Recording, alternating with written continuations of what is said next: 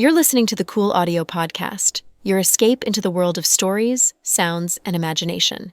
Whether you're driving, chilling at home, or just need a moment to unplug, we've got a story just for you.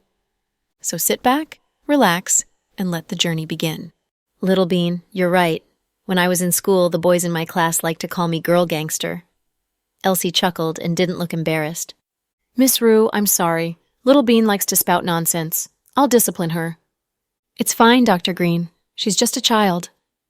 Chloe was angry at Little Bean's antics and pulled her from Justin's arms. Then she brought the child to a corner.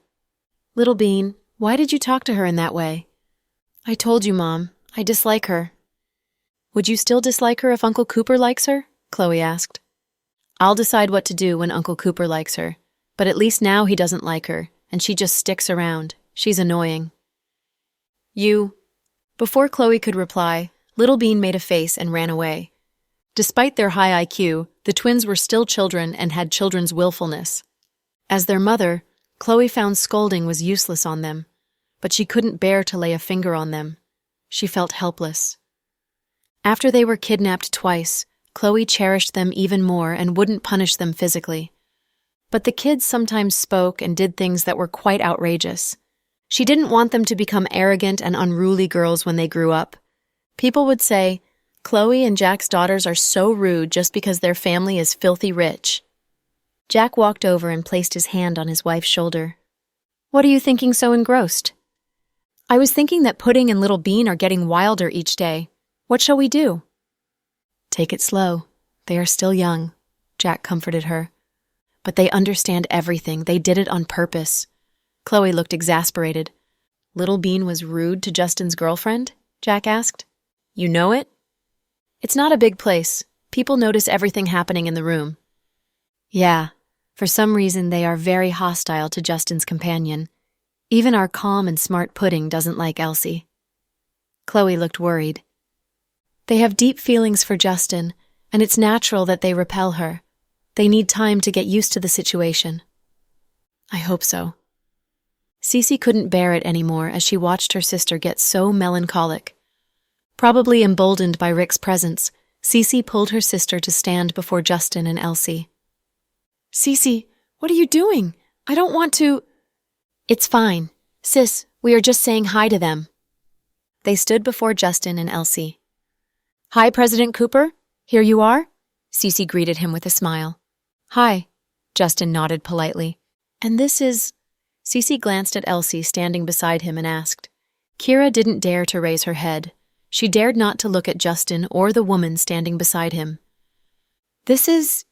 Justin was about to do the introduction when Elsie said, My name's Elsie Rue. She didn't say who she was to Justin. If she introduced herself as Justin's girlfriend and Justin denied it, wouldn't that be such an embarrassing situation? Oh, Miss Rue, you're President Cooper's rumored girlfriend, right? Cece asked with a smile.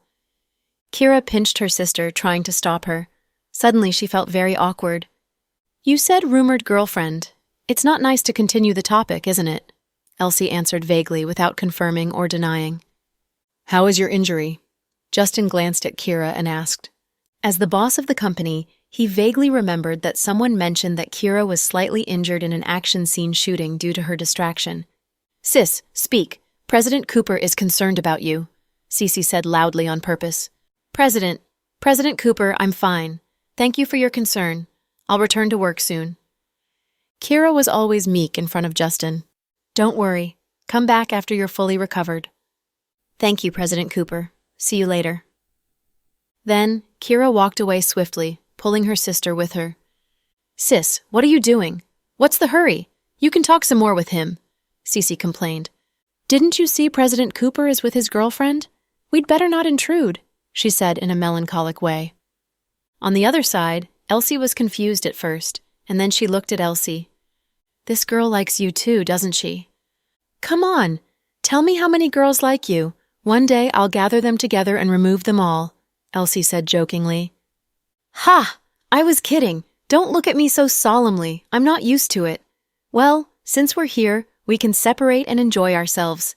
Go and socialize while I get something to eat. I didn't have breakfast and my stomach doesn't feel well. Elsie turned and made a beeline to the dessert table. Elsie looked confused. He was about to go and find Brenton and Max when Pudding appeared beside him and took his hand. Handsome Cooper. Whoa, Pudding, I didn't see you a moment ago. I went to the washroom. Haha, I see. I was wondering why you were not with Little Bean. Justin picked up Pudding and put her on a high chair. Taking a seat beside her, Justin handed her a glass of orange juice. Handsome Cooper, that woman is the one who moved into your house recently? Yeah. What's her background? Pudding asked, seeming casual. Unlike Little Bean, Pudding always kept her head clear and searched for the information about their enemy first. She's from the capital of the province. Her father is an official. Due to the special identity of Elsie's father, Justin didn't want to tell everyone about her background. Oh, no wonder. She has the background to move into your house by force. Pudding put a straw into the glass and said mildly, Little Bean trashed her a moment ago. What? Do you want to give her a difficult time too?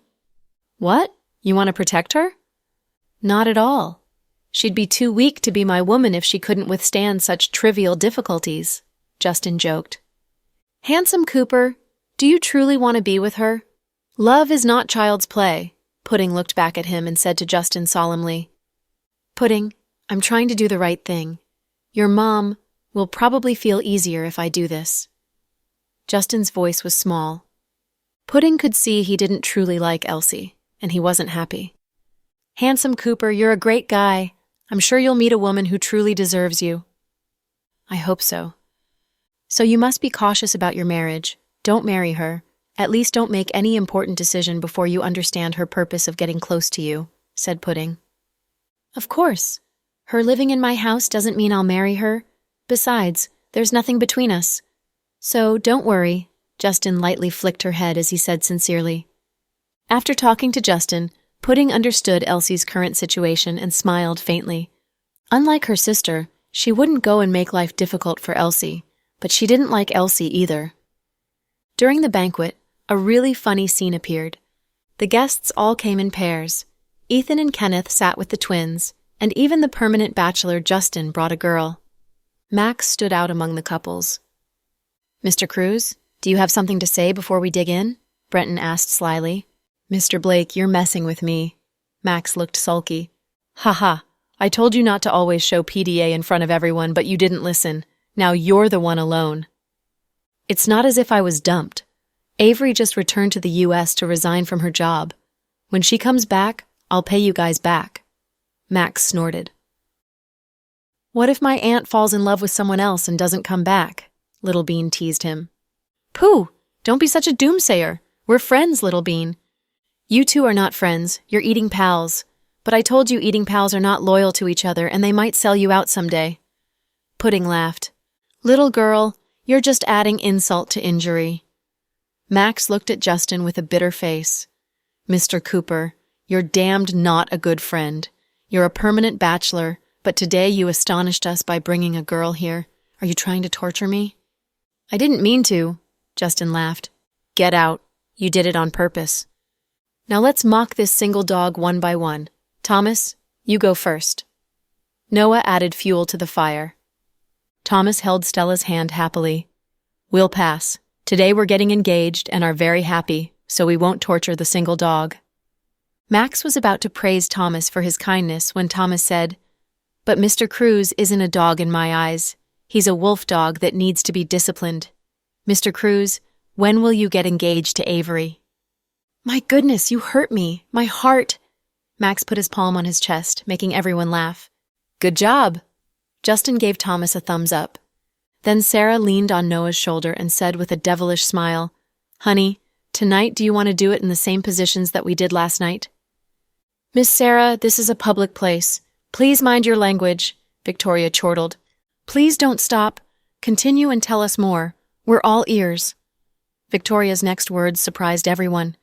Indignantly, Max pointed at her and said, Victoria, you have a doctorate degree. How can you lower yourself to the level of these guys? You should join my camp. You know, you and I have the highest IQ among this group. Ahem. Hearing the mentioning of IQ, Chloe coughed to remind the others. Uncle Cruz, don't brag. No one here has a higher IQ than my dad and mom. Little Bean cocked her head and said smugly. Chloe touched her belly. Honey, your son kicked me again. Honey, let's write it down. When he comes out, you can pay him back.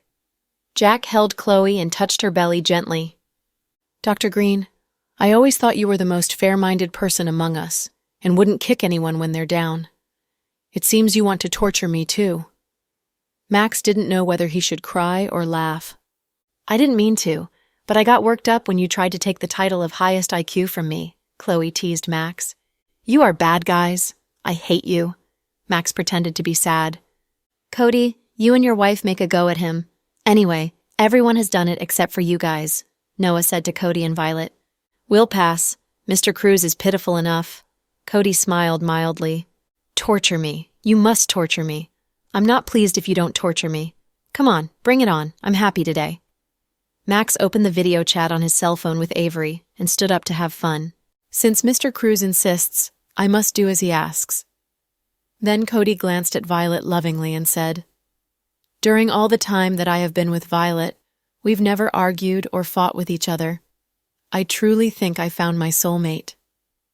Whoa, this love show is excellent. I'm envious. Noah looked envious.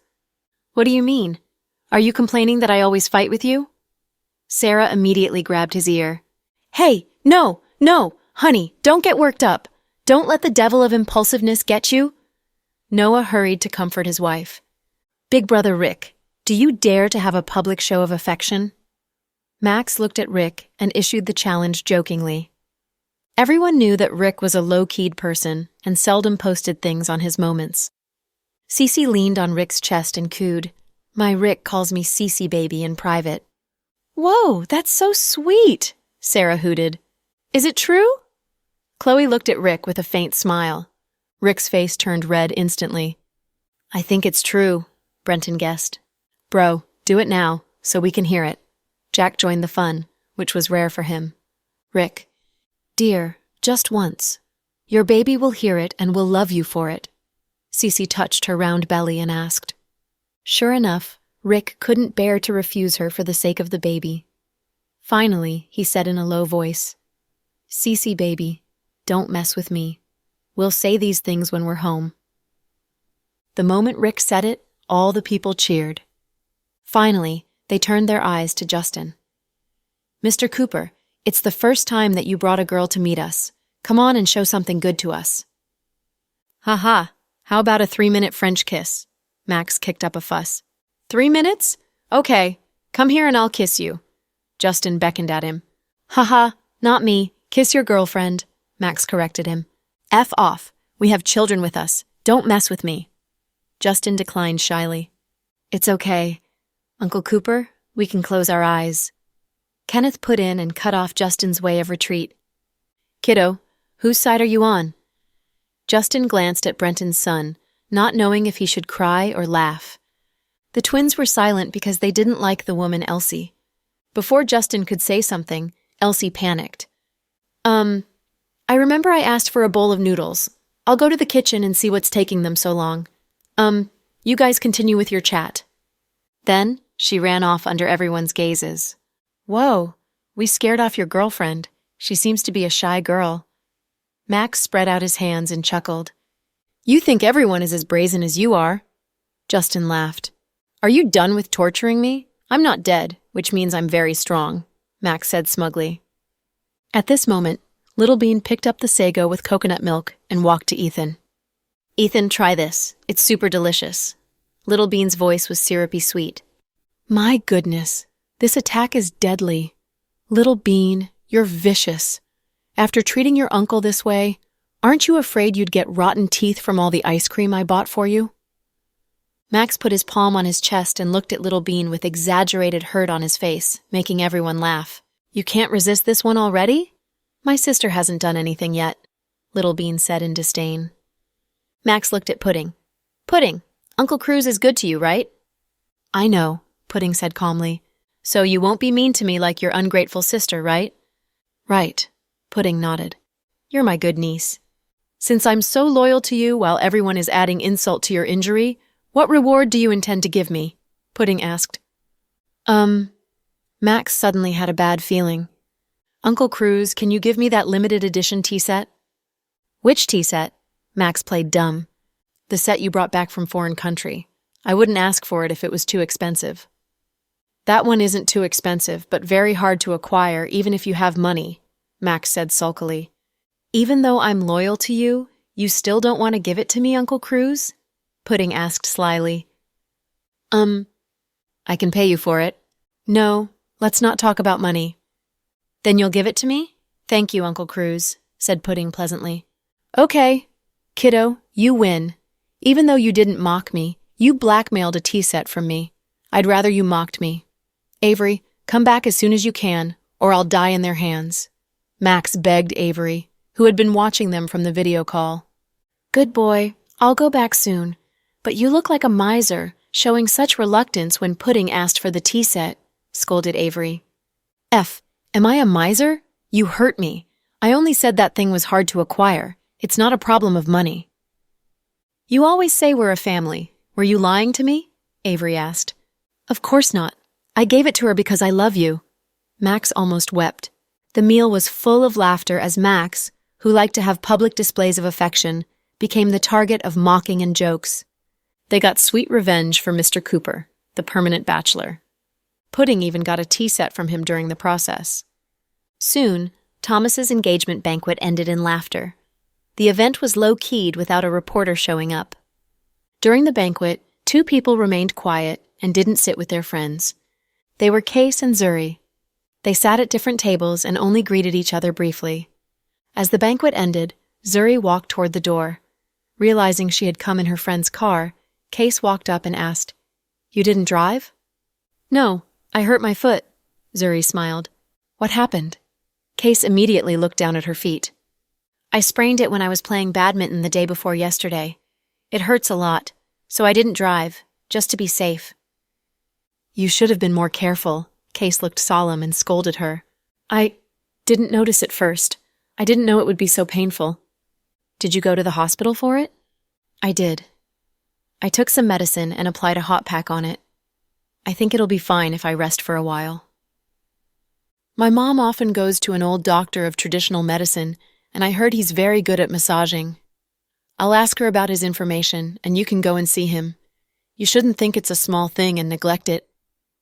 I know. Thank you, Big Brother Chase. I'll drive you back home.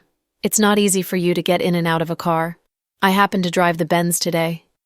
He pointed at his car. After all, a Benz was more comfortable than other cars. Before Zuri could reply, someone yelled from behind them, Zuri! Big Brother! Zuri looked back and saw Brenton and Victoria walking out. Go home with us. Oh, okay. Zuri nodded and turned to give Case an apologetic glance. Case, you don't have to drive me home. I'll go home with my brother's car. Okay, take care. I will, you too. As Zuri left, Case felt a bit blue. Previously, when Zuri chased after him, he hadn't wanted to look at her. Now Zuri was no longer the silly girl in the past. She talked and behaved with great maturity, gaining a good reputation among the rich girls. It was hard for him to get to see her. After Zuri got into the car, Brenton said coldly, I told you many times not to have anything to do with that guy. Big Brother, we just exchanged a few words. Calm down. How can I calm down? I still remember how you humiliated yourself. Okay, Zuri is back now. Would you stop nagging her? Feeling her husband was too harsh with his younger sister, Victoria spoke for her. Dad, please don't scold Auntie. She's very good now. Kenneth also spoke for her. You're indeed my good nephew. Zuri smiled and touched Kenneth's head. Of course. My auntie is totally a new person now. Today, Pudding said to me that the relationship between my aunt and Uncle Chase can be described with a popular web sentence. You used to ignore me, but now you can't get me. Ha ha. Did Pudding tell you that? Zuri chuckled. Yeah, Pudding is awesome. She knows everything and has made lots of money through stock speculation. Mom, I think I must work harder or I'll be left behind by her. If I can't reach her level and don't have common topics with her, we'll end up in different circles. Ha ha. Brenton, listen to your son, Victoria laughed. Isn't our son taught by you and didn't you also book our daughter-in-law? Brenton laughed too. Yeah, Pudding is a great kid, so we must raise our son into an excellent man. I'd be satisfied if he's only as excellent as his father-in-law Jack. Sister-in-law, you called it only? You're so ambitious. Don't you think it's a goal too big for my nephew? Zuri asked. No, he likes pudding. No matter what Pudding does, he's interested in it and is fully motivated. Victoria looked at her son with pride. In a well-known 5-star hotel in Brazil, Fiona opened the door to her suite and saw Amy was pushing something into Riker's hand. What are you guys doing? Fiona's face fell. Boss, didn't you go out on a mission? Amy withdrew her hand in panic, but the thing was left in Riker's hand. Well, it seems I came back at the wrong moment, Fiona sneered. No, I didn't mean that, Amy tried to explain. Riker was silent, still holding the thing that Amy had pushed into his hand. He didn't even see what the thing was. Fiona strode over and grabbed the thing from his hand. Well, a scented bag? Nice. You two are very romantic. Fiona smirked in disdain. It was a handmade scented bag in the antique style. On one side of the red bag was embroidered the characters Safe and Peace, while on the other side was Riker's name. It was a token of attachment that girls gave to their lovers. Riker, you are really good. Fiona turned to look at Riker and said in disappointment, It has nothing to do with me. Riker was as cool as usual. Do you like scented bags? Fiona asked. No. You took it even if you don't like it? She pushed it into my hand. You're going to place all the responsibility on a woman when you're in trouble and claim you did nothing wrong? Don't tell me that you've never noticed Amy's special attention to you. Boss, Shut up! Fiona gave Amy a vicious look to warn her not to interrupt. Amy lowered her head and dared not to speak. Even if I know about it, what then? I don't care whom she likes. I only know whom I like, Riker said calmly. Oh? Who do you like? Fiona asked. You know who. How can I know who? Fiona said resentfully. Fiona, you have no heart. Riker looked disappointed. Whoa, you met another woman behind my back and are now claiming that I have no heart. Riker, all the people in your family like to slander others. I won't take the blame. Fiona was angry. My family? In your heart, I'm the same as them? Riker looked hurt. The people in the Ross family were all cold, including the eldest son, the second son, and the third son, Riker. Few people could see the warmth in them, but Riker thought he was different from his 2 elder brothers. Only Nan Ross was a merciless man who killed without batting an eye. Aren't you? Aren't you a member of the Ross family? I thought you'd be grateful to me after I broke up with my family and stayed with you. It seems I had been flattering myself, said Riker. Grateful to you? Are you kidding? I fed you and clothed you, and you expect me to be grateful to you? Do you think I like wasting money? I'd rather throw my money into the water than spend it on you if I knew you'd betray me, Fiona sneered. Fiona, are you being serious? You're not kidding? The problem is that I want to be serious with you, but what did you do? When I turned my back, you flirted with the woman in my employ? Fiona roared. I didn't flirt. What were you doing then? How did the scented bag end in your hand? Fiona demanded. At this moment, Amy dropped to her knees before Fiona. Boss, I'm sorry. I can't control my feelings for young Master Ross. It has nothing to do with him. He knew nothing about it. I worked on the scented bag for a long time and wanted him to wear it for safety. I know you guys are masters and I'm your servant, so I don't dare to have any improper thoughts. Please punish me, boss, because it has nothing to do with Mr. Ross. Amy lowered her head and confessed to Fiona in tears. You want to act loyal and shoulder all the responsibilities? Fiona asked. It's indeed my fault. I don't want to stand between you and young Master Ross. Do you damned think you can make everything okay with these words? The damage is done. Fiona took out her gun and aimed it at Amy's head. The other subordinates were startled too. Boss, calm down. You guys get out of here. It's my business. Fiona roared, and they scrambled to leave the room. Only Fiona, Riker, and Amy were left in the room. Amy, how dare you steal my man? Fiona stared at her coldly. If she pulled the trigger, Amy would die. Boss, I can't control whom I like. Young Master Ross is such a good man.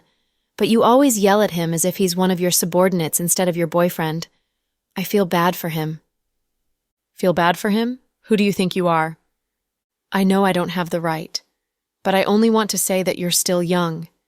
You can't dwell too much on money, power, or wars, which are nothing compared with true love. It's really difficult for one to find love. You'll regret it if you let it go. I hope you will treasure young Master Ross, boss. Do I need you to lecture me? Boss, please shoot me. I know you'll kill me because that's just your temper and you don't listen to others. But I still want to say that you can ignore all the advice from others, but you must listen to young Master Ross because he truly loves you. Amy, shut up. I don't need you to speak for me. Riker found it was weird to hear his thoughts from a subordinate. Young Master Ross, I only feel unfair for you. I wanted to tell the boss how much you love her. If she can't feel it, it's useless, even if you tell her 100 times, Riker scolded her. You two work together so well. You mean I just broke up a pair of lovers? Fiona smirked mockingly. Fiona, don't mess around, okay? Mess around? You two did the shameful thing and now you say I'm messing around? What did we do? Did you catch us in bed? Riker was angry as Fiona kept accusing him of betrayal. It was slander. Catch you in bed? If I caught you in bed, do you think you'd still be alive? You'd be corpses by now. Fiona looked furious. It's not a big deal, so don't make it into a big deal. Besides, Fiona, when did you become so unconfident in yourself? You even think you're no match for one of your subordinates? Riker looked at her emotionlessly. Ha! Well, Riker, when did things between us become like this? If it was before, you'd have told me when Amy showed interest to you. But from Australia to Brazil, Amy showed special attention to you, and you didn't tell me one word about it. Why? Do you want to play with women behind my back? I don't sleep with you, so you can't bear it physically? There are many women in Brazil you can sleep with, including well-known models and movie stars. If you want, I can buy you 100 of them. But why did you hook up with the woman working for me? Even a rabbit doesn't nibble the grass near its hole. Let me say it again. I didn't hook up with her. She was trying to get close to me. Riker was exasperated. But you gave her hope by not refusing her directly, right? You made Amy think that she could have you, right? Is this what you think of me? We've been together for so long and you still don't trust me? Fiona, you're pathetic. Yeah, I'm truly pathetic. Why did I believe that you were deeply in love with me? So you'll deny everything between us just because of this small thing? It's meaningless to talk about this now. Riker, I'll give you a chance to redeem yourself. If you kill Amy in front of me, I'll forget about this incident. Fiona tossed the gun at Riker and said, putting emphasis on each word. Riker caught the gun and looked at Fiona with unreadable eyes. I don't understand. It's something between you and me. It has nothing to do with killing Amy. Because she caused it, Fiona said firmly. But even without her, there are still many problems between us. You just don't see them, Riker said calmly. You mean, I'm blind? Fiona was furious. I didn't say that. Riker, how dare you? You are so bold to me just because I like you? Fiona was enraged. I'm not. No matter how furious Fiona was, Riker still remained calm, which infuriated Fiona even more. Save your breath. Just tell me if you'll kill her or not. You'll forgive me after I kill her? If I don't, you won't forgive me? Riker looked at Fiona questioningly. What do you think? Fiona's tone and attitude were very hard. If I kill her, will you marry me? Riker asked. It has nothing to do with our marriage. If you kill her, I'll believe the problem you have with me doesn't stem from this woman, Fiona said. So even if I kill her, there won't be any progress in our relationship, right? What progress do you want? Fiona looked at his eyes quietly. Forget it. What are you going to do? Fiona noticed Riker had no intention of pulling the trigger. I won't kill her because I don't want to kill innocent people. There's nothing between me and Amy. Killing her will only prove that I'm a narrow-minded man, Riker said. BS, Fiona cursed. If you don't believe me, there's nothing I can say. So you'd rather break up with me than kill this woman, right? Fiona pointed her finger at Amy's head furiously. I don't want to break up with you. I don't want to kill her either. Riker, Who do you think you are? The sun? Even the earth must rotate around you? If you don't kill her, then get out. I don't want to see you again, Fiona issued the ultimatum. Hearing her words, Amy took the gun from Riker's hand and pointed it at her own head. Young Master Ross, it's all my fault. Please don't fight with the boss. Everything will be fine after I die. Then she pulled the trigger. Fiona watched her coldly, but Riker knocked the gun out of her hand with a small rock when Amy pulled the trigger. Don't be silly. Your death will achieve nothing. Even if you died 100 times, it wouldn't solve the problems between me and her, said Riker. Well, well, someone can't bear to see her die. You're the hero rescuing a damsel in distress? Fiona sneered. If you say so, I don't want to explain anymore. I feel tired.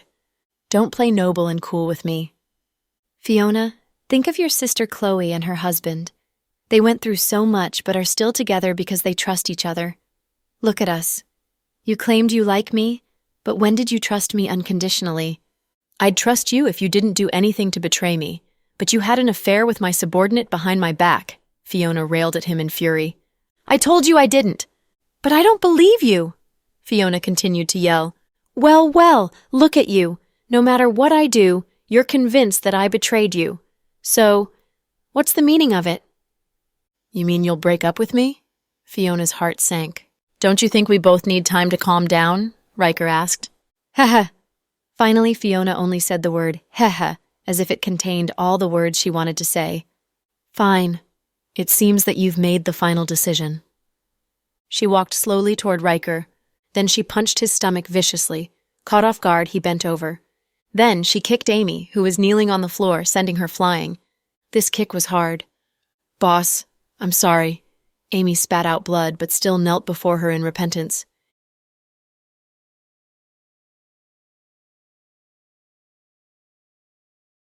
Amy, you've worked for me for a long time.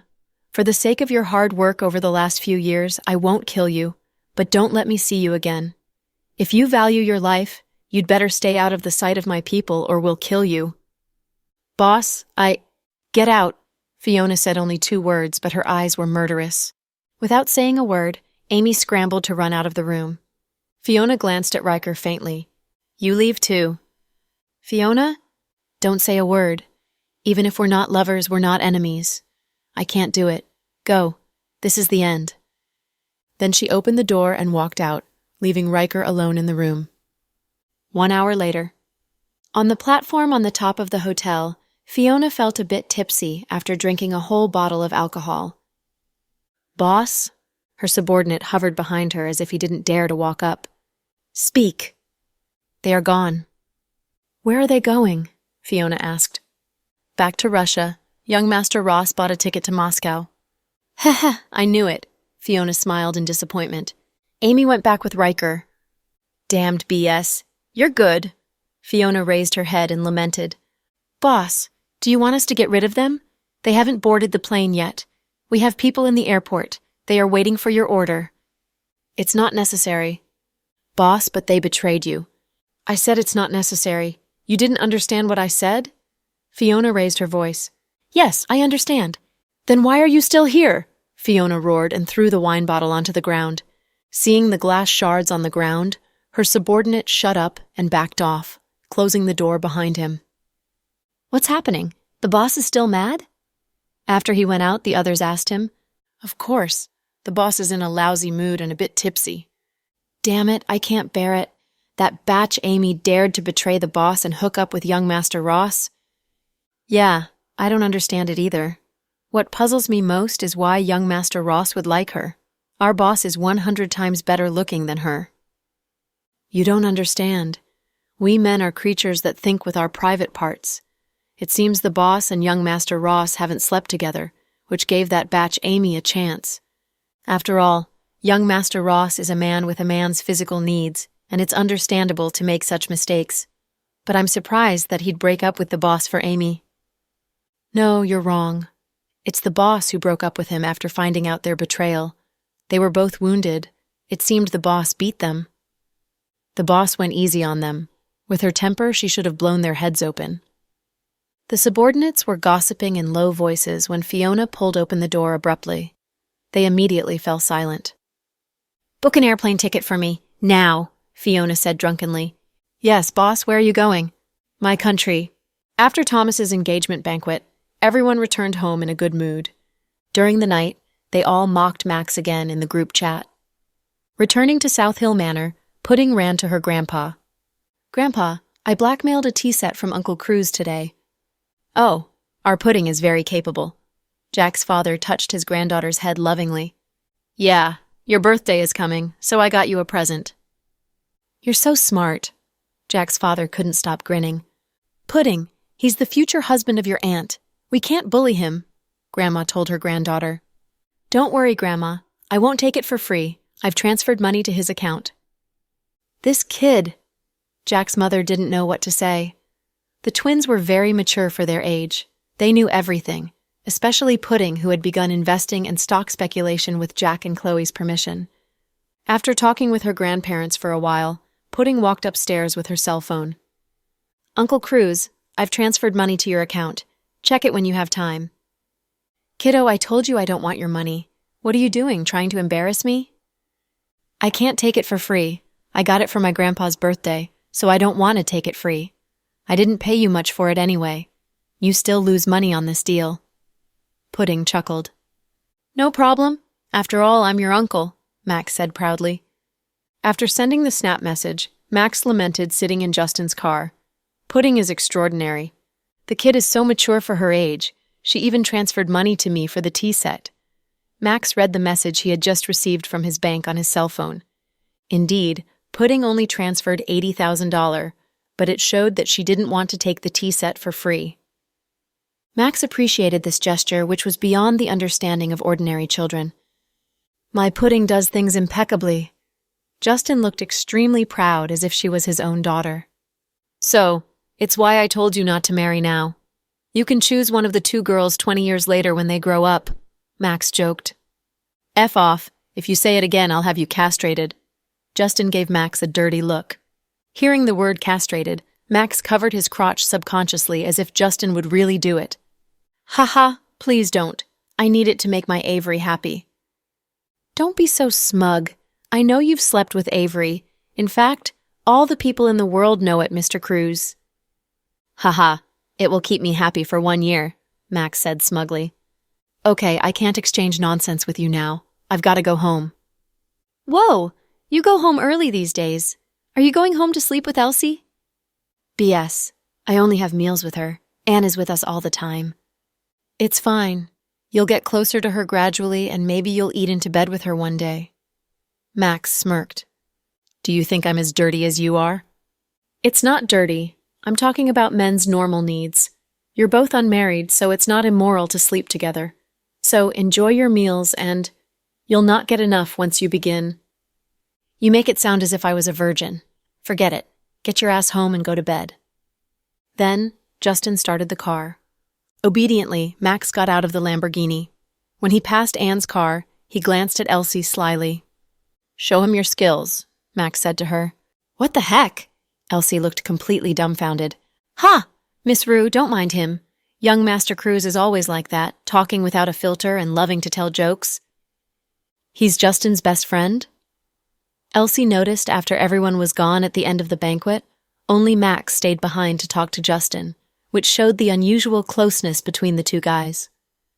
Yeah, he and Mr. Blake grew up with my boss. Other than the years when my boss was in the army, they would always hang out with him. They are very, very close. And looked as if he was touched by the friendship among the guys. Justin was in the army before? Elsie was surprised. It seems you haven't done your homework properly. Our boss was in the Special Forces and won honor for the country, Anne said proudly. Awesome. I didn't know that. I thought he was just a 2G rich guy who loves playing with and dating girls. Elsie chuckled. Our boss has lots of good qualities. You'll be surprised as you get to know him. Okay, I'll try, Elsie smiled. At this moment, Anne got Justin's call. Let's go home. Okay, President Cooper.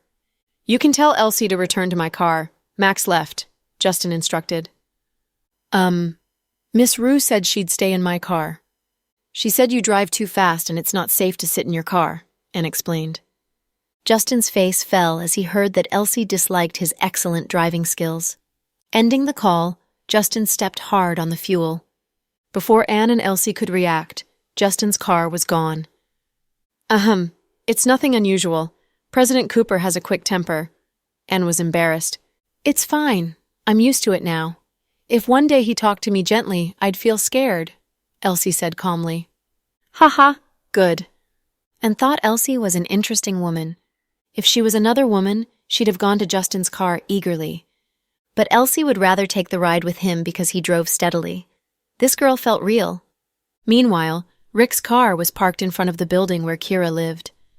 Cece walked her elder sister to her door, and the sisters were reluctant to part. Cece, when will you come back after returning to the U.S.? Kira took Cece's hand and asked. I don't know. I will probably have the baby in the U.S. You know, Rick is very busy. If not for the issue with Sister Chloe, we wouldn't have come back and stayed here for so long. Okay, when I miss you, I'll go to visit you in the U.S. with Dad and Mom. You're pregnant and must take good care of yourself. I know. Sis, go in and get some rest. Knowing her sister was feeling low today, Cece urged her. Okay, goodbye. Kira turned. Oh, sis. Huh? Kira looked back when her sister stopped mid-sentence. Sis, you must make a decision with the issue of Justin. Either you give him up completely, or tell him your true feelings for him. Tell him about my feelings? I expressed my feelings to him in a subtle way, but he didn't seem interested. Now that he's got a girlfriend, if I still confess to him my feelings, wouldn't it reflect badly on me? People will call me the other woman, right? Kira bit on her lip and asked with indecision. It's not what you think. Sis, I asked around and found that that woman isn't President's girlfriend. What? Kira was surprised. Elsie is a woman arranged for Justin by his family. She's living in his house temporarily, but President Cooper doesn't like her. How do you know he doesn't like her? Maybe she's his type, Kira said in a low voice. Because Justin loves Sister Chloe, Cece said confidently. Kira bit on her lip. She tried to say something but couldn't find words of objection. After all, her sister was right since all the people in the world knew that Justin loved Chloe. President Cooper loves Sister Chloe so much. I don't think he'd change his heart so easily. If he doesn't like you, of course, he doesn't like anyone else. So, sis, Elsie isn't really your rival. The problem is that you've never told him directly how you feel about him. Are you sure you want to give up without trying? Kira tried to say something but stopped. Sis, I let me just ask you, do you want to date a guy right now? Kira shook her head. You still like Justin, right? After a moment of hesitation, Kira nodded. Then what are you hesitating about? Sis, if you continue loving him in secret, nothing will come out of it. Heaven won't show mercy on you and make Justin come to you and say he loves you. It's impossible. You must fight for your own happiness. Even a woman as extraordinary as Sister Chloe has been working hard for her marriage and love. So you either forget Justin completely and find a boyfriend, or tell him your feelings. The worst result is that he rejects you. It's not as if you die. But if I told him my feelings and he refused me, how could I face him after that? Will he dislike me? Look at you. You're too meek and think too much. It's why you have a miserable life. You entered Imperial Star as a trainee even earlier than Zoe and the others, but you earned your fame much later than them. You act in the same way with your love affair. I warn you, if you still hesitate about it, Justin might get married and have children. Sis, life is short. If you don't do it, you'll have no chance to do it when you're older. You'll regret your hesitation. Do what you want to do. The worst that will happen is that you fail it. I truly don't think it's that difficult. Cece tried to convince her elder sister, since she didn't want her sister to continue her life like a doormat. Cece, you're right. Sis, I'm not trying to brainwash you. I just want to say that we'll never know which comes first, an accident or tomorrow. Life is fragile. If you don't say it now, you'll never have a chance. Anyway, you've liked Justin for so long. At least you can let him know about it, right? Yes, I'm too meek and always let others surpass me. If I told him my feelings earlier, maybe Elsie wouldn't be able to move into his house. Cece, I'll follow your advice. I decide to give it a try. With her sister's encouragement, Kira looked more confident. Now go home and have a good sleep. Consider carefully how to tell Justin your feelings. Okay. Saying goodbye to her elder sister, Cece returned to the car. Is your sister okay? Rick asked. She's fine. She's just obsessed with Justin. I encouraged her to try and tell him her feelings. Is it really a good idea? Rick looked at Cece and seemed not fond of the idea. Why did you say that? Cece looked at Rick in puzzlement. I think Justin is not fitting to have a girlfriend, said Rick. Puh, my dear, do you also think Justin is gay? Cece laughed. No, I don't. Then what do you mean? Rick rarely gossiped. Hearing him mention Justin, Cece asked with great interest. I mean, Justin is obsessed with Chloe and no other women can enter his heart, so it's useless to talk to him. Who told you that? Didn't you see Justin brought a girl with him today? Cece was unconvinced. But he doesn't love that woman, Rick replied calmly. No matter if he loves her or not, she's with him. As time goes on, how can you know Justin won't fall in love with her? He indeed loves sister Chloe, but Chloe has her own family and her beloved husband. She has children and is now pregnant with another baby. Even though Justin loves her, he can only do it secretly. So, he'll eventually have his own family. My sister is single-mindedly in love with Justin for a long time. She expressed some of her feelings to him, but he didn't show any response. Today, she was distressed when she saw Justin's girlfriend and looked as if she got seriously ill. I want her to make a quick end of it by telling Justin how she feels. It would be great if she succeeded. If not, she'd end her obsession with him. If Justin said some heartless words to her to break her fragile heart, I think she'd totally give up on him. It would be better than loving him secretly and being distressed about it.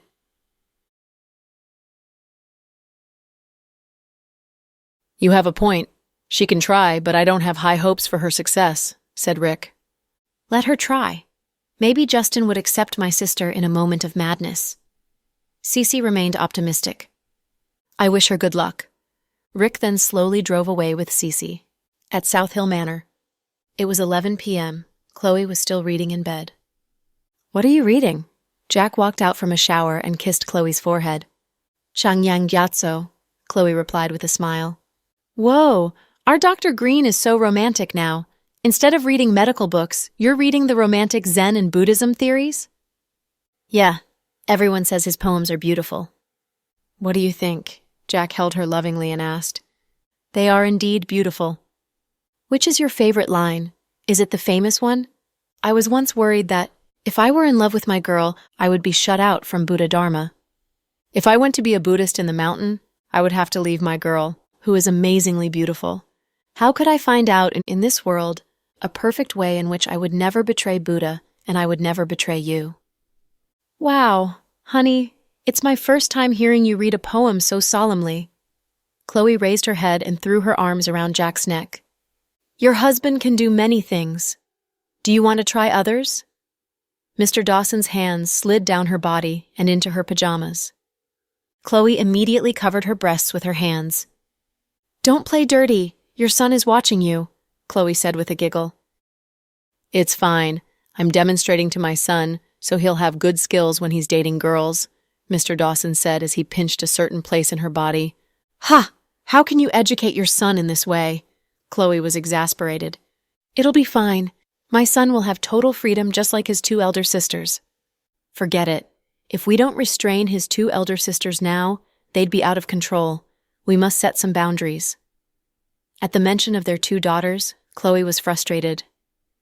Honey, we got distracted. You haven't told me which line is your favorite yet. Jack took the book from her hand and read the beautiful poems. Guess. If you get the right answer, I'll give you $50,000, and vice versa. Chloe got playful and smiled slyly with her head leaning on his shoulder. No, Mr. Dawson refused without hesitation.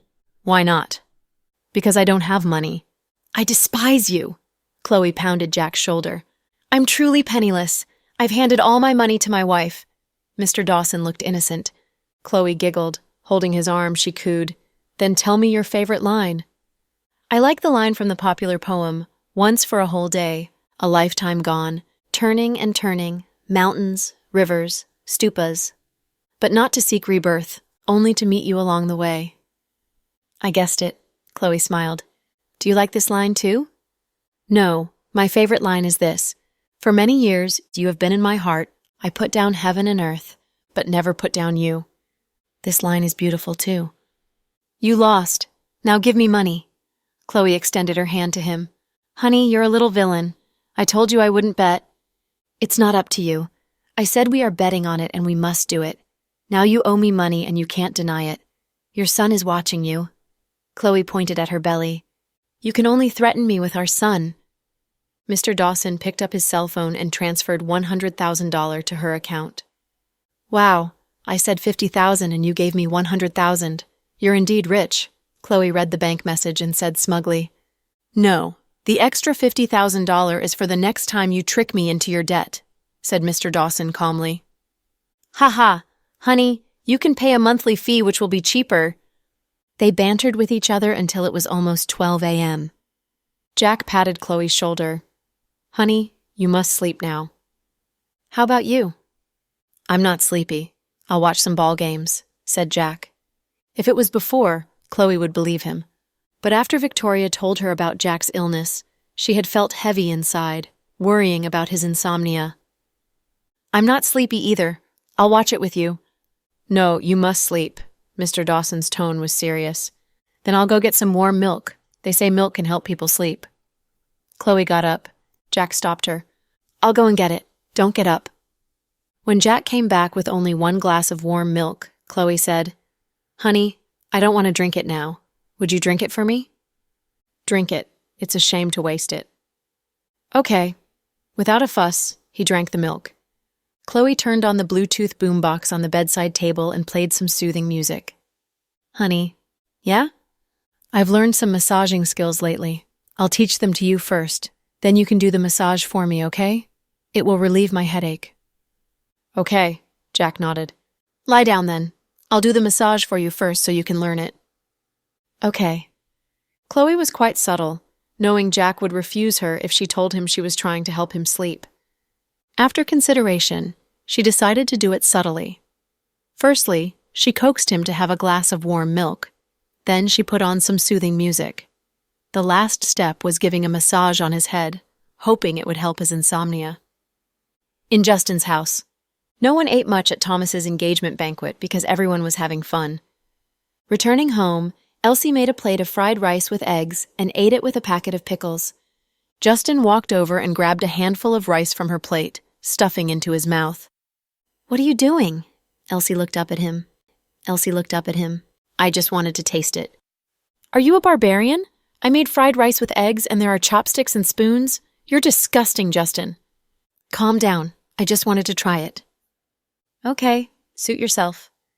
Elsie lowered her head to continue her meal. Justin went into the kitchen and came out with a spoon.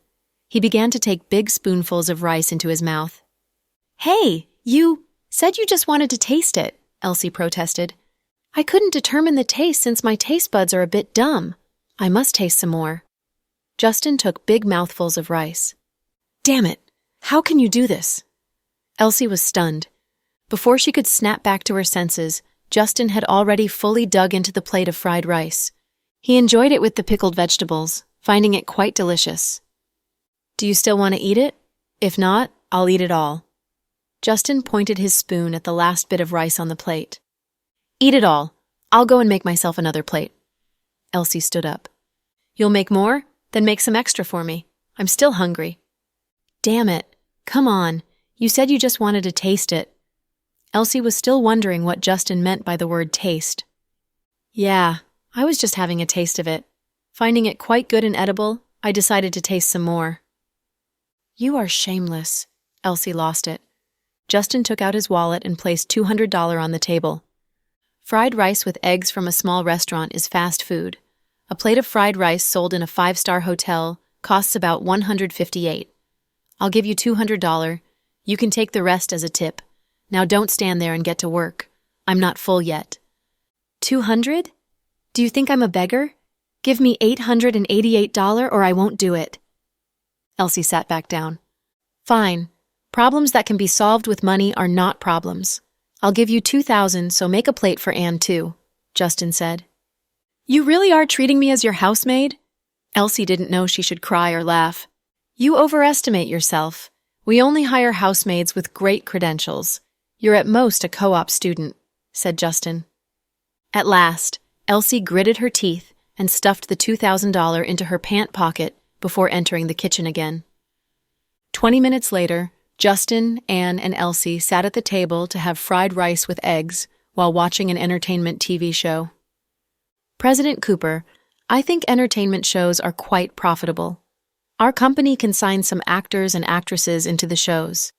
No matter if it's about hard work and endurance or military training, the fun game of tearing name tags, pretending to fall in love, or even traveling with kids, these shows will generate great publicity for them, Anne suggested. We've signed with some shows, but most of them look really fake.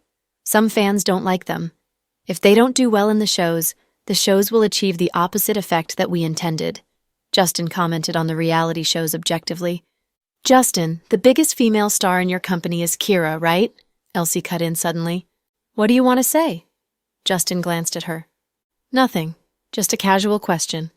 I think only she has good acting skills among all the other female actresses in your company from the past few years. The others are just trash. Even trash is better than you. It would take you half a day to play a crying scene. Justin smirked. Humph, don't underestimate me. If I entered the entertainment circle, I'll outshine all the stars in your company, Elsie bragged. Seriously, Elsie, I find you're the most adorable when you boast, Justin said with a straight face, and almost choked on the rice as he tried to suppress his laughter. Justin, is it a compliment or an insult? If you keep insulting me, spit out the rice I cooked for you. Elsie lifted her spoon as if she was about to hit him with it. Ding-dong. At this moment, the doorbell rang. What's it? Elsie looked surprised and checked his watch. It's quite late. Who is it? Open the door and check it out, Justin said indifferently. He was enjoying his meal and didn't want to move, so he instructed Anne to get the door. Obediently, Anne stood up and went to open the door. He was a little surprised when he saw the person standing at the door. Miss Nee, what are you doing here? And was surprised that Kira would come at such a late hour. The girl was single-minded. After her conversation with Cece, she couldn't sleep. She thought Cece was right, and even thought tragically that if Justin or herself got into an accident tomorrow, then she'd never have a chance to tell him her feelings. She got up at midnight to get dressed and put on some makeup. Without telling her assistant and agent, she drove directly to Justin's house. She didn't know that Justin wasn't alone, and that the three of them were having a night meal. I'm here to see President Cooper. Is he home? Kira asked softly. He's home. Come in. Anne had worked for Justin for many years and had seen all kinds of women. Most of the women were scheming bitches, but Kira was shy and honest, which made her stand out from the other actresses. After she got famous, many second-generation rich guys and wealthy businessmen had their eye on her. But she had refused all of them, not even accepting their invitation to meals. Since she worked in Justin's Imperial Star, some reporters would connect her with Justin in some stories. It was why those guys who had designs on her dared not to make a move against her. Her fans all knew that she was still single.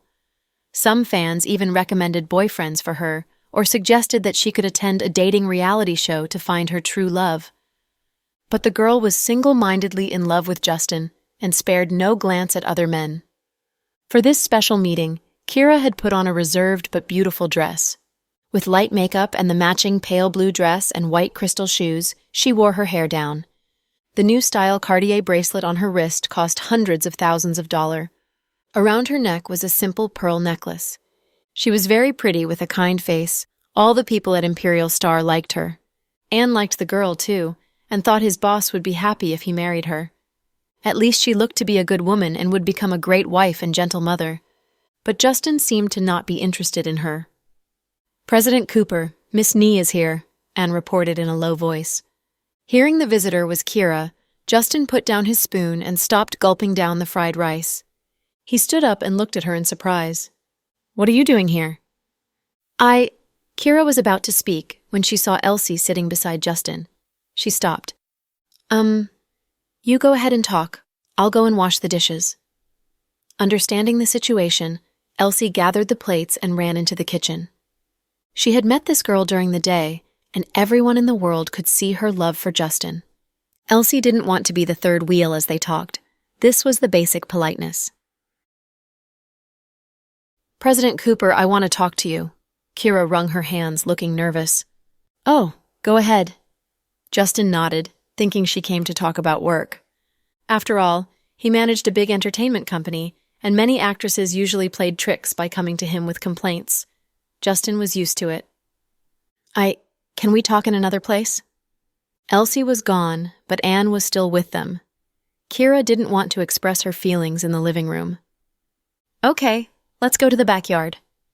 Justin walked to the fridge and took out 2 cans of Coke.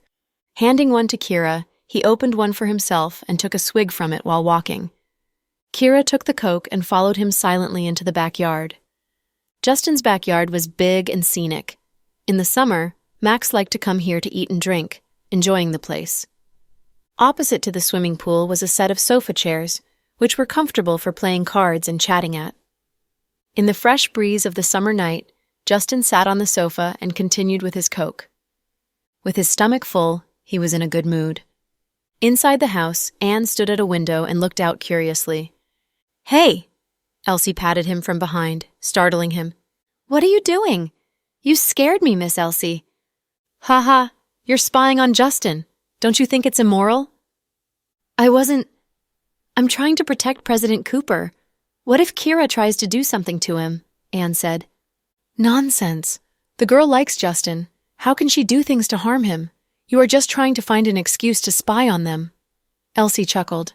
"She indeed likes President Cooper, but what if she loses control of herself and tries to force her attention onto our President Cooper?"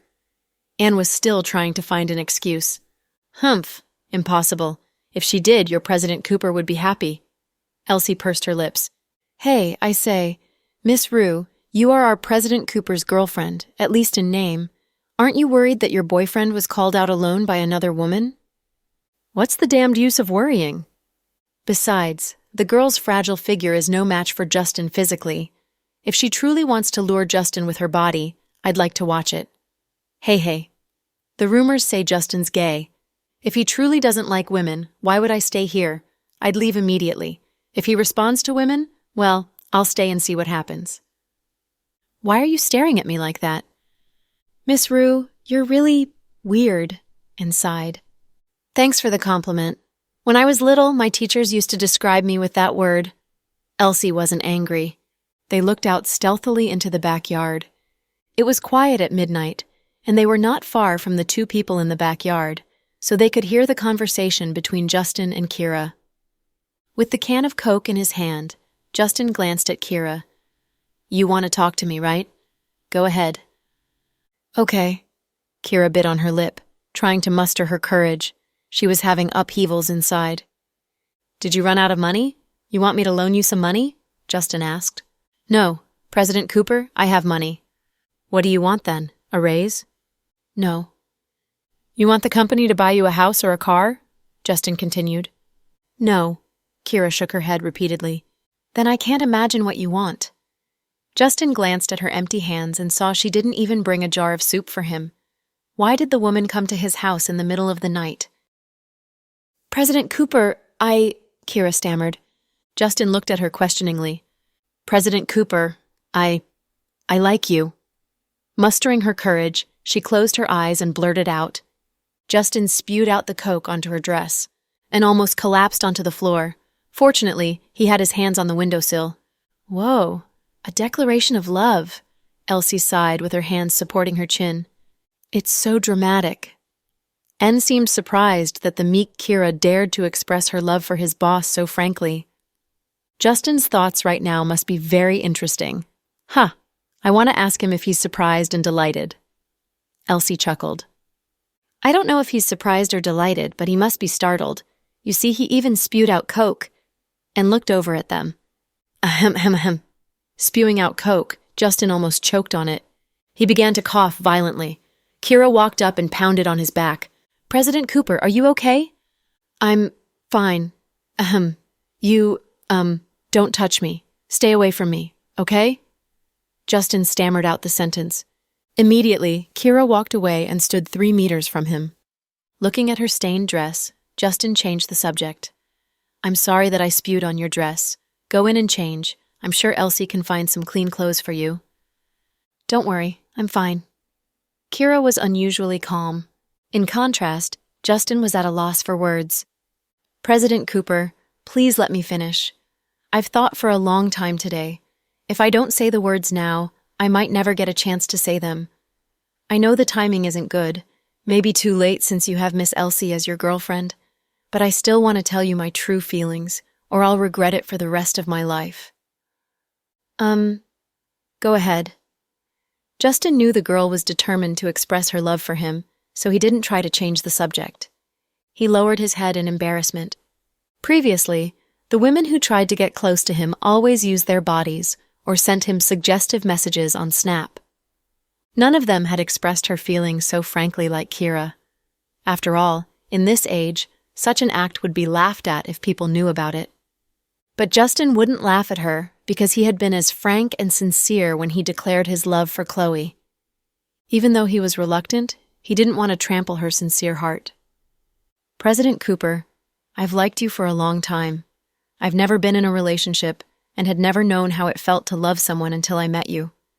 In the first years after I entered Imperial Star, my career was tepid. I joined the company because I heard that you're powerful and there was no casting couch for actresses. I found it was true after I entered. So, I've stayed in Imperial Star and enjoyed doing my favorite thing, being an actress. I remember on one moon festival, you bought many boxes of mooncakes for the employees and even prepared red packets containing gift money for everyone. When you came to me, you ran out of red packets, so you took out $3,000 from your own wallet. I was truly touched by your sincere smile. The people who don't know you tagged you as a second-generation playboy or a good-for-nothing grandson of a high-level government official, but I know you are not. You have a kind heart and never bully the weak. When someone messes with your employees, you'd stand out and do them justice. You're a good boss. Thank you for your compliments. I'm just doing my job, Justin replied in embarrassment, feeling as if he had a halo around him. Kira continued, I was only a minor actress at the beginning and didn't have lots of opportunities to see you, but you didn't look down on me because of my minor position. You even gave people like us a chance to gain public attention, which was why I could gain my fame. The company has been good to me, and you're concerned about me. Each time after you spoke to me, your words were imprinted in my mind, and I'd think about them for a long time when I got home after work. Hearing her words, Justin blushed slightly. In the beginning, I thought I only admired you, but gradually, I found my feelings for you were more than admiration. When the news about your love for Dr. Green first got out, some mocked you, some were jealous of you, some insulted you behind your back, and some egged you on. But I felt hurt for you because Dr. Green loves someone else and can't return your feelings. I know you've suffered a lot with your love for her. It's all in the past. Dr. Green is now my best friend, Justin lied. I know. So, I wondered if I should tell you my true feelings about you and maybe you can give me a chance. President Cooper, I truly like you and have liked you for years. I fell in love with you soon after I joined Imperial Star. But unlike other women, I didn't fall in love with you because of your money or your family background. I like only you, the real you. Even if one day you were no longer the president of Imperial Star or the prince of the Cooper family, I would still stay with you just like every couple in the world, living an ordinary life. I'd do laundry for you, cook for you, chat about the ordinary things with you. We'd rant about the difficulties in life, talk about our dreams, and imagine our future. Kira, in fact, had the gift of gab, but she seldom talked so much due to her shy and introverted personality. Justin hadn't known that Kira could be so eloquent when she got serious. Her words were not fancy, but very warm and sincere. In the house, Anne and Elsie were also listening attentively. Kira is so eloquent. I didn't know that. She's really been pretty low-key. Anne shook his head and exclaimed, "Just as the saying goes, you can't judge a person by his looks, and the ocean water is indeed cold," Elsie said. The saying is, you can't judge a person by his looks and can't measure the water in the ocean with a dipper. Miss Rue, I'm not a reader, so don't trick me. And glanced at Elsie in disdain. "Ha ha, don't take it to heart, boy. It's a joke on the internet." "You are still joking? Miss Rue, do you still have the heart to make jokes at this moment? Someone is declaring their love for our President Cooper?" Anne looked more worried than Elsie was. "So what? What do you think I should do?" "Aren't you worried? Will she stop expressing her love just because I'm worried? Do you think I should cover her mouth?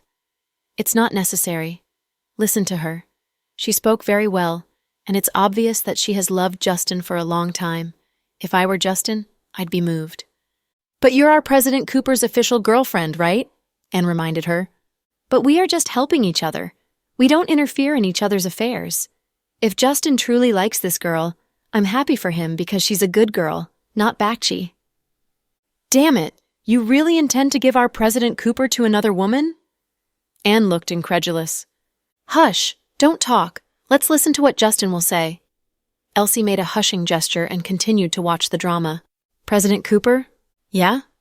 I hope you can accept me to be your girlfriend. I'll try my best to take good care of you." Ahem. Justin got into another coughing fit. "Little knee, I know how you feel, but Elsie is now living in my home." Justin meant to use Elsie as the excuse.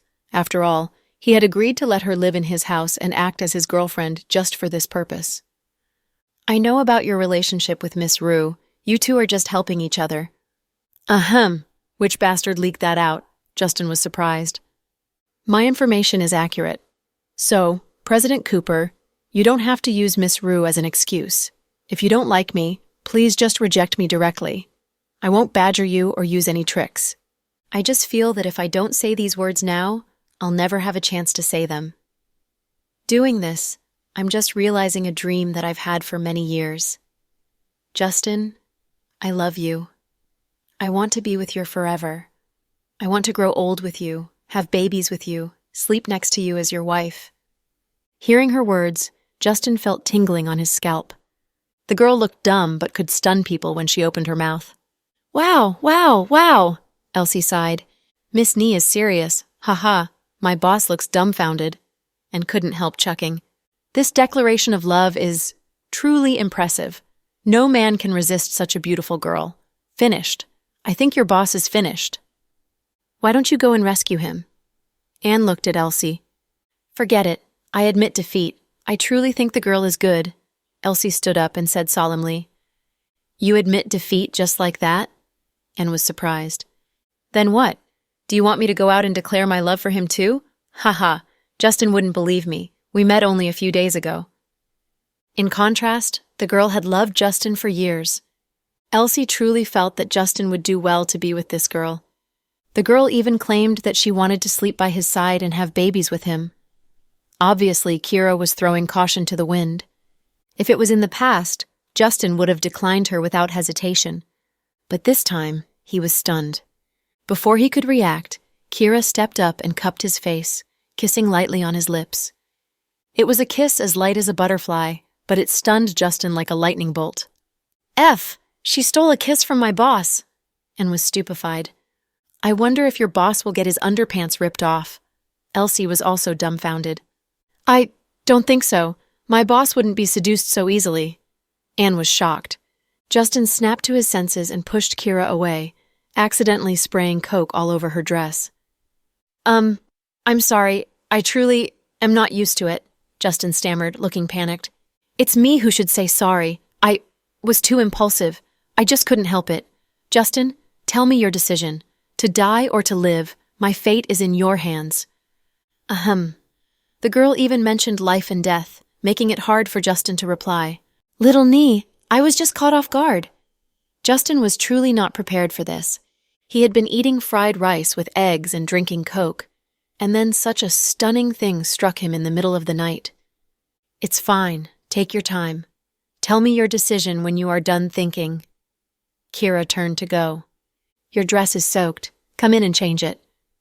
Justin opened the door and was exasperated when he saw Anne and Elsie were eavesdropping in the house. You, take her in and give her some clothes to change into, Justin pointed at Elsie. Okay. Elsie nodded and led Kira to her room. Justin and Anne stood in the living room feeling a bit awkward. Boss, someone just hit on you, Anne said. How long did you eavesdrop on us? Justin glared at Anne. I didn't. The house is not big, and your voices were not too small. When I got up this morning, my left eyelids kept jumping. I knew it wasn't a good sign. Left eyelid jumping means fortune. Right eyelid jumping means disaster. And it's not a disaster but a declaration of love for you. If you want her, I'll give her to you, Justin asked. Ha! Don't. She's too good for me.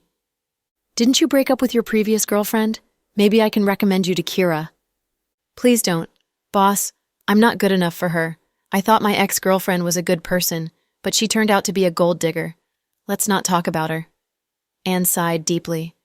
Anne had met a girl who was a senior student in the city's media college. She said she made money by streaming, and she wasn't very pretty, but very gentle. One day, when she was doing an outdoor live stream, a gangster riding on a motorcycle snatched her cell phone. Anne was on his way to do an errand and helped her beat off the gangster. Then the girl wanted to treat him with a meal to thank him. He was in a hurry and didn't have a meal with her. The girl insisted on having his Snap contact, and then they had some good chats on Snap. They even dated twice. But later, Anne investigated the girl's background and discovered the painful truth about her. The girl seemed to be a mistress of an older guy in the city. Her luxurious stuff, such as the new iPhone and designer handbags, were all gifts from the old guy. In their later chats, the girl would mention with seeming casualty that she wanted some stuff. It seemed she thought Anne was a second-generation rich guy. After all, Anne had driven Justin's Lamborghini that day. Seeing through her purpose, Anne decided to break up with her. He told her that he was just a chauffeur, not a second-generation rich guy, and that the car wasn't his, and he was just an employee. From then on, the girl had never contacted him, but didn't delete his contact either. Anne had felt bad because of it for a long while, but he got over it eventually.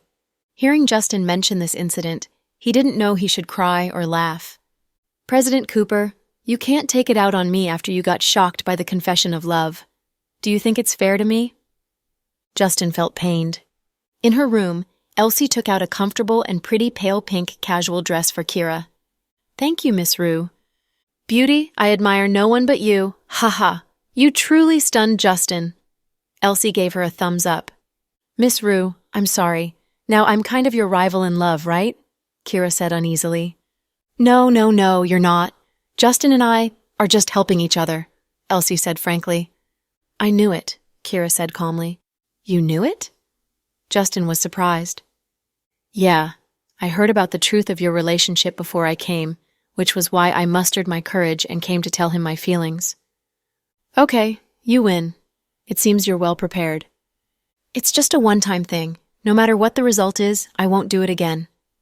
After expressing her love, Kira felt light-hearted, as if the heavy burden in her heart had been lifted. You are very brave. Truly, as a woman, I admire you for it. I'm not being sarcastic. Elsie truly admired this woman. As an A-list movie star, she still took the risk to declare her love like a high school student. No other woman in the entertainment circle would do it. After all, they had to think about their future career. It's fine. I got my wish after saying these long suppressed words. Then did you think about the consequences?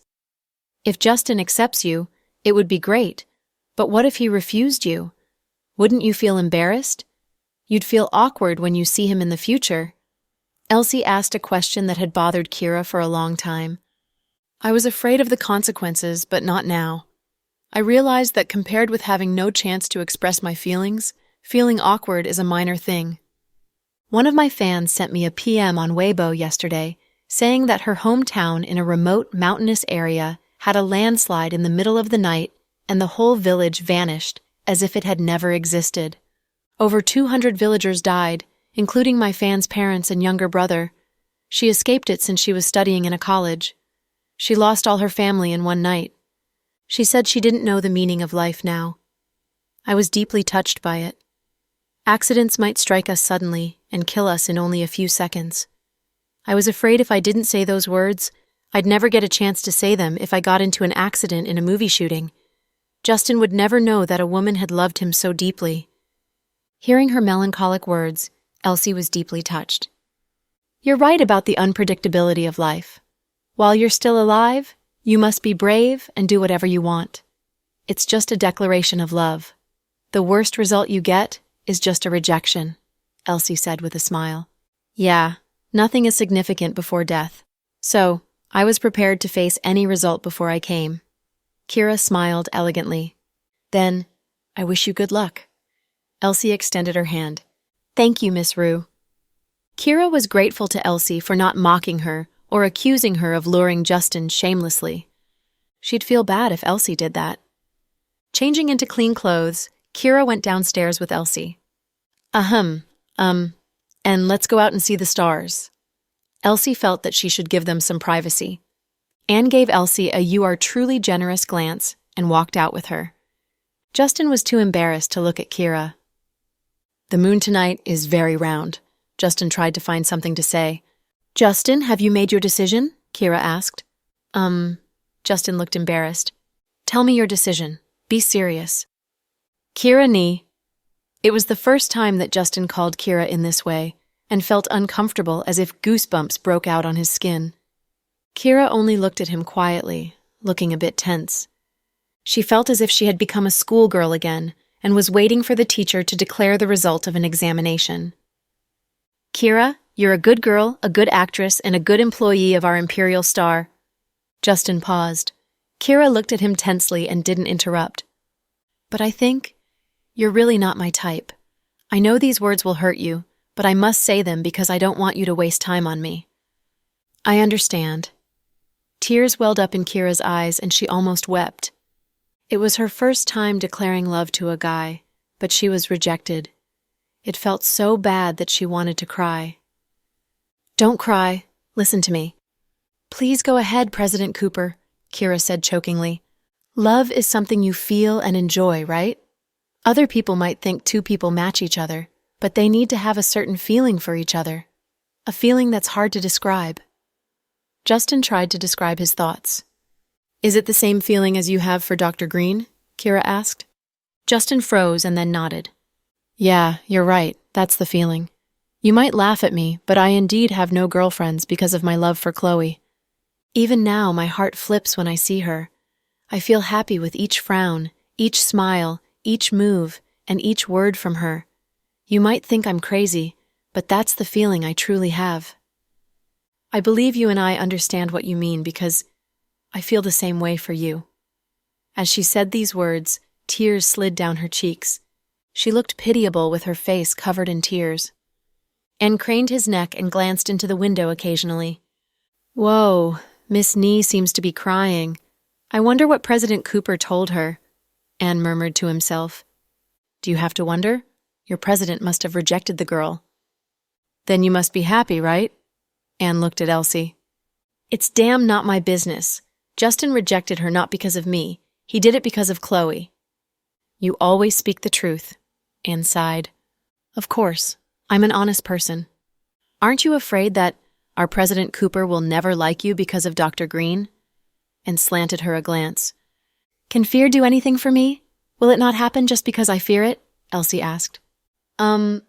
So you want to wait and see if our boss will change his feelings. If he doesn't, you'd leave, right? Yeah. If Justin can't stop loving another woman, my staying here is meaningless. We're now helping each other, but getting married is totally another thing. My marriage must be based on love. Elsie sighed. But I'm curious how long Justin will love Chloe. Elsie cocked her head and looked at Justin, whose white shirt made him look radiant in the dark night. Kira, can you understand me now? I understand. Kira was still crying. Please don't cry. I can't bear to see a woman cry. Justin was helpless. He wanted to wipe her tears with a tissue, but thought it might cause a misunderstanding. Since he didn't want to be with her, he'd better not give her hope. I don't have any hope at all. Dr. Green has her own family and children. She has her beloved husband. So you can never be with her, but you can't remain single all your life, right? Can you give me a chance? Kira discarded her pride and begged, I'm sorry, Kira. I don't have the courage to try it. I'm afraid I will hurt you. I'm not afraid of being hurt, Kira said stubbornly. But I'm afraid of hurting myself. What about Miss Rue? You can accept her as a cooperation partner, but can't accept me, Kira asked with unusual boldness.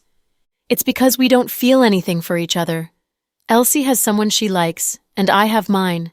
We are pretending to be a couple for the sake of our families, but it won't impact our personal lives, and we won't hurt each other. Then, will you two marry? Kira asked in tears. I don't know. I can only say that I have no intention to marry for the time being, Justin said honestly. Okay, I understand. Anyway, thank you, President Cooper. Kira turned and ran out. Hey, wait, don't run so fast. I'll have someone drive you home. No, I can manage. Kira covered her mouth and ran out in tears. Justin opened the door and looked at Anne. Follow her. She's emotional and I'm afraid she might get into an accident. Okay. Anne followed his boss's instruction and ran after Kira. Justin dropped onto the sofa with a heavy sigh. Here. Elsie took out a can of iced beer and handed it to Justin. Good. You know I want to drink beer. Justin glanced at Elsie sulkily. I see you are feeling bad after rejecting the girl. Yeah, she's a good girl. People in the company and our circle all like her. Then why did you reject her? Do I have to like her just because she's a good girl? Do you think I have universal love? I'm not a central AC, said Justin sulkily. I think you're worse than a central AC. You didn't even give her a little bit of warmth, Elsie joked. Woman, you just want to mock me? It's not mocking. I truly think the girl is good. You're not jealous? Justin asked her slyly. Don't be ridiculous. I don't like you. Why should I be jealous? Elsie gave him a dirty look. I hope so. Elsie, never ever fall in love with me. I'm serious. I don't want to hurt anyone, Justin said in a low voice. Justin, if this time Chloe didn't return and had died, what would you do? Elsie asked seriously. I never thought of it. In my heart, she'll never die. Never, Justin said firmly. Does Chloe know you love her so much? Elsie had been sympathetic towards Kira, but now she pitied Justin even more. If you have the bone-deep love for someone, but that person doesn't even know how crazy you feel about her or him, isn't it sad? Maybe she knows, maybe she doesn't. I don't know. Justin took a big swig of beer, looking depressed. You know your love for her is fruitless, but are still obsessed with her. Do you think it's wise? Do you think I can control it? Justin smiled bitterly. Okay. Finally, Elsie didn't know how to comfort Justin, but she knew it wasn't easy for him. On the next day, the media put on a large coverage of Kira's temporary retirement from the entertainment circle to go study in a university in the U.S. They got the news from her Weibo update posted at 4 a.m. this morning. She said she felt restless lately and wanted to go abroad to study for 1 year. She wanted to find peace in the school and wouldn't take any movie or television roles or any commercials this year. At the end of her post, she emphasized that she hadn't ended her contract with Imperial Star and would remain in the company. She asked the media not to make any speculations. At 8 a.m., the Public Relations Department of Imperial Star issued a news release after consulting with Justin to explain the issue about Kira's going abroad to study. At the same time, comments flooded Justin and Kira's Weibo pages as their fans went into a verbal fight. Most of Kira's fans expressed their concern for her. Kira, why are you leaving without a warning? Kira, did someone bully you? Tell us. Does your company have another scheming batch? Pretty girl, no matter what you decide to do, we'll always support you and love you. We'll wait for your return. My dear, you almost burned out after shooting so many movies lately. Give yourself a break. We'll be here waiting for you. I wonder if your decision has something to do with Justin. Did you two break up? Is it because of the live stream host who had recently moved into his house? That shameless mistress. We'll diss her for you. Kira, why do you want to go? We're reluctant to see you go. Please don't leave. Even if you don't want to play in movies, we'll be happy to see you shoot commercials. The comments on Justin's Weibo page were mostly gossips and speculations. President Cooper, you know the real reason for the temporary retirement of the A-list star Kira, right? Justin, did you shelve Nee? Her acting skills are quite good, much better than the other actresses, such as Cotton Candy. You'd better give her more roles. Scumbag, you even hooked up with that live stream host while going out with our Kira. That woman even moved into your house. Heaven will punish you. Go to hell, shameless scumbags. Kira is so sad. You must have broken her heart. If you lose our Kira, you'll regret it for the rest of your life. President Cooper, are you doing it to promote new performers? When will you audition new performers? I want to register for the audition. Haha. Mr. Cooper, ignore the bullshit of the anti-fans. It has nothing to do with you, and you can't take the blame for Nee's departure.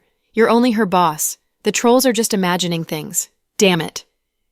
As their fans engaged in a verbal fight, Kira had to add another post saying, "My decision to study abroad has nothing to do with anyone. It's my personal decision, so please don't make it into a big deal. It's not as complicated as you think. The company has shown me great support and understanding in my decision. I want to thank Imperial Star and President Cooper. I'll always be with you." After this post, the situation settled down a bit. Chloe saw the news after she got up in the morning. She wanted to ask Justin about it, but didn't want to appear nosy. After some consideration, she called Cece. "Sister Chloe." "Cece, what on earth has happened to your sister?" Chloe asked. "Sister Chloe, my sister." Cece paused mid-sentence. "It's okay. If you can't tell me, I won't ask." "No, it's not something I can't tell you. My sister told Justin she loved him and was rejected." Cece blurted out. Chloe didn't know what to say. "It's my fault because I encouraged her to do it. She has loved Justin for so long and suffered alone without telling him how she felt about him. So I encouraged her to confess her love to him. I hoped she'd give up on him if he rejected her, but I didn't expect she'd be so upset by his rejection.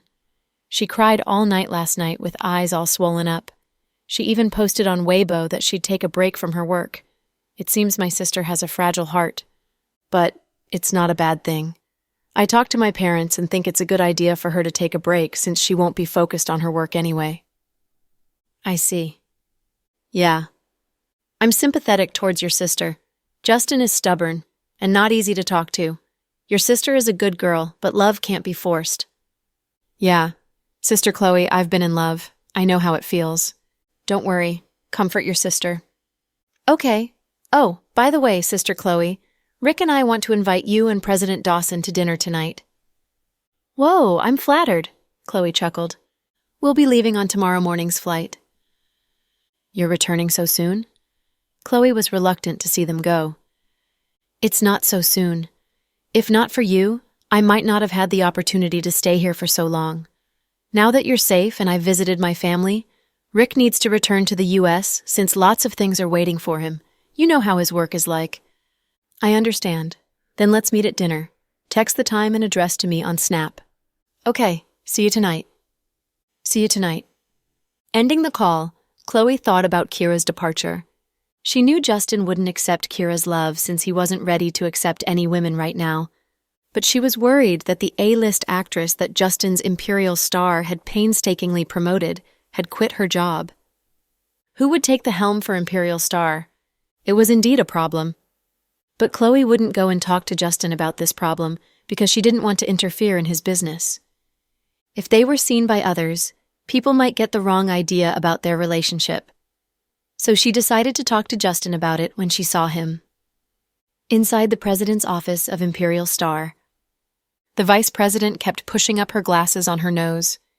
In her 40s, this woman was efficient and very capable. Justin had stolen her from another company at a high price. The vice president didn't agree to letting Kira go abroad and study. "President Cooper, how could you agree to let Kira go?" "What else can I do?" Justin looked indifferent. "She's the pillar of our company. If she's gone, we'll have no female stars showing up at the Orchid Movie Festival held the next month. Cotton Candy is now in the center of negative news. Only a few of our male stars are well known. It would be a big blow to our company. You should have stopped her from leaving." "She insisted on leaving. How could I stop her?" Justin stared at the vice president in displeasure. "You can issue the order to blacklist her or shelter her. Female performers all care about the future of their careers. If you threaten her with it, I'm sure she'll give in." "Do you think I'd treat my employees in this way?" Justin's face turned cold instantly. "But President Cooper, we must do this for the interest of the company." "Interest? Do you think I need more money?" Justin demanded.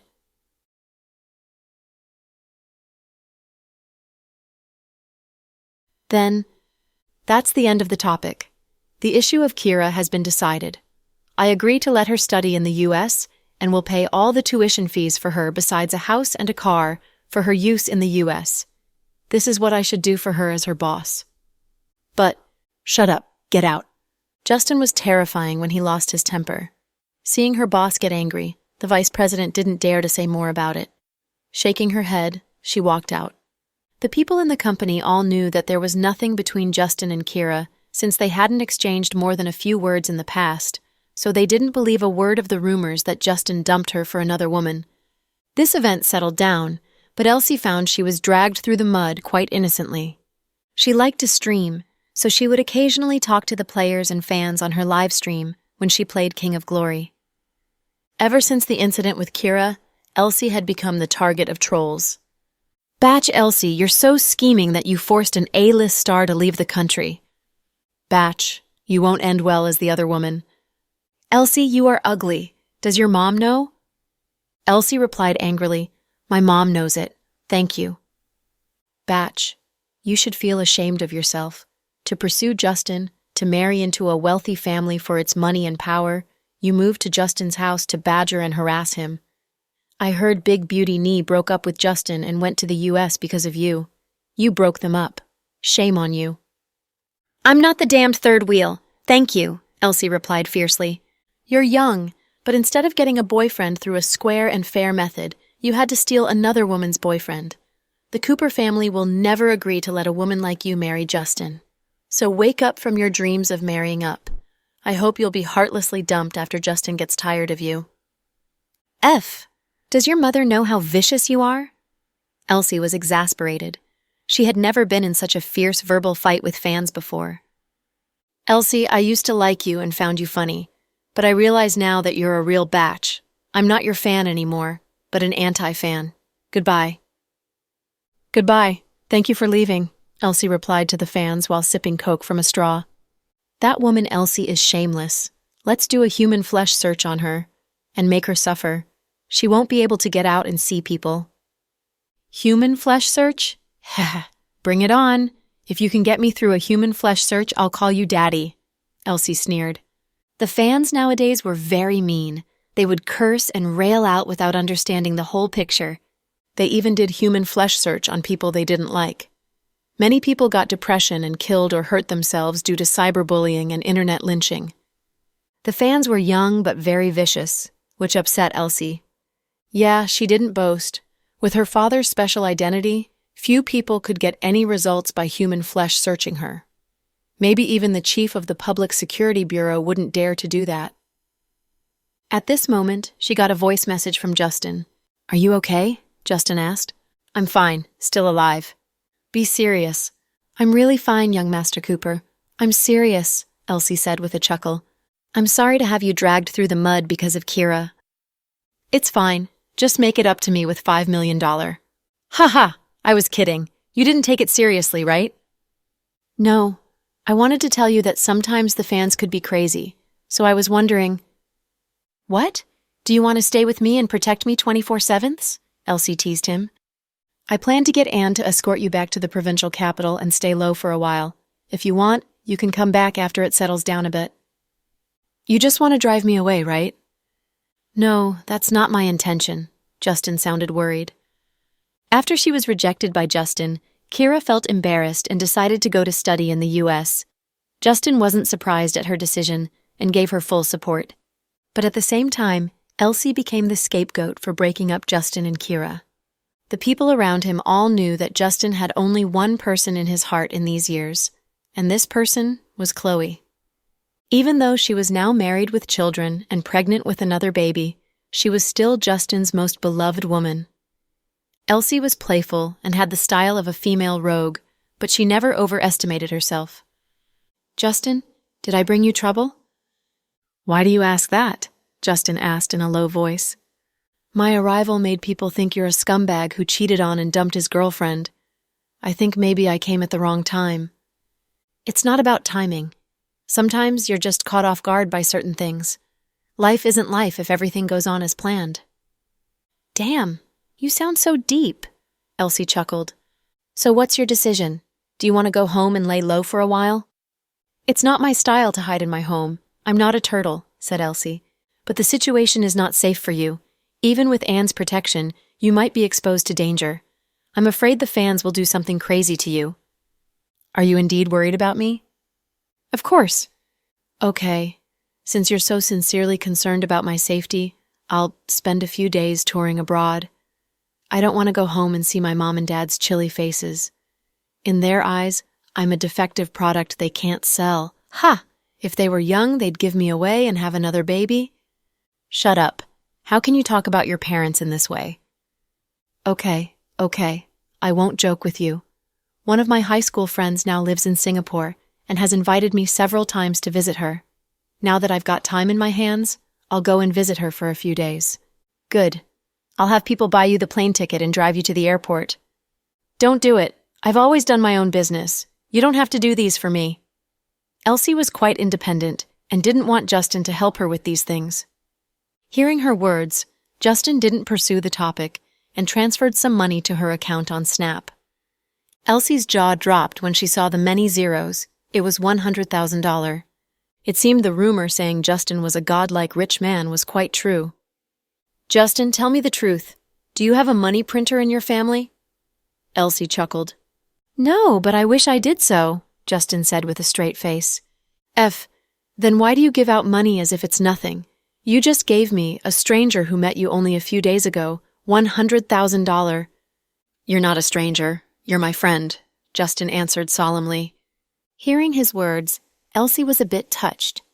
It seemed Justin was regarding her as his friend, not a woman irrelevant to him. "Justin, it's too much. I can't take it. How about giving me a red packet of $9,999, just for luck?" "You don't want 100,000 but 9,999?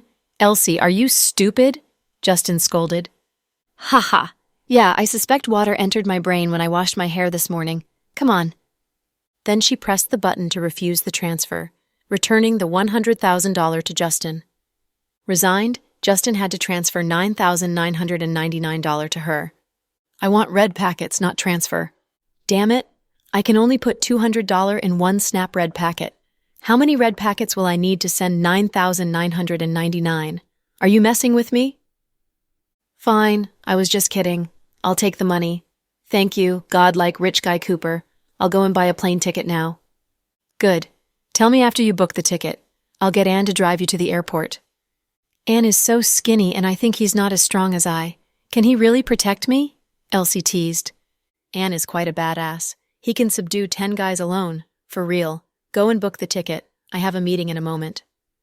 "Okay." Ending the call, Elsie held her cell phone, feeling warm inside. Elsie got upstairs to pack up and call her friend in Singapore before booking the plane ticket. Meanwhile, at the Moscow airport. "Young Master Ross, I can't stay with you. I don't want you to get in trouble because of me." Amy bit on her lip like a meek girl who got bullied by others. "Forget it. Without Fiona's protection, you'll die the moment you walk out. God knows how many enemies you've made over these years," Riker said mildly. 3 hours after they were gone, Fiona had posted an announcement on the dark web that Amy had been driven out of her mercenary legion. It meant that she was no longer under Fiona's protection and anyone could kill her. It made Riker more determined to protect Amy, which was what Amy wanted. The moment she boarded the plane heading to Moscow, Amy thought she had defeated Fiona because Riker had left her. "Young Master Ross, I truly don't want to become your burden. Now that I've got you home safely, you can go home now. I've saved lots of money in the past years and can live in any place with it. Let's go. Riker walked toward the exit without saying more about the topic. Amy followed him with a smug smile. Young Master Ross, did you really give up on the boss? If not for me, you guys wouldn't have ended up like this. I wish I didn't do it. Hearing her words, Riker stopped and slanted a glance at Amy as he said slowly, Sometimes, you think things would go on like this forever, but find they would change in one instant. Love isn't something you can plan. Someone who would die for you today might become a stranger tomorrow. Life is cruel, and love is the cruelest thing of all. Amy couldn't fully understand his meaning, but could see young Master was sad because Fiona didn't understand and trust him. Young Master, I'll work for you wholeheartedly as your bodyguard. I'd die for you. Young Master only smiled mysteriously and didn't speak. Meanwhile, on a luxurious private plane that was flying from Brazil to the country. We'll land in the city soon. Who is going to wake up our boss? She's been sleeping like a log in the inner cabin. Fiona's subordinates exchanged a look, but no one dared to go and wake her up. Let's decide it with scissors, paper, rock. The one who loses must do it, someone suggested. Damn it, scissors, paper, rock again? Can't we do something new? Another guy complained. Like what? Fight the landlord. Everyone stared at him in disdain. Finally, they chose an unlucky guy through the child's game of scissors, paper, rock. The loser mustered his courage and walked to the door to the inner cabin. Boss, he called out softly. There was no response from inside. Boss, we're almost there. Please get up. Still no response. Mustering his courage, he raised his voice and yelled, Boss, it's time to get up. Before he could finish, the door was swung open with a bam. Meanwhile, the black muzzle of a gun was held against his head. Stop screaming. Don't you know that anyone who disturbs my sleep will get killed? Boss, we're almost there. The plane is descending. You'd better get prepared to reunite with your sister. The guy was smart and mentioned Chloe to calm down his boss. Sure enough, Fiona's mood lightened, and she withdrew the gun. Fine. I'm in a good mood and will forgive you guys. She turned around and checked the flight information. Sure enough, they had arrived at the city. Leaning against the headboard lazily, she turned on the watch and dialed a familiar number. 10 seconds later, the call went through. Fiona, what's up? Dad, guess where I'm now? In the U.S.? Professor Wagner thought his daughter came to see him. No, I don't want to go to the U.S. I'm afraid to alert the FBI. After all, I'm on the list of red notices. Fiona chuckled. You sound happy. Are you going to visit your sister? You do know me, Dad. Bingo. Fiona laughed. I told you many times not to. Before he could finish, Fiona interrupted him. Dad, don't lecture me, okay? This is a world for us young people. If I was a coward, I wouldn't have gone into this profession. Besides, after my sister was kidnapped by Andrew, Legend and Nalo's men had confronted my brother-in-law's people head-on. Legend is a psycho, but not stupid. He must know my sister's identity now. So it's no use for me to hide from the public view and stay away from my own sister. On the contrary, I think I can better protect my sister if I'm with her. After all, this is our country, and they can't do whatever they want here. Don't worry. Okay. Whenever I try to lecture you, you got countless reasons to rebuff me. Professor Wagner sounded resigned. Of course, my parents are both geniuses. I think very fast. Fiona was smug. Don't be so smug. After you see your sister, tell me how she's doing. If you miss her, why don't you call her? Fiona asked. Oh, I see. Dad, you're afraid to feel awkward when you talk to her? Okay, I'm busy. Goodbye. Without answering his daughter, the professor ended the video call. Fiona turned her watch off with a faint smile. Feeling bored at home, Chloe had returned to work at Southside with Jack's permission. But she wasn't too busy with a much lighter workload than before. Director, someone offered a high price at the registration office to see you. Shall we accept it? Violet entered her office and reported in a low voice. Chloe looked up in surprise. A high price for an appointment with me? Chloe asked. Yeah. How does the person look like? She looks like a young girl. She said she's got a rare illness. But I don't treat rare illnesses. Chloe smiled in resignation. I explained it to her, but she still insisted on seeing you. So, the registration office asked me to seek your opinion. I see. Let her in. We'll just take the usual appointment fees, Chloe instructed. Nodding, Violet left, and Chloe continued reading the reports. 5 minutes later, a knock came. Come in. Dr. Green, I've got an appointment with you. Oh, come in and take a seat. Chloe put down her black ball pen and beckoned at the girl. The girl wore a simple white long shirt, a pair of pale blue jeans, and a pair of white sneakers. With her long hair draping down her back, she wore a black baseball cap. She looked mysterious, with half of her face covered by a black mask. Glancing at her, Chloe wondered if she was a movie star or an internet celebrity who was trying to hide her face from people. Dr. Green, it's hard to get an appointment with you. They took a long time to agree to my request to see you. The girl sat down and began to complain. It's not their fault. I'm pregnant and have a smaller workload. I don't see patients now and only manage the daily operations of the hospital. Oh, I see, the girl drawled. What's troubling you? I have lots of strange spots on my face. I don't know what disease it is. Spots? You should see a doctor in the dermatology department. Chloe wasn't familiar with this area and didn't dare to give her opinion on it. Dr. Green, you can't push me to other departments. I know the doctors usually push their patients to other departments because they don't want to take responsibility. No, it's not like that. You misunderstood me. I meant that my specialties are OB/GYN, neurology, and orthopedics. I know something about neurosurgery too, but I can't treat other illnesses. If I make a mistake, I might delay your treatment. I don't care. I trust you, Dr. Green. The girl was stubborn. Hearing her sweet voice, Chloe sighed in exasperation. Take off your mask, then. I'll see the condition of your skin. Is it okay for you? The girl didn't answer. Don't worry. No matter who you are, I won't tell anyone about your information. It's our basic professional moral rules to protect our patients' privacy. Trust me. Okay. But Dr. Green, my face might scare you. I hope you don't have trypophobia. No. You must brace yourself. The spots are many and scary, the girl warned Chloe. Don't worry. I can eat wontons even in front of a corpse. I won't be scared. Chloe stood up and took out a pair of sterilized gloves from the disinfection cabinet. Putting them on, she walked from behind her desk and stood before the girl.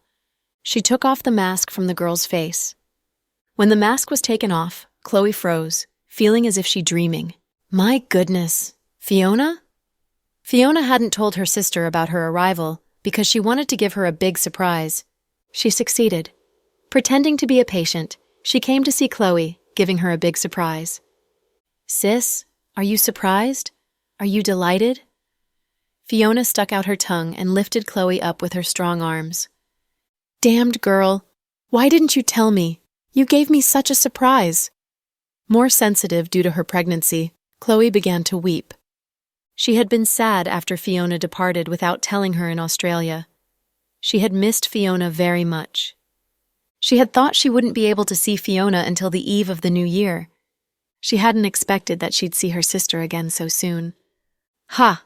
I thought for a long time during the flight and finally came up with this way of meeting you. I knew you'd be surprised. Yeah, I'm surprised, but I'm happy too. Chloe raised her head and wiped the tears from her face. Sis, don't cry. Aren't you happy to see me? I'm happy.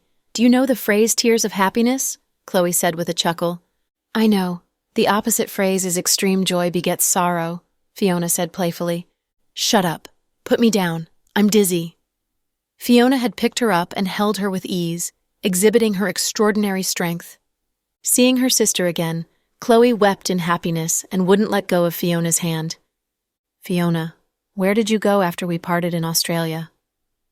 I went to Brazil to catch a traitor in Rio de Janeiro. Did you catch him? Yes. Were you wounded? Impossible, sis. You don't know my capabilities. Fiona laughed confidently. I was worried about you. Sis, I'm fine. Over these years, the skills I've practiced the most are for self-protection. It's not easy to kill me. Oh, where's Riker? Chloe looked around but didn't see Riker, thinking he was waiting outside. He didn't come with me. No, he's waiting outside? No, he didn't come back to the country with me. Where did he go? Riker. Broke away from his family, right?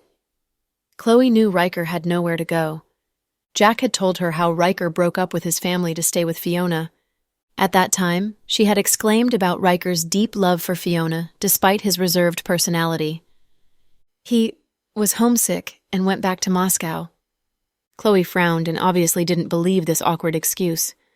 Oh, sis, don't talk about it now. I'll explain it later. I'm starving now. They say the food in the cafeteria at Southside is good. Can you take me to have lunch there? Fiona asked. Of course, but you rarely come back. I can't take you to eat in the cafeteria. Let's go and eat something good.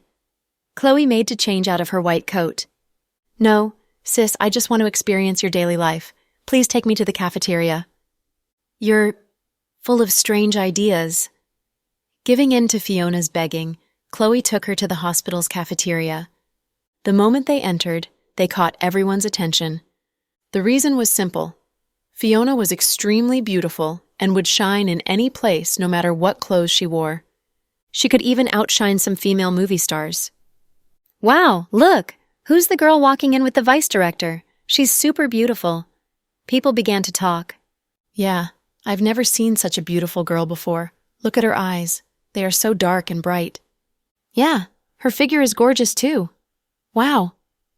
Is she a movie star? A performer from Imperial Star?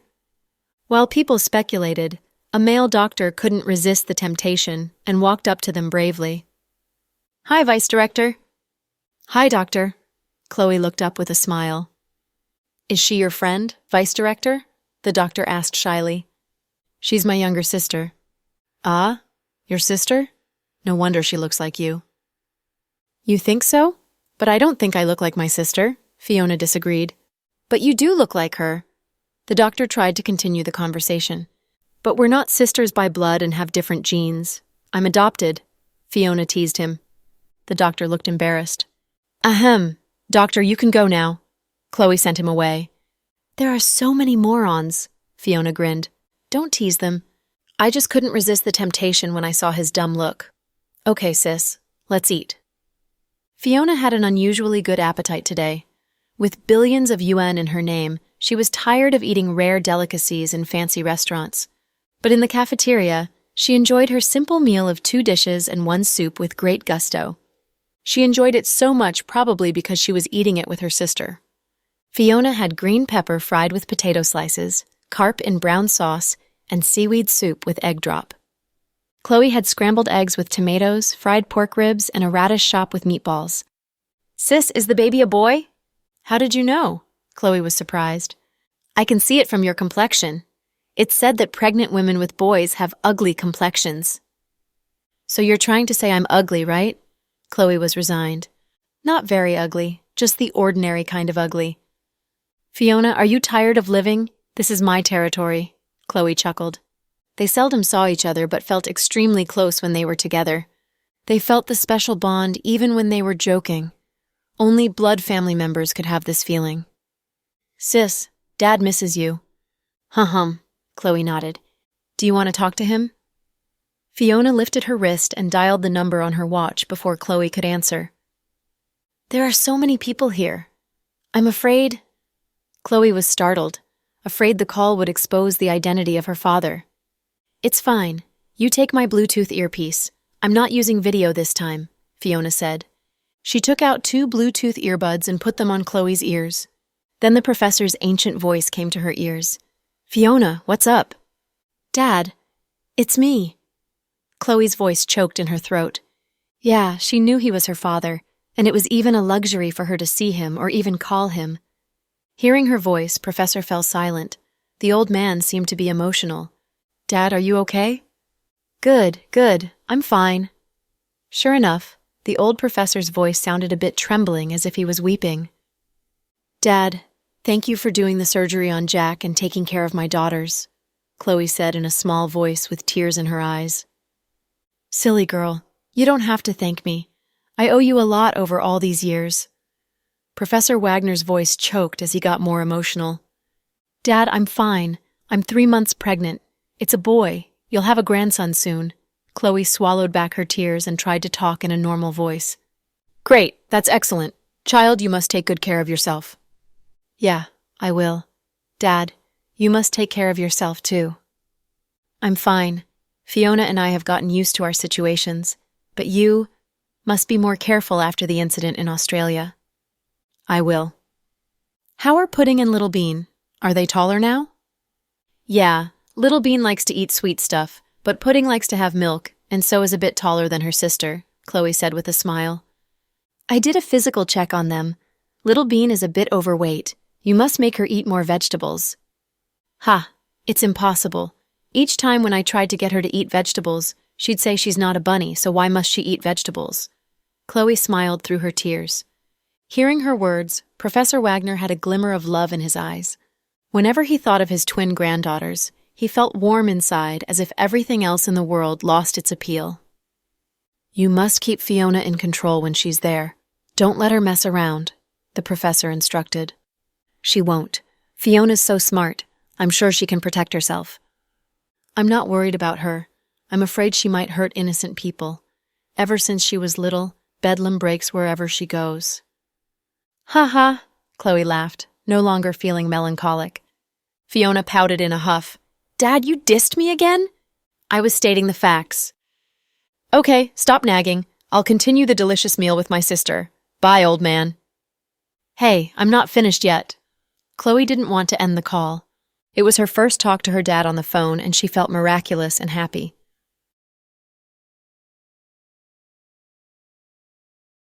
Chloe valued family very much and treasured the only two people related to her by blood in the whole world. Sis, the old guy has many enemies. Lots of bad guys want him, so we don't talk on phone for long. I usually talk to him for no longer than 20 seconds. In fact, I was lenient on you this time and gave you guys more than 30 seconds. If it exceeds 40 seconds, the terrorists could track the source of the callers. You don't want to put the old man in danger, right? I see. Chloe lowered her eyes in melancholy. Don't be sad. I'll let you talk to him more often, even though you can say only a few sentences on the phone each time. Okay, Chloe nodded. After lunch, Chloe took Fiona back to her office. Lounging on the sofa, Fiona played games on a tablet lazily. She hadn't had this habit before, but ever since she was with Riker, she got this bad habit from him. Whenever she got bored, she'd take out the tablet and play games. They were addictive. Fiona, do you want to eat fruits? Shall I go and buy you some? Sis, don't trouble yourself. I don't want to eat anything now after that big lunch. If it's fine with you, can you get me a glass of cold water? Thank you. Fiona smiled sweetly. Chloe stood up and poured a glass of water from the water dispenser. She handed the water to Fiona. Fiona, how long do you plan to stay here this time? Chloe asked hopefully. How long do you want me to stay here? Fiona looked up with a smile in her eyes. Will you listen to me and stay as long as I want you to? Chloe chuckled. Let's see what you have to say first. Fiona continued to chat with Chloe as she gulped down some water. What I wanted to say is, why don't you settle down permanently here? Sis, you're really greedy. Ha ha, you're the one that told me to say it. Settling down here permanently is impossible because I'm afraid that this land will be bombed to its core if I stay here. I don't want to negatively impact your lives. What are you talking about? How would you negatively impact our lives? It's not that, sis. Calm down first. I just mean I'm not suited for staying in one place for too long. Going around the world is more of my style. Okay, Miss Fiona Wagner. When you retire, why don't you write a book called Playing Around the World? Chloe smiled. Good idea. I'll think about it. It was rare for Fiona to quietly stay in one place. She waited for Chloe to get off work at Southside. Then she and Chloe got on Jack's car to return to South Hill Manor. Fiona ordered her subordinates to go party, and even gave them each some money so they could enjoy themselves. Fiona wanted to savor her sweet time with her family and didn't want her subordinates to be around. Before going home, Chloe told the driver to stop by a school. The school was a renowned international school that charged exorbitant tuition of $500,000 every year. The students there were all from wealthy and powerful families. Their parents were successful business owners, politicians, or government officials. No ordinary child, regardless of how smart they were, could get in. This world was very unfair, as many things depended on family resources. People were born into different lives. From ancient times, people were split into classes. The twins didn't like going to school, but they spent most of their time doing nothing at home. In the end, they had to listen to their mother and go to school. Although they had learned everything ahead of time, they went to school to kill time and treated it as their amusement park. Once the chime rang, the twins were brought out by 2 teachers and 2 guards. "Sis, I saw someone pass you a note at noon. What did it say? Is it a love letter?" Little Bean asked curiously. "If it wasn't a love letter, do you think he would be asking me for money?" "Haha, you love money. You'll never lend it even if he asked. The better option would be writing you a love letter and dating you, then he could ask you for money as your boyfriend. This way he wouldn't even have to repay you. What a great script." "Shut up," Pudding said speechlessly. "My left eyelid kept twitching this morning. I wonder what's happening," Little Bean said. "Someone's probably going to treat you to Haagen-Dazs." "Psh, you're so condescending. Do you think 1 Haagen-Dazs can satisfy me? It at least needs to be 2, Little Bean said proudly. "Look at you." Pudding shook her head. Then Little Bean jumped and sang. "Left eye twitching means something good is going to happen. I'm probably getting promoted or getting rich." "You're so annoying. Stop singing or at least change the song." Pudding couldn't stand it. Okay, I'll switch it up. Ha! You're my little apple and I love you no matter what." "Shut up. Why are you still singing that?" Pudding almost ran to pinch Little Bean's face. Just then, 2 women were standing by the school gates. "Sis, who's beside Mommy?" Little Bean saw from afar but couldn't assert. Pudding squinted her eyes, and when she saw who it was, she was very excited. That looks like an auntie," Pudding whispered. "I thought so too. Wow, it really is Auntie," Little Bean said. Before Pudding could respond, Little Bean had gone running over. "Auntie, my beloved Auntie." Pudding acted calm originally, but when she saw how excited Little Bean was, she couldn't help but run over too. The twins had rushed over to hug Fiona. "Auntie, it's really you?" Little Bean tightly hugged Fiona. "Yeah. Are you happy?" Fiona asked with a smile. "Yeah, I'm happy. Super happy. This is a great surprise. Let me tell you, Auntie, my left eye had been twitching the whole day. I knew something good was going to happen." "Haha, our Little Bean sure is prophetic," Fiona went along with it. "Auntie," Pudding stood on the side and greeted Fiona shyly. "Oh, my Pudding. Come over and give Auntie a kiss." Then Fiona picked Pudding up and kissed her on the cheek. "Auntie, I want a kiss too!" Little Bean was shouting for love, and it looked incredibly cute. "Okay, I'll give you a kiss too." Then Fiona kneeled down and hugged the twins. The scene looked very heartfelt. Chloe looked happily at this sight. "Fiona, what do you want to eat tonight? I just sent Jack a message and he asked you to pick a place." If that's the case, let me think. President Dawson is so rich that I must make him pay for a very expensive meal." You're richer than Jack. Can you not be so greedy?" Chloe laughed. "The money I have is mine, but we're spending his, no? I want to eat." After a long time of thinking, Fiona finally spoke her mind. Her response shocked everyone. "Sis, I want to eat Azin's ramen." "Auntie, are you joking?" Little Bean couldn't believe what she heard. "Nope, I mean it." "Why go eat ramen? It's only $2 per bowl.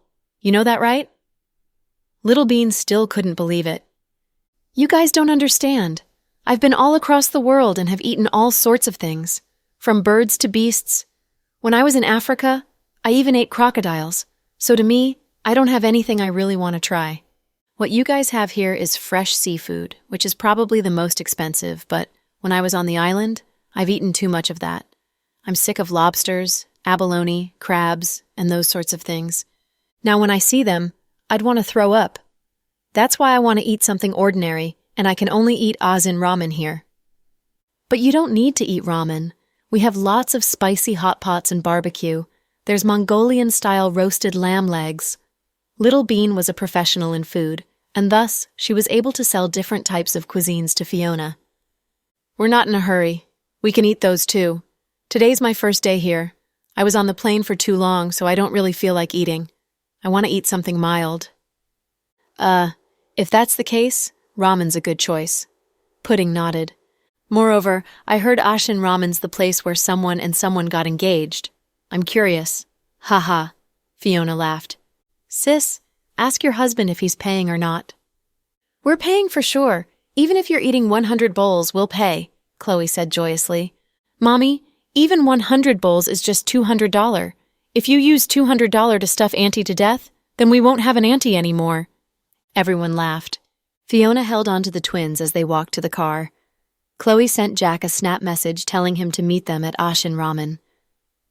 As soon as they got on the car, Fiona asked curiously, Little Bean, who is Ethan? Little Bean started coughing uncontrollably and tried very hard to change the subject. Auntie, there's a new dessert place on Chuntao Road. The coconut soup there is incredible. Don't change the topic. Tell Auntie who Ethan is. Fiona wouldn't give up. Auntie, why don't you ask who Kenneth is first? Little Bean chuckled. Delcy, do you want me to kill you? Dina, can you not be so violent with me? We're twins that are deeply connected. Little Bean retaliated. Who's connected with you? Is that how you treat your twin sister? Pudding was very unhappy that Little Bean betrayed her at such a key moment. You're the older sister. You should handle the trouble sometimes. It's also the truth. Calm, calm. Little Bean smiled. Auntie, don't listen to her nonsense. Pudding leaned her head on Fiona's shoulder. Fiona nodded. She gently pinched Little Bean's cheek and said, I'm not interested in Kenneth. I'm only interested in Ethan. Auntie, how do you know about Ethan? Did Mommy tell you? Little Bean suspected that her mother betrayed her. Why am I getting dragged into this? Chloe was sitting in the front seat and playing on her phone. When she heard her name brought up, she felt wronged and helpless. I have the best information system in the world. If I want to know something, I can find it in seconds. Really? You're bluffing. Little Bean didn't believe Fiona. Then why don't I show you something? Then Fiona pressed a button on her watch. A user interface showed up in midair. Fiona was very fast with her operations, so fast that Little Bean and Pudding couldn't catch up. Then, she stopped at a search engine webpage. Say a name. Really? There are so many people in the world. If I say a name, wouldn't there be a bunch of people with that name? Little Bean still didn't believe her. Try. Fiona smiled and gently hugged Little Bean by the neck. Okay, Justin. Little Bean shouted Justin's name at the search engine that was floating in the air. 3 seconds later, Justin's information appeared on the screen. His age, his height, his weight, his horoscope, his birthplace, his home, his job, his family background, and his educational information starting from kindergarten all appeared in great detail. There were also pictures of Justin from all stages of his life. There were pictures that even the twins and Chloe hadn't seen before. This file was probably the most detailed one ever. Wow, Auntie, are you a spy? Are you from the information department?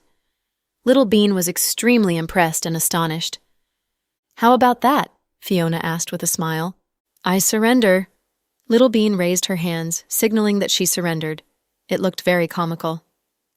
Auntie, can you check anyone? Pudding asked curiously as she leaned over. Yeah, but there are so many people with the same name. How is the system able to pinpoint the Justin that is our handsome Cooper? Pudding was very curious. This system is able to pinpoint the most famous person of that name. Justin is the most famous in this country with his name. Then what about ordinary people? Pudding asked. Then we'd need to sift through the people with the same names. For instance, we could give the system more information, like where the person lives or how old he is. Oh, I understand now. It's so powerful. Pudding gave Fiona the thumbs up. I came this time in a hurry, so I didn't have time to pick a gift. What do you two want? Fiona patted the twins on the head and asked, Instead of giving us a present, why don't you give us cash? I heard Auntie's wealth can compete with a nation. Why don't you give us $2 US? Little Bean laughed evilly. Ha ha, you little devil. Little Bean, you're not allowed to ask your auntie for money. Chloe didn't think this was a good habit for her daughter to develop. Mommy, I'm just joking with Auntie. We're not poor anyways, right? Little Bean immediately tried to explain. Auntie, you don't need to listen to Little Bean's nonsense. We don't need money. We're already very happy that you came to visit us, Pudding said, as she held onto Fiona's hand and leaned on her shoulder. Okay, you two. Since you two are the first ones to tease me, I'll let you go. Then Fiona took out 2 bundles of US dollars from her army bag and handed it to the twins. Wow, I was just joking. We really get it? Little Bean exclaimed. Yep, I must grant your wishes. Although it might be an exaggeration that Fiona's wealth matched that of a nation, she was still a very rich lady with an incredible amount of wealth. She had billions. Also, she didn't like wearing expensive clothes and luxury bags like other girls. However, the things she used weren't cheap, but rather even more luxurious than expensive brands. The things she wears and uses are all made from army factories. Just the waterproof bag she used, which looked very simple, was apparently sold for $180,000 on the black market. Moreover, only those at the top of the underground world could use these sorts of expensive goods. Fiona, don't give them money. They're still young. Chloe tried to stop this. Sis, don't worry. It's not that much either. It's just some pocket money for them to spend and have fun with. Fiona smiled. Auntie, you're really rich. I admire you, Pudding exclaimed as she squeezed the bundle of money in her hands. Pudding had closely listened to the conversation between Fiona and Chloe. Fiona said this was only pocket money for them to play with. Pudding was very sensitive to money. Just by touching the bundle, she could tell that it was over $20,000. To 2 3-year-old kids, was $20,000 just pocket money? To Fiona, this amount was surely pocket money. Pudding was wildly impressed by how rich her aunt was. Huh? How about that? Do you want to follow me in the future? Fiona teased. That's all right. I won't be able to learn what you have accomplished, Auntie. I'm planning to help my daddy manage a few companies in the future. I'll keep up with the stock market, invest in some private equity. Pudding had already planned her future out. Haha, good for you. What about you, Little Bean? What do you want to be when you grow up? Fiona asked as she squeezed Little Bean's chubby cheeks. Me? I don't really have a dream. If my sister's dream is like reaching the stars, then mine's would be enjoying life. That's a great wish. Ha. Fiona laughed joyously. Yep.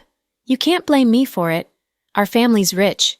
Daddy can earn a lot of money and Mommy is very smart and capable too. My sister loves earning money so they can feed me. This shouldn't be a problem. Also, my future husband can feed me, so I can just enjoy my life. I don't need a dream, Little Bean explained. Auntie, see how shameless Little Bean is, Pudding mocked. Excuse me, this is not shameless, okay? This is called You Only Live Once. Just then, Chloe looked out the window. They had arrived at Ashin's Ramen. We're here, let's get off. Wow, isn't that Daddy's car? He arrived earlier than us, Little Bean exclaimed as she looked out the window. Chloe and Fiona led the twins off the car. Jack's car was parked at the front of the restaurant. It was a rare sight to see such an expensive sports car in such a small alleyway. So many people were crowding by the car. Some people incessantly took pictures. Some even had their selfie sticks and took selfies. There was even an old lady with a 7-year-old boy that didn't think selfies were sufficient, so she put the child on the car. Jack's car was a limited edition R8 Audi. It was silver, low-key, but still very luxurious. There were only 10 around the world. Apparently, the supplier was very picky about who could buy this car. Jack was one of the well-known businessmen in the country. The German manufacturer did their research, even looking up the USGK Corporation headquarters before they were willing to sell this car to him. Rumors had it that this car was worth $9,880,000. Just the tax paid on this car was sufficient to buy a brand new luxury Benz. Jack was planning to let Chloe drive this since she loved the brand. However, she was pregnant, so she couldn't drive a sports car. She could only sit in a van, so Jack drove this car instead. Damn, that child's sitting on top of Daddy's engine. Little Bean wasn't happy. They just want a picture. Chloe smiled and didn't fuss about it. Chloe was leading her daughters towards the restaurant. Before they went in, she saw the little boy stand up and step and jump on the car. Now Chloe couldn't keep her composure. Ma'am, can you have your child come down first? Chloe asked politely. This isn't your car. Why is it your business? It's not your problem, the old woman said and glared at her. This car belongs to my family. It's my daddy's car. Pudding couldn't keep her calm either and shouted, "So what if it's your car? I'm just taking a picture." The old lady held her ground with full confidence. "You can take pictures, but there's no need to climb up. Your child also stomped on the car. What is the meaning of that?" Little Bean could not suppress her anger. "Children are playful. He's just playing. It's not broken. Why are you shouting?" "If it is broken, can you pay for it?" Little Bean shouted angrily. "It's all right, Little Bean. Let them take some pictures." Chloe thought it was rough for an old lady to be taking care of a young child on her own, so she thought it was unnecessary to continue this argument. However, everyone was astonished by what happened next. "Grandma, I want to go pee." "Okay, Grandma's going to take you to go pee." "No, I want to pee here. This car is pretty," the little boy said shamelessly. Under normal circumstances, a 7-year-old boy would not demand something so rude. Not only did the old lady not criticize him for his bad behavior, but she also encouraged it. "Okay, Grandma will stand here and look out for you. Go to the side and pee." "No, I want to pee on the car," the child demanded. "Okay, go pee. Grandma will help you take off your pants." "Excuse me, ma'am. What the hell is wrong with you?" Fiona finally couldn't help it and walk over with a scoff. "I'll wipe it off for you after he pees. Why are you shouting? Can't you see he's just a child? Don't you people have some love?" "Love? What kind of love do you dare tell me about?" Fiona said angrily. "You look like a decent girl. Why are you talking to me like that?" "Old lady, have some self-respect. Don't use your seniority to your advantage, okay? Others may let it slide, but not me." "You're being too extreme." The old lady seemed angered too and argued with Fiona with a kid in her arms. However, she never got off the car. The child even devilishly jumped around on the car. "There are some people now who have expectations of saints for others and standards of a batch for themselves. People exactly like you." "Auntie, that's great." Little Bean smiled like a flower behind her. This was also surprising to Pudding, as it was the first time she saw her aunt argue with somebody. It was satisfying, really satisfying. "Fiona, whatever, let's go." Chloe thought that the elder and the child were downtrodden by society, and she shouldn't argue with them. If somebody took a video, the media might start reporting that she was using her status to bully the weak and disabled. To avoid unnecessary conflict, Chloe didn't want Fiona to keep arguing. However, Fiona would not agree to that. She never stood down. "Sis, bring the kids in first. I'll be there in a bit." Fiona didn't even turn around. Chloe obviously wouldn't leave her alone.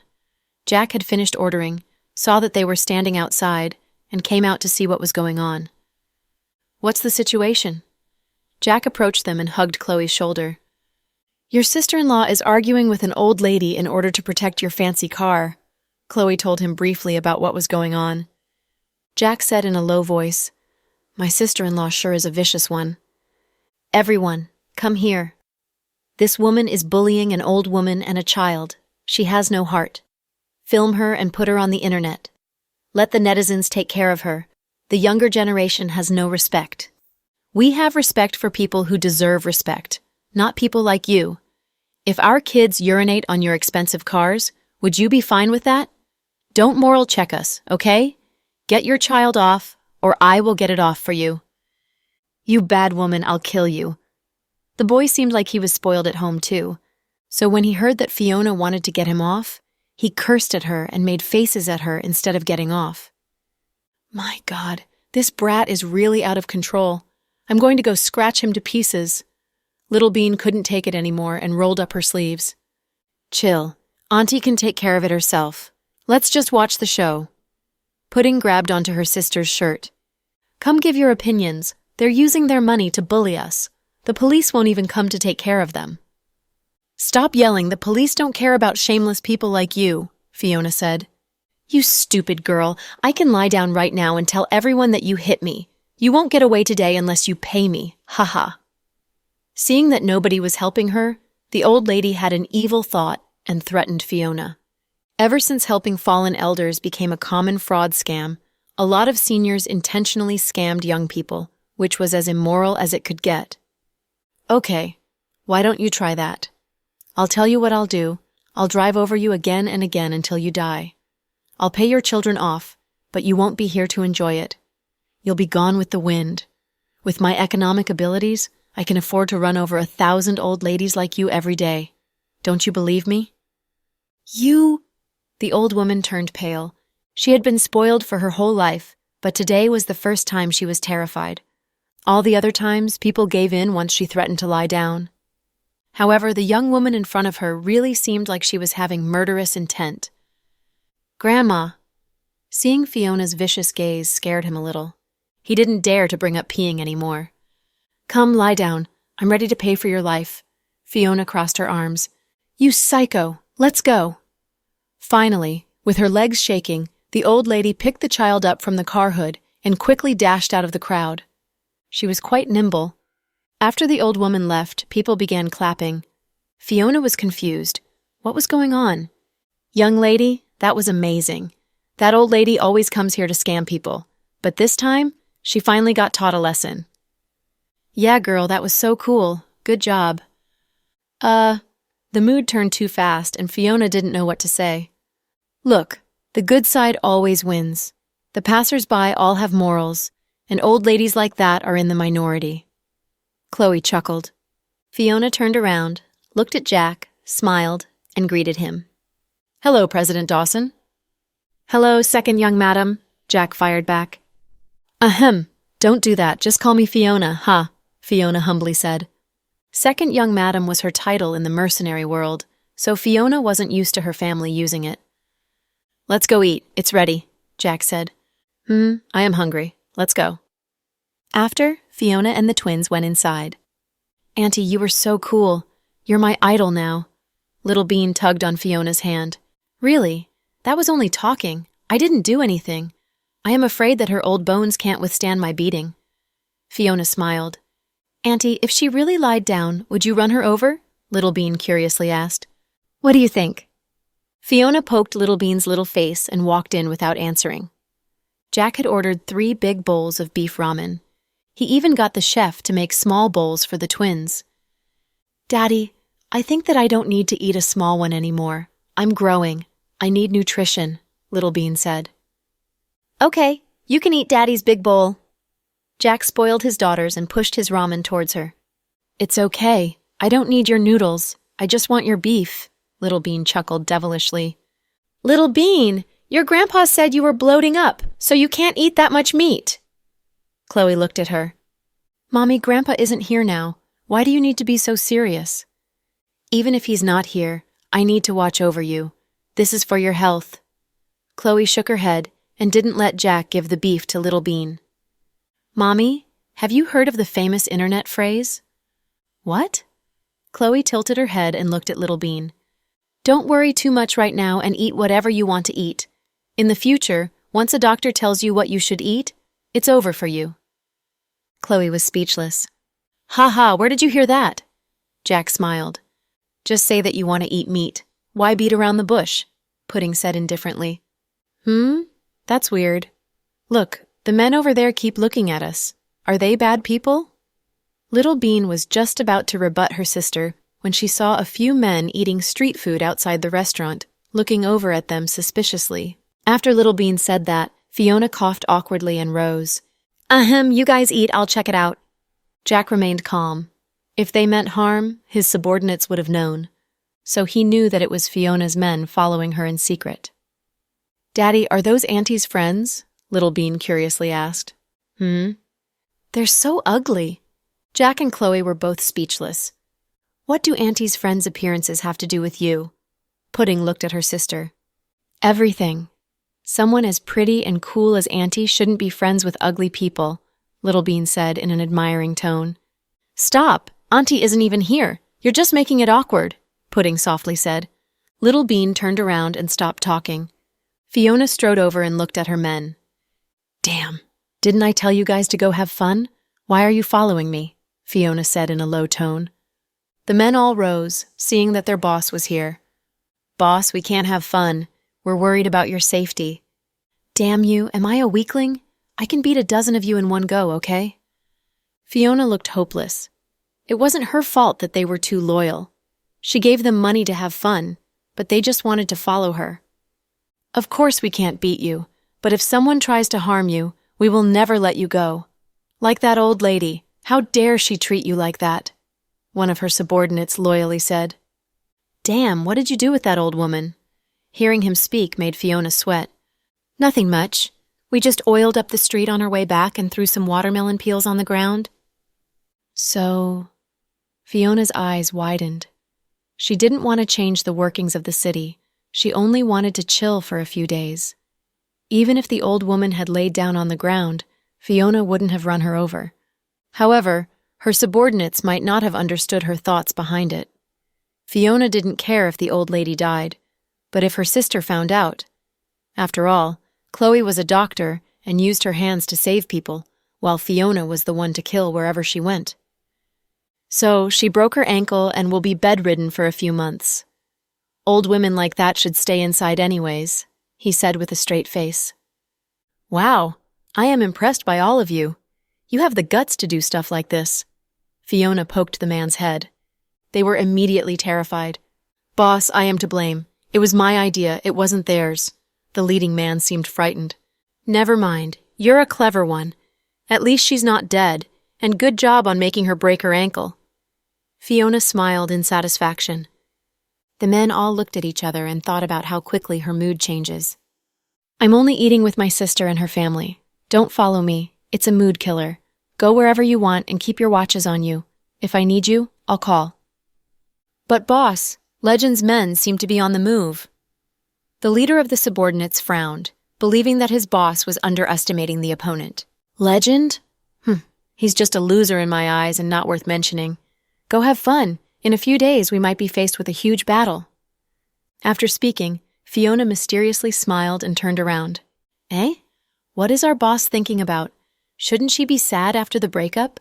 Why does she look so happy? Maybe it's because she reunited with her sister.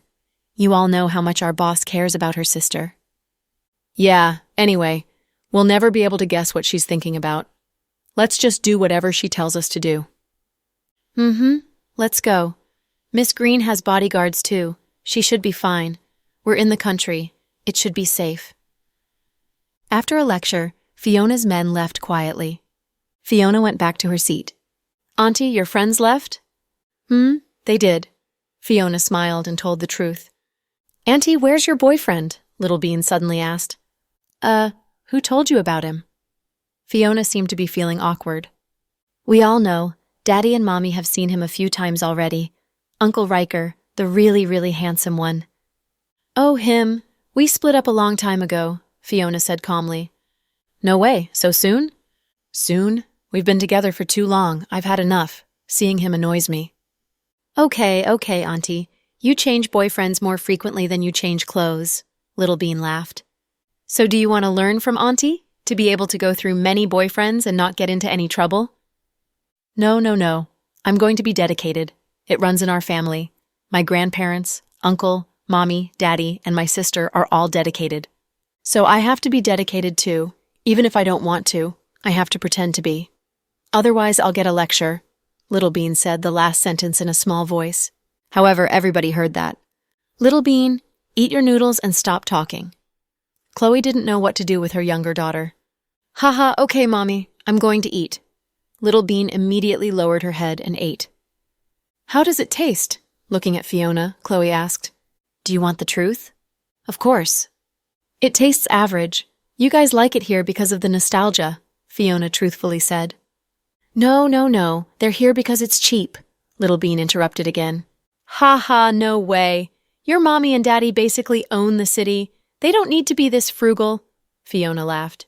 Little Bean, all you do is put mommy and daddy down. Let's see how you're going to act when Auntie leaves.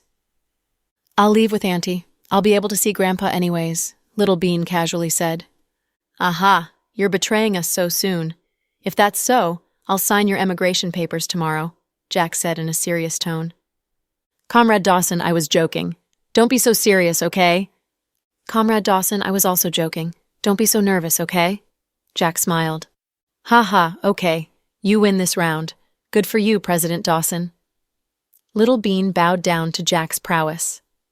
On one hand, the little family happily ate ramen together. On the other hand, in faraway Moscow, Riker's return made the quiet Ross family explode like a bomb. "Master Ross is back. I heard that he also brought a woman, but it's not Fiona," the Ross family's men began talking. Riker brought Amy towards the family's main room with everyone's gaze on him.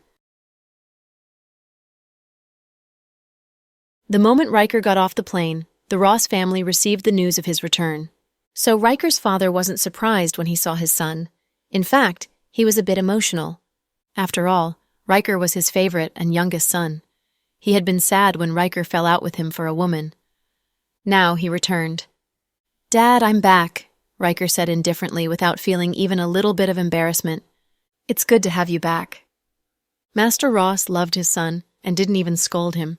But Nan Ross, who sat on one side, sneered, "Brother, when you left, you sounded quite determined. You are a man with great pride. I'm surprised that you went back on your word so easily. It seems you can't survive alone without the family's support." "Yeah, I can imagine that. Being fed and clothed by a woman, you lived the life of a kept boy. I'm sure you felt frustrated to live in this way.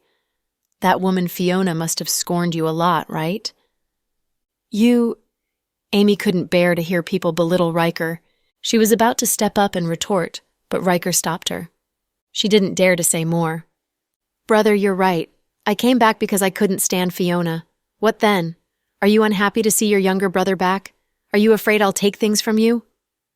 "Ridiculous. What things can you take from me?" Nan looked at Riker challengingly. "Things you treasure might not be things that I would want. I don't like to fight with people over things, so you don't have to be on guard against me, brother." "Of course not. We're brothers by blood. Why should I be on guard with you? Like father, I love you very much." Nan put emphasis on the word love, and anyone could see what he really meant. "Dad, I'm a bit tired after the long-distance flight. I'll go and get some sleep." "Okay. When you are rested, we'll have a banquet to welcome you back." His father loved his youngest son and would let him do whatever he wanted. Riker walked out as cool as usual. "See you later, young master." The senior officials were especially respectable to Riker.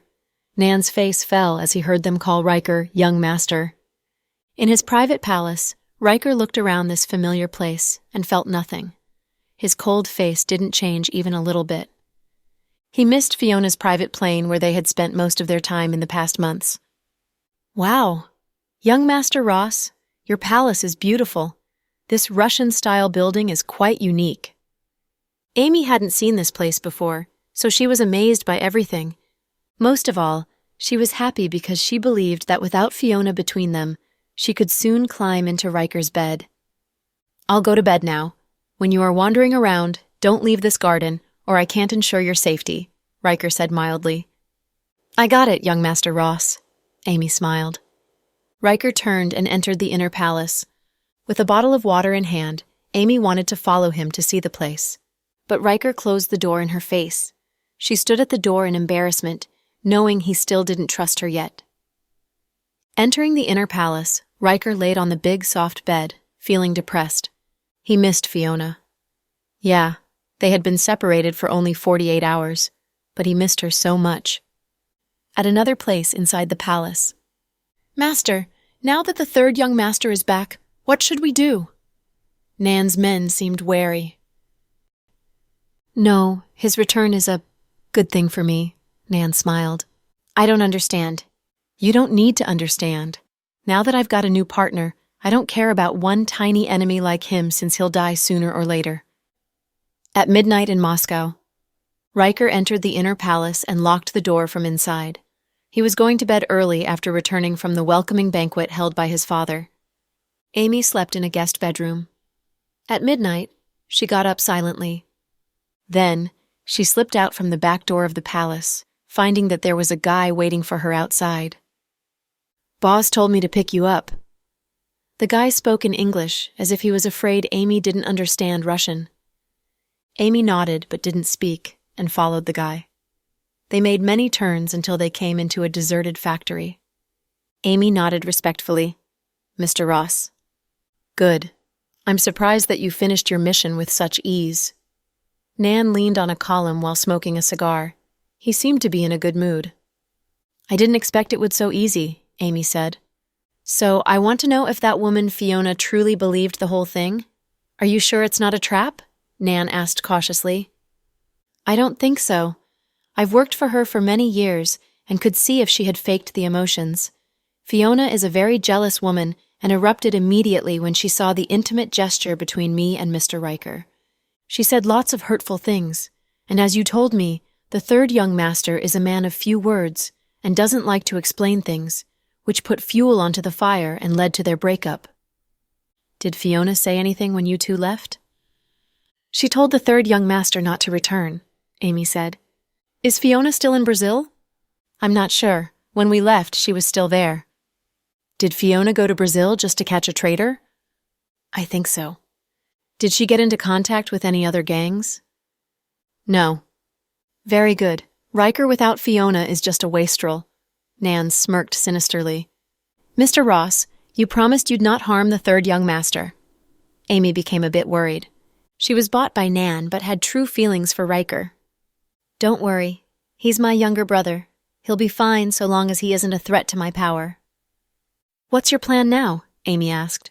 My partner and I will begin a fishing program to catch a big fish, Nan smiled. It's not easy to catch Fiona. She's very smart, Amy added. It doesn't matter. We have our ways. If not for Riker, she'd have been caught several times after being wounded. Now that she drove away Riker, who'll help her? Do you plan to kill Fiona? Amy was torn even though she knew she'd only be safe after Fiona was dead. But still, Fiona had been her boss, and she'd be sad if Fiona died. Kill her? Of course not. Fiona is very, very valuable to my partner. Mr. Ross, is the partner you're referring to Legend? Amy guessed. Legend? Heh. That fellow can do nothing but suck blood. I really don't like this crazy vampire. He can't achieve big things. Amy was surprised. Nan seemed to mean that an even bigger figure wanted to catch Fiona. Take this. Put some into Riker's breakfast coffee each morning. Nan handed a small porcelain bottle to Amy. What's this? Amy looked hesitant. A neurological drug? Why do you want the third young master to eat it? Amy tensed up. Don't worry, woman. It will only make him sleepy. In this way, he can have more time to fall in love with you instead of interfering with the issue with Fiona. You don't want him to get back with Fiona, right? You don't believe me? Nan raised his eyebrows. I just don't want to do anything to harm the third young master. Amy felt torn inside with the little bottle in her hand. I told you it's not deadly. If I wanted to kill Riker, I can do it at any moment. After all, this is my territory. Hearing his words, Amy finally put away the small bottle. After she left, Nan's man asked him, Master, does she believe you? I think so. After all, she's afraid Fiona will come back and take him from her. Master, this is a good plan. The drug will take effect in 3 months. When Riker's liver began to show signs of damage in 3 months, we can place the blame on that little batch Amy and tell the old master about it. Yeah, my youngest brother is stupid. So is the woman working for him. I wonder why that young girl Fiona liked him. Nan was smug. On the next morning in the ancient castle, when Riker got up, Amy had prepared many of his favorite dishes for breakfast. Obviously, she was trying to please him. Young Master Ross, it's time for breakfast. Okay. Riker sat at the table quietly. Amy brought a cup of hot coffee to him with slightly shaky hands. Young Master Ross, here's your coffee. Put it here. Riker didn't take it from her hands. Drink it while it's still hot. It doesn't taste good when it's cold, Amy urged him. Nan was right. Amy was indeed worried that this drug would harm Riker, but she was more worried that Riker would go to Fiona when Fiona was in danger. She had put the unknown powder into Riker's coffee. Riker looked at the coffee but didn't drink it. Go and get me some sugar. You don't like it with sugar, right? Amy was surprised. I used to like Fiona. Habits change, Riker said airily. Not daring to question him, Amy turned and went into the kitchen. The moment she entered the kitchen, Riker swiftly switched his coffee with Amy's. The cups were identical, and no one could see that they had been switched. Amy returned and handed the sugar to Riker. Under her eyes, Riker put the sugar into his coffee and stirred it slowly. With her heart in her throat, Amy watched him. She knew Mr. Ross was very smart, and she'd be finished if he found out what she had done. Riker didn't look up at Amy, but finished the coffee as she watched silently. Seeing Riker didn't notice any difference, Amy relaxed. She sent a text message to Nan. He drank it. She was so nervous that she didn't notice a faint sneer on Riker's lips. Finishing the coffee, Riker looked up with unusual gentleness. "Sit down and have breakfast. Drink the coffee while it's hot." Okay. Surprised at his gentleness, Amy sat down across from him and drank her own coffee. "If you like it, drink it all," Riker continued smiling. Amy felt extremely happy at young Master Ross's gentleness to her. It seemed like he'd soon fall in love with her. In South Hill Manor, Fiona's arrival made the house even more lively. Chloe only told her parents-in-law that Fiona was her cousin. Jack's parents didn't ask more questions and received Fiona with warmth. Midnight. "Sis, I want to sleep in your room," Fiona held Chloe and begged. "Ahem," Jack coughed lightly to remind her of his existence. "President Dawson, don't be so greedy. You can hold your wife each night. Just loan her to me for a few nights.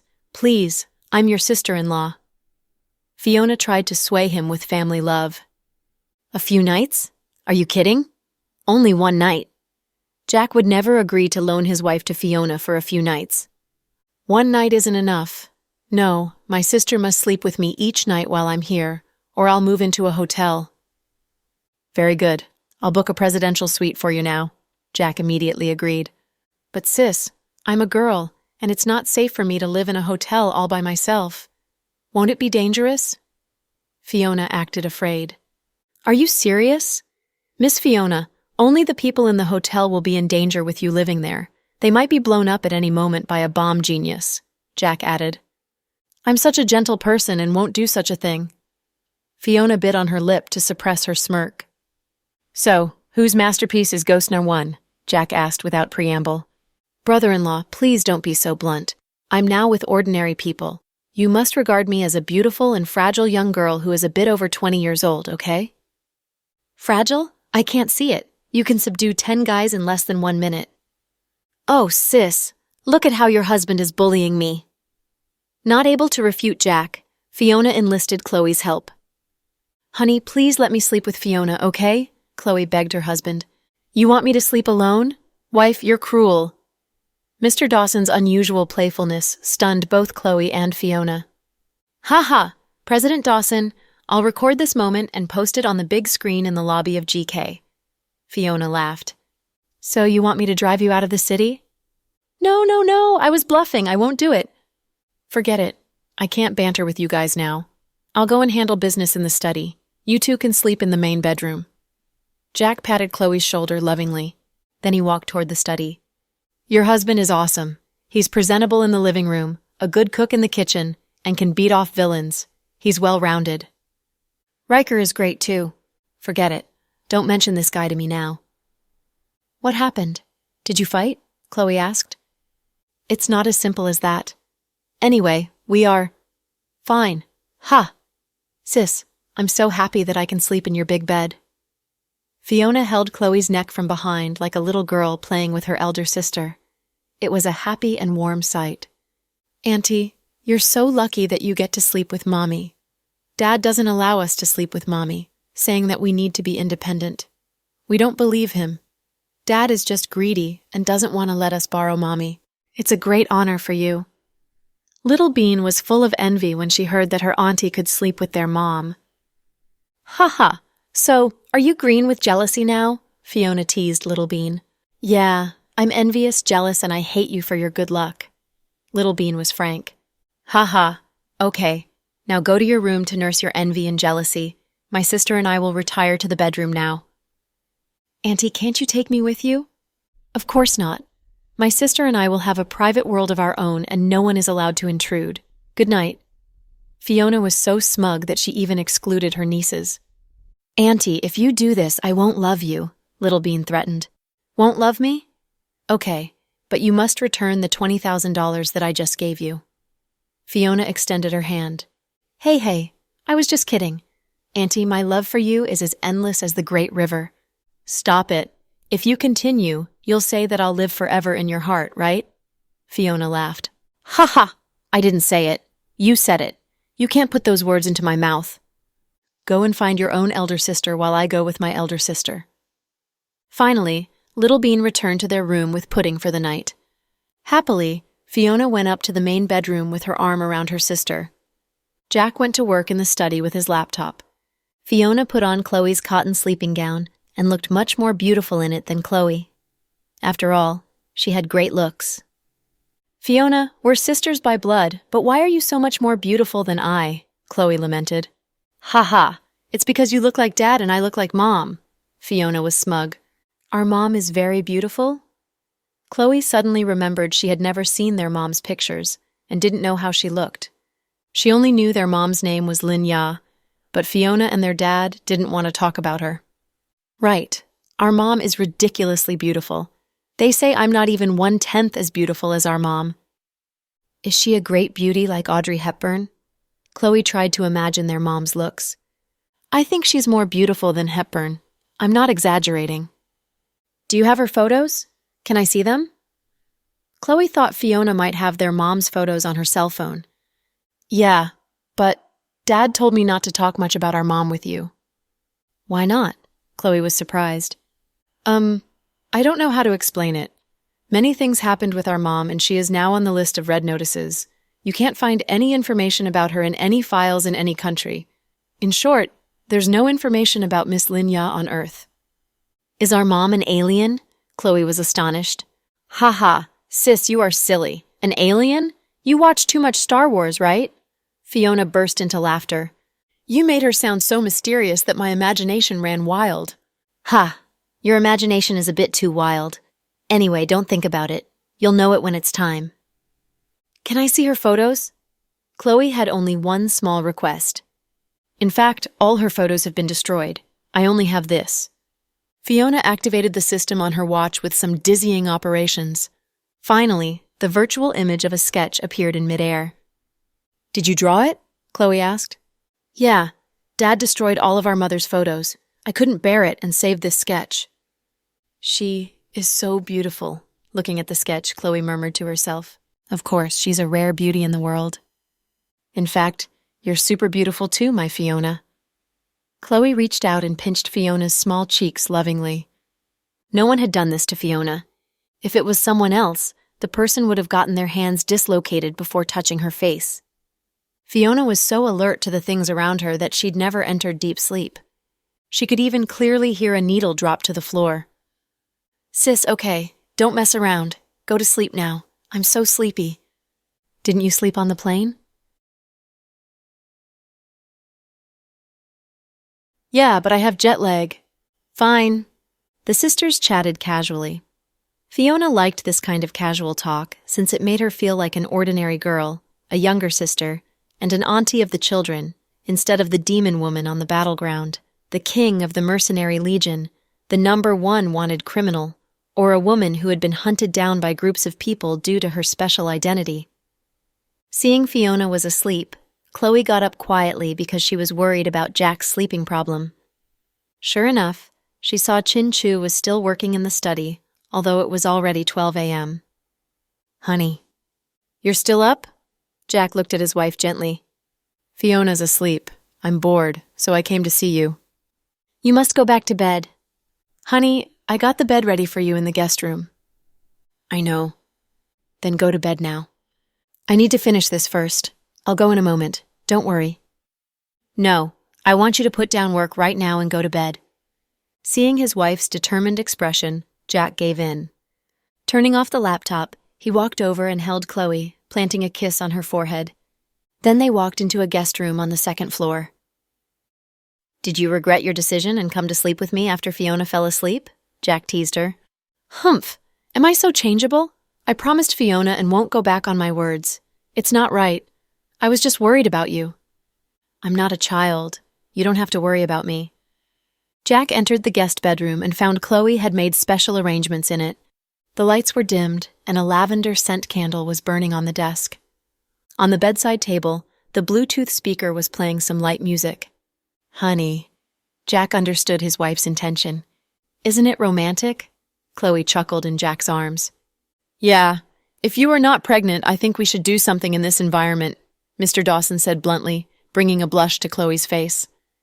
She was now his wife and a mother of 2, but still, she remained as shy as a girl in the bedroom. Her shyness wasn't an act. It was due to her bashful personality. Don't say it. Your son will hear it. Chloe pointed at her belly. What are you thinking about? I meant we should dance the waltz or drink some red wine. Ha! You are teasing me. Chloe realized Mr. Dawson was playing with her. Be a good girl and go to bed now.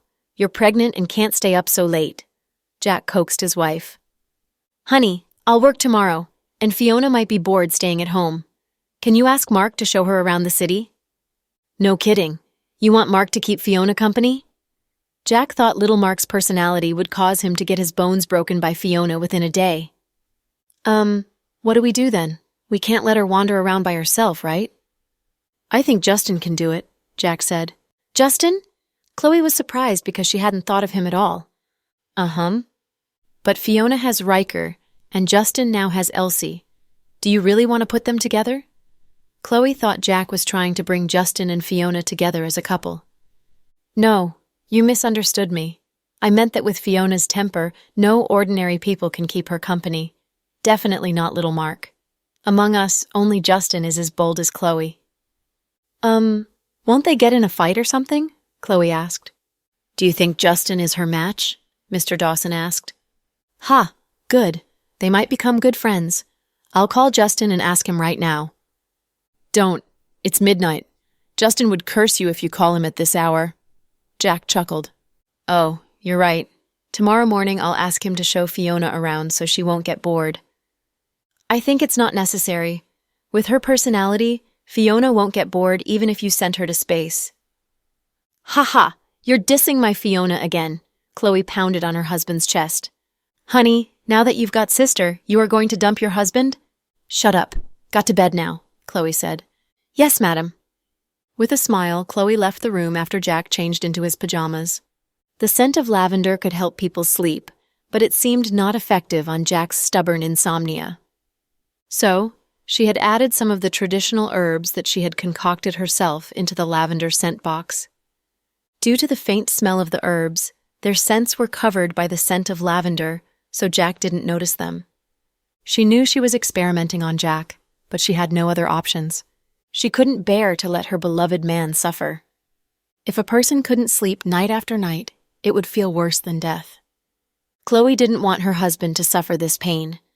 After she returned to work at Southside, she had done lots of research and many experiments. Traditional herbs had the least amount of side effects and contained no toxins. Although she didn't know if they would work, she had to try, even though it was quite risky. Lying on the bed, Jack couldn't sleep as usual, so he began to browse the financial news on his cell phone. In half an hour, the herbs might begin to take effect since he felt a bit sleepy. Then, he just dozed off. It was a light sleep, but he indeed fell asleep, making Jack ecstatic. 1 hour later, at 1 a.m., Chloe came out of her room again and opened the door of the guest room quietly.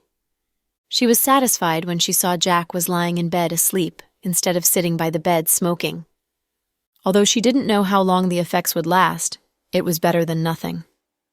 At 3 a.m., Jack woke up suddenly in a cold sweat. He had had a strange dream in which a woman told him that she wanted to take something back from him. The woman wore a black veil, but he could recognize the bloody skull tattoo on her arm. The person who had given him the lighter had the same tattoo. Wide awake, Jack got up and lit a cigarette. He felt better than before since he could sleep lightly tonight. Sitting on the sofa before the window, he smoked while playing with a strange-shaped lighter. He had used this small object to scare off the big psycho legend. Was this lighter related to those people with special identities? Jack suddenly felt uneasy. On the next morning, Chloe sent a message to Justin. Mr. Cooper, my younger sister came back from abroad. I've got to work. If you have time, can you show her around? Show her all the good food and fun places. I'll pay all the fees. Dr. Green, are you treating me as a tour guide? Justin joked. Ha, tour guide Cooper, can you do it? Yeah, since you asked, how can I refuse? But why didn't you ask your husband to show her around? He's got lots of free time, right? Have you seen lots of men alone with their sisters-in-law? Chloe answered. Haha, I got it. You must avoid misunderstandings. Is your sister good-looking? I hope she won't fall in love with me. After all, I'm too handsome and dashing for girls to resist me, Justin boasted. Don't worry, she has a boyfriend. She could still fall in love with me. Even married women are drawn by my radiance. Mr. Cooper, are you still sleeping? Are you talking in your dream? Chloe teased him. Humph, you don't appreciate my sense of humor. Fine, I'll do it to your satisfaction, Justin promised. Thank you then. Chloe was happy that Justin agreed to help. Jack was right, since Justin didn't have to keep an eye on his entertainment company each day.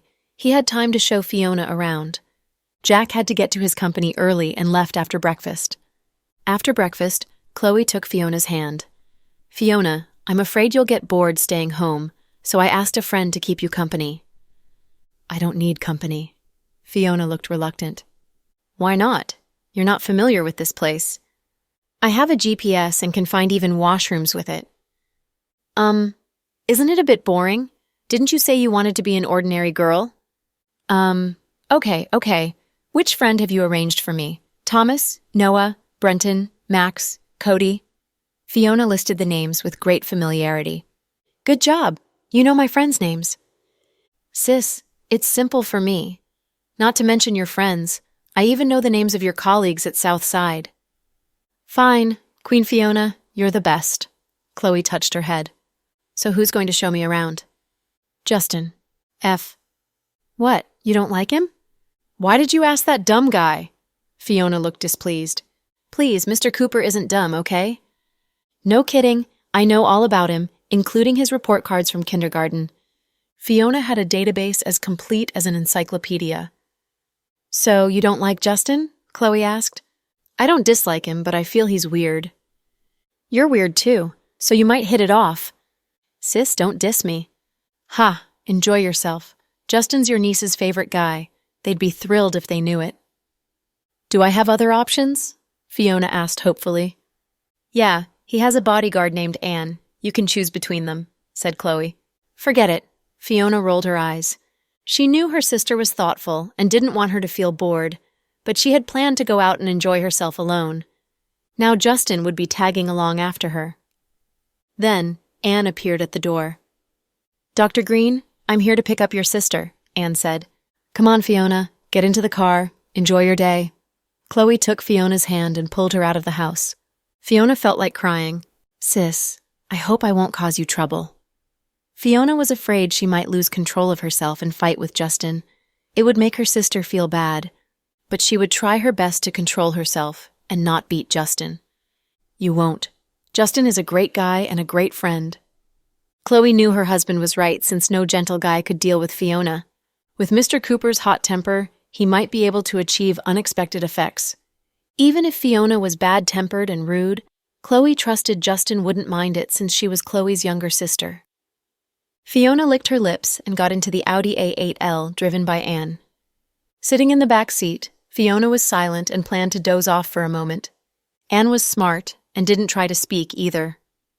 Justin had told Anne to bring Fiona to the headquarters of Imperial Star, and he'd take her out to play after the morning meeting.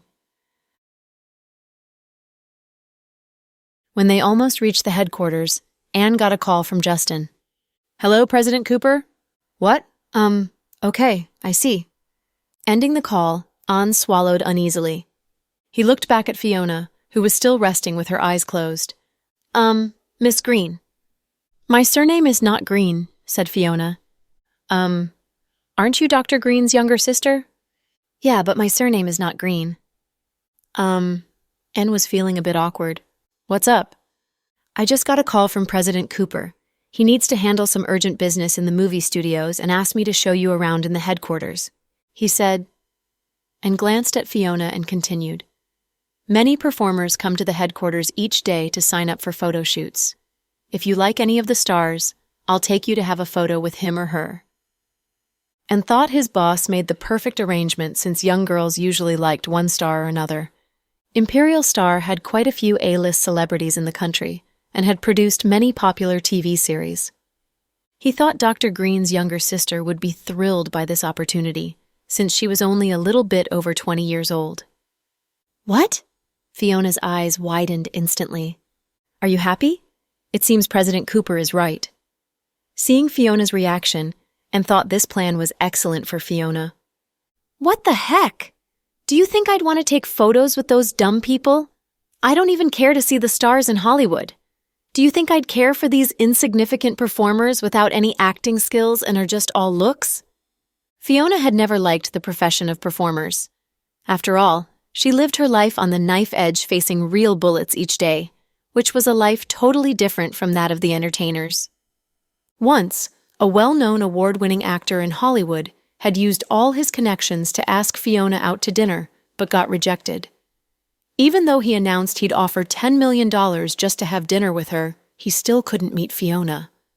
The rumors had it that Fiona's team no longer took deals worth less than $1 billion, so the offers from these movie stars were nothing to her. $1 billion were not much for the top-level magnates, but were the income of a lifetime, even for a Hollywood star. No one would be so crazy as to use all their fortune to see a woman, so none of them had seen Fiona. For them, she was only a legend. Hearing Fiona's words, Anne felt very embarrassed and a bit panicked. If she didn't want to see the celebrities, what should he do to entertain her? I'll call President Cooper and ask for his opinion. Anne picked up his cell phone, but Fiona stopped him. Wait, you said Justin is busy and can't make it, right? Yes. Very good. Then you are off duty now. I'll go and see the place by myself. Fiona opened the door to get out of the car. Anyway, she hadn't wanted to go to Justin's company and would have left long ago if not for her promise to her sister. No, President Cooper promised Dr. Green. I'll explain it to my sister, Fiona said. I still can't do it. Don't be so stubborn. Fiona looked at the obstinate Anne in frustration.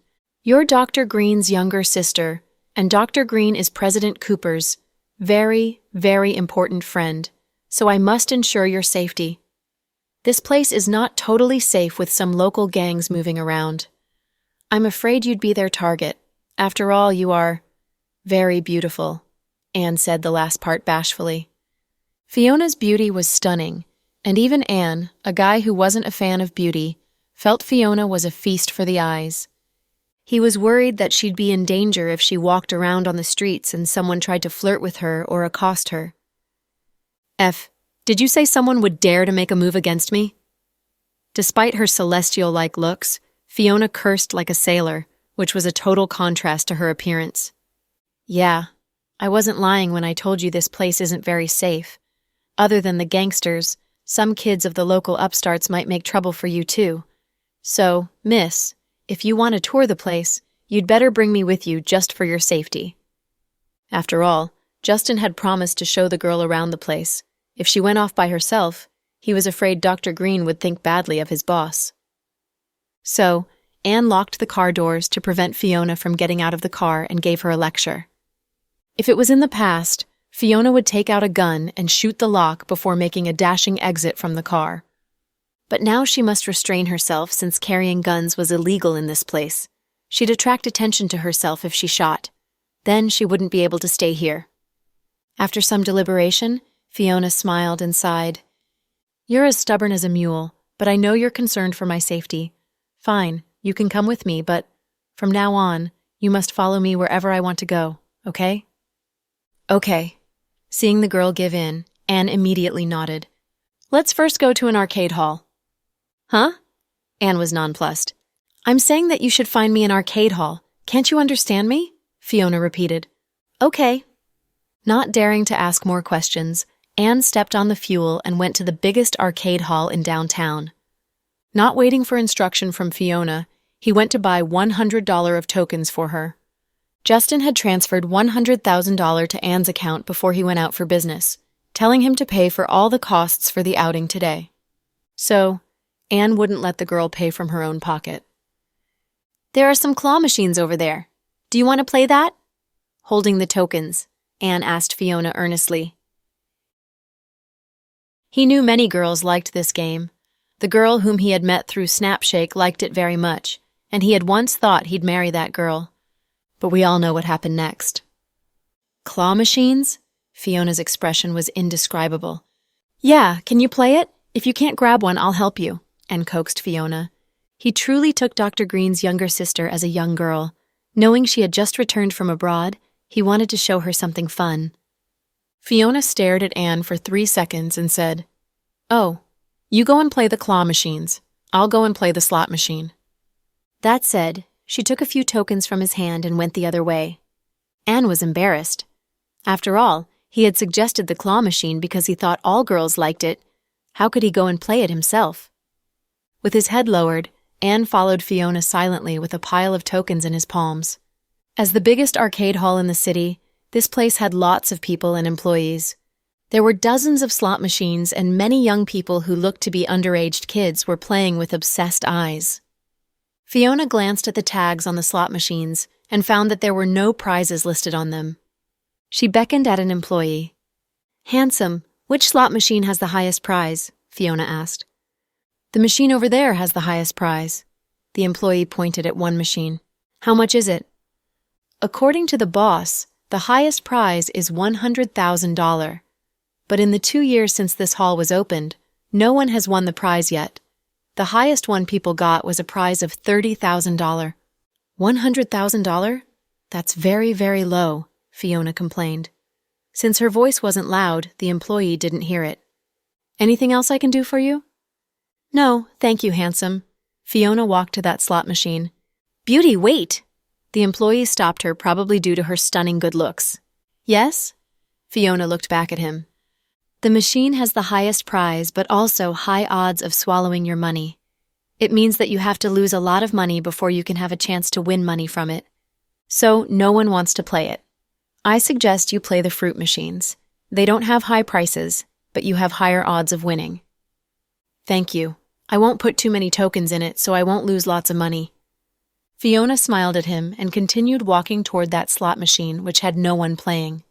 Seeing Fiona would play the slot machines, Anne suddenly realized that the $100 of tokens would be gone in 1 second. Everyone knew that slot machines swallowed money. If one got addicted to them, he'd not be able to walk away without losing thousands of dollars. Anne turned back and bought $3,000 of tokens so Fiona could enjoy herself. After all, President Cooper had instructed him to take good care of her. "Sis, this machine is rigged. It always swallows tokens and never spits out one. I think the boss of the arcade did something with it. The regular customers all know it. You'd better find another machine to play." The moment Fiona sat down, a youth of about 15 years old playing at the machine next to hers warned her. "It's okay. I like challenges." Fiona chuckled. "Fine."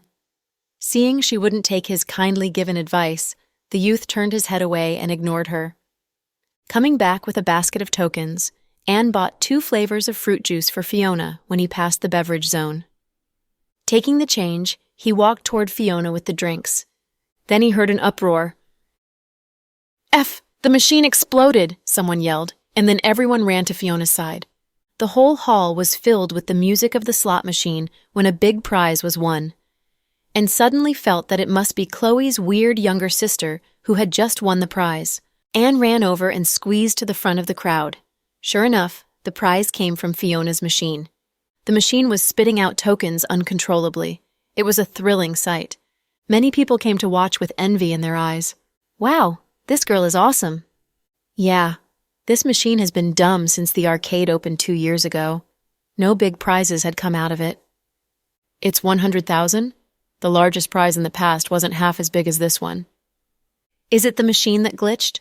Will the boss pay it out?" While people talked among themselves heatedly, Fiona sat there calmly.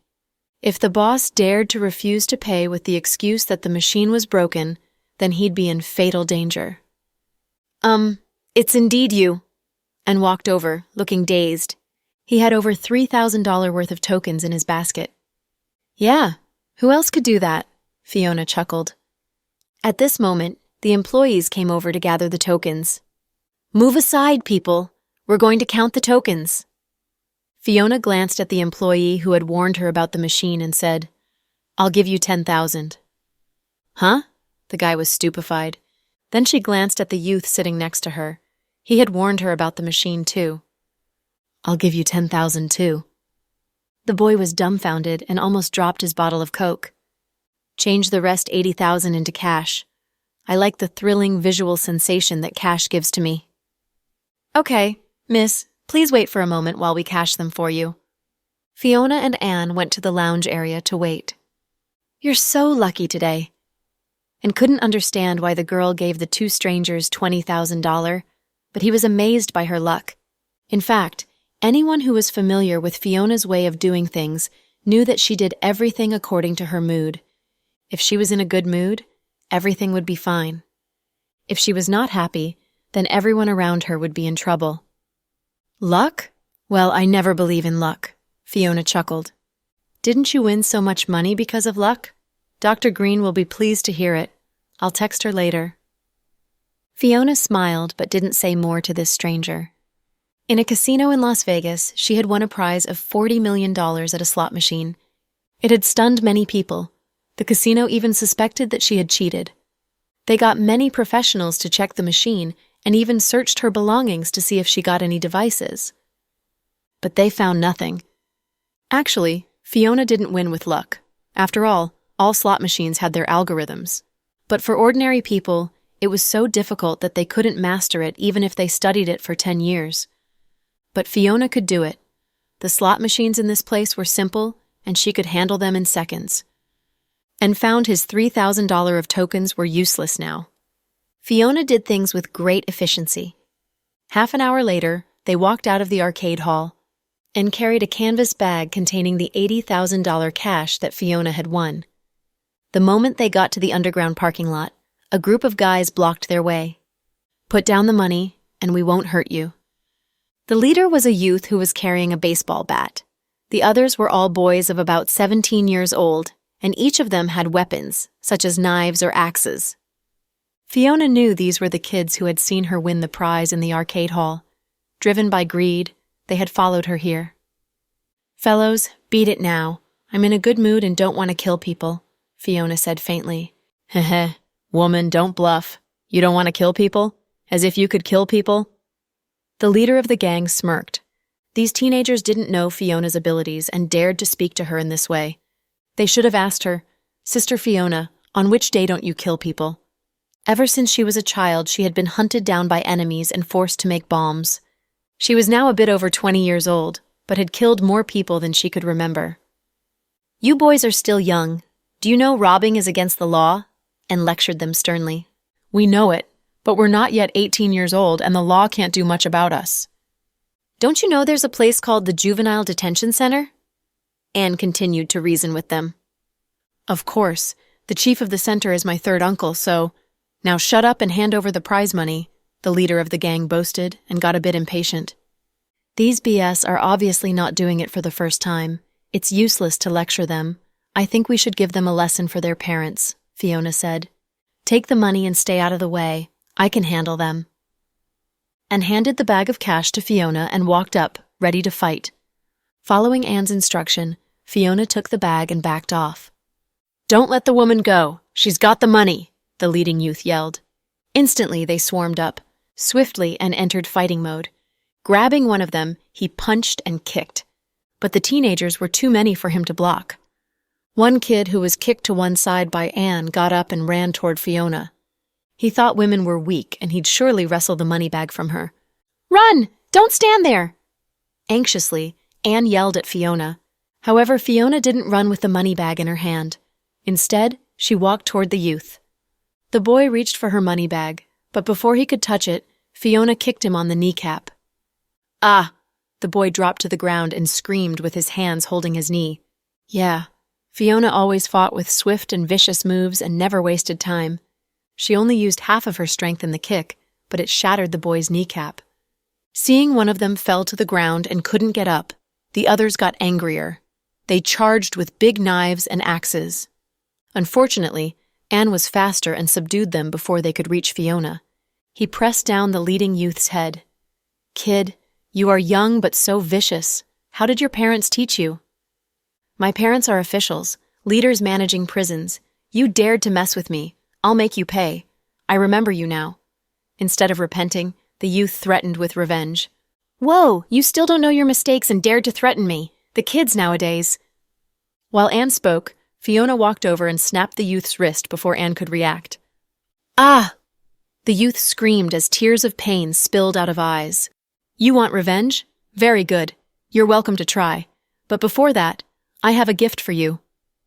That said, she dragged the youth from Anne's grip by his hair and smashed his head into the wall with a vicious force in front of everyone. With a thud, the youth dropped to the ground and passed out.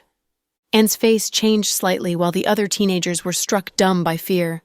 Big brother! The teenagers called out to the youth. It seemed the boy was indeed the center figure of the gang. From what he said, his family had some power in this city, or he wouldn't have dared to rob people in the underground parking lot. They were so bold that they did it in the middle of the day. The other customers who had come to get their cars didn't dare to go any further. What are you waiting for? Let's go. Then Fiona walked toward their car carrying the bag of cash. Anne followed her immediately. Not daring to follow them, the remaining youths went to help their unconscious leader and send him to the hospital. From the distance, they watched them leave in the Audi and memorized the plate number with revenge in mind. But could they have their revenge? Of course not. When the kids sent their little boss to the hospital, the doctors found his right arm and hand were broken, which was a grade 1 disability, with a severe concussion. Getting the news, the youth's parents wanted to commit murder. But they soon calmed down when they found out who was the owner of the car, according to the plate number the kids provided. The plate number of the A8L was from the military region under Justin's grandfather. On Justin's 25th birthday, his grandfather had given this plate number to him as a gift. The Cooper family was at the top of the power ladder in the city. Even the mayor had to show respect to them, not to mention the small chief of the prison. So they had to nurse their wounds silently after realizing they had messed with the Cooper family. Getting into the car, Anne still felt unsettled after witnessing how Fiona dealt with the youth. He wasn't surprised by her fighting skills, but felt that her moves were deadly and vicious. He was sure she had done permanent damages to that youth. After being silent for 5 minutes, he finally spoke his mind. I know they did wrong, but you didn't have to be so merciless with them, Anne said. Are you talking to me? Fiona raised her head and asked. Do you think I'm talking to myself? Anne was displeased. Oh, I either don't make a move or do it completely. This is my style and I can't change it, Fiona said mildly. But he's still a kid. And felt bad because the youth hadn't reached 18 yet. So, kids can kill people and do anything they want without being punished by the law? They can use their age as a shield to do whatever they want now? The laws in the country are lenient on them. I'm surprised you are such a Saint Teresa. I'm not Saint Teresa. I just feel you were too harsh with him. If I wasn't so harsh, do you think he'd correct his ways and stop harming others? Forget it. I did it for the law-abiding people. The youth is at least 16 to 17 years and old enough to know what's wrong and what's right. He'd still harm people if I was lenient on him. Actually, I showed mercy on him since I didn't kill him. Kill him? Is it not against the law to kill people in other countries? The girl looked pretty and gentle, but sounded so fierce and aggressive. It's not your business. Did my sister or Justin tell you to investigate me? Fiona demanded in a cold voice. No, that's not what I meant. Okay, that's the end of the topic. No matter what you say, it was done. Fiona looked cold. Fine, and nodded in resignation and didn't dare to say more about it. Fiona understood Anne. After all, he didn't know her work, and it was natural for him to feel sympathetic for the victim. But Fiona felt she did nothing wrong. The thug was not 18 years old yet, so she didn't kill him. Instead, she just broke his arm and gave him a concussion to remember the lesson. If he was an adult, Fiona would have made him vanish. Anne said the punishment was too harsh because he didn't know Fiona's way of doing things. He thought Fiona was just Dr. Green's younger sister who had just returned from abroad. He had thought she was a gentle and good-looking girl from a big family. But he was mistaken. In all the qualities he had imagined about her, Fiona only had one of them, which was beauty. As to the others, everyone would be shocked if they learned about her background. Coming out of the arcade hall, they went to a nearby mall. Fiona found the big brands had few newest arrivals. It seemed the domestic goods delivery speed had much room for improvement. Few items caught her eye. Finally, she bought a big brand handbag of over $200,000 for Chloe with her bank card. Then, she bought some small diamond-studded accessories and dresses for the twins. In less than 2 hours, she spent over $300,000. That speed was pretty peerless. Anne had wanted to tell her that Justin had given him $100,000 for Fiona to use. But when he heard that one handbag cost over $200,000, he swallowed back his words in embarrassment and thought the girl was probably a daughter from a super-rich family since she walked in the mall as if she owned it. The strange thing was that Fiona never wore brand clothes. The outfit she wore didn't have any logos on it. In one glance, one might think she was a low-maintenance girl. Anyway, she looked good in anything due to her great beauty. After she paid the bill, Anne helped Fiona carry the bags. On their way out of the mall, they passed an Armani shop. Fiona picked up 2 belts casually. She handed them to Anne. "One for you and one for Justin." No, I can't accept your gift." Anne waved his hand to decline. "Take it. It's not easy work to show me around. Although Justin couldn't come, he had authorized you to keep me company, so just take them." "No, I truly can't," Anne was a bit overwhelmed. "If you don't like it, just dump it in the trash bin. I bought them. I don't care if you accept them or not." Yeah, this was Fiona's domineering personality. She did whatever she wanted, no matter if the others accepted it or not. Knowing Justin was her sister's friend, she was polite to him. Finally, Anne accepted the gifts cheerfully and, of course, wouldn't dump them in the trash bin. One belt of the newest fashion cost more than $4,000. 2 belts cost almost $10,000. After shopping, Fiona got into the car and lounged on the seat. "I'm hungry. Let's find a place to eat," she said. "Okay. What do you want to eat? I'll find it for you." "Anything will do." And felt pained. When someone says anything can do, you must be careful. "Can't you tell me some of your favorite food?" And mustered his courage and asked. "Hot pot, crossing the bridge rice noodles, or clay pot rice noodles. Any of them can do." "President Cooper instructed me specifically to bring you to some fancy restaurant. In the morning, he even transferred $100,000 to me for it. I can't bring you to a street-side stall." "Why not? So long as it's delicious, I don't care if the food is expensive or cheap." "But I'm afraid President Cooper and Dr. Green will scold me for it." "No, they won't. They asked you to take me to places where I can enjoy myself, right? I'll be happy when I eat my favorite food." Okay. Anne felt more and more that Dr. Green's younger sister was a weird girl. He complained silently to President Cooper for making him handle this weird girl. "I'll call President Cooper and ask his opinion about it, okay?" "Why? It's me, not Justin, who wants to eat it." Fiona was incredulous. I still think it's better to call him." Anne dialed Justin's number. "Justin, speak." Anne, "President Cooper, are you still busy?" Justin, "Yeah, what's up?" Anne, "Nothing. I'm going to take Dr. Green's younger sister to lunch and—" Justin, "The money is not enough? I'll transfer $200,000 to you now." Anne, "Oh, nah. I have enough money. Actually, I haven't spent any of it yet. It's just our VIP wants to eat hot pot and rice noodles, etc." Justin, "Then take her to eat it." Hearing Justin's calm response, Anne felt exasperated.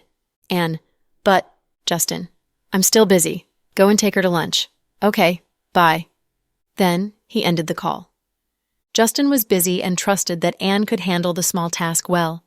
When he got Anne's call, he had thought Anne needed more money. Hearing that it wasn't a problem with money, he immediately ended the call and got back to the business at hand. "See, I told you not to call him. You just didn't listen." Fiona smirked. "Do you really want to eat hot pot? I still feel that I should take you to eat something good since you just came back from abroad." "Something good? Like some seafood like abalones, lobsters, and red king crabs?" Fiona asked. "Yeah, Dr. Green loves seafood. Would you—" "No, absolutely no." Fiona waved her hand. She was so tired of seafood that she'd throw up when she saw it now. "If you insist, I'll take you to eat clay pot rice noodles then." Finally, Anne gave in. "Okay, let's go. Fiona leaned back and closed her eyes. The car made several turns and entered an alley. The small restaurant only had a few tables, and its name was Sister Claypot Lotus Leaf Rice Noodles. When they got out of the car, they saw a long line at the door. There were at least over 30 people waiting to be served. So many people? When can we get to eat? Fiona was surprised. I'll go and cut in the line. Anne was about to walk to the entrance when Fiona pulled him back. Don't do that. It's not right to cut in line, Fiona chuckled. Then, and wondered if she had a better solution. At this moment, Fiona pulled one bundle of $10,000 from the cash bag of the prize money of $80,000. Tearing off the white paper strap binding the cash, she yelled, "Money for all! Come and get it!" She tossed the $10,000 into the air behind her. Instantly, the people waiting in line all dashed over to pick up the cash. Anne was dumbfounded. Fiona walked to the cashier of the restaurant at a measured pace. "Hi, get me 2 pots of rice noodles with lots of hot pepper and Sichuan pepper. Thank you." The shop owner was dumbfounded at this sight. Okay. How much? 24, the shop owner said. Get us 2 bottles of iced soda water. Altogether $28. Soda water is $2 per bottle. Here you are. Keep the change. Putting a $100 bill on the counter, Fiona went further inside the restaurant. Anne finally snapped back to his senses and ran after her. I can't let you pay for it. Take it back. It's not much. Don't fight me over it. You're embarrassing yourself, said Fiona. He found the girl was indeed Dr. Green's younger sister, since she also had a very high EQ. No one could dispute her words. At this moment, a couple came in. The girl glanced at Fiona jealously and said to her boyfriend in a loud voice, Some people just like to show off by giving out money. If you are so rich, why not give out $100,000? Fiona glanced at her mildly. You've got to be rich to show off. People like you don't even have the ability to show off. I'm happy, so I gave out $10,000. You can do the same. Now, take out $10,000 and show it to me. Why would I do that? The woman retorted immediately. No money? Then stop babbling. Woman, how can you talk in this way? The woman felt humiliated and wanted to come and argue with Fiona. Her boyfriend had a mild temperament and stopped her immediately. Don't, let's go. We'll come back later. Why do we have to leave? The woman was still angry when her boyfriend pulled her out. Fiona thought this batch had a good boyfriend.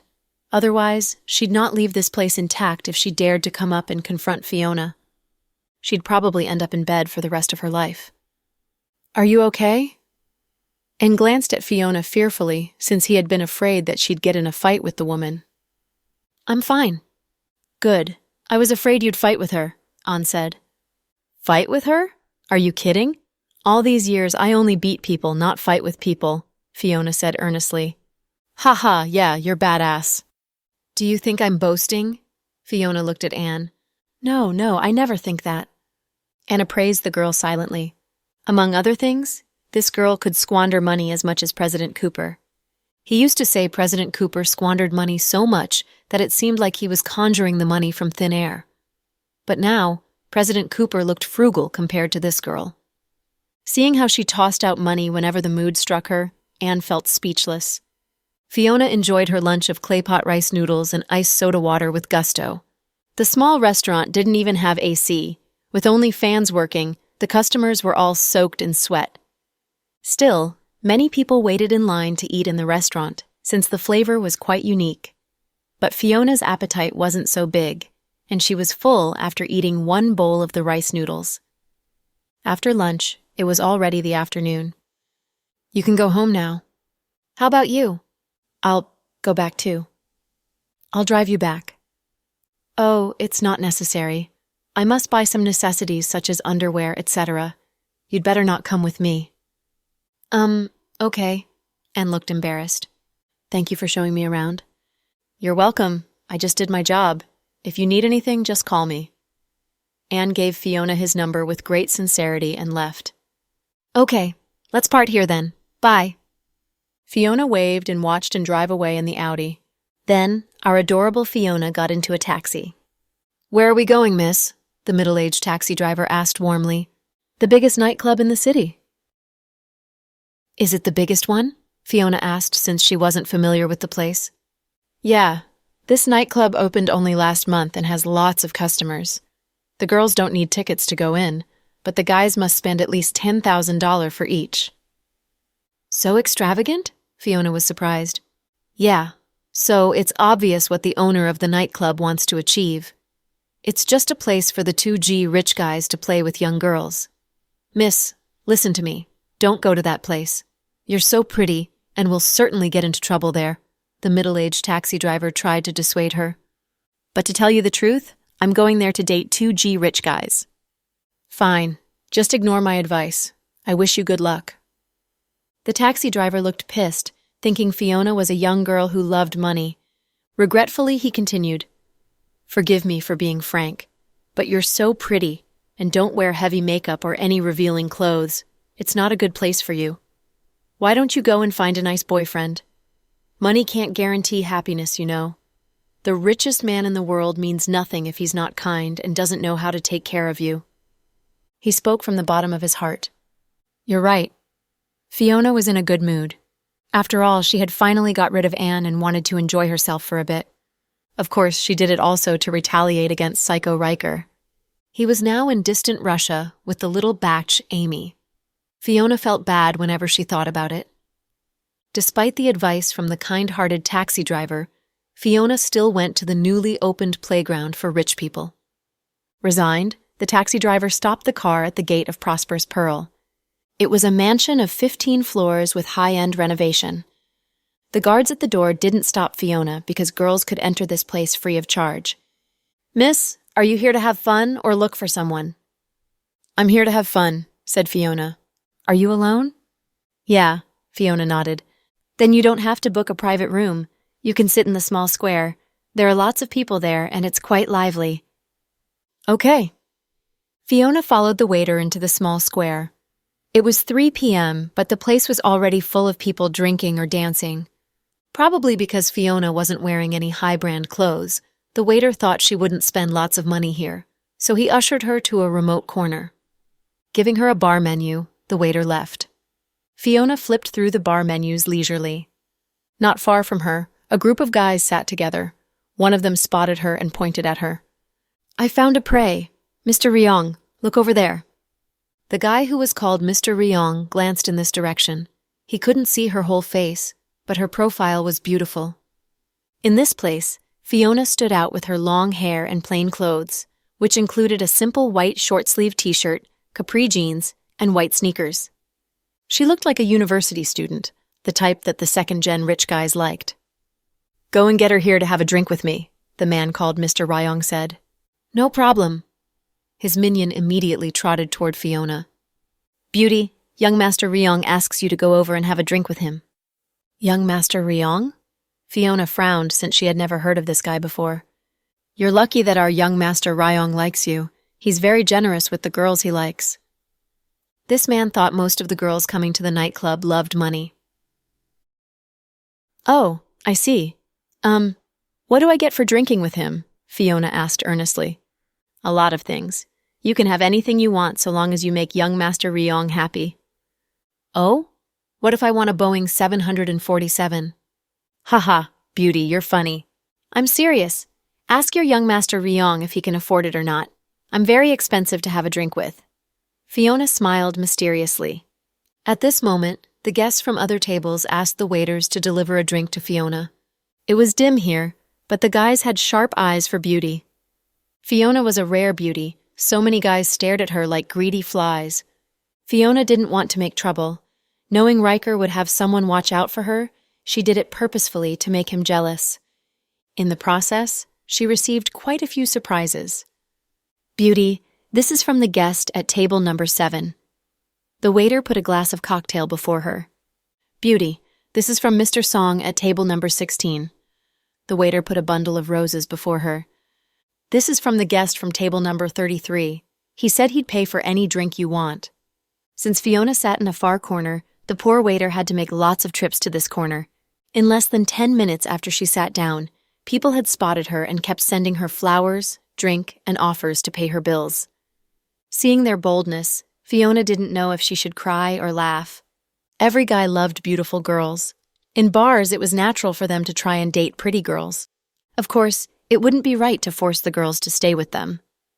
Young Master Ryong's minion didn't know how to reply to Fiona and went back to talk to his boss. How did it go? Young Master Ryong, the girl is pretty arrogant and wouldn't come. She said, What did she say? With tattoos covering his arms, the man called Young Master Ryong had a cigarette between his fingers. She said it's very expensive to have a drink with her. Ha ha ha! Ridiculous! Expensive? Does she think I can't afford her? You tell her I'll pay her $10,000 for one drink with me. Okay. Taking the order from his master, the minion immediately ran to Fiona again and panted out the words, Beauty, our young Master Ryong said he'd pay $10,000 for one drink.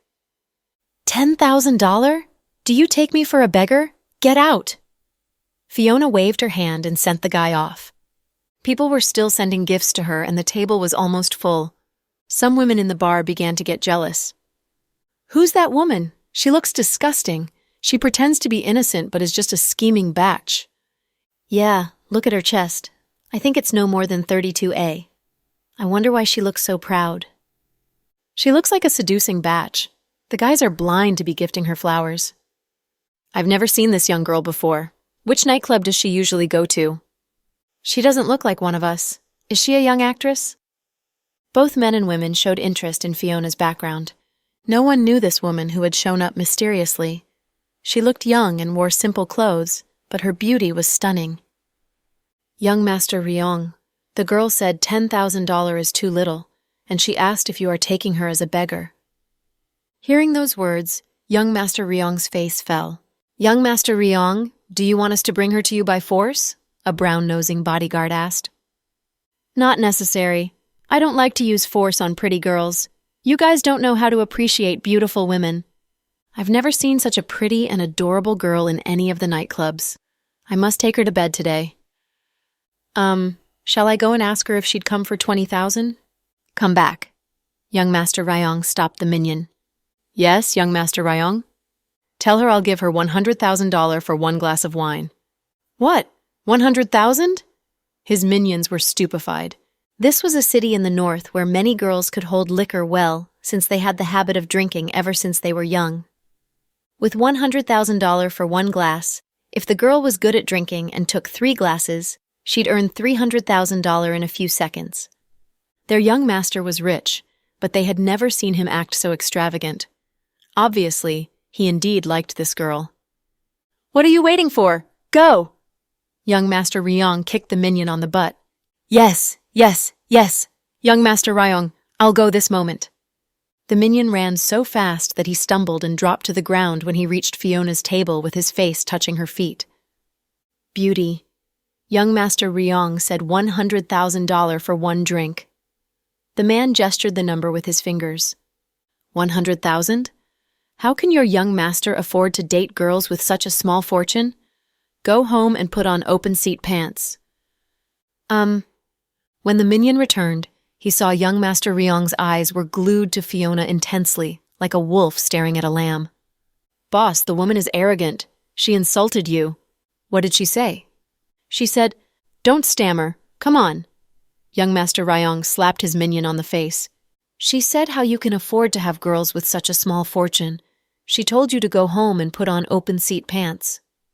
Young Master Ryong didn't get angry. Instead, he laughed. Ha ha! I like the girl. She has a character. I'll conquer her in bed, the man called young Master Ryong vowed. Today, I'll throw caution to the wind. Go and tell her that I'll pay her 1 million for one drink. Young Master Ryong, it's not worth it for a woman. His minions tried to dissuade him. You know nothing. I'm happy and I can afford it. Refusing to admit defeat, young Master Ryong asked his minion to offer this exorbitant price. Beauty, our young Master Ryong said he'd pay 1 million for one drink. Really? Finally, he gets serious. Fine. Tell him to prepare 5 million cash and put them over here. I'll go over and drink with him. What do you mean? You don't believe our young master? Are you from the countryside and don't know that he's the young master of the Ryong Group, the only son and heir of the chairman? The residential property Ryong Park was developed by our young master, and this much sought-after project is worth more than $100 million. Wow, more than $100 million? So much money? I've never seen so much money in my life. Your young master is so capable. Fiona laughed in exaggeration. So take the offer while you can. Come on, our young master is waiting, the minion urged Fiona. Good. I'll go over and meet your very, very rich young master Ryong. In a good mood, Fiona stood up and followed the minion to their table. The moment she got up, she caught everyone's attention, and they all looked toward the guy called Young Master Ryong. Beau, beauty, good evening. Seeing Fiona came to his table, young Master Ryong was so nervous that he stammered. Are you retarded? Fiona smirked. No. Seeing her smile, the guy became more intoxicated. Oh, then you stutter? No stutter. I am not like this usually. I'm just nervous. He's just nervous. The minion couldn't bear it and spoke for him. Get out. Who told you to speak for me? Young Master Ryong was displeased and slapped him. What's your name? Fiona asked with a chuckle. My name's Seth Ryong. Wow, 3 characters, so cool, Fiona teased him. Not 3 characters, it's Seth Ryong. Still 3 characters. Fiona couldn't help laughing. Young Master Ryong, let me speak for you. Our boss's name is Seth Ryong. The minion couldn't bear it and spoke again. He was anxious when his boss got so nervous that he even stuttered in front of the woman. Oh, Mr. Seth, you invited me to have a drink with you? Sitting across from him, she studied her exquisite nails. I just want to know you and be friends with you, young Master Ryong stammered. Oh, I see. I heard you offered $1 million for 1 glass? Yeah. This time the guy got smart. To avoid the stutter and the people's scorn, he tried to say as little as possible. Then get the money ready. I will pay you. Don't worry. Young Master Ryong patted his chest. But I don't know you. I don't believe you have millions of cash on you. I can transfer or scan on Snap, pay. As he stuttered, the people around him felt pained. Fiona couldn't stop laughing. Used to battlegrounds in foreign countries, she hadn't known that it was so fun to be an ordinary girl. Since you're so frank and many people are watching us, I'm sure you won't go back on your words. But since you want to drink with me, it means you'll drink 1 glass as I drink 1, right? Of course. Young Master Ryong could handle a lot of liquor and wanted to show it off to Fiona. Fine, bring up the drinks. Fiona waved her hand. The waiter brought them beer. Hey, why? Beer is lame. It's for children. Fiona stopped the waiter. Everyone was surprised. Then, what do you want to drink? Cocktails? Or wine? The man called Young Master Ryong asked. Since we're in the country, we must have local liquor. How about erguatu? White liquor. Hearing the mention of erguatu, the guy was surprised. Yeah, Fiona nodded. Ha, our young master can handle lots of liquor. The woman is digging her own grave. Young Master Ryong's minions laughed. If you get drunk, you must go home with me tonight. Finally, the guy told her his true intention. No problem. If I pass out after drinking, I'll go with you. If you lose, you must remember to transfer money to me. Don't worry. This card has 10 million. Seeing so many people watch them, the guy wanted to show off. He took out a black gold card from his bag and slammed it on the table. Young master, the chairman told you to give it to the contractor. Shut up. It's not your business. Young Master Ryong stopped the interruption of his minions, afraid he'd lose face before everyone. Fiona smiled calmly and then took out a thing that looked like a pack of chewing gum from her bag. She popped one into her mouth and chewed on it. At this moment, the waiter brought 2 bottles of erguatu. They were small bottles, and the liquor in each bottle could fill only 2 glasses. Fiona glanced at the waiter. Bring us more. Okay. The waiter nodded and turned to get more erguatu. The people watching them began to talk among themselves. The squanderer of the Ryong Group is out squandering money again. Yeah, it's said the fellow is rich but stupid. He likes women and is quite generous with them. I heard his father is restricting his spending. Last month, he tipped an internet celebrity over $1 million in 1 hour to get a date.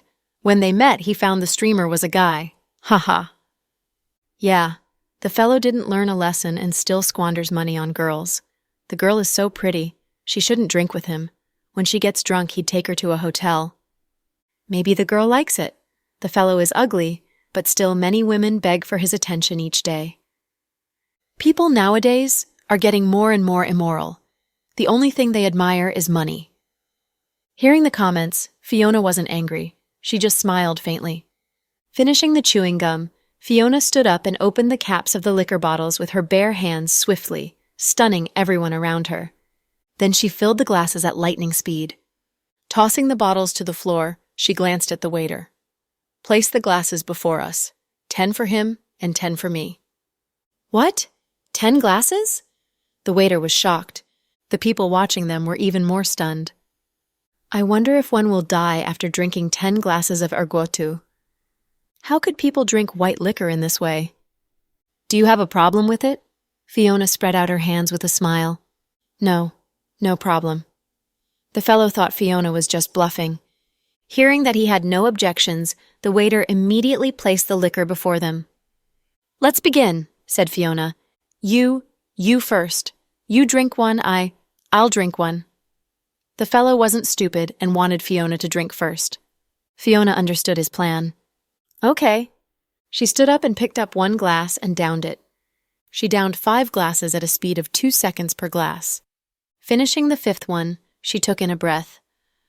I'm a bit tired and must take a break. It's your turn now. The fellow was a bit afraid. He had never seen anyone drink like this before. She drank the liquor even faster than drinking juice. Young Master Ryong, she's a pro, one of his minions warned him. Heck, I'm not afraid of a so-called pro. Not wanting to lose face before the crowd, he must drink it. Under everyone's gaze, he began to drink. The white liquor was very spicy and stung his throat so much he felt like it was burning. When he took the 3rd glass, he felt a bit overwhelmed. Still, he forced himself to drain it. When he finally swallowed down the 5th glass, his tears came out. The feeling was extremely uncomfortable. I finished. He waved the glass smugly. The moment he said it, Fiona stood up and drained 5 more glasses in front of everyone. It took her no more than 15 seconds to drink them all. Everyone was dumbfounded. Mr. Seth, it's your turn. Fiona smiled adorably. The guy called Young Master Ryong felt the liquor welling up from his stomach and almost threw up. Young Master Ryong, are you okay? Young Master? Young Master? Worried, his minions hurried up to support him. Stop, I'm fine. Trying to preserve his dignity, Young Master Ryong didn't want to accept his minions' help, thinking it was humiliating to lose to a woman. I'll drink. He picked up a glass and drained it. But when he began the 8th glass, he couldn't bear it anymore and threw up. Fortunately, he didn't eat much, and the stuff he threw up was just liquor. It doesn't matter if you can't drink it. Can you give me the money now? I drank 10 glasses, so it's 10 million. No discounts. Thank you. The people around them were stupefied to see that Fiona felt nothing after drinking 10 glasses of ergotu. Did the woman cheat? Impossible. We saw her drink them all. She didn't spill a drop. Maybe she drank water, not liquor? Impossible. She poured the liquor into the glasses. If she drank water, then young Master Ryong wouldn't have thrown up. People around them began to talk among themselves again. Young Master, what shall we do? Give her the card, the guy called. Young Master Ryong rested his head on the table dizzily, but still issued the order. But the money is for... Give it to her. With so many people watching him, he couldn't go back on his words. Otherwise, he'd never be able to come to the nightclub again. Reluctantly, the minions followed their master's order and handed the card to Fiona. Fiona wouldn't want him to transfer money to her through SnapPay, since she didn't want him to know about her bank information. So she took the card cheerfully. Thank you. Fiona winked at them playfully and left. The minions tried to follow her. Don't follow her. Young Master Ryong, shall we just let her go? You damned know nothing. I encrypted that card. Without my agreement, she can't get money from the bank. Besides, she doesn't know the password. He thought himself smart. If the woman asked him about the password, he'd fool her by telling her it was 888888. She wouldn't know it was a lie anyway. Haha, I see. Young Master Ryong, you're really smart. His minions flattered him. I feel dizzy. Now call an ambulance and get me to the hospital. After chugging 8 glasses of white liquor, young Master Ryong felt as if his throat was on fire. Having no time to chase after Fiona, he was delivered to the hospital by his minions. When he came out after getting his stomach pumped, 2 hours had passed. Young Master, are you okay? I'm fine.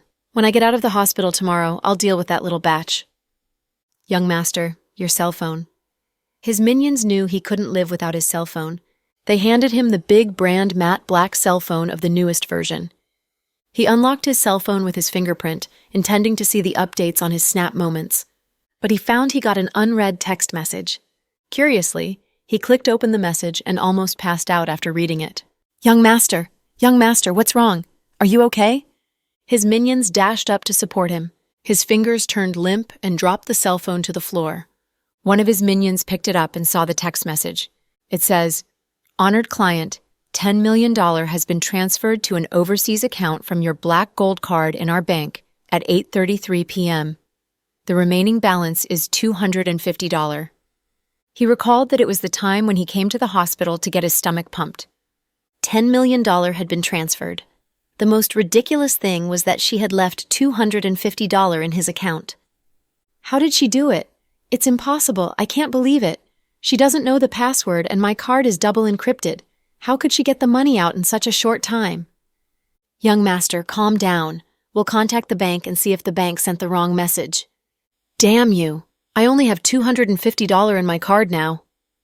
Young Master Ryong yelled in distress in the hospital. After all, he had been forced to drink so much liquor that he had to get his stomach pumped in the hospital. Furthermore, he had lost $10 million. 1 hour later, his minions talked to the bank and came back to report to him, Young Master. What did the bank say? Young Master Ryong was piqued. The bank said, the money in your account has indeed been transferred. Someone probably cracked the password. Where was the money transferred to? Find the little batch's name and bank. No matter what, I'll get my money back. It was transferred to... The minion paused and didn't dare to meet his young master's eyes. Say it! To an account in a bank in Switzerland. We can't find the details since the bank won't give out any information about their clients. That woman doesn't seem to be an ordinary person. I don't care how extraordinary she is. If we can't find the money, then find the woman. Doesn't the nightclub have surveillance cameras? Get the records and find that little bitch. I'll kill her. It felt bad to be played with. Enraged, young Master Ryong smashed the things in the hospital. But Fiona had hacked into the nightclub's surveillance system and erased all the related videos. It would be extremely difficult to get her image unless they got an artist from the Criminal Investigation Department to do a sketch of her. Fiona had a harvest today. She won $100,000 on a slot machine and took $80,000. Then, after drinking 10 glasses of liquor, she won $10 million. In fact, the alcohol in the liquor had all been dissolved by the special chewing gum. The stupid guy was tricked into getting drunk and thinking she'd not be able to get money if she didn't have the password. He didn't know that Fiona was a top-level hacker and could crack his password for the black card in less than 1 minute. Walking out of the nightclub, Fiona felt happy and bought many desserts before returning to South Hill Manor. In Justin's house. President Cooper, you're back. And immediately brought slippers to his boss. Yeah, Justin looked fatigued. How was the emergency? The contractor made a mistake and had an accident in which 1 man died and 3 were injured. It's serious. Then what shall we do? We'll deal with it step by step. I've called our lawyers and asked them to talk to the victims' families to reach an agreement as soon as possible. Okay, Anne nodded. How was your day? Was Chloe's sister fun? Fun. Extremely fun. At the mention of Fiona, Anne didn't know he should cry or laugh. Awesome. Anyone who can bring this expression to your face must be extraordinary. Tell me about her. Seeing the complicated feelings on Anne's face, Justin felt he might have missed something good today. How to put it, Dr. Green's sister is really something special. Is she more special than me? As special as you, Anne said earnestly. Justin didn't know if he should laugh or cry. Oh, President Cooper, I must transfer the money to you. Money? What money? Justin was so rich that he forgot all the miscellaneous amounts. The $100,000 you transferred to me this morning. You got money left? Justin was surprised. How could I spend it? Instead of spending it, we earned $80,000. Anne was excited as he remembered the winnings from the slot machine. What happened? Justin was surprised. Walking to the fridge, he pulled open the door to get a can of Coke. He froze when he saw it was packed with fruits, vegetables, noodles, and frozen beefsteaks. Did you buy those things? Justin pointed at the contents in the fridge and asked Anne. Impossible. Then Elsie did it? Justin hadn't eaten at home after Elsie went abroad to travel, so he hadn't noticed the things in the fridge. She's the only one who'd do that. Really, Miss Rue is a nice girl. You think she's nice because she bought you food? You're shallow, Justin mocked Anne. It's not because of the food, but her thoughtfulness. I think she's a woman with a mind for details. When she lived here, she cleaned the house like a housemaid, and even bought food with money from her own pocket to cook for us. Now she got involved in your scandal and had to go abroad to avoid conflicts. She even filled your fridge before she left. There are few women like her now. So, do you want her for yourself? Justin asked. Okay, let's not get distracted. Go on and tell me about Chloe's weird younger sister. It began when I picked her up this morning. Then, Anne told him everything that had happened today while Justin enjoyed it with great interest, nursing a can of Coke. Anne murmured to himself, We spent over $100 on tokens at the arcade hall, and then I bought more than $3,000 of tokens, but she didn't take any of them, and even won $100,000. Then we went to have clay pot rice noodles for lunch, which cost only a bit more than $20. So I'll return over $90,000 to your account. Forget it. I couldn't follow your calculation anyway. Keep it as business fees. You might need it someday. Will you pick her up tomorrow? Anne asked uneasily. Yeah, I'll pick her up tomorrow. I've finished today's business and will be free tomorrow. I feel guilty about it to Chloe. I promised her I'd show her sister around but didn't do it. Justin felt a bit guilty. It's fine. You can make it up to her tomorrow. Anne laughed. Meanwhile, someone in Moscow was in a fit of jealousy. Young Master Ross, please eat a bit. You can't skip dinner. Amy was puzzled since young Master Ross was scarily sulky today. He didn't eat supper or speak. Get out, I want to be alone. Young Master Ross. Out. Young Master Ross looked up and gave Amy a hard look. Yeah, he didn't have time to deal with the little bitch Amy while his wife was enjoying herself in other country, winning money at a slot machine, eating lotus leaf rice noodles, and touring the city in the company of a young guy. What was more, she even went to drink in a nightclub, and lots of guys sent flowers to her. What was more, she even engaged in a drinking competition with a second-gen rich guy.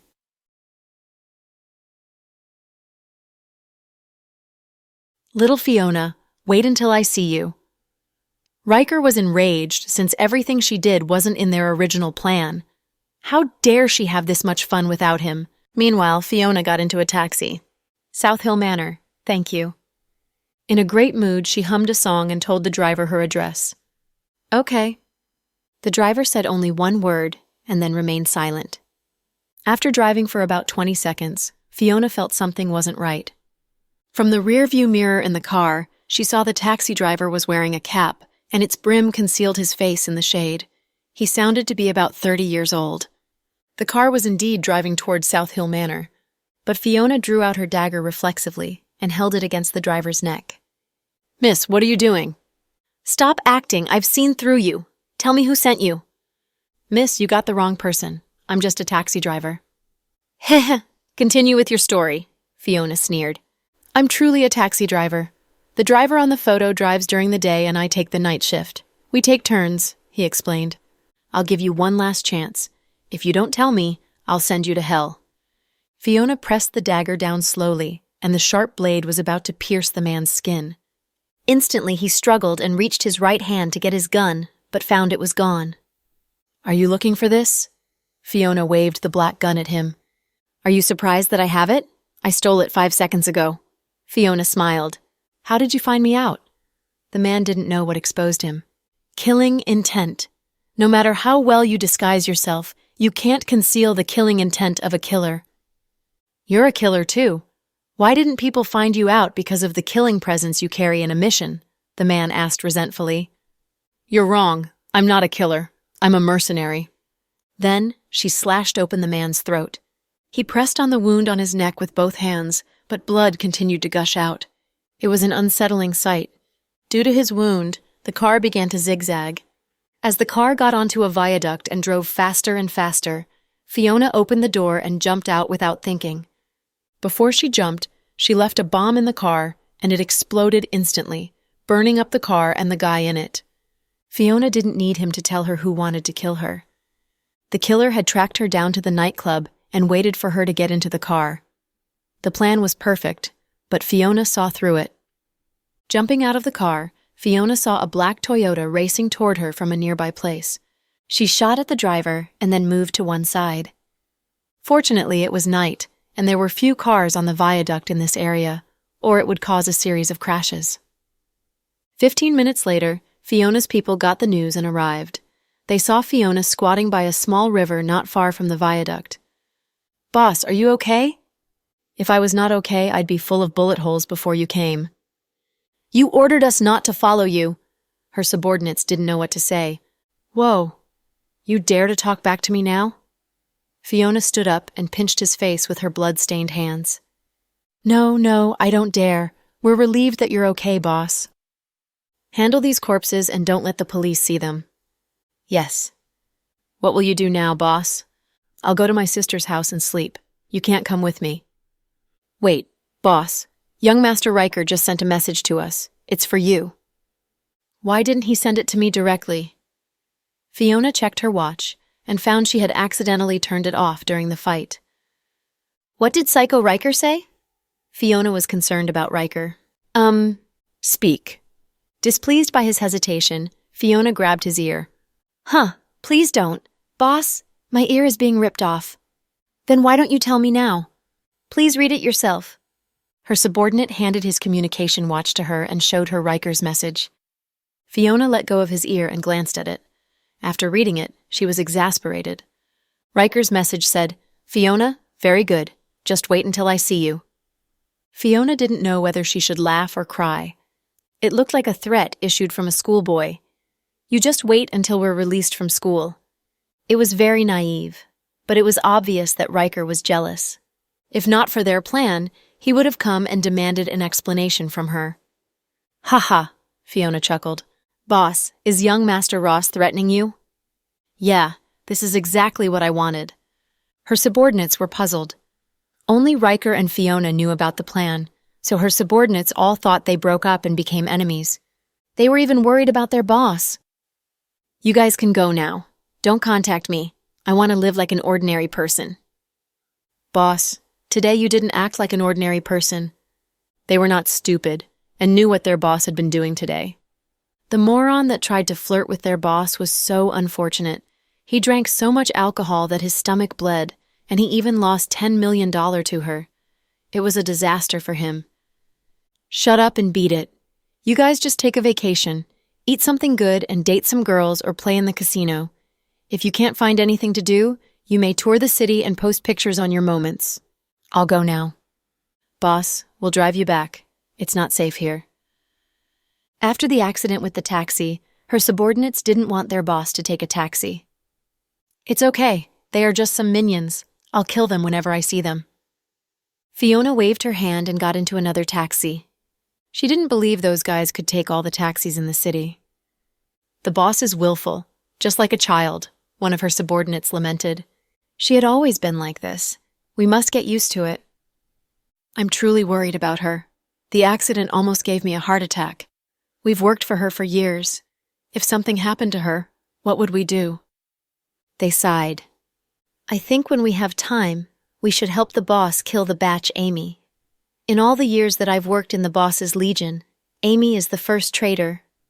No, the first traitor that hasn't been killed by the boss. one of them said. I think the boss didn't kill her probably because of young Master Ross. Who knows? We don't need to understand the boss's business. We just follow her orders. Watching the taxi drive away, they didn't dare to follow her and return to their hotel. After playing for a whole day, Fiona returned home at 12:30 a.m. All the residents in South Hill Manor had turned in. She jumped into the room quietly through the window and saw her sister was reading in bed under the light from a bedside lamp. There's a door. Why did you enter through the window? Chloe looked at Fiona and felt like laughing. Sis, you're still up? Fiona said in a low voice and moved quietly to the bedside.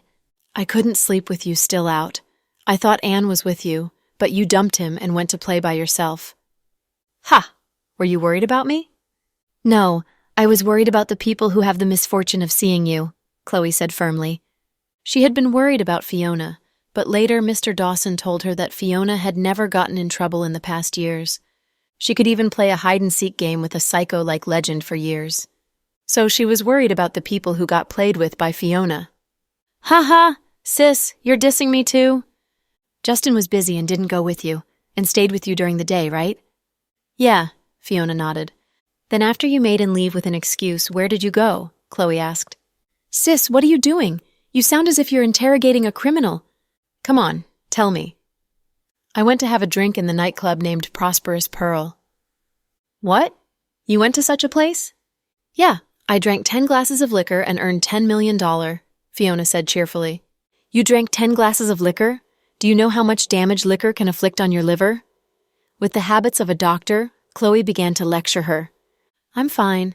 I started chewing alcohol-relieving chewing gum before I drank the liquor. It dissolved all the alcohol. You have a gift, but only use it to do crazy stuff. In our family, you and Dad are medical geniuses.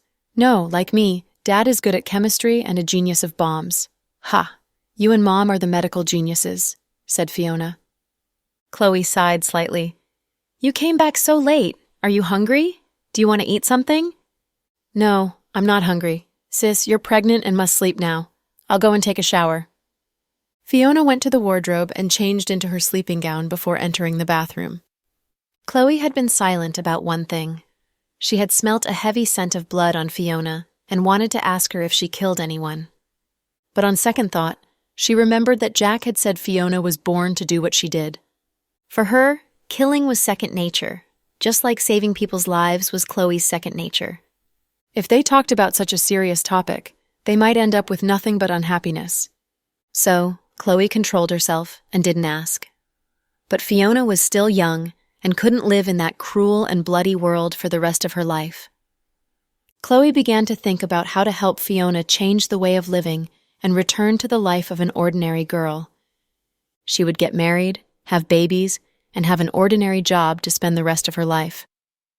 After the shower, Fiona lay on the bed with her sister.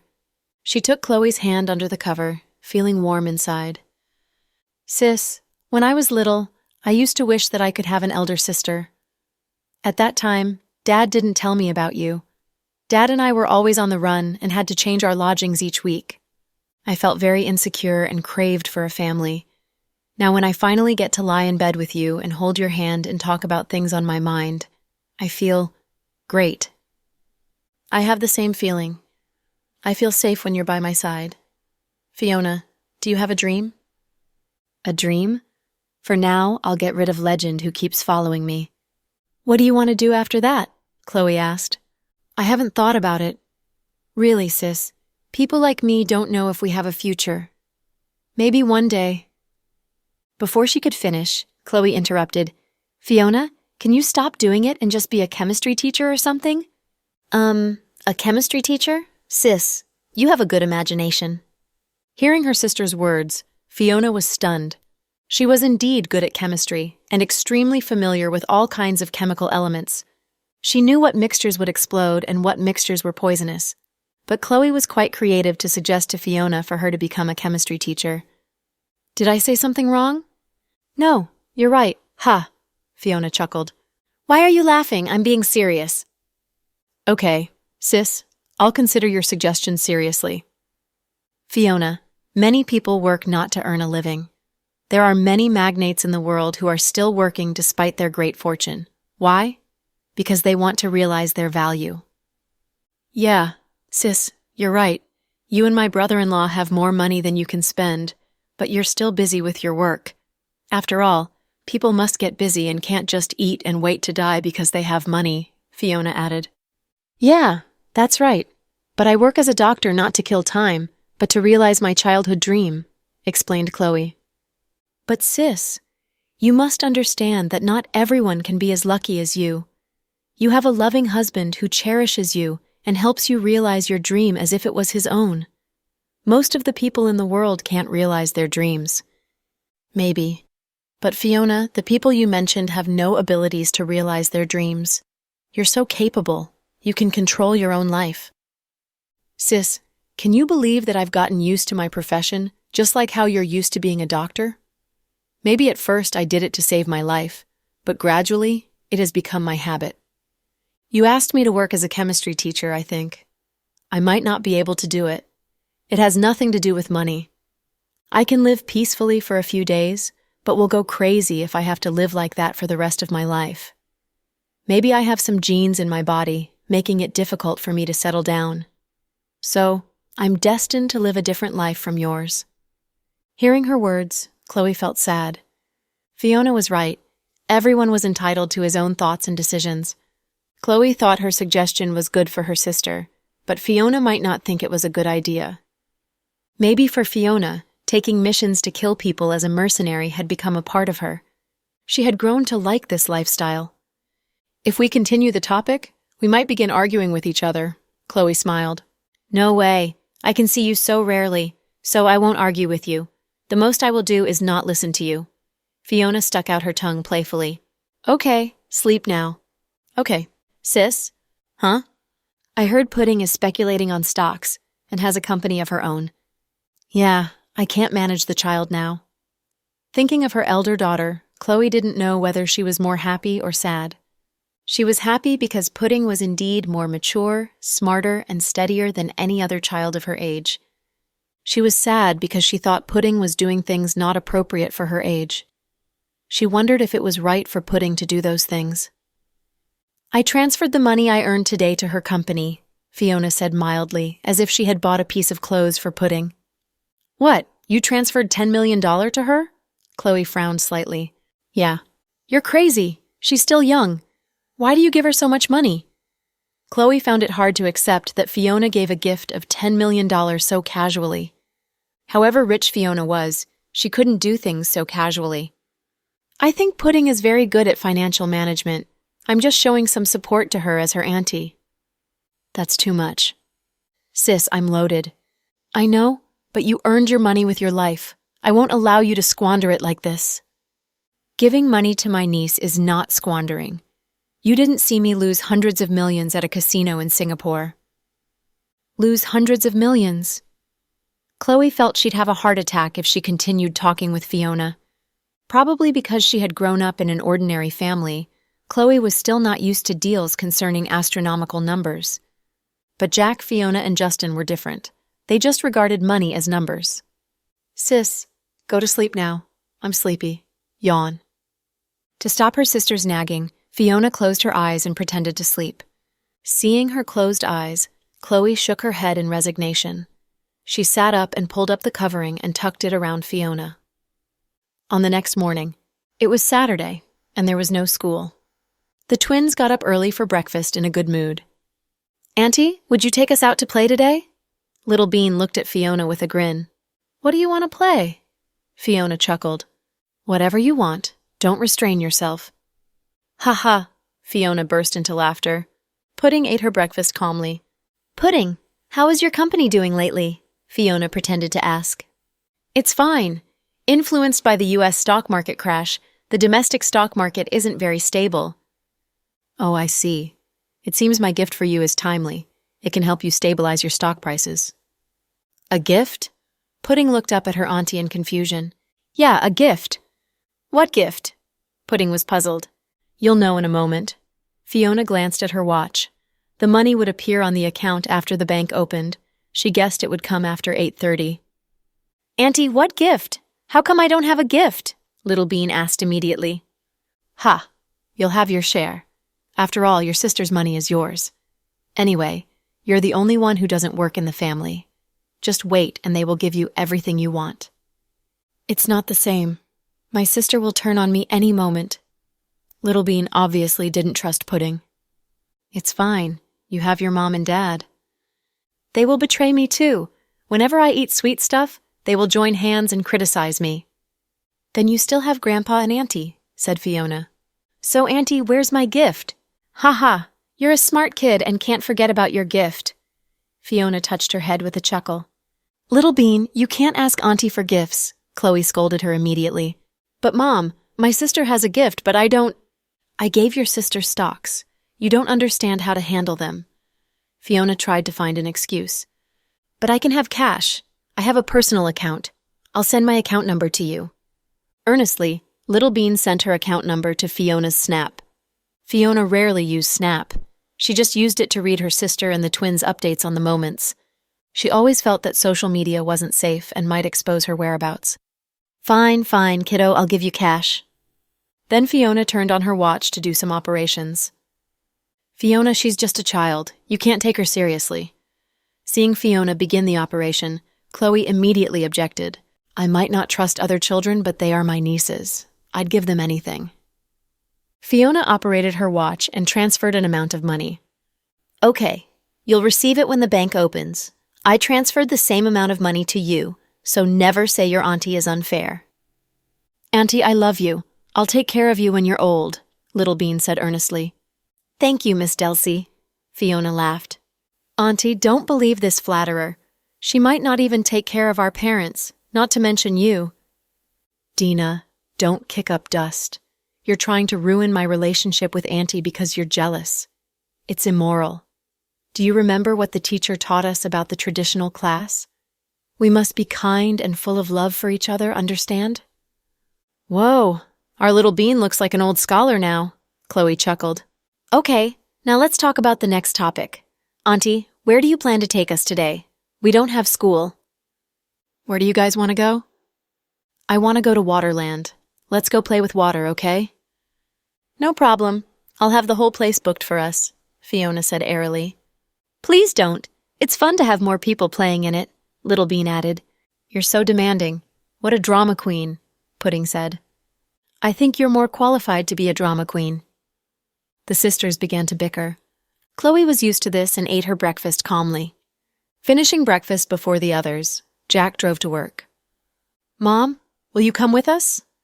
I must go to work today. I have a meeting this morning. You can ask for a leave. Forget it. You guys go and play. In my condition, I can't play with you anyway. I can only carry swim rings for you guys. Chloe touched her round belly. Lately, she had a great appetite and began to gain weight. Less than 4 months along, her belly was now showing. Right. Mom is under special protection now. Okay, the 3 of us will go, Little Bean said cheerfully, and drank a big mouthful of milk. It's Saturday. Ethan is home too. Would you take him with you? Chloe teased her daughter. Good idea. Sis, will you take Kenneth? Little Bean looked back at her sister. I'm fine whether he goes or not. Blushing, Pudding was a bit shy. Damn it. Do you want to take your boyfriends? No. If you do, it will leave me as a single dog. No, I don't want to be the third wheel. Fiona objected firmly.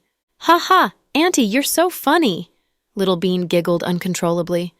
After breakfast, Chloe left for work in an RV with bodyguards.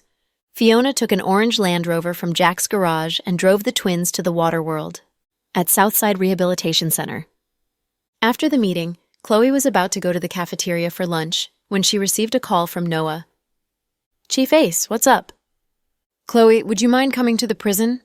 Noah sounded solemn. What's up? Andrew has been low in spirits since he was released from the hospital. He doesn't eat.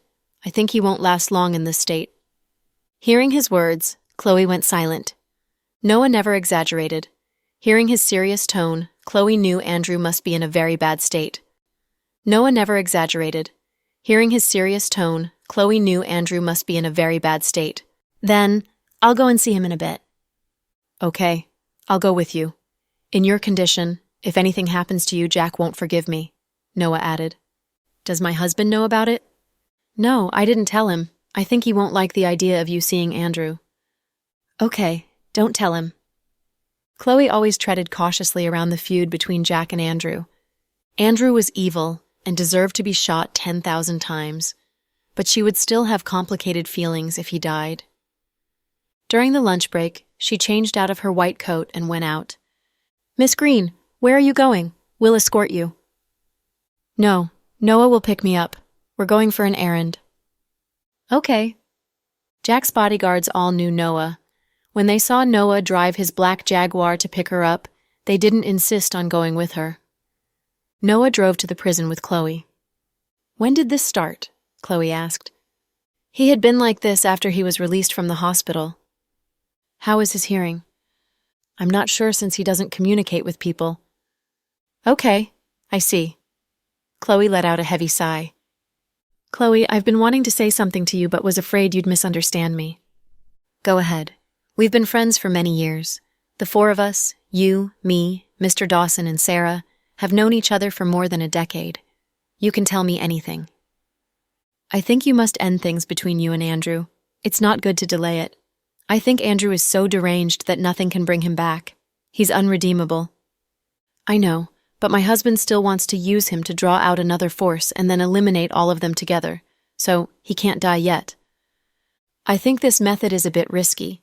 Amir Andrew has tortured us for so many years. I'm afraid the force behind him is more than we can deal with. Mr. Dawson must know and understand this point better than us. Since he made the decision, I believe he has a plan.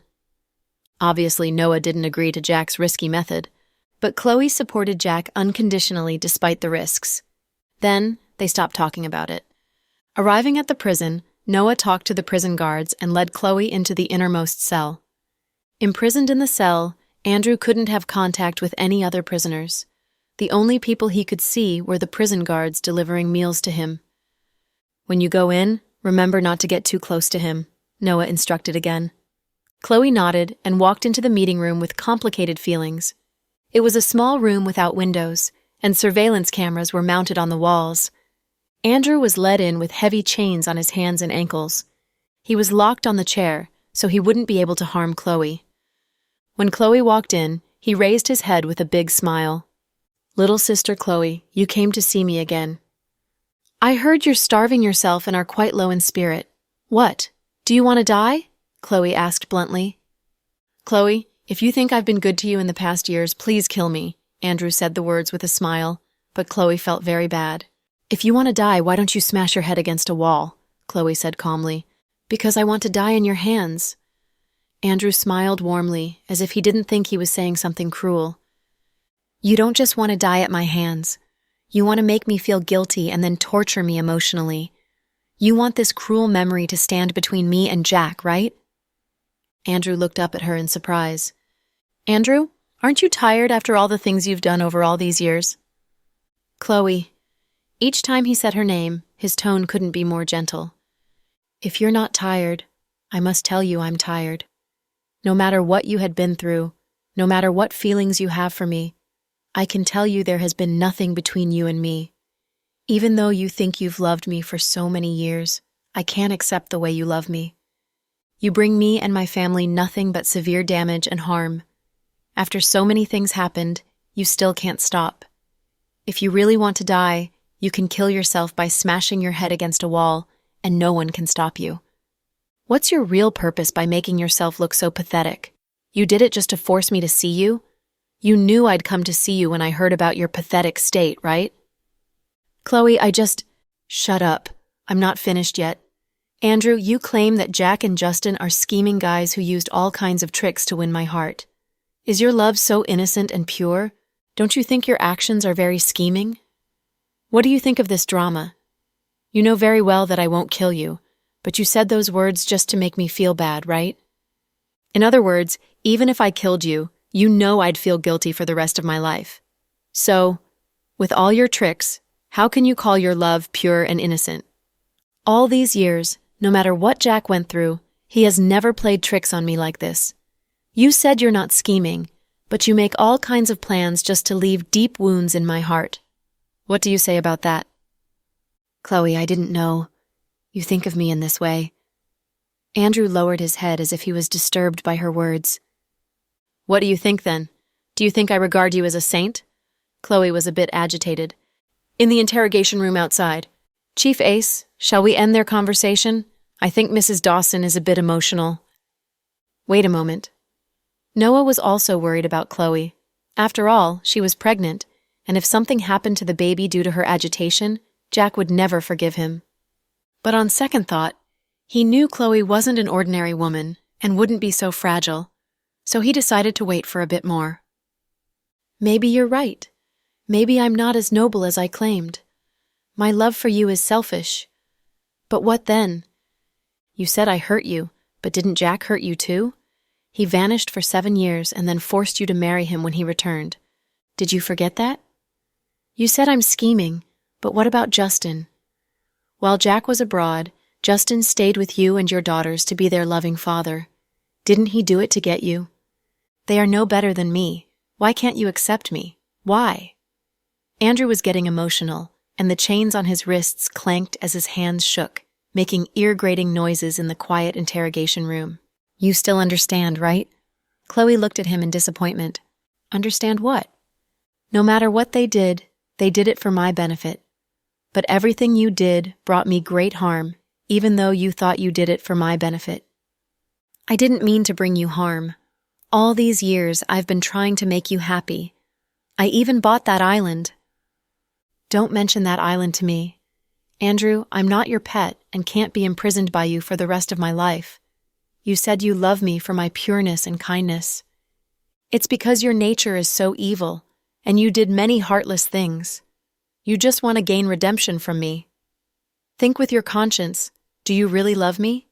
Or is the person you truly love yourself?" Hearing her words, Andrew's mind turned blank. Her words plunged him into endless confusion. Yes, he didn't know the real purpose of all those things that he had done. All these years, he had thought he only loved Chloe and would destroy everything to get her. But what was his real purpose? Maybe even he didn't dare to examine it. "Andrew, if you love me, you should know that my biggest dream is being a doctor and saving lives. But you've been killing people. Timothy deserved to die, but he shouldn't have died in your hands. Even though he wasn't your biological father, at least you grew up in the Green family. The person who gave you bad memories is Lily. But you hate the whole Green family and turned this respectable big family into a joke. The only remaining descendant of the family, Brenny, became crazy because of you. They deserved it." Andrew gritted his teeth and said in hatred. "Fine. Even though they deserved to die, how about Bella? She was not a good woman, but she didn't deserve to be cut into pieces by you. You even planted her death on Jack. Joyce was pregnant with your baby, but you still killed her. Andrew, even a tiger doesn't eat its baby. What did you do? You always use your unpleasant experiences as your excuse, but in this world, who can say he hasn't encountered any unpleasant things? I've been through lots of accidents and difficulties. Does it give me a reason to kill people to vent my frustrations and anger?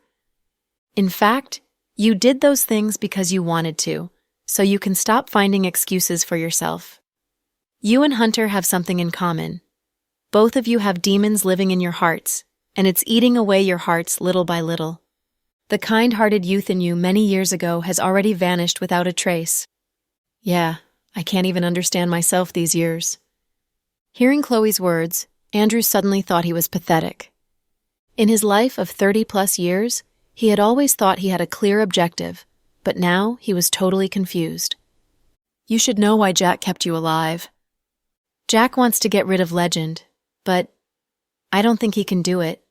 Legend is not as easy to deal with as me. I advise him not to overestimate himself and hurt you and the twins in the process," Andrew said calmly. "But even if we don't deal with him, he won't leave us alone, right?" Chloe asked calmly. "Chloe, you look different today." Andrew studied Chloe's face and found her unusually calm. "Well, what do you think I should look like?" Andrew couldn't name it, but he felt Chloe didn't look as gentle as before. She was aggressive today. "Now that I'm done talking, you can decide if you want to live or die. As I told you, if you want to die, no one can stop you. But don't drag me into it." Chloe stood up and turned to leave. "Chloe?" Hearing his call, Chloe paused her steps. He could see her profile from this angle. As low-profiled as usual, she wore a simple white shirt with 2 pearls decorating the collars, and the cuffs were in the shape of lotus leaves. Under the shirt was a pair of pale-colored jeans with a few simple, colorful patterns. She was always dressed simply, but was always easy on the eyes. Chloe's white shirt couldn't conceal the bulge in her belly, which held the baby she had with Jack. "Chloe, will you come and see me again?" Andrew looked at her profile, engrossed. Chloe hesitated for a moment, but didn't say anything. She pulled open the door and left the room without hesitation. Then 2 prison guards took Andrew back to his cell. Chloe and Noah walked out of the prison situated in the suburban area. "I was surprised at how you dealt with him," said Noah. "I was aggressive as if I had swallowed gunpowder, right?" Chloe chuckled. "Yeah, a little bit like that." "Andrew's plan is obvious. He doesn't want to die. He just wants to make it difficult for me. Knowing I won't kill him, he kept provoking me with words, trying to brainwash me and make me agitated so I'd lose the baby. But I'm not stupid." "So you retorted him with sharp words and even brainwashed him, making him confused." "Something like that. In fact, Andrew is very smart. We can't underestimate him," Chloe warned him. "I know. Jack told me that Andrew is a very sophisticated guy.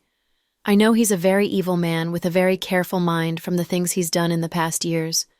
We'll watch him carefully, so he won't get a chance to kill himself."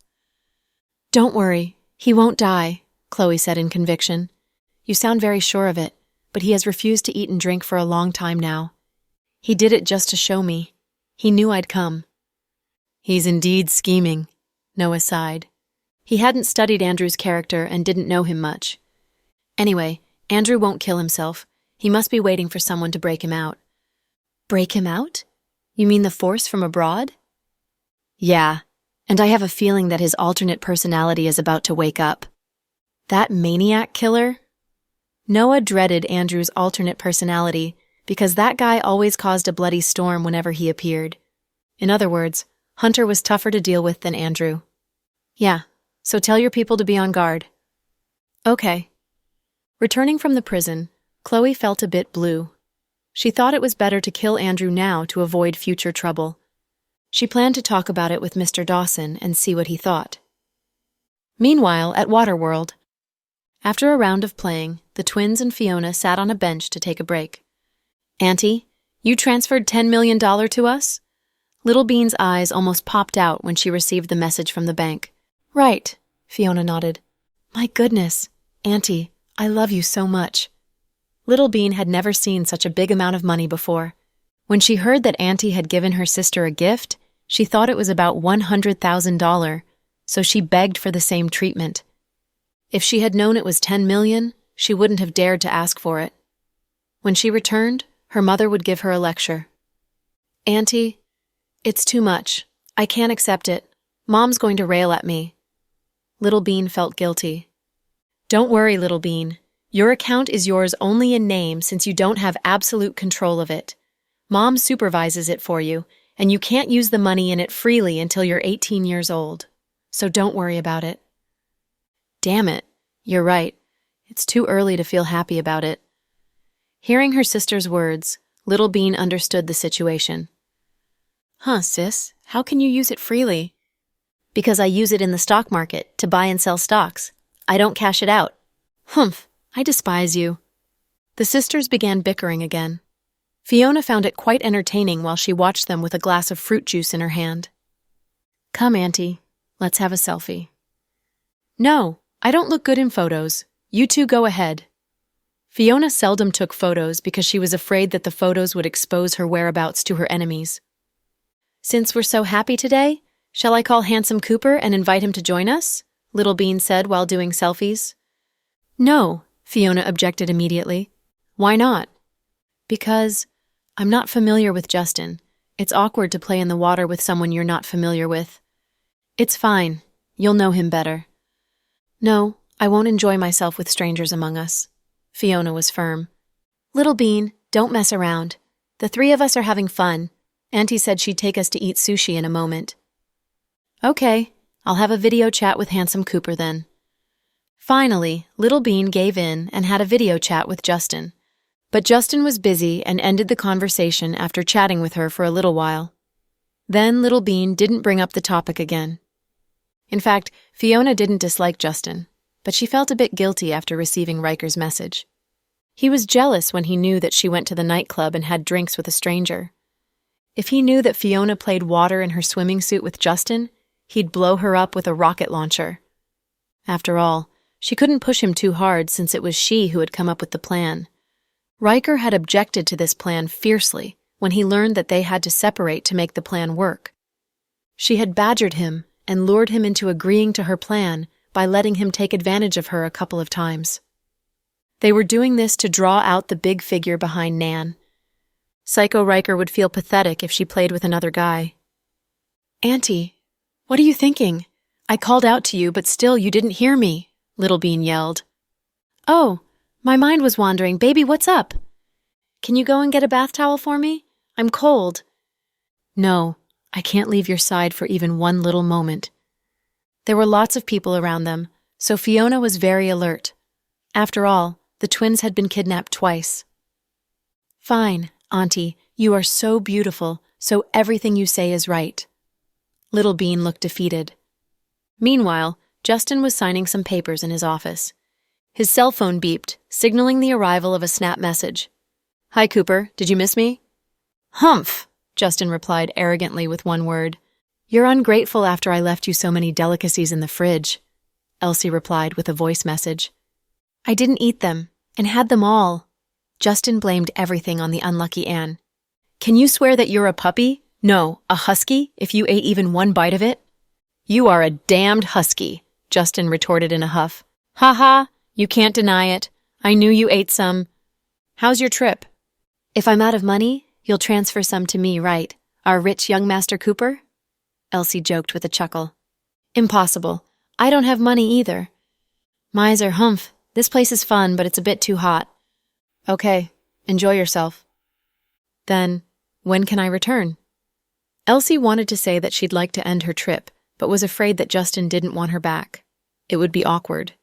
In fact, Justin didn't think much about it. After all, Elsie didn't take all her luggage with her when she left. He had never thought to take this opportunity to kick her out of his house. After all, he wasn't a guy who'd dump people when they were no longer useful to him. "You can return when you want," Justin said without hesitation. "Really? Have the rumors settled down now?" Elsie asked cautiously. "You mean the thing with Kira?" "Yep," Elsie nodded. "It passed long ago. It's the era of new media. Not to mention this, even news about a male movie star cheating on his wife would settle down after 2 days on trending hashtags. The thing between me and Kira is not real anyway, so no one took it to heart. If you're done touring, you can come back anytime."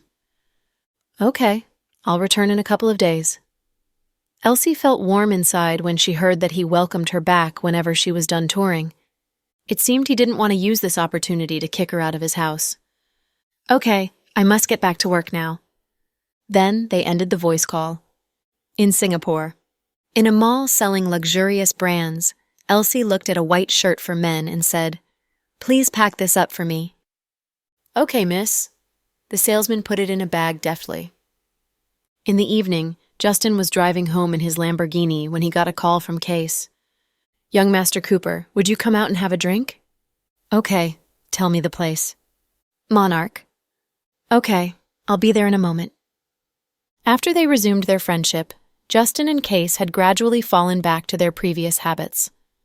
Max liked to organize drinking parties, but a few days ago, when he saw Avery post a picture of herself with a male friend, he got angry and booked a ticket to fly to Los Angeles that night.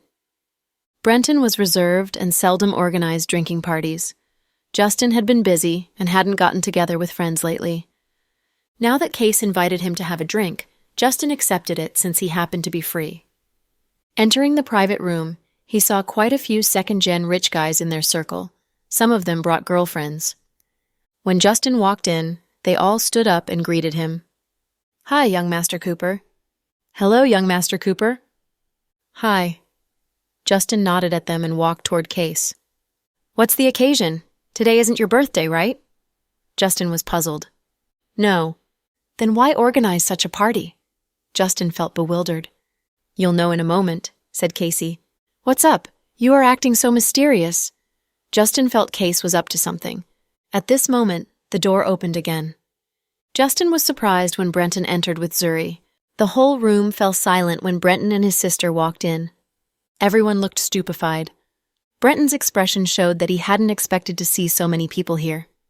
Zuri was dressed in a simple light yellow nightgown with laces on the hem. The small V on her back made her look petite and adorable. Old Blake is here too. Justin had a faint feeling that something wasn't right. At this moment, Case stood up. Second brother Blake. Stop. I've never been related to your Chase family. Why did you call me brother? Brenton wasn't a bit softened by this greeting. In the past, Zuri and I... As you said, it was in the past. Are you mentioning the past to anger me? No. I took the liberty to invite you to this place because I want to do something I've been thinking about for a long time. Case took the microphone from his assistant. Under everyone's gaze, he looked at Brenton and then at Zuri. He said, What I did in the past was despicable and deeply hurt the Blake and Chase families. I want to apologize for it. It's not necessary to apologize. Mr. Chase, get to the point. We're busy. Brenton interrupted him, since he didn't want to hear Case's sentimental words. I admit to the mistakes I made, but we're not saints, and thus are not perfect. I don't want to ruin our future because of past mistakes. Second brother Blake, forgive me for saying so shamelessly, but I still love Zuri. You're indeed shameless. Brenton looked at Case coldly.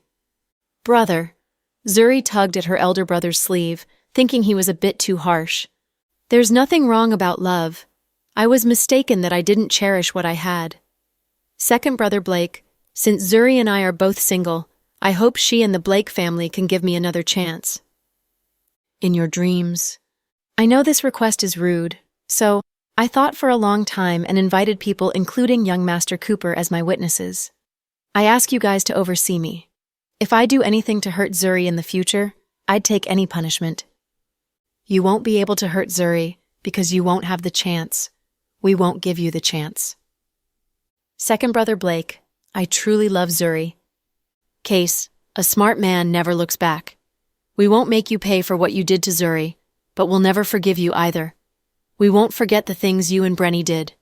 A broken mirror can't be repaired to its original state. I think you know it. If you're putting on this drama because of the recent crisis the Chase family is facing, I advise you to give it up because the Blake family will never help you. So don't try to make use of my younger sister again. It's not what you think. I'm not trying to use her. I'm sincere. Case took out a small silk box from his pant pocket. It contained a Cartier diamond ring. Zuri, I'm sorry. If you can give me one last chance, I promise I'll never lose you again. Under everyone's gaze, Case knelt on one knee, holding the ring before Zuri. Zuri looked stunned. With his reserved personality, Case usually wouldn't do such a thing.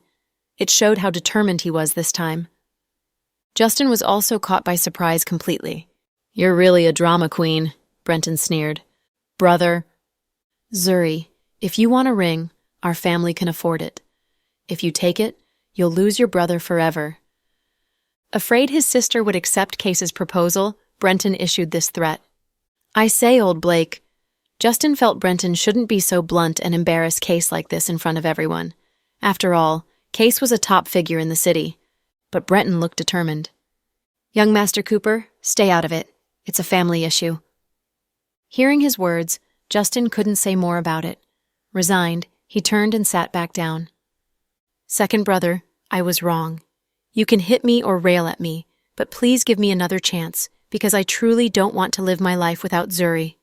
In the past, we were young and immature, and I made many mistakes. As time goes on, we finally see each other's true hearts. Brother, Case is truly sorry about his mistakes. I think... Shut up.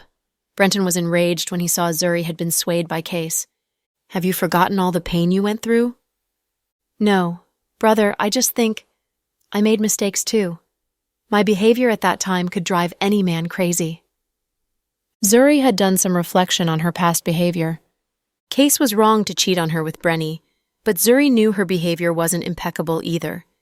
If she had been reasonable, Case wouldn't have fallen for Brenny's tricks. The most important thing right now was that they still cared for each other. The Chase and Blake family had been on good terms. Zuri had loved Case secretly since she was 15 years old. After so many years passed, she still loved him. It was quite rare. Don't find excuses for the scumbag. You're my sister, the little princess of our Blake family.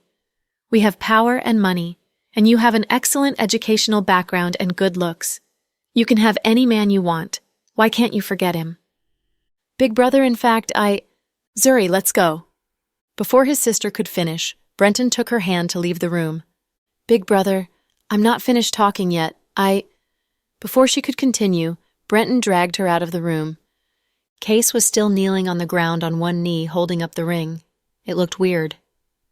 Ahem, Brother Chase, you can stand up now, Justin spoke. As Zuri didn't return, Case looked disappointed. He stood up slowly and put away the ring, and then returned to his seat, looking lost. You were too impulsive. Why didn't you talk to me about it?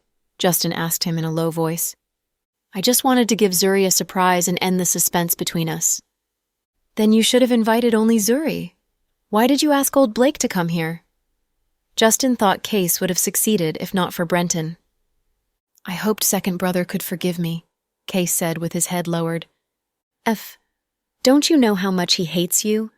Even if he could, he wouldn't forgive you so soon. You popped this on him so suddenly. How could he forgive you? This was a bad plan. But don't get discouraged. I see Zuri still loves you. If you want to get her back, you must take it slow. Okay. Drinking some wine together in low spirits with Justin, Case returned to his house alone. Sitting in the living room, he picked up the phone and dialed an international number. Get Tiani to the phone, he said to the housemaid on the phone. Miss Tiani is asleep, said the housemaid. It's still early. Case checked his watch. He didn't come back late today, and Tiani shouldn't have gone to bed at this hour. It's true, she said. She's feeling a bit unwell. Unwell? Is she ill? Did you take her to see a doctor? Case asked in concern. Sir, don't worry. Miss Tiani doesn't have a fever. She's just a bit tired. The school schedule is busy, and she just came here and is still adapting to the language here. Okay, keep me updated. Okay, sir. In Singapore. Ending the call, the housemaid said gently, Miss Tiani, the mister is concerned about you. I think you shouldn't have refused to answer his call. You think? Who do you think you are? You're just a housemaid. Your job is taking care of my daily needs, and these things don't include my private affairs. Tiani looked angry. No, I only meant that the mister is truly concerned about you. Heh. Concerned about me? If he was truly concerned about me, he wouldn't have gotten back with that batch Zuri. He wouldn't have listened to her evil suggestion and sent me to this damned place. Hearing her words, the housemaid didn't dare to say more. This little girl had a hot temper and would throw a tantrum at any moment. The housemaid just served her with great care for the sake of the high salary. The child was only a few years old, but she came abroad alone without the company of her parents. In school, she didn't talk to anyone since she didn't know the local language. She didn't even talk to the teacher teaching in the school and didn't have any friends. Returning home, Zuri had a fight with her elder brother and then locked herself in her room. She sent a message to Case. Zuri. Big brother Case, I'm sorry for what happened earlier. My brother was a bit emotional. Case. I understand him. Zuri. I'm sorry that my brother treated you like that in front of everyone. Case. It's fine. I had expected it. Zuri. Big brother Case. Have a good night. She wanted to say more, but stopped herself since she sensed Case's spirits were low. Everything happened fast tonight, and Case got humiliated in front of so many people. Sure enough, the news spread out the next morning. Even Max, who was in the U.S., called Justin to ask about it. Damn it! Even second-hand women are so valuable now? But for Case, Zuri is not second-hand because she was his wife, Max said in exaggerated surprise. Don't be so damn nosy. Mind your own business. My own business is simple, marrying Avery and having babies. Max laughed smugly. Don't be so smug. Who will have babies with you? Avery kicked him on the butt. Ending the call, Justin was about to drive to his office when he got a call from Elsie. Young Madam Rue, what can I do for you? Mr. Cooper, hello, I'm Elsie's good friend. Justin was confused. Last night, Elsie was hit by a car on her way back from shopping. She's now in the hospital. What? She got in a car crash? Justin was stupefied. Yeah, but don't worry. The injury isn't serious. Her toes are wounded, so she can't move around freely. We're no longer in the mood to tour the city. Can you come and pick her up? In Singapore? Justin finally understood what Elsie's friend was trying to say. Yeah, I'm a woman and it's not convenient for me to push her up and down the plane. Okay, I'll make the arrangements. Send me the address of the hospital. Okay, Mr. Cooper. Putting down his cell phone, Justin glanced at Anne. Anne, book a plane ticket and go to Singapore. For what? Anne was quite caught off guard. Bring Elsie back. She was hit by a car. Justin frowned slightly. Huh? And looked shocked. What are you waiting for? Go and book the ticket. But the business here? What business here needs your attention? Justin looked at Anne. Dr. Green's sister. Ha ha! You still can't forget her sister, huh? Justin burst into laughter. No, I didn't mean that. I meant that I kept her company for one day. If I'm gone, who's going to keep her company then? Anne blushed. Don't worry. You go and pick up Elsie. I'll fill in for you and show Chloe's sister around the place, okay?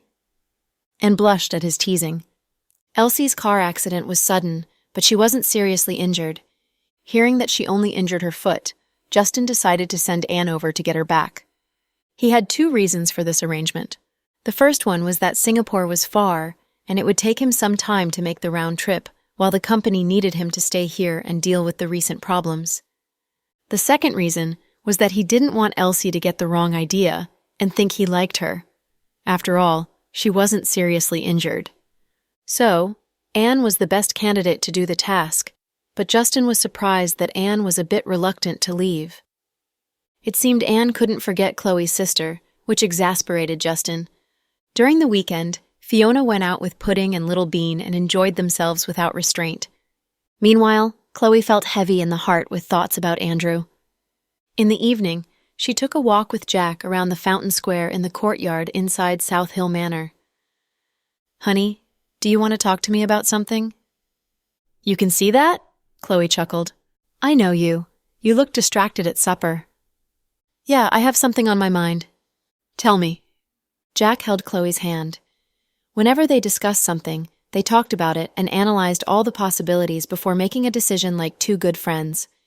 They seldom argued due to different opinions, because they were both intelligent and shared the same views about many things. Honey, I went to see Andrew the other day. Okay. After I came back, I have the feeling that it's not right to keep him alive. Of course, I'm not saying that because I pity him. I only feel that he now has a weak mind and has almost lost all will to live. The guards in the prison said he was in bad shape, so Noah and I went to see him. Go on, Jack said calmly, and continued walking, holding her hand. I think it's better for him to die if he continues like this. If we keep him alive, the consequences will be horrible if his alternate personality Hunter appears. Are you afraid he will break out? Jack looked at Chloe. No. After all, you and Noah made the arrangements personally, and it's not easy for him to break out. After all, life is not a movie. I just feel that if the forces abroad, no matter if it's Legend or Nalo, intervened, Andrew or Hunter might be able to escape. He knows us so well that he will pose a great danger to us. Those forces are difficult to deal with. If he escapes and helps them deal with us, we'd be in danger. Andrew is a psycho, but still has a trace of humanity left in him. After all, he's never harmed me. But Hunter is different. He's another person and always wants to kill me. So, I understand, honey. Good. Let me think about it. Okay. Take your time and think about it. If you think I'm right, we'd better put him out of misery, Chloe said. Okay. I hope you won't think I'm saying this because I pity Andrew. Seeing Jack's calm face, Chloe was worried that her husband would get the wrong idea. It's natural for you to feel pity for him. After all, you're a doctor and kind in nature. A Saint Teresa, as those people call me? Chloe chuckled. The people who always put a tag on others are truly vicious. Don't believe the nonsense on the internet. Jack flicked her head lovingly. I was just afraid that you'd get the wrong idea, Chloe said. Please trust your husband's judgment. Okay, I feel better now. Then something occurred to her and she asked, Honey, do you think Fiona had a fight with her boyfriend? Tell me. I'm worried. The girl has been here for some time now, but has never mentioned Riker. I think that boy is good. Chloe trusted her judgment with people.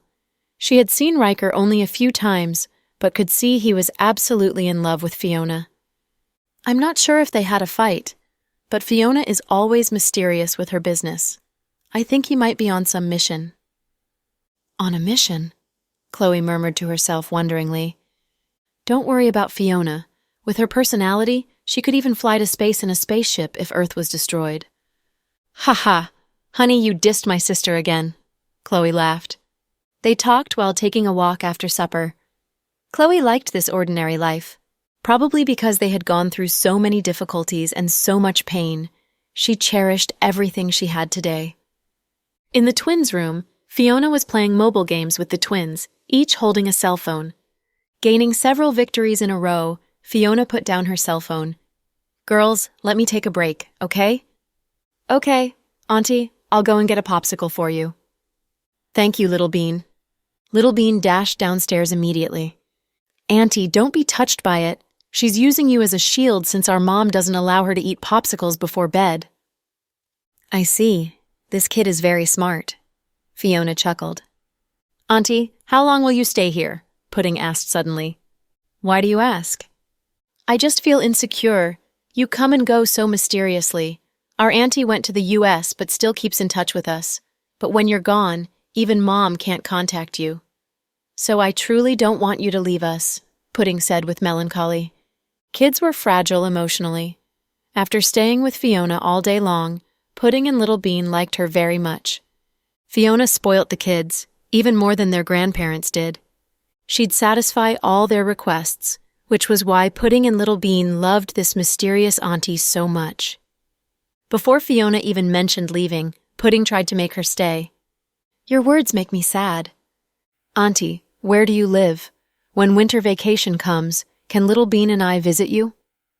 An idea dawned on Pudding. Their Aunt Avery lived in the U.S. and they had visited her and had a good time. Pudding had heard from her mom that her Auntie Fiona lived abroad too, so she asked if she could visit Fiona at her home. Despite her quick thinking, Fiona didn't know how to answer Pudding. Auntie, you don't want us to visit you?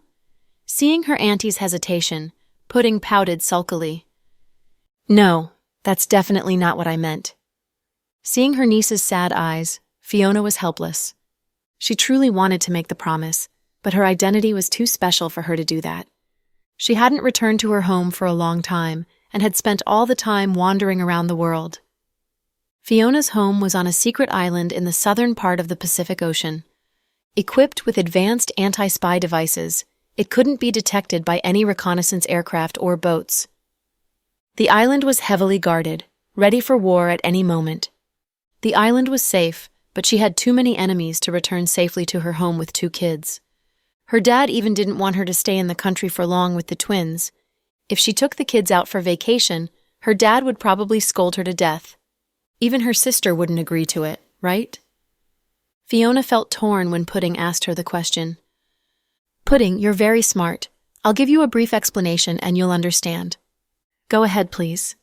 Pudding could see that her auntie had some secrets that she couldn't say. You know I'm very rich, right? Yes. Do you know where I got the money? You earned it, Pudding answered without hesitation. No, I want you to consider how I earned the money, Fiona asked. Pudding was stuck. Indeed, she only knew her auntie was very, very rich, but wasn't clear about her job. It was beyond the comprehension of a 3-year-old child. Like my dad, you must be doing big business with your own company or business group. Pudding thought her auntie must be a magnate, since she could transfer $10 million to her so casually. Ahem, you're right to say that. I indeed do business, big business. But my business is very special and has made me many enemies in the past years. Those bad guys always try to catch me, so I have to be on the run. I haven't returned to my home for a long time now. I'm afraid I can't ensure your safety if I bring you and Little Bean to my home." "Oh, I see, so that's what's troubling you." Pudding seemed to understand. At this moment, Little Bean came back with several popsicles. "Come on, let's eat. 2 for each of us. Mom was not in the room and didn't see me take these popsicles. Ha ha, how lucky am I?" Little Bean was happy that she could steal so many popsicles. "Won't you get a stomach ache after eating so much?" Fiona glanced at Little Bean in worry. "Don't worry, she's fine no matter what she eats." Pudding glanced at Little Bean in disgust. "You sound as if I'd eat anything except for dog poop." Little Bean was exasperated. "Wouldn't you?" Pudding asked wittily. "Dina, I don't want to argue with you with Auntie here. We're happy, so don't start a fight, okay?" "Ha ha!" The sisters' strange bickering made Fiona laugh out loud. Leaning her head on Fiona's shoulder, Little Bean ate the popsicle and played with her cell phone. Then, she sent a video chat invitation to Justin. With Anne gone, Justin was alone at home. He wanted to cook something but didn't know how to. There was lots of food in the fridge, but he didn't want to eat any of it. Maybe he just didn't want to eat alone. Seeing Little Bean's video chat, he said cheerfully, "Little Bean, I'll take you out to eat, okay?" "What's up?" Little Bean was puzzled. "I've not had supper yet. There's no food at home. I'm starving," Justin complained to the kid in the video. "That's easy. Come and eat in my home." Little Bean licked on the popsicle. "It's not a good idea. There are lots of people in your home. Your, auntie is also in your home, right?" Justin said. "Yeah, she's here." Little Bean immediately turned the camera to Fiona and zoomed in on her face. At this moment, there was nothing that could explain how awkward Justin was feeling. "Hi!" Fiona was caught off guard by her niece's sudden move. She was surprised that she'd meet Justin in this way. "Ahem, hi, I'm Justin." "I'm Fiona." Then they fell silent for 1 minute. "Hey, why don't you say something?" Little Bean broke the silence. I need to go to the washroom. You guys go on with your chat." Fiona fled. She truly had nothing to say to Justin, especially in front of the kids. It felt weird. "Handsome Cooper, did you see my auntie clearly?" No. Justin was telling the truth since he had been too embarrassed to look at Fiona. "That's easy. Sis, send one of Auntie's photos to Handsome Cooper." "Why?" Pudding looked bewildered. "Show Handsome Cooper how beautiful our auntie is," Little Bean said proudly. Pudding dug out a photo from the album on her cell phone and sent one to Justin on Snap. Justin opened it and nodded. "Yeah, she's a beauty." "So, do you have anything to say about it?" Little Bean asked with a sly smile. "Yeah," Justin nodded. "Great. Tell us, and I'll see how my sister and I can help you." Little Bean was excited. "I wanted to say that she's very pretty, and it would be a shame if she doesn't enter show business. You guys can ask her if she'd like to sign a contract with my Imperial Star." "Is this what you wanted to say?" Little Bean was surprised. "What did you think I'd say?" Justin looked innocent. "Heck, I thought you liked our auntie." "Seriously? Do you think I'm so shallow that I'd like someone the moment I saw her?" Justin gave Little Bean a dirty look. "You are trying to matchmake for me, right? Again?" Justin finally understood what the little girl meant. "No kidding. Handsome Cooper, you want to sign up our auntie? Do you know how rich she is? You'll be scared if you see how extravagant she is. Even the whole Imperial Star isn't enough to pay for her salary." "Humph, don't boast. Are you serious?" Justin played along. "Of course. Do you know our auntie gave us $20 million as pocket money?" "$20 million?" Justin continued to tease her. "Be serious." Seeing Justin's smirk, Little Bean was exasperated. "Okay, no kidding. But don't get any ideas about us. Your mom said your auntie has a boyfriend, so I can't have any designs on her." "You investigated it, huh? It seems you had a secret agenda after all. Ha. This is not the point now. The point is that I'm hungry and alone at home. Can you two come out and have a night snack with me?" "Where's Uncle Anne?" Pudding was curious. "I sent him on a business trip." "It seems you're indeed lonely. Fine. You can come and pick us up." Pudding didn't want Justin to have supper by himself. "So what shall we eat?" Let's go to Grandma Cooper's home and eat over there. I miss her. After some consideration, Pudding said earnestly. Her proposal was accepted by Justin and Little Bean immediately. Half an hour later, Justin drove to South Hill Manor and left with the twins. Meanwhile, Chloe received an important notice from the provincial government and got worried after reading it. Mr. Dawson, I need to ask your approval for something. Standing at the door of the study, Chloe looked like a meek little girl. I won't grant it. Why not? Because whenever Dr. Green wants to talk to me about something in such a serious manner, it usually isn't a good sign, so I won't grant it. You can't do this to me. Mr. Dawson was just too domineering and unpredictable. Before Chloe could have a chance to explain the issue, he just analyzed it and dismissed it. You don't like it? Come and bite me. Jack teased her. Humph, no, I'm afraid of catching rabies. You took the words from my mouth. Jack put down the work and walked to her. Honey, I'm serious, Chloe began to beg. Tell me about it. I just received a notice from the province and have to attend a small meeting in L County tomorrow. L County? That's over 250 kilometers away from here. Jack's face fell. I won't go alone. In fact, many doctors in the hospital will go. I will be filling in for Director Richard. You know he is very busy flying all over the country to attend all kinds of meetings. As the deputy director, I can't just take the salary and do nothing. I want to do something for Southside. So, Jack raised his eyebrows at Chloe. So, you'll agree to let me go, right? Chloe begged. Ever since she became pregnant, Jack was extremely careful with her as if she was a panda. She couldn't even go shopping by herself. How long will it be? I'll stay one night there. After getting there, we'll have the meeting in the evening and then come back the second day. You have to stay one night there? Jack frowned. Just one night. Don't worry. After all, many people will be there. I plan to take Violet with me. She knows how to take care of me. Well, fine. If you want, you can go. Jack finally approved her request for the business trip. Wow, great. I love you, honey. Excited, Chloe stood on her tiptoes and kissed Jack on the cheek. But I'll go with you. Huh? Chloe was surprised. It's far from home. I can't let you go alone, said Jack. But many people from the hospital will be there. Besides, I can take the bodyguards with me. I'll still be worried with just the bodyguards. I'll go with you. It's settled. Then Jack returned to the desk and continued to work on his laptop. Honey, you're busy with the company. I really don't need you to go with me. Or, I can ask Fiona to go with me. Chloe congratulated herself for her quick thinking. She had heard how badass Fiona was, but had never witnessed her in action since Fiona never killed people in front of her. Chloe thought it was just a short-distance business trip, and the young nurses would say she was being pretentious if they saw her husband go to the meeting with her. So, she came up with the idea to have Fiona go with her and thought her husband would agree to her suggestion with pleasure. To her surprise, Jack's expression turned darker. No, Fiona can't go with you. Why not? Chloe, do you trust me? Jack raised his head and looked at Chloe instead of answering her question. Of course. Then listen to me. I'll go with you. Okay. Seeing his determination, Chloe didn't pursue the topic. Honey, I'm now the most protected person in our family, right?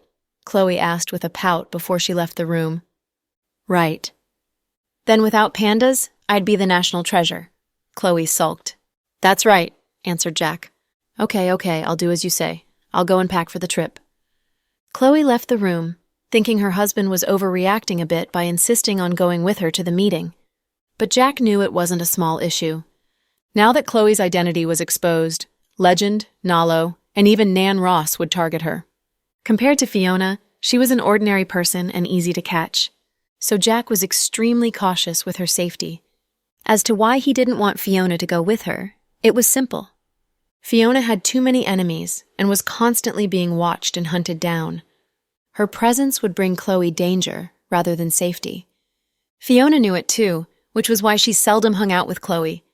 Except for the first day when she stayed with Chloe at Southside, she didn't dare to be seen with her sister, afraid she'd bring danger to Chloe. After all, in the past couple of days, Wave after wave of killers had attempted to get her. While Fiona shared a room with Chloe, Jack had slept in the study. Each night, Chloe prepared burning scents for him. Jack began to sleep longer each day. The effects were slow but quite obvious. Now his complexion looked better. Finishing the work at hand, Jack called Noah. "What? You want to have a drink with me?" Noah chuckled. "Aren't you on night shift today?" "You know that?" Noah chuckled. "I memorized your rotating shift schedule." "I believe it. After all, you've loved me for many years as deeply as you love Chloe." "You're disgusting," Mr. Dawson said with a straight face.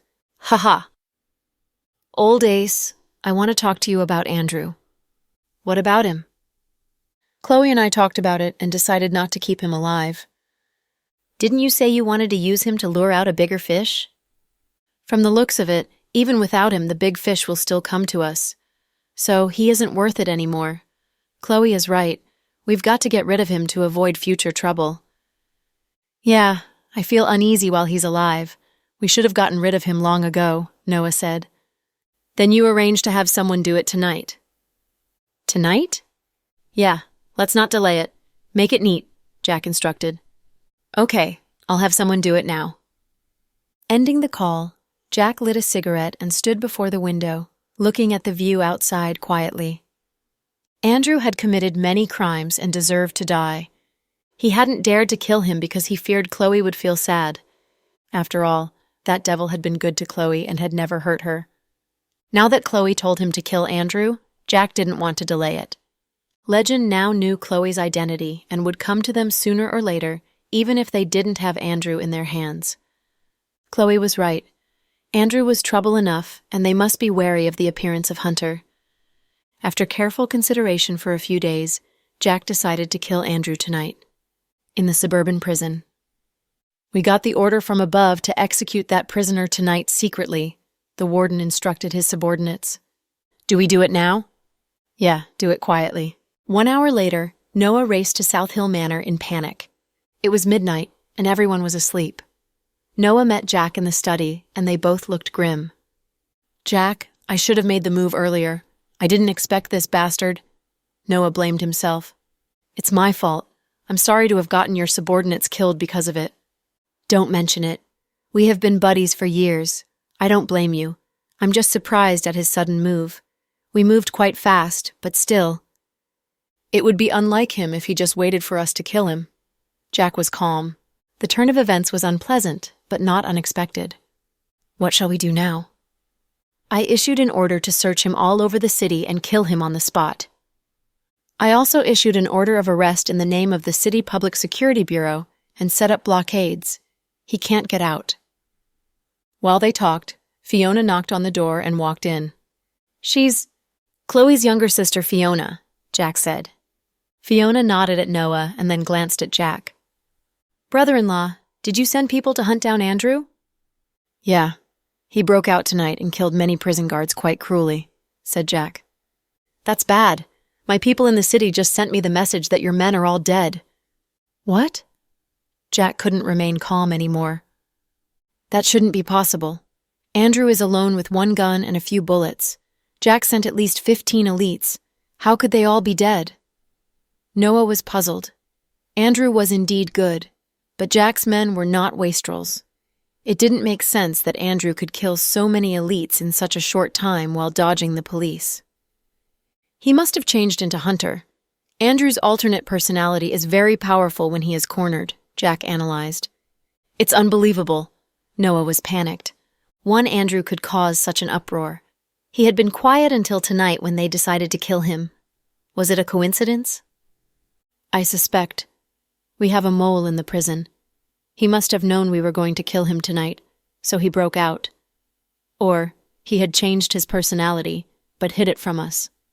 Jack calmed down and said slowly. Noah was astonished. "Then his acting skills are amazing. When Chloe and I went to see him the other day, we didn't see any difference. I think Chloe didn't notice it either. He just said some words to make Chloe feel guilty and sad. But Chloe saw through his intention and didn't get brainwashed or misled by him. When she came out, she even said to me that we can't keep him alive. Yeah, I think Chloe didn't see the difference, or she'd have told me that day. What do we do? Jack, shall we go after him in person? Noah couldn't remain calm. Andrew's alternate personality hunter would cause great damage if he got out. With his personality, he'd surely come back for revenge. After all, he was a complete jerk. Brother-in-law, let me handle it, Fiona interrupted. You? Noah didn't know the capabilities of the girl. Fiona. Jack knew her abilities, but didn't want to get her involved since she had come here to visit her sister. No problem. No one can get away from me. Turning to leave, Fiona turned on the communication channel on her watch. Group 1, send me Andrew's coordinates and escape route. Group 2, wait for my orders. Watching the young girl's professional manner, Noah looked doubtful. Jack, can Chloe's sister do it? She can do it better than anyone else. Jack smiled. He was sure Fiona could do it.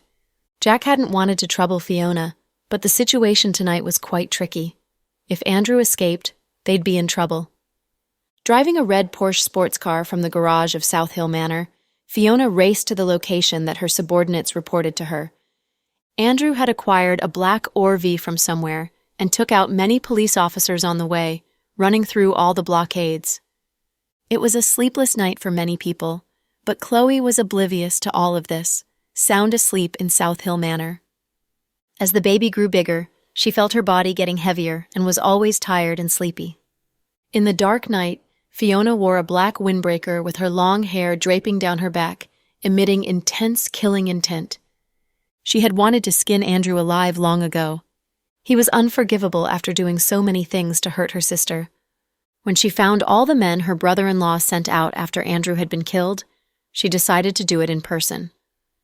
After taking out another wave of policemen, Andrew had few bullets left.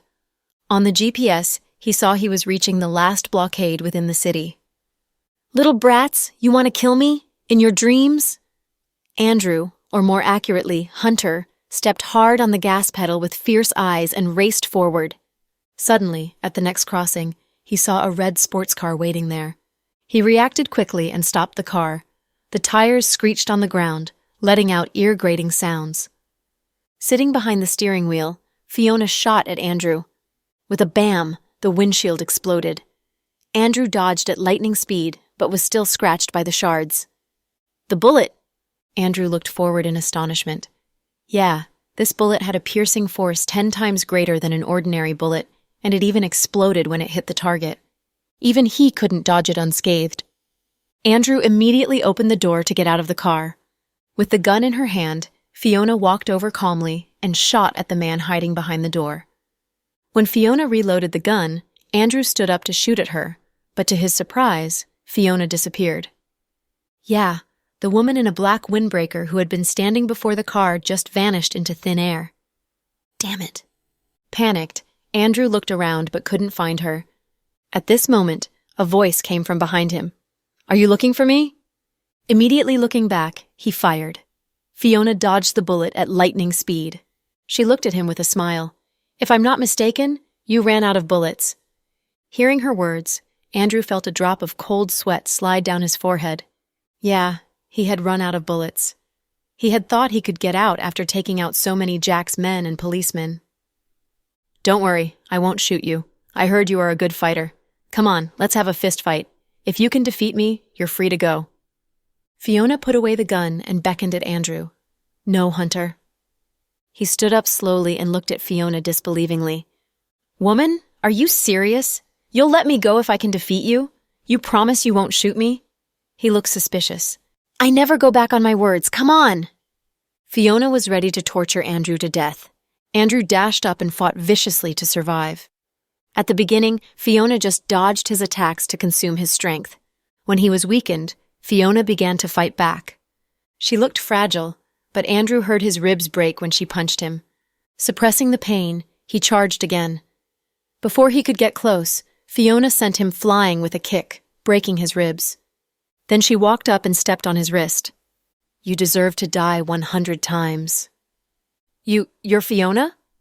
Andrew finally realized who she was. After all, he had never heard that Jack had such a strong female killer. Her fighting moves were unthinkably difficult to deal with and deftly executed. Usually, Fiona would wear a thin human skin mask when she was out on missions.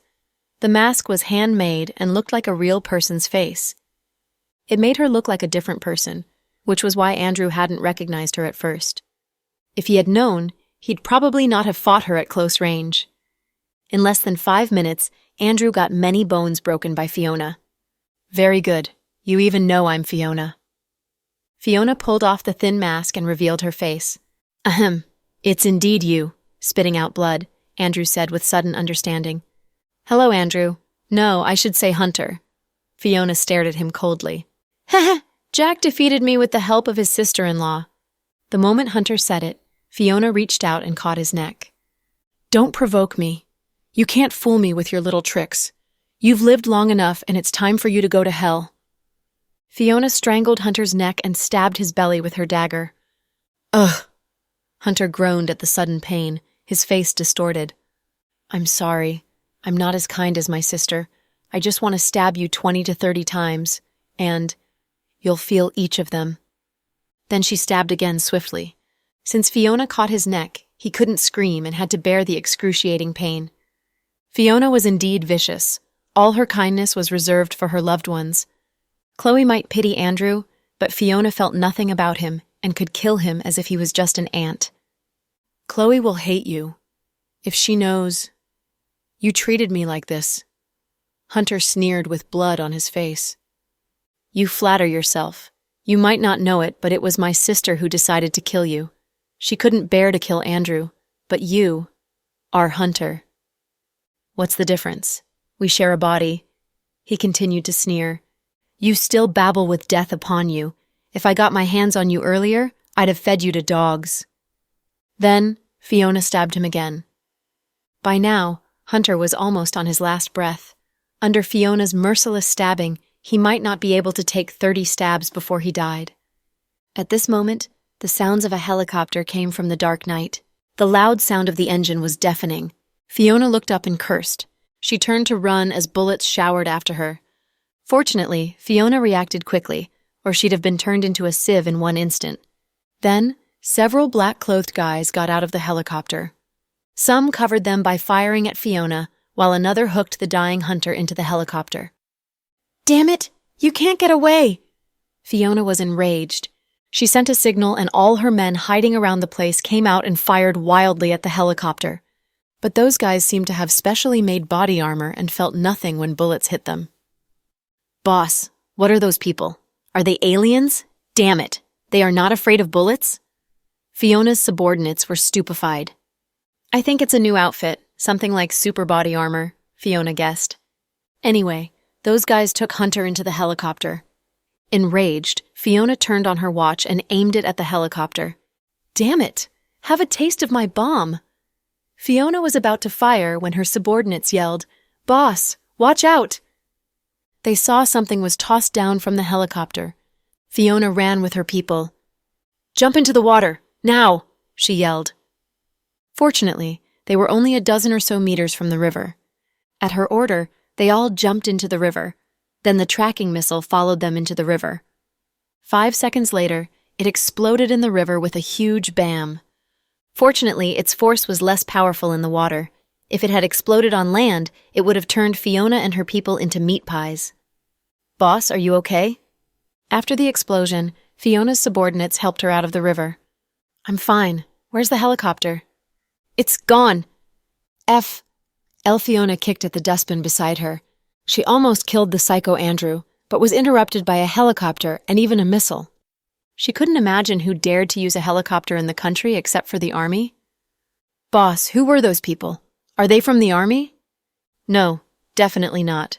The missile, if my memory serves me right, it should be a SDT-50 produced by a military factory in Israel a year ago.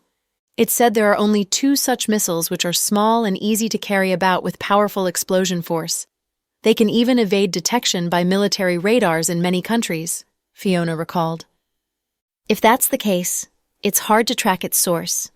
It said a mysterious buyer purchased them at a very high price after the missiles were produced.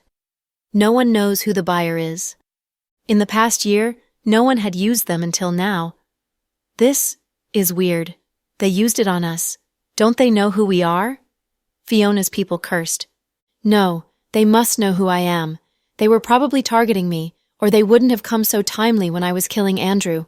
Fiona analyzed calmly. Boss, are they Legend or Nalo's people? Only they would take the risk to rescue him. No. Legend's people don't have such high-tech devices. Besides, they don't have the ability to bring a missile into the country. Well, that's weird. Who could pull this off if they were not Legend's people? All of them were deep in thought. Fiona's face paled, and then she blacked out and dropped to the ground. Boss! Boss! Seeing Fiona pass out, her subordinates were stunned. Immediately, they drove her back to South Hill Manor. Jack was stunned, too. Chloe got up and checked Fiona's condition. Madam, how is our boss? Fiona's subordinates were anxious. I checked her and saw no serious wounds. Honey, we must take her to Southside so we can check her with the advanced devices in the hospital. Without a word, Jack ordered his people to drive Fiona to Southside. After a series of tests, Chloe heaved out a sigh of relief. It seems Fiona got a big concussion on her head and lost consciousness, but it's not serious. Hearing Chloe's words, they all relaxed. Honey, what on earth happened? Chloe looked at Jack worriedly. Fiona went to kill Andrew, who broke out of the prison, but a group of people rescued him. Those guys even came in a helicopter with a tracking missile. Really? Chloe asked in disbelief. In a peaceful time in this peaceful country, she was shocked that these people dared to use military weapons in public. How is the investigation? Have you found out their identity? Jack turned his head and asked Noah. After such a big event happened in the city, Noah, the chief of the city's public security bureau, couldn't know nothing about it. Sure enough, Noah had received information from his high-ups, but it was quite vague. These guys have top-level weapons and have no records of entering the border. Noah was also puzzled. No records of entering the border? It means these people are from within the country, not foreign mercenaries. It seems they are indeed not people sent by Legend, Nalo, or Nan Ross. President Dawson, I don't understand. We exchanged gunfire with them. They are extremely good fighters. How can they be ordinary people? One of Fiona's subordinates objected. I didn't say they were ordinary people.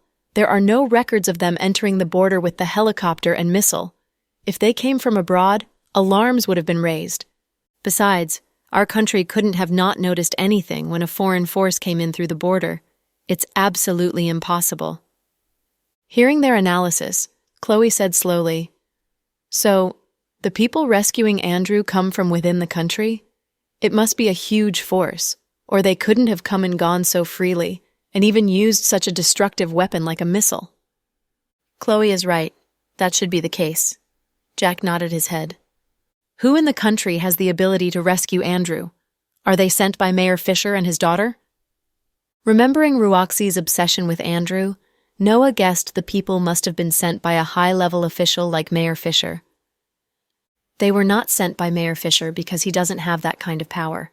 It's not something that can be achieved by ordinary people. The officials from the above said that they'll declare on tomorrow's news that tonight's commotion was a military practice to avoid alarm among the residents, Noah added. That's the only option. We can't say that a prisoner broke out. That said, Jack took off his jacket and draped it around Chloe's shoulders. Come on, I'll drive you back home so you can rest. We have people here to take care of Fiona. I'm fine, honey. No, you're pregnant and can't get tired. Jack felt bad that his wife had to get up at midnight and that Fiona got hurt in tonight's event. Things happened so fast, and they were all caught by surprise. After driving Chloe back home, Jack returned to Southside. In the ICU, Fiona woke up. Boss, you woke up. Her subordinates hurried over. Ahem, I feel dizzy. Fiona lifted her hand and touched her head tentatively. Boss, do you want some water? No. Boss, are you hungry? No. Boss, do you want to use the toilet? Get out. Fiona glared at him, and everyone in the room fell silent. What's wrong with you guys? Do you think I'm so fragile? It's just a small wound. I turn out okay every time that I reach the verge of death. Don't look so tense. We're worried about you. Her subordinates looked mopey. Save it, I won't die. Boss, shall we tell Riker? someone asked worriedly. I'll kill anyone who dares to tell Riker, Fiona said viciously. But it's my business. Stay out of it. At this moment, Jack knocked on the door and walked in. President Dawson, Fiona's subordinates greeted him. Can you guys give us a few minutes? I want to talk to your boss in private. Okay. After they left the room, Jack came over and glanced at Fiona. Are you okay now? I'm fine. It's just a concussion. I was the target of the missile and got hit by the explosion even in the river, Fiona said airily. Okay. Your sister got a fright and couldn't sleep. She came to the hospital with you and had just returned home. Tell her not to worry. I'm as resilient and hard to kill as a cockroach. I'm used to this stuff. Even my old man isn't worried about me. Did you fight with those guys? Yeah, Fiona nodded. They were very good? Very good. They caught me by surprise with their swift movements. Fortunately, I reacted quickly, or I'd be a corpse by now. She was still a bit fearful of the memory. Do you know who they are? Not a clue. They were armed to the teeth. Did you notice any clues about their identities, such as tattoos or symbols? Jack asked. Nothing. I was too far from them to see clearly. Besides, I didn't have time to observe while dodging their heavy gunfire. Whom do you think they are? Any guesses? Jack wondered if the people had targeted Fiona and him, or had just come to rescue Andrew. Not a clue, but I'm sure they are not sent by Legend or Nalo, or Nan Ross. Riker is now in Moscow. If it was Nan, Riker would have alerted me of his operations. I don't think Nan has the ability to do that, said Jack. Damn it! This is the first failure in my life. I should have shot that BS, so he couldn't have been rescued. Fiona blamed herself. Don't be too hard on yourself. It wasn't an accident that those people appeared at that moment. I think someone's been spying on you guys. Impossible. My anti-spying measures are the best. Who dares to spy on me? Fiona ruled out the possibility immediately. Jack didn't continue the topic, but thought the whole thing was quite weird. The people who had intervened were definitely not ordinary people. It's no big deal that he got out. Anyway, he wouldn't be Andrew if we could kill him so easily. I want to see what he's capable of after this. Jack comforted Fiona, not wanting her to feel guilty. Big brother-in-law, it was the first time I tried to help you, but I failed. Don't be silly. We're family. The most important thing is that you're not hurt, or your sister would kill me. Fiona was about to reply when her watch beeped. Seeing Fiona had a call coming, Jack turned and left the ward. Looking at the unfamiliar number blinking on the screen of her watch, Fiona knew who the caller was. After a moment of hesitation, she answered it. Hello? Fiona said with faked calmness. Woman, you didn't keep your promise. Hey, what promise didn't I keep? Psycho Riker, explain yourself. Fiona was piqued. You promised me nothing would happen to you. Right, nothing happened to me. Then why did you jump into a river to dodge a missile? Drill practice? Riker asked in a huff. It was just an accident. Fiona felt guilty. Don't make excuses. I won't trust you anymore. So what do you want? Fiona rolled her eyes. The plan is ended. I'll leave Russia and see you in a moment. We can't stop it in the middle of it, Fiona immediately objected. We agreed to do as you planned, but you drank with a stranger. I can let that pass. But how could you engage in a heavy shootout and almost get killed by a missile? But I'm fine, right? Ha! I'm hard to kill. Fiona tried to brush it off. You call it okay while you're hospitalized with a concussion? Riker asked. Fiona was surprised Riker knew about her condition, even though she didn't have a video chat with him. Despite his silence, Riker had excellent subordinates who were quite good at gathering information. The moment Fiona was hospitalized, Riker got the news. No wonder he was enraged. Riker, I'm truly fine, don't worry, Fiona said in a gentle voice to appease him. Save your breath, Riker said coldly. What he meant was that it was impossible for him to stop worrying about her. Those guys have unidentified backgrounds and caught me off guard. If I was given a second chance, I'd take them all out with an AK-47. You're in the hospital, so stop boasting, okay? Riker said with a dark expression. Ha ha, thank you for the compliment, Mr. Ross. Stop the nonsense. Get serious. By the way, How are things going with you? After you returned, did Nan do anything? Fiona changed the subject. Of course, he used Amy. Oh, what did he do? He had Amy put poison in my coffee. Then? Fiona was curious about how Riker handled the issue. I switched the coffee. Amy took the poisoned coffee, but nothing happened yet, so I guess it's chronic poisoning. Smart, Fiona flattered him. Shut up. Now tell me how I should deal with you now that you broke your promise. What promise did I break? Fiona asked. You promised me that you wouldn't get yourself hurt, but now you're hospitalized. Fiona, how can I trust you after this? In distant Moscow, Riker was worried sick when he heard Fiona was wounded. But you broke the promise too by calling me, right? Fiona retorted. Did you forget that we agreed that you can't contact me to make our breakup look real? Previously, you just sent a message to my subordinates, but now you called me directly.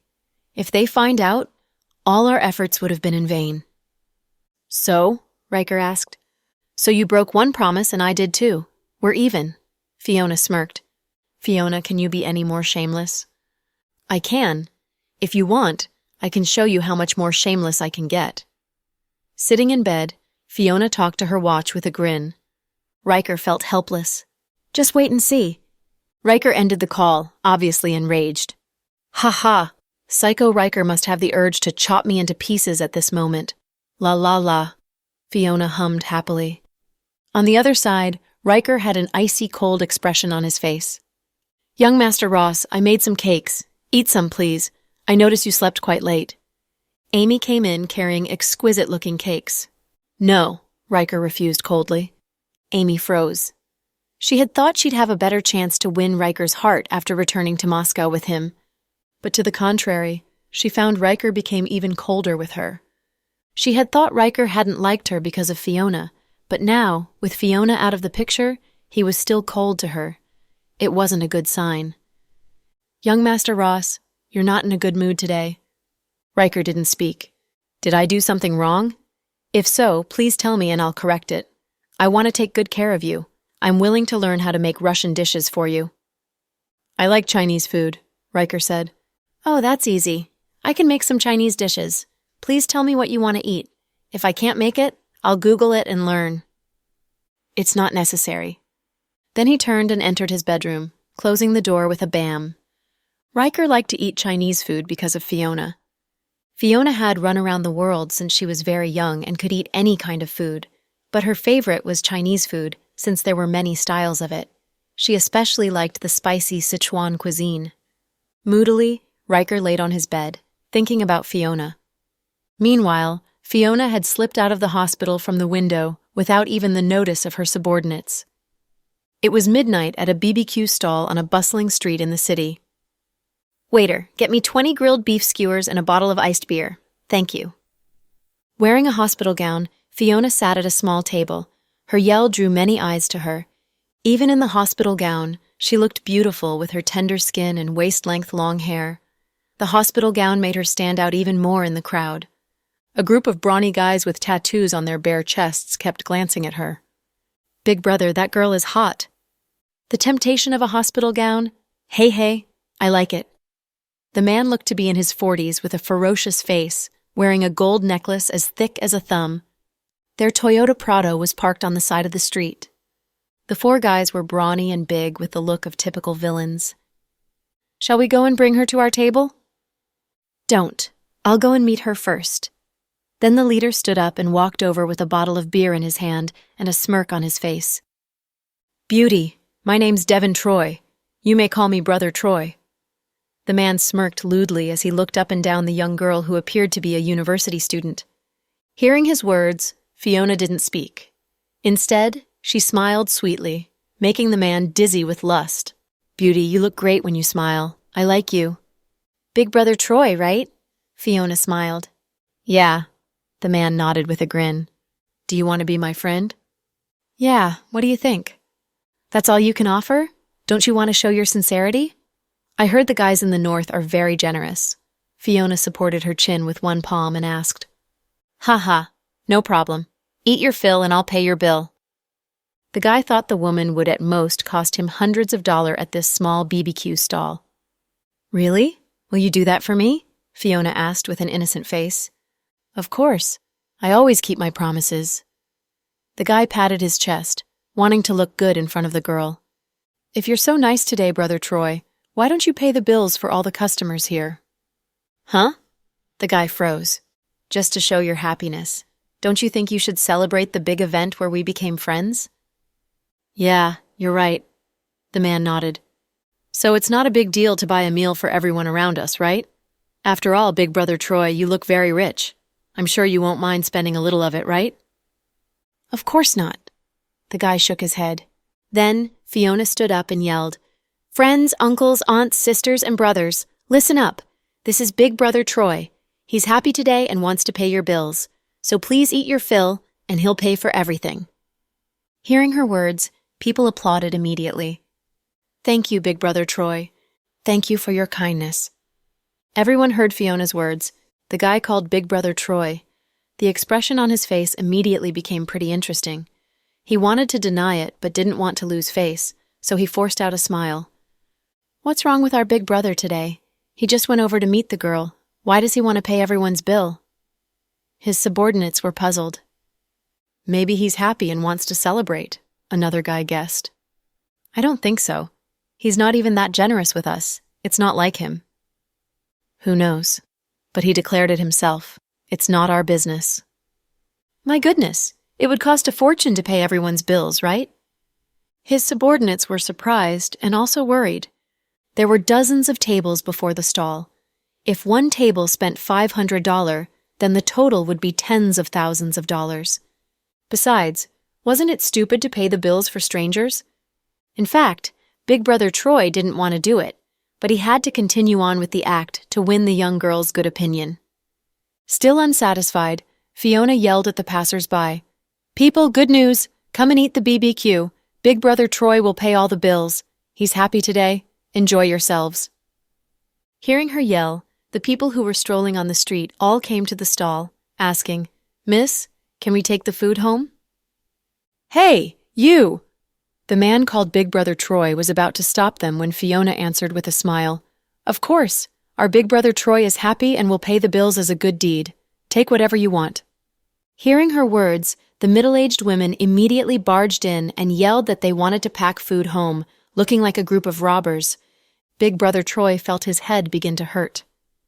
Big Brother Troy, you're not pleased? No. Do you have enough cash? If not, you can use bank cards. I do, the man said through gritted teeth. Then he returned his attention to the extremely beautiful young girl. Beauty, how old are you? 19, Fiona said shamelessly. Ah, so young. No wonder you look as fresh as a flower. The man swallowed. Fiona smiled but didn't speak. What do you do? I'm a student at an art college, Fiona continued to lie. Haha, good. I like students from art colleges. You all have gorgeous figures and beautiful faces. You're good in every aspect. The man grinned at Fiona lewdly. Big Brother Troy, take a seat. Fiona had slipped out of the hospital to relieve her boredom by eating some beef skewers and beer. Seeing this moron, she knew she wouldn't feel bored tonight.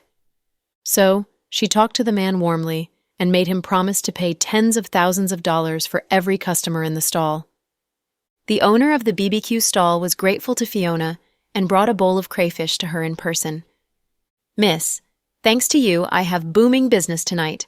This bowl of crayfish is on the house, the shop owner said with a sincere smile. Taking the bowl of crayfish, Fiona said, How can I take it for free? Our Big Brother Troy is very rich. Put it on the bill. The shop owner was stupefied. The guy called Big Brother Troy felt like crying. Shelling a crayfish and taking a bite, Fiona stood up again. Seeing that she stood up again, Big Brother Troy felt his heart tremble in fear. Sure enough, Fiona called out, Sir, your crayfish is delicious. Bring several bowls to each table. I'm afraid I don't have so many crayfish. The shop owner looked a bit embarrassed. He hadn't expected that his business today would be so good. It doesn't matter. Just bring them as many crayfish as you can and other good and expensive delicacies. Our Big Brother Troy is rich, said Fiona. Now the man couldn't bear it anymore and stopped Fiona. Beauty, we must keep low-keyed. I'm rich, but I don't want people to know it.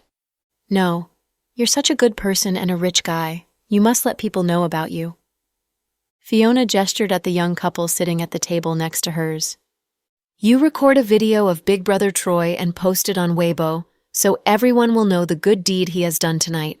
He's such a good guy. Yeah, he's a good guy, the customers around them praised him. Obediently, the young couple took out their cell phones and began shooting. The man couldn't back out of the deal now. He began to realize that the woman had trapped him. Beauty, look, I just wanted to pay your bill, but you made me pay for everyone. What is your intention, really? He looked at Fiona resentfully.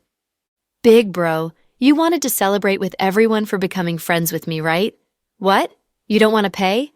If so, just tell me. I'll pay, Fiona said loudly so everyone around them could hear her. I didn't say I won't pay. I just feel... The man was confused. He felt something was wrong, but couldn't name it. Boss, bring the bills. Big Brother Troy said he'll pay the bills now. The new customers won't get paid, so he's ready to pay now.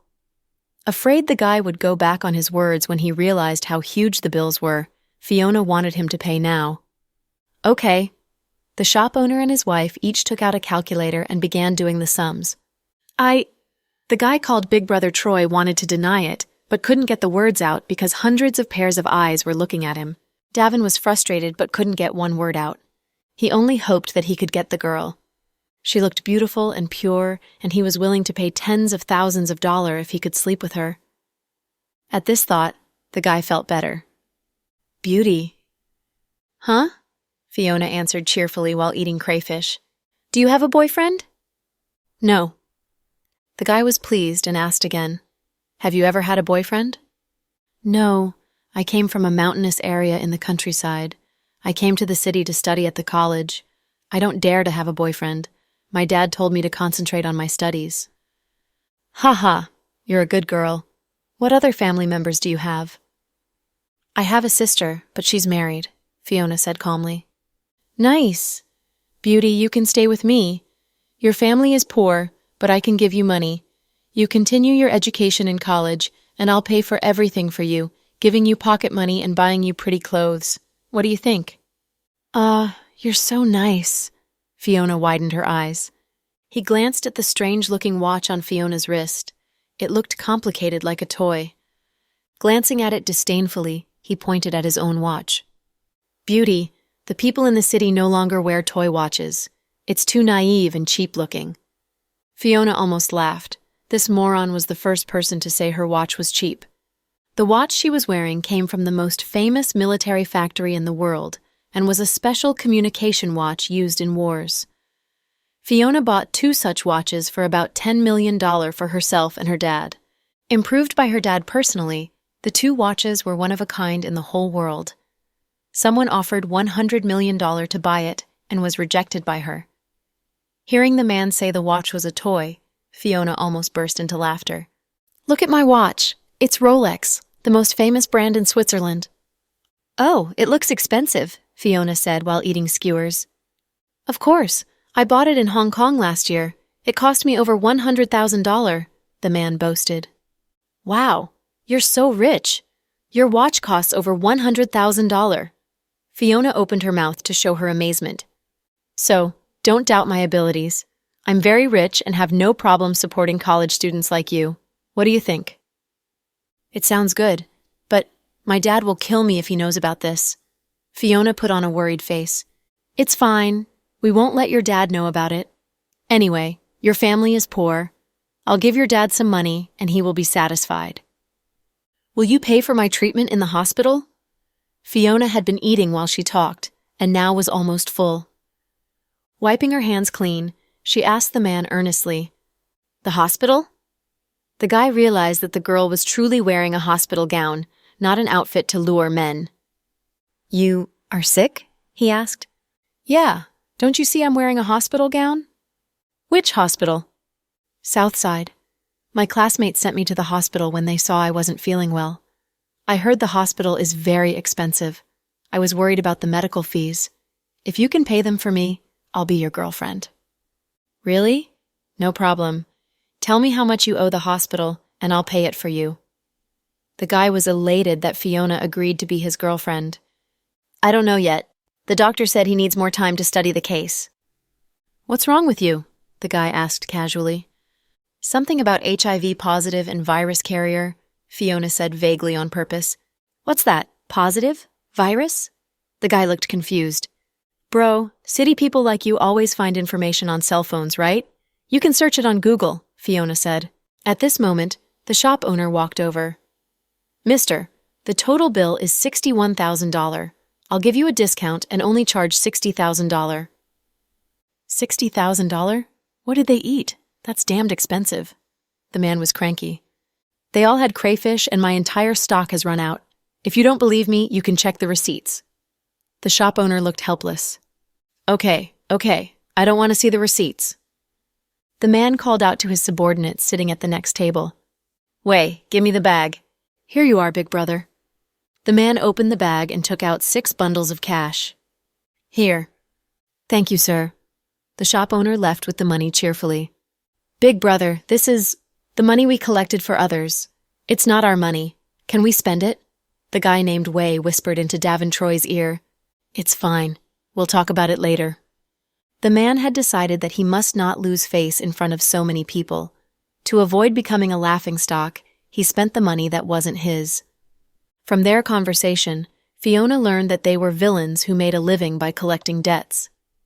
The money-lending companies hired these scoundrels to collect debts with all kinds of methods, including beating the debtors. They were mostly good-for-nothing scumbags who liked to bully others. Beauty, what's the illness you just mentioned? I'll check it for you. The man returned to their previous topic. HIV positive, Fiona repeated in a low voice. The man immediately took out his cell phone and searched the words. When the results appeared, he was startled. It said people that were HIV positive were carriers of the AIDS virus. You. The man looked at Fiona as if she was a ghost.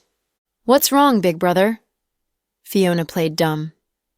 Did the doctor in the hospital really tell you that you are HIV positive? Yeah. He said something about the dormant period of the virus. I don't understand what he meant, Fiona continued with the lie. This is AIDS. My goodness. The man was immediately scared into fleeing. Fiona smiled faintly and wondered why there were so many morons in the world. With a full stomach, she got up to leave. The wife of the BBQ stall owner walked over and took her hand, whispering, Miss, they are not good people. Stay away from them. I know. Then why did you talk to them? Davin-Troy is a big bully in this area and always picks on the meek ones. You made him spend so much money at our stall, and I'm afraid he'd get back at you. Obviously, the shop owner's wife was kind and tried to warn Fiona while Davin was gone. Thank you. I'll be careful. With a smile, Fiona left. After walking for over 10 minutes, she was stopped by a group of people on a remote street. You guys again? What a coincidence, Fiona said with a smirk. Little batch. You dared to lie to me. I called the hospital and they said there are no AIDS patients in the hospital. Do you think you can run from me after tricking so much money from me? If you don't go with me tonight, I'll make you suffer. It seems you're not a complete moron. Fiona had a toothpick dangling between her lips, and her eyes turned into crescents when she grinned. Shut up. You must come with me and pay the debt with your body. I'll let you go when I'm tired of you. The man ordered his men. Go and tie her up. Put her into my car. Well, so you are tired of living. Fiona sighed lightly. After arriving at the city, Fiona had cautioned herself to lay low and restrain herself from killing people. One reason was that she didn't want to kill her countrymen. The second was that she didn't want to make trouble for her sister's friend, the chief of the Municipal Public Security Bureau. She had been restraining herself. For example, she had taken only $10 million from that stuttering rich guy a few days ago. Today, she was even kinder and only made him pay $60,000 to give others a free meal, but the guy dared to come back. The brawny guys ran toward Fiona, thinking it was a piece of cake to catch this defenseless young girl wearing a hospital gown. However, before they could get close, they were all knocked down. What's happening? The leader, Davin, was stupefied. I'm not in a good mood today. Get out of here. I don't want to kill you. Putting away her sweet smile, Fiona said in a hard voice, "Don't bluff. Kill us, if you dare." Before he could finish, Fiona threw out a flying knife and pierced his heart, killing him instantly. "Big brother, big brother." His men scrambled to him and were shocked when they saw their leader had been pierced through the heart. Yeah, their big brother had been killed by a defenseless young girl in one instant. "You killed him! You'll die for this!" One of the men looked back at Fiona and said viciously. "Ha ha!" Fiona sneered. "What are you waiting for? Call the police and ambulance. Come on." Fiona hadn't expected that these guys were so lame that instead of fighting her, they wanted to call the police. She wouldn't give them the chance to do that. Leaping over, she drew out the dagger from the man's heart and cut off the tendons in their hands and legs. "Scumbags, you deserve to die. But I've been trying to restrain myself lately and won't kill the minions. But if you dare to say things you're not supposed to say, I'll kill you and even your family." That said, Fiona stood up and took out a white tissue from a pocket of the hospital gown to gently wipe the blood from the dagger. The guys lay on the ground in excruciating pain. They had only read about such a scene happening in novels. A young girl killed one and injured 3 in such a short time. Even the police wouldn't believe this story. After Fiona vanished in the dark night, they began to realize that this woman must be a professional killer. Otherwise, she wouldn't have killed people so deftly and neatly. But when did a place like the city get such a professional killer? Later, some passers-by sent them to the hospital and alerted the police. One police branch under Noah took the case. But when the police asked the victims about the killer, none of them dared to speak, since they were afraid the woman would come back to kill them if they did. So the death of Davin became a mystery. In the past, Fiona would kill people each day as if it was her day job, so she didn't feel any guilt after killing people. Returning to the hospital, she slept soundly. On the next day, she wanted to get discharged from the hospital, but Chloe was worried and insisted she stay one more day. Meanwhile, Anne had brought Elsie back from Singapore. When he pushed her wheelchair down the plane, 4 black-clothed men blocked their way. "Who are you?" With a frown, Anne looked at the guys warily, ready to fight. "They are here for me," Elsie said calmly. "Huh? For you?" Anne was stupefied. She sounded like she knew these black-clothed guys. So he helped Elsie into a black Audi A8L instead of the car Justin had sent for them. Soon the car stopped slowly at the gate of a 5-star hotel. "Miss, the madame said you must enter alone." The bodyguard stopped Anne. "Okay." Elsie nodded. Looking back at Anne, she said in a low voice, "Anne, don't worry. They are my mom's bodyguards." Your mother is here?" Anne understood suddenly. "Yeah, she probably has something to say since she's here. I'll go in and talk to her." "Okay, call me if you need me." Hearing that Elsie would go in and see her mother, Anne relaxed and stayed outside. A bodyguard pushed her wheelchair into the penthouse suite in the hotel. Elsie saw her mother, a noble-looking woman in her 40s. She was dressed elegantly, and her deportment showed that she was obviously not an ordinary person. "Mom," Elsie put on a smile when she saw her mother. The bodyguard left the room, so the mother and daughter could talk privately. "Look at you." Hearing that her daughter was in a car accident, Mrs. Rue was sick with worry. She was about to fly to Singapore when she got the news that her daughter had returned to the country. Getting the news, Mrs. Rue brought people to the city without delay. With her special identity, she seldom traveled, and her meeting with her daughter was a secret. "Mom, I'm fine. I was hit by a car while I was touring with a friend," Elsie said airily. Mrs. Rue hurt inside seeing her daughter in this state. Sitting down beside her, she reached out and placed her hand on Elsie's. "Elsie, it's been a long while since you came here, right?" Not too long." "How is your relationship with Justin?" "Very good." "Really? But I heard that Justin wasn't good to you." Mrs. Rue looked displeased. "Don't believe the rumors. Justin is very good to me. Hearing that I was in an accident, he sent his bodyguard to bring me back," Elsie explained. "Sent his bodyguard? Why didn't he go in person?" Mrs. Rue asked.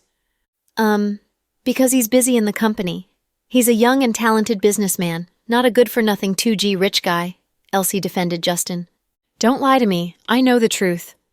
Mom, stop. I came because I was worried about your wound. The other reason is that I want to bring you home. Mom, I don't want to go. Elsie, Justin is good, but we don't have to beg for his attention. The Cooper family is a big and reputable family, but don't forget your identity. We don't need you to gain benefits for us by marrying a big figure. Come back to the provincial capital with me. Your father and I hope you can marry someone who truly loves you and cherishes you even if he's from an ordinary family. You're our only daughter, and we can't bear to see you suffer. Mom, what are you talking about? I didn't suffer. Justin is truly good to me. Don't lie to me. I met Justin's mother and she told me everything. Huh? Elsie panicked. Don't say, do you really think I'm a gullible old lady? Mrs. Rue looked at her willful daughter in a huff. I just didn't know that you've seen Auntie Cooper. What did you expect? Would you tell me the truth otherwise? Elsie, you're not a little girl, and I never intrude on your business, even when you had a boyfriend in university without telling us. Yes. Elsie lowered her head, feeling guilty. Now you've reached the age to marry. With your looks, educational background, and family status, you have lots of choices. You don't have to make yourself into a housemaid. I didn't. While I lived in Justin's home, I cooked for myself. It's ridiculous to call me a housemaid. Then tell me why you went to Singapore? Mrs. Rue looked solemn. Because I wanted to tour Singapore, Malaysia, and Thailand. Due to the limit of time, I didn't go to Thailand and Malaysia. You're still trying to lie to me? Come, read it yourself. Mrs. Rue took out her cell phone and showed some screenshots to Elsie. Glancing at them, Elsie was stupefied when she saw those screenshots were comments trashing her on Weibo when the thing about Justin and Kira happened. Did Justin tell you to go to Singapore? No. I decided to go myself. I just felt I needed to get out of the city and lay low for a while. Why didn't you go home? You're the daughter of Secretary Rue. Who would dare to bully you? Mrs. Rue was angry. She just didn't understand it. Her daughter wasn't an aggressive person, but not a doormat either. How come she became so meek? No, I didn't want to make you and Dad worry about me. Besides, those guys don't know my family background and think I'm just an internet celebrity who is trying to gain more attention. I didn't want to explain it to them. Since my bestie in Singapore invited me to see her, I went there to have fun. It truly has nothing to do with Justin. Please don't blame him, Mom. What potion did that fellow Justin feed you? He treated you so badly and you're still defending him? Mom, Justin's a great guy. You've never seen him and don't know his personality. In fact, to know a person, you can't just listen to rumors. You have to use your eyes and heart. I'm not a genius, but I'm not stupid either. I know what kind of guy Justin is. He's a good man, really. Mom, after I broke up with my previous boyfriend, I had felt dead inside and thought all the men were scumbags. Now I finally know what kind of guy I like. I just like a guy like Justin. Girl, you should feel ashamed of yourself. Mrs. Rue was a very traditional woman.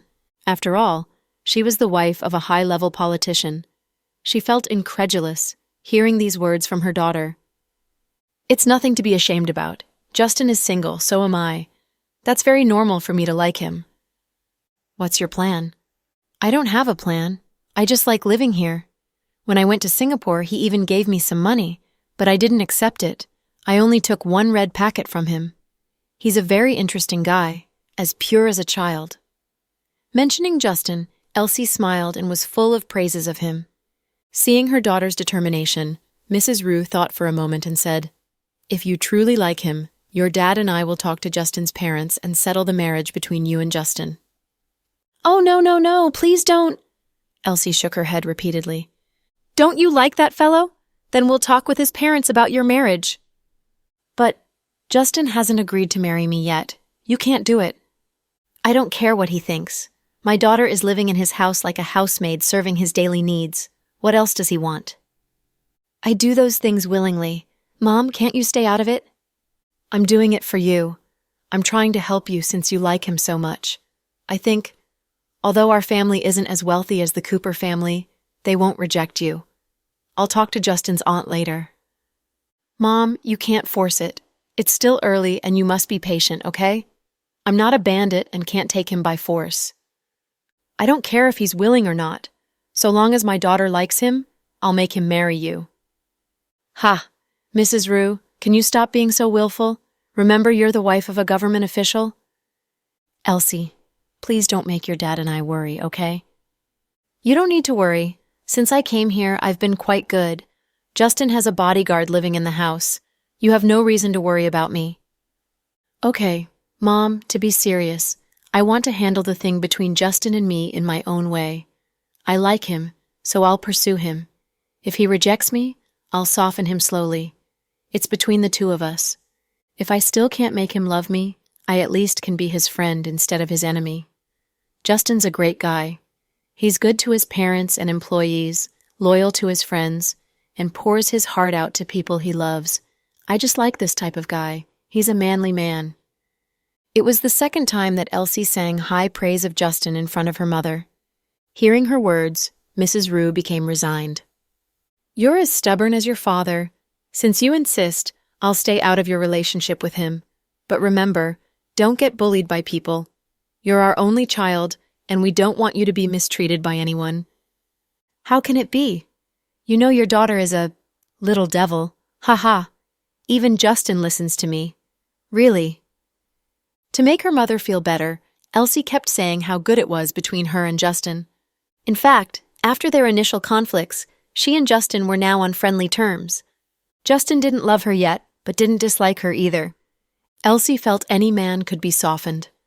So long as she infiltrated his daily life, maybe one day Justin would be softened by her. How's your leg? I'll ask a doctor in the provincial capital to come and check it for you, okay? Seeing her daughter wouldn't go home, Mrs. Rue squatted down to examine her daughter's injured leg and said worriedly, No, the hospitals in the city are quite good. I know there's an excellent doctor at Southside Recuperation Center and I'll go see her. Really? Do you want me to go with you? No. I still want to live in Justin's home. I'll ask Justin to go with me to see the doctor since he's friends with the doctor. Fine. I won't say more about it then. Tomorrow I'll go with your dad to attend a meeting in Capital City. Okay, you guys take care of yourselves. I'll go back and see you often. We can't keep you with us now that you're grown. Sighing, Mrs. Rue walked her daughter out of the hotel and left. Anne drove Elsie back to Justin's house. I'm back.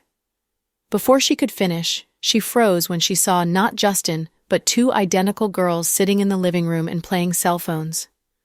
Woman, you come back to harass our handsome Cooper again? Little Bean glanced at her and said rudely. Hello, girls. Knowing the twins disliked her, Elsie still said hello. Little Bean turned her head and ignored Elsie. Not to make Elsie feel embarrassed, Pudding nodded at her. Where's Justin? Elsie asked. He's changing clothes upstairs, Pudding answered. Miss Rue, do you want me to help you to your bedroom so you can change your clothes? Anne asked. Okay, thank you, Anne. You're welcome. As he pushed Elsie's wheelchair further into the house, Anne asked Pudding and Little Bean, Has your auntie left? No, she's in the hospital. Huh? Why? Anne was surprised and looked anxious. My mom said she got in a fight and received a concussion. Recalling carefully, Little Bean described what she had learned. Got in a fight? Concussion? Anne was overwhelmed. He had made a short trip to Singapore and then Fiona got in trouble. If he had stayed by the girl's side and protected her, she might not have gotten in the trouble, right? Huh? Uncle An, why did you ask about my auntie? Do you like her? Little Bean grinned slyly. That's nonsense. Denying the speculation, Anne pushed Elsie toward her bedroom. And who is their auntie? Whom were you talking about? Elsie was curious. You don't know her. She's Dr. Green's younger sister. Oh. In the living room, the twins began a weird conversation. Little Bean. Sis, don't you think that woman Elsie is annoying? Pudding. Not really. Little Bean. Don't you think she's just like those previous scheming women? She stays here without invitation and plays dumb to gain handsome Cooper's pity. She's a scheming batch. Pudding. If she truly likes handsome Cooper, it's fine if she uses some tricks. Little Bean. Huh? Sis, why do you speak for a stranger? Pudding. I just told you what I think about her. Compared to the previous women, Elsie is okay. At least she's better than those women in one aspect. Little Bean. Which aspect?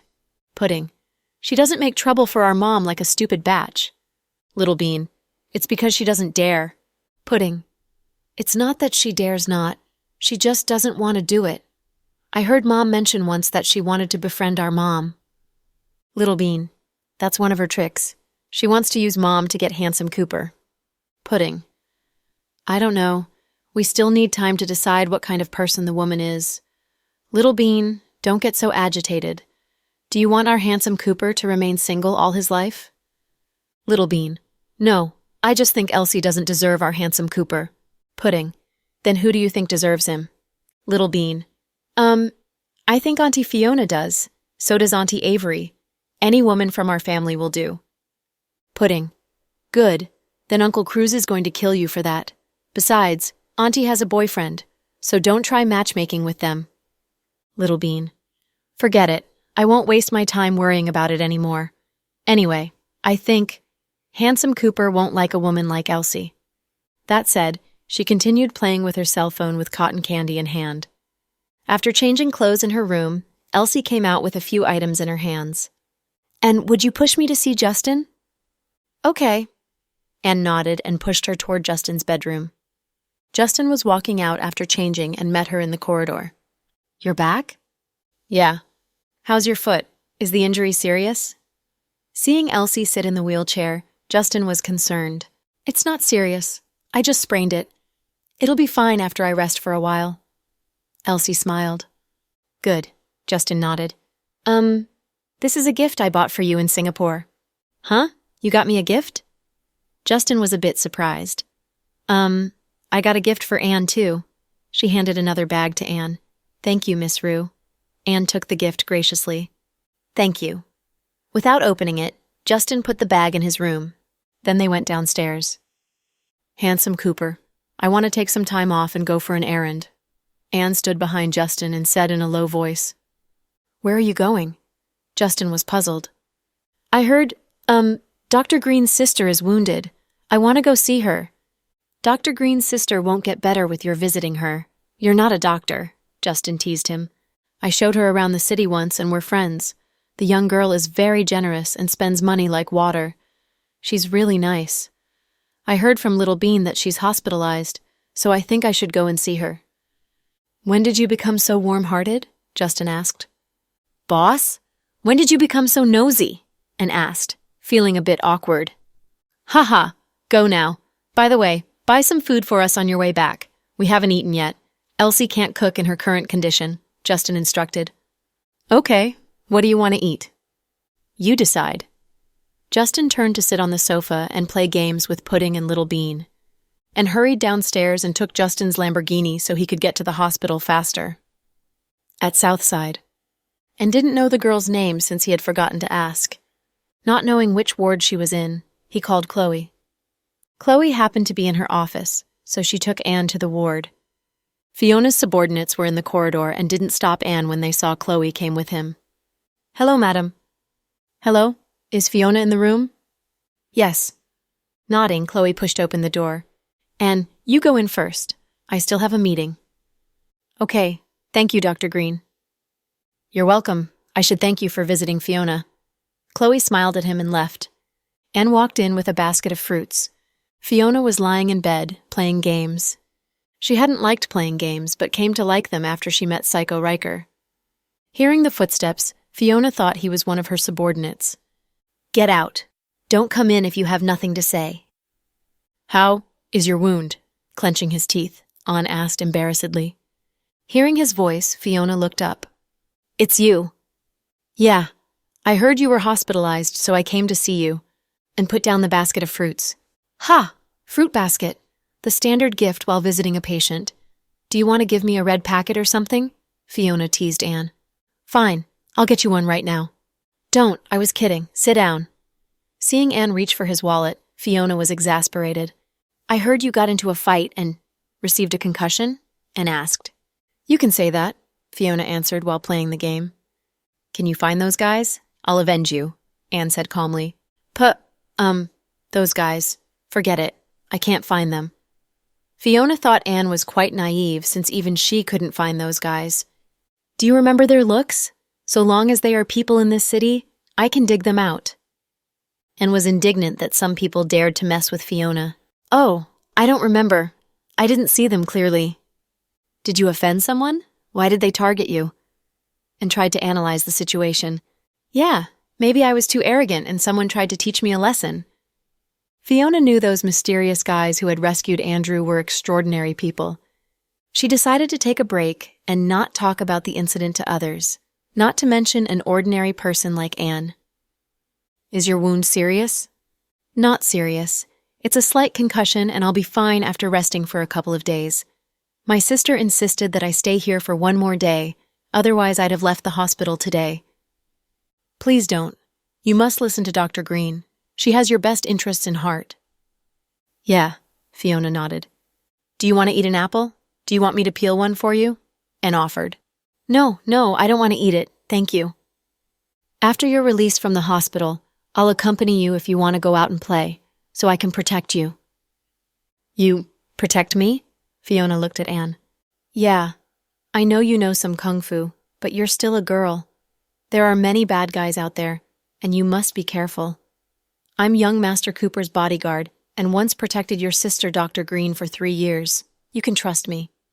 Anne said it seriously, but Fiona almost laughed out loud. Oh, I trust you, absolutely. I know you're a good fighter. You used to be a soldier in the Special Forces, right? How did you know it? Anne was surprised. I heard it from my sister. She said Justin was in it too. Yeah, President Cooper was the captain of our platoon. He was really a good soldier, and I thought he'd stay in the army all his life, but he later quit the army. Anne lamented. He still felt thrilled whenever he recalled the time when he stayed in the army with Justin. I'm fine and don't need your protection. In fact, I can manage, Fiona said. If I was with you, you wouldn't have been injured. Fellow, why are you so good to me? Fiona glanced at Anne and asked. President Cooper told me to protect you since you're Dr. Green's sister, and he's Dr. Green's very, very good friend. This reasoning is lame. Thank you for your kindness, but I truly don't need your protection. Your job is protecting Justin. Fiona smiled at him, and then went back to the game. When she smiled, she looked like a child with a dimple on her face, and knew this girl was extraordinary and out of his league. Seeing how she spent money, he knew she was loaded. Living abroad all the time, she was way out of the reach of a small bodyguard. But still, Anne couldn't resist her charms. He found the girl's fighting skills, personality, and talking style to be very unique. Justin had wanted to match him with Elsie, but he knew Elsie was out of his league as the daughter of Secretary Rue in the provincial government. Besides, Elsie was like a buddy to him, and he felt nothing about her. But this girl was different. He'd always think of her when she wasn't with him. Your name is Fiona Wagner? He had heard her name from Chloe on their way to the ward. Oh, yeah, Fiona answered indifferently. It's a good name, Anne said. Oh, really? I used to complain to my dad about it. I'm sure he gave me the name Fiona because he loved smoking. Ha ha, you're funny. Hearing her words, Anne laughed. I'm serious. I wasn't joking, Fiona said with a straight face. Fiona, how old are you? And mustered his courage and asked, What, are you hitting on me? And almost choked when he heard Fiona's blunt words. No, I just feel that you're very young, like a college student. Are you studying in a university abroad? No, I graduated long ago. Fiona didn't tell him her age. What's your relationship with Dr. Green? Are you sisters by blood? Why are you asking so many questions? Don't you know curiosity killed the cat? Fiona glanced at him with a smirk. Okay, ignore my questions. Have you eaten? Do you want me to buy you something to eat? No, I'm not hungry. Oh, then have a good rest. I'll come and visit you again. Don't. I'll be released from the hospital tomorrow. Okay, after that I'll take you out and continue the tour. Huh, I don't need your company. I can manage myself. Fiona found the guy was quite persistent. You're welcome. I won't charge to protect you, and joked and left the room. Fiona rolled her eyes at his back. Damn it, who's going to protect who when we're out? When he walked out, Anne saw Fiona's subordinates were still patrolling in the corridor, looking highly alert. They didn't look like ordinary bodyguards. Dressed in ordinary clothes instead of black suits, they were light on their feet, which showed that they were good fighters. He happened to see the black gun that one guy had tucked at the small of his back, and was thoughtful, wondering about the true identity of Dr. Green's sister. As she stayed in the hospital, so many guys were guarding her with heavy weapons. On his way back to Justin's house, he followed his boss's instructions and bought food for everyone. Justin didn't tell him what food he wanted, but since the twins were in the house, Anne bought their favorite food, including shrimp dumplings, steamed buns, and lobster congee. "Uncle An, you're my favorite person. You're so thoughtful." Little Bean praised Anne as she ate, and smiled but didn't speak. As everyone was eating, Anne pulled Justin to one side. Elsie sat across from the twins to eat the food and occasionally bickered with them. She didn't purposefully cozy up to them but didn't antagonize them either. She just bickered with them occasionally. Pudding was mild, but Little Bean disliked Elsie and spoke to her rudely. "What's up?" Justin was puzzled at Anne's secretive manner. "President Cooper, what on earth does Dr. Green's sister do?" "I don't know. I didn't ask." Justin was surprised. "Oh, what did you discover?" Justin knew Anne must have a reason to ask the question. "I feel her identity is very special," said Anne. "How special?" "That girl has lots of people protecting her and they all have guns. Isn't it normal? You're my bodyguard and you have a gun too." Justin thought he was being paranoid. "No. Listen to me.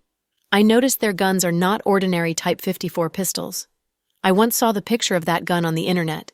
It's the newest AX-68 produced this year by a military factory in Israel. The gun has a powerful destruction force since the bullets can cause a silent explosion after entering the body and expand the area of the wound, seriously damaging cells and tissues in the body. I don't think an ordinary bodyguard would carry such a gun." Fiona lives abroad, and maybe the people there all use such guns," Justin guessed. "Boss, you can't speak for her like this just because she's Dr. Green's younger sister. You must be realistic," and chuckled in exasperation. "I'm being realistic. How much power can a young girl hold? You haven't met her in person, right? If you do, you'll feel she's—" and paused. Justin raised his eyebrows, waiting for him to continue. "Feel what? Damn it. Can you finish your sentence? Are you choking on something?" As Anne stopped mid-sentence, Justin became impatient. "She has a mysterious air about her." "That's all?" Justin was exasperated. "And a presence I can't name. Something like a domineering aggressiveness or fierceness, but not completely." And felt Fiona was a riddle that he couldn't find words to describe. "I can use one word to describe what you tried to tell me," said Justin. "Which word?" "Roguery." "Puh!" Anne chuckled. "What the heck are you laughing about?" "Haha, President Cooper, you're a genius." "Shut up! Don't laugh! Just tell me if my word is accurate."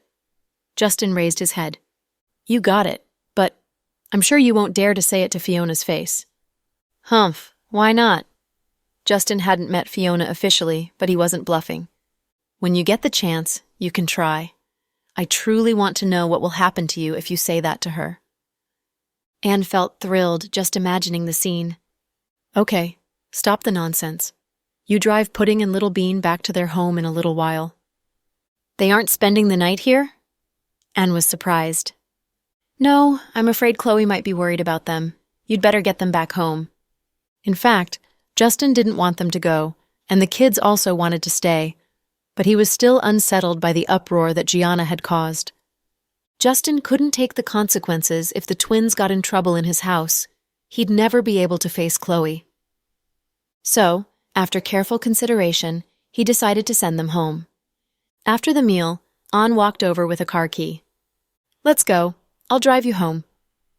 "Who said we're going home?" Pudding raised her head. "Yeah, Uncle An, why do you treat us in this way? Did you forget I bought ice cream for you?" And felt wronged. "Stop messing with him. I told him to drive you home," Justin said. "But why? When we came, you agreed that we'd stay the night here. Mom knows it and agreed too." Little Bean was agitated. "It's too late. You'd better go home or your dad will worry about you." Handsome Cooper, relax if you're worried that my dad will be mad about this. Our old Dawson isn't so narrow-minded. If you don't believe me, I can call him and ask him to talk to you. If you still don't believe it, I can contact my dad with video chat, so you can see my dad's minute facial expressions. Little Bean was so eloquent that Justin couldn't find words to dispute her. It's not like that. I know your dad won't be mad. I just feel it's not safe for you to stay the night out of your home. It's your house. Handsome Cooper, what do you mean? Do you want to kick us out just because that woman came back? Little Bean pouted and vented her anger on Elsie. Elsie almost choked on the Coke she was sipping. Ahem, I'm not taking the blame, she said. It has nothing to do with Elsie. No matter if she came back or not, you can't spend the night here. Be good and I'll bring you back tomorrow, okay? Justin squatted down and coaxed them. Handsome Cooper, you don't love us anymore? It was the first time that Pudding begged Justin like this in front of others. Justin was helpless. Of course not. But you were not like this before. Now you even want to kick us out. Pudding began to tear up. Seeing her sister's expression, Little Bean immediately began to act too. Handsome Cooper, I'm surprised that you changed your heart so fast. Did you start liking some other kids? You think we are not as adorable as before now that we've grown up, right? No, that's not true. Justin felt he'd never be able to clear his name. If you truly don't want us to spend the night here and disrupt your plans, we'll go, Pudding said. Yeah, we'll go and won't come back anymore, Little Bean added with the ultimatum. Hey, don't! Your Majesties, please don't mess with me, okay? My heart! Justin thought the twins were even scarier than Chloe when they were mad. Dr. Green just sulked, but the twins also begged for his attention while getting mad at him, and he felt hurt inside when he saw them like this. We're not messing with you. We dumped our dad and mom and came to your house to keep you company by eating with you and playing games with you just because we didn't want you to stay home alone. But what did you do? Now that your playmate is back, you are just going to kick us out? Little Bean had a dark expression on her face. Seeing the situation, Elsie hurriedly said, Justin, don't you dare send them home. If they leave, I'll never clear my name. Fine, Little Bean, you don't have to go, but please don't mess with me anymore. Do you mean it? Pudding stole a glance at Justin. Of course I mean it. Please stay. Justin soothed the two Majesties. Fine, but your attempt to kick us out has done great damage to our mental health, so... Little Bean paused and exchanged a look with her sister. So what? Justin had a bad feeling in him. So you must make it up to us, Little Bean said. Oh, damn. That's blatant blackmail. You two trapped me. Justin didn't know if he should laugh or cry. How can you say that? Who tried to kick us out? Little Bean objected. Fine, it's me. I dug the trap for myself, okay? He totally surrendered. You started it, okay? So, you must make it up to us. President Cooper, do you want me to fetch the checkbook for you? Anne tried to hold in his laughter. Back off. Don't add oil to the fire. No checks, Little Bean said firmly. How about red packets? I'll send lots of red packets to you. Justin chuckled. No, we don't want money. We're rich, Pudding said. Yeah, we're rich, Little Bean said with great dignity. So, Your Majesties, what on earth do you want? Justin totally regretted his decision to send them back. None of this would have happened if he had allowed them to stay. Now they got him and wanted to blackmail him. We only have a simple request, Little Bean said. Yeah, one request, Pudding repeated. What request? Justin was impatient. Sis, you tell him. Why me? You're the perfect one to say it. Pudding looked at Little Bean. No, I talked so much, it's your turn. As the sisters bickered, Justin was frantic as he waited for their answer. Your Majesties, can you stop bickering and tell me your request? My little heart. Justin put his hand over his heart and pretended to collapse on the sofa. Okay, I'll say it, Pudding answered with a straight face.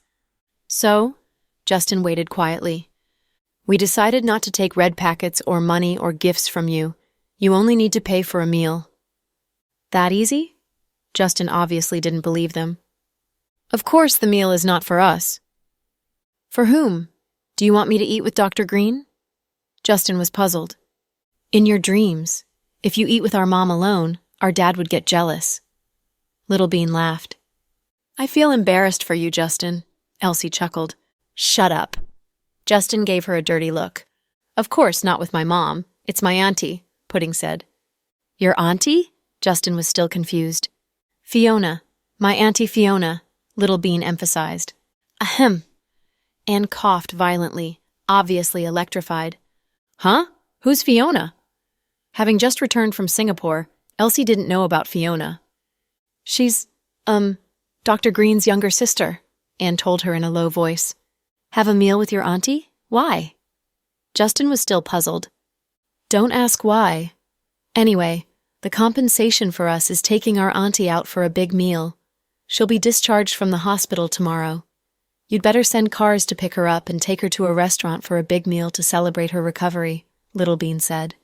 Yeah, make it fancy and high-profiled. You must make her happy, Pudding added. Huh?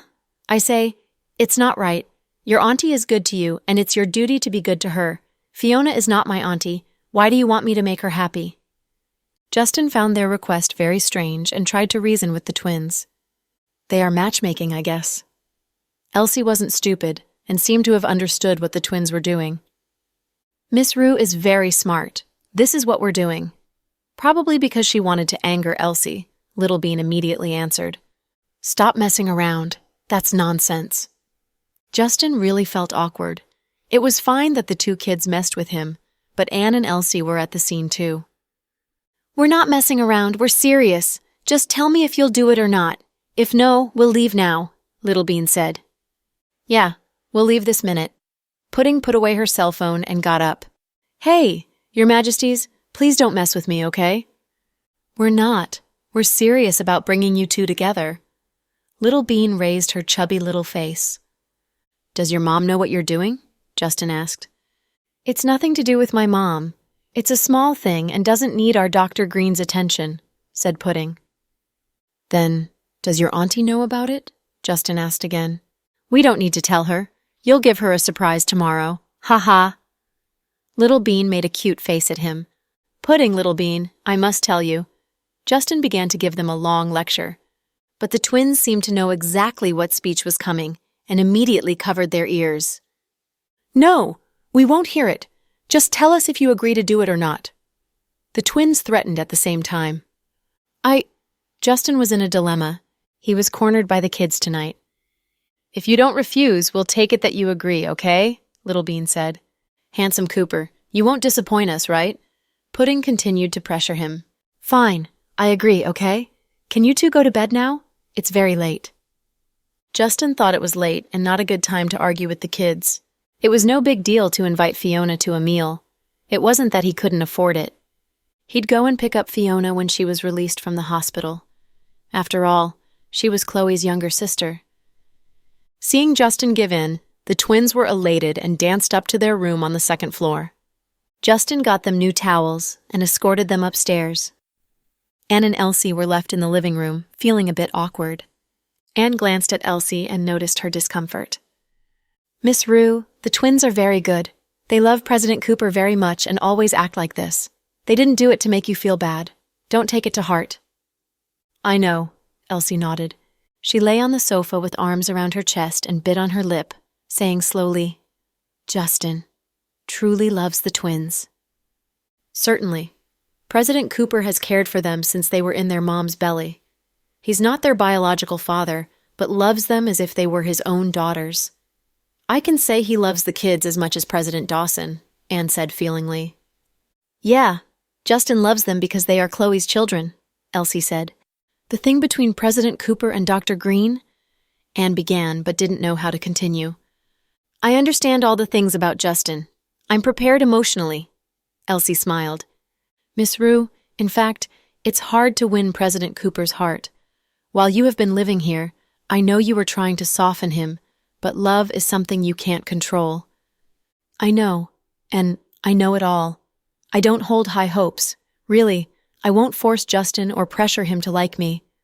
I'll let our relationship develop naturally. To tell you the truth, I'd be satisfied to be only his friend if nothing else can happen between us. Justin is loyal to friends, and is a pretty funny guy. I truly like him. Good.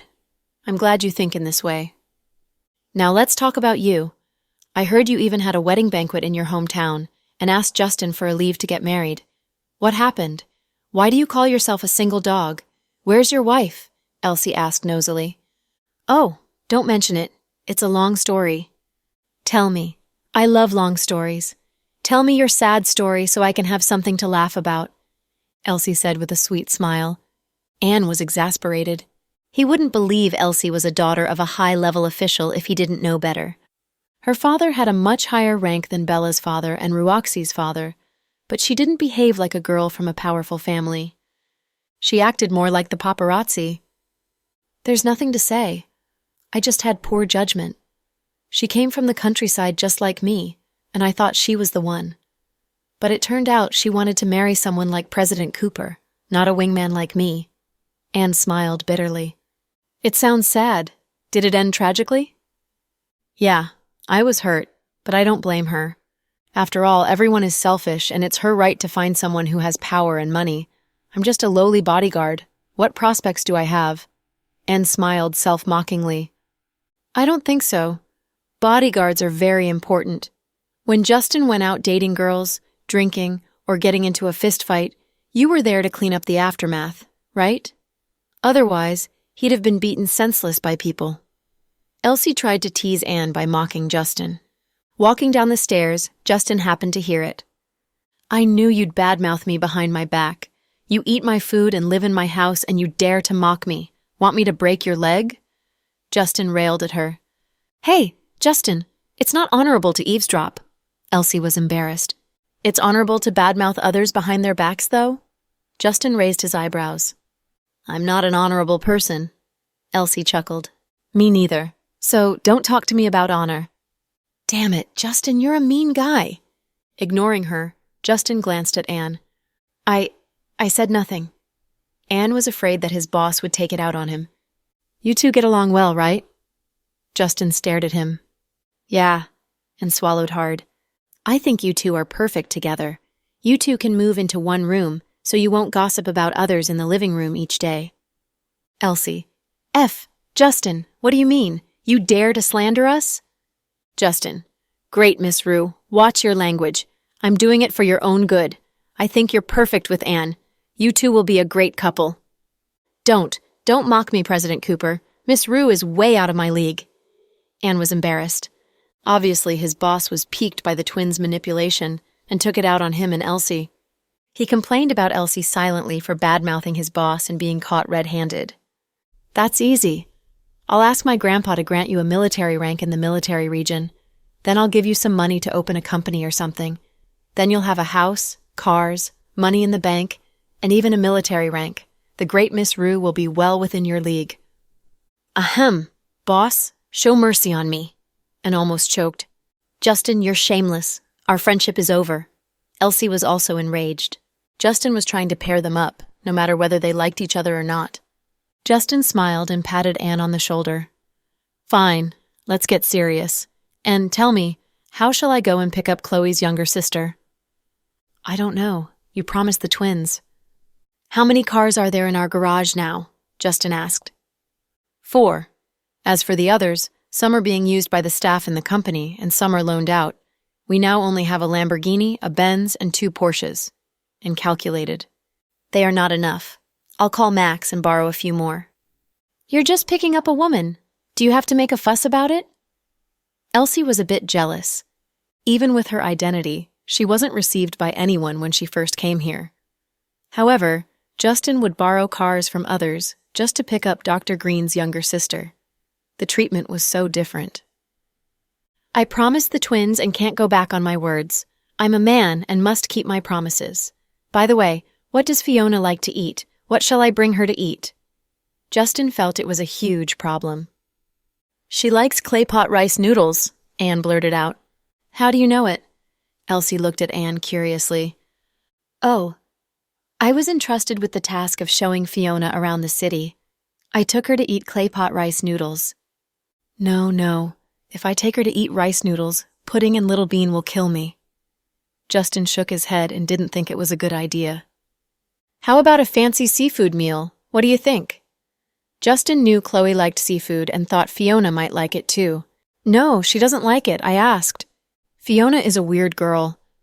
Justin was puzzled that the girl preferred roadside stalls over fancy restaurants. She's as weird as you, Anne murmured to himself. What did you say? Justin gave him a dirty look. Ha! I said, Fiona is indeed weird.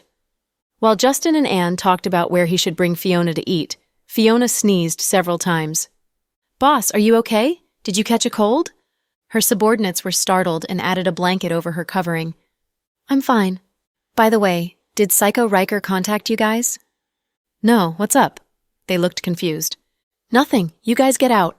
Fiona waved her hand and sent them out impatiently. She tried to contact Riker on her watch, but he didn't answer her call. Damn it, you dare to refuse my call? Fiona cursed in a low voice and tried again, but he still refused to answer.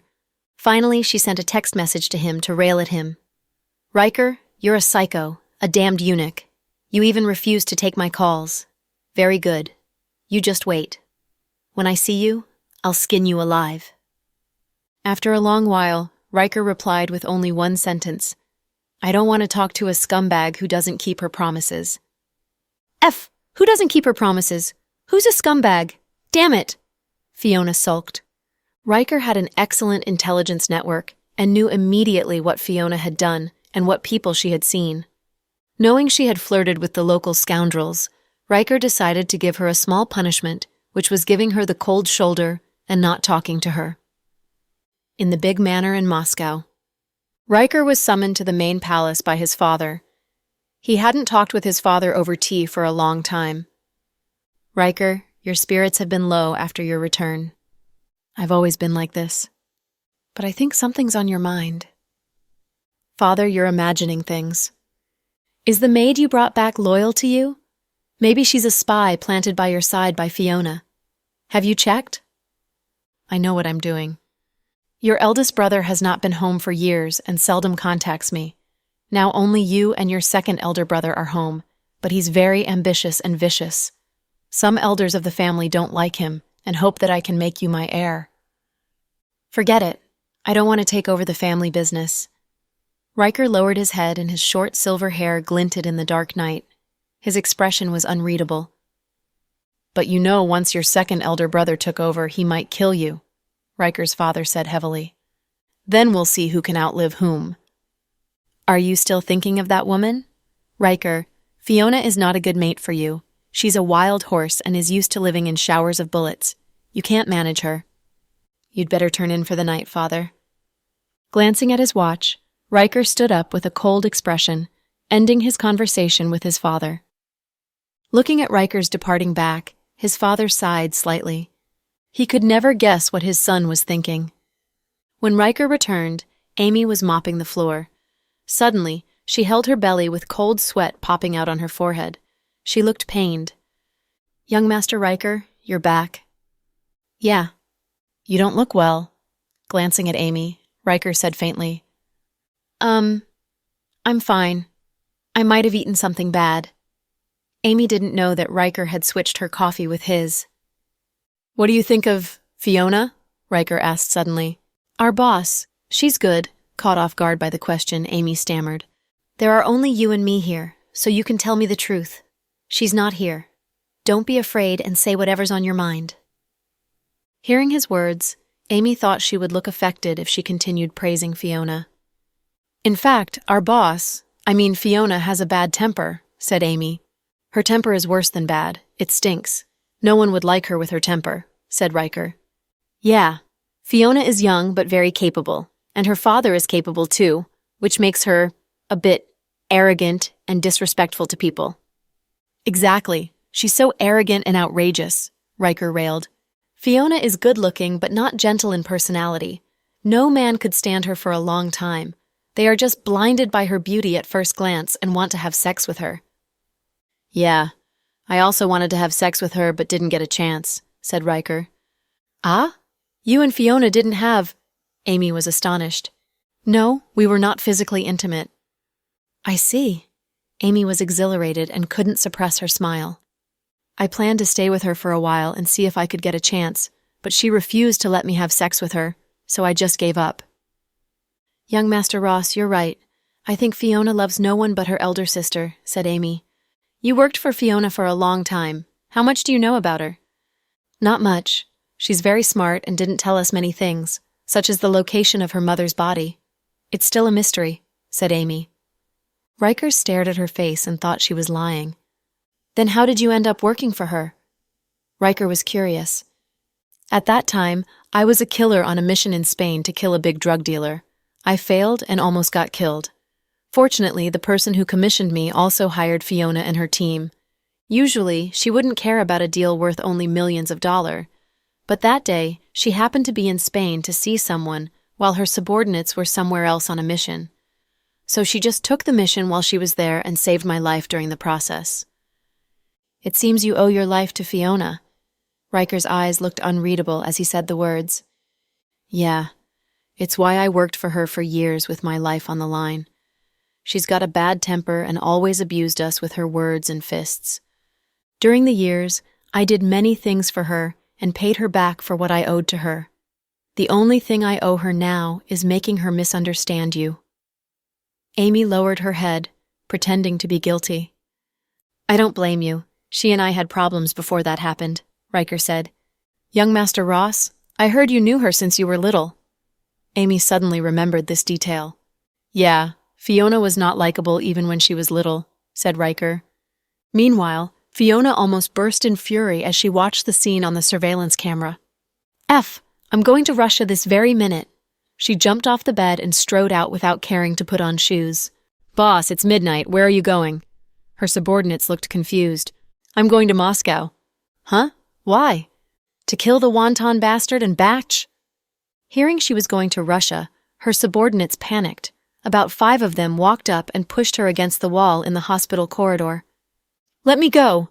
Are you rebelling against me? Fiona roared. Boss, you must calm down. If you go there, you'll ruin the plan you and young Master Ross are carrying out. Damn the plan. That BS Riker and that batch Amy are bad-mouthing me behind my back. I can't bear it anymore. Seeing her agitation, one of them whispered to the others, Hurry and get the madam here. Boss, calm down. I can't damned calm down. I'll go to Russia now and bomb them. Fiona raised her hand. Calm down, boss. Hastiness brings disaster. On the other side, thinking he had said enough, Riker yawned. I'm tired. I must go to bed. You do it too. Young Master Ross, Reluctant to go, Amy seemed to have other thoughts on her mind. Young Master Ross, I can serve you in the bedroom. She lowered her head and said vaguely. Fiona heard the words clearly since the Bluetooth on her watch hadn't been turned off. Hearing the words through her earpiece, she knew what Amy meant even though she couldn't see the scene. They dare, Riker, damn you. If you dare to touch even her hair, I'll cut yours off. Not understanding what Fiona was railing at, her subordinates were alarmed, thinking she had gone crazy.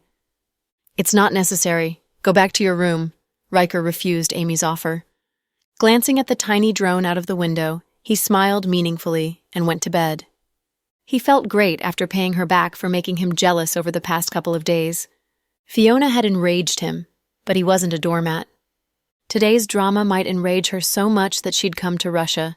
He'd be happy if she came since he missed that damned girl very much. Not able to bicker with her, he felt life was quite boring. While Fiona was yelling about going to Russia, Jack drove to the hospital with Chloe. Fiona, what's happening?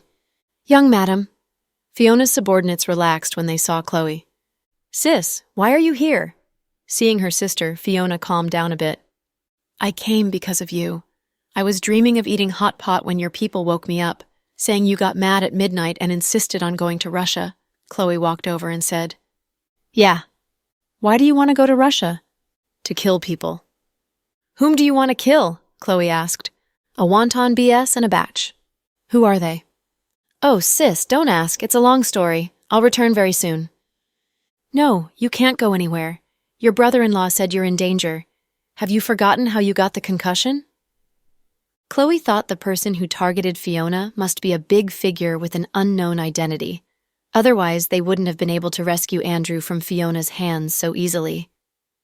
Sis, Fiona looked helpless. Don't sis me. You can only stay in the hospital. If you don't listen to me, I'll have someone give you a shot of sedative. Chloe looked serious. Huh? Sedative? Fiona fell silent. Her subordinates gave Chloe a thumbs up from behind Fiona. They had worked for their boss for years and never seen anyone dare to speak to Fiona like this. She even hangs up on her dad when he says something she didn't like. Now when her sister threatened to give her a shot of sedative, Fiona looked subdued. Yeah, she was afraid of her elder sister. Sis, don't give me a sedative. I'm not sick. Have you calmed down? Chloe asked. Yeah. Are you still going to Russia? No. Fiona shook her head repeatedly. Then why are you still standing in the corridor? Go back to your room. Chloe gave her a hard look. Yes, Your Majesty. Fiona entered the room obediently, and Chloe followed her. To give the sisters some privacy to talk alone, Jack lit a cigarette and sat in the corridor. President Dawson, your wife is awesome. I admire her. Fiona's subordinates looked at Jack and said with a chuckle, Yeah, in this world everything has its nemesis. Jack knew what they were trying to say. I thought our boss was afraid of no one in the world, but it turns out she's afraid of her elder sister. Haha. Yeah, that's good to know. In the future, whenever our boss gets mad, we'll call her sister. You must make sure she can come in time. Talking on the phone is not effective. They must talk face to face, Jack said. Then we must make sure that our boss stays with her sister. Fiona's subordinates began to talk about it excitedly. In the ward. Sis, don't you think Riker is playing with fire? Fiona told everything to Chloe, including how she and Riker began the plan, how they got into a Cold War, how he refused to take her calls, and how Riker and Amy badmouthed her behind her back. I think you're jealous. Chloe looked at Fiona with a smile. What? I'm jealous? Impossible. Fiona refused to admit it. Look at you. You're just stubborn. It's obvious you're jealous. Fiona, you're very smart, and must know Riker said those words just to make you angry. He knew you had a spy drone over there and said those words to Amy on purpose. He's so damned bored and had to make me angry in this way, Fiona cursed in resentment. Didn't you make him angry too? Chloe chuckled. I didn't do it on purpose. Fine, I went out to play and got harassed by those flies, Fiona explained. No matter what the reason is, it's just a fight between a couple. Look at you. You threaten to bomb people at the slightest provocation. Who'd dare to marry you? Damn it. I don't need him to marry me. I have so much money that I can get any man I want. If I want to have a different man each day, 365 days a year, I can afford to do it for 80 years. Look at you. You're just saying it to vent your anger. You guys are so childish. Finding out the truth, Chloe realized Fiona could be jealous and naive despite her aggression and arrogance. Sis, how can I just ignore it? Of course not. Didn't you guys make the plan to go and destroy those people together when the time is right? Yeah, but I'm impatient. You're impatient to see Riker, right? Not at all. I don't want to see him. I just, want to kill that traitor Amy, Fiona lied. Humph, I don't believe you. Oh, sis, you guys came out in the middle of the night. How about the twins? Did my nieces come with you? They're spending the night at Justin's home. What? Fiona's eyes almost popped out in astonishment. They're spending the night at Justin's home. Damn it, they are so close with Justin? Fiona was surprised. Yeah, Justin has been with them ever since they were born. Isn't my brother-in-law jealous of him? Fiona was even more surprised. Why should he be jealous? It's not me who's spending the night at Justin's home. Ha ha, sis, you're so funny. As Chloe said the words with a straight face, Fiona giggled uncontrollably. She no longer looked fierce. In Justin's house, it was midnight and everyone had gone to bed. The twins lay on the bed and were still chatting. Little Bean, sis, weren't we a bit out of line tonight? Pudding, you mean how we treated Elsie? Little Bean, yeah, after all, we don't know her. Is it good to push her in this way? Pudding, we did it for Handsome Cooper. In the past, we found out the true colors of those scheming batches with only a few words. Elsie's background is obscure, and we don't know her intention for Handsome Cooper by living in his home. It's natural for us to test her character. Little Bean, Yeah, but if Mom knows about this, she'll scold us for being so mean. Pudding. Mommy won't know about it. Anne and Handsome Cooper won't tell her, unless Elsie tells on us to Mom. Little Bean. If she does, it means she's not a good person. Pudding. Right. Handsome Cooper needs a girlfriend since he's getting old. We're doing it for his sake. I'm sure he won't blame us. Little Bean. Definitely not. He loves us. I'm just afraid that Elsie will turn out to be a good person, but we scared her away by doing this. Pudding. I don't think we'll scare her away. She was quite determined when she moved in and won't be scared away by 2 kids. Little Bean. Sis, I quite like Auntie Cece's elder sister. She's nice. Pudding. I like her too, but Handsome Cooper doesn't. Auntie Kira is too gentle to manage our Handsome Cooper. Little Bean. You're right. I wish Auntie didn't have a boyfriend. I'm sure she can manage Handsome Cooper. Pudding. I think even if Auntie didn't have a boyfriend, Handsome Cooper wouldn't like her. Little Bean. Why? Pudding. With his personality, do you think Handsome Cooper would want to call Mom big sister-in-law when they meet? Little Bean. Oh, now that you mention it, that's indeed a problem. Pudding. So, let's continue testing Elsie. If she's a good person and truly loves Handsome Cooper, she is a good match for our Handsome Cooper. Little Bean. Yeah, Dad has investigated her background and said her dad is a high-level official in the provincial government. I think Grandma Cooper will like her. Pudding. Yeah, Mom said Handsome Cooper is a great guy and deserves an excellent woman. Little Bean.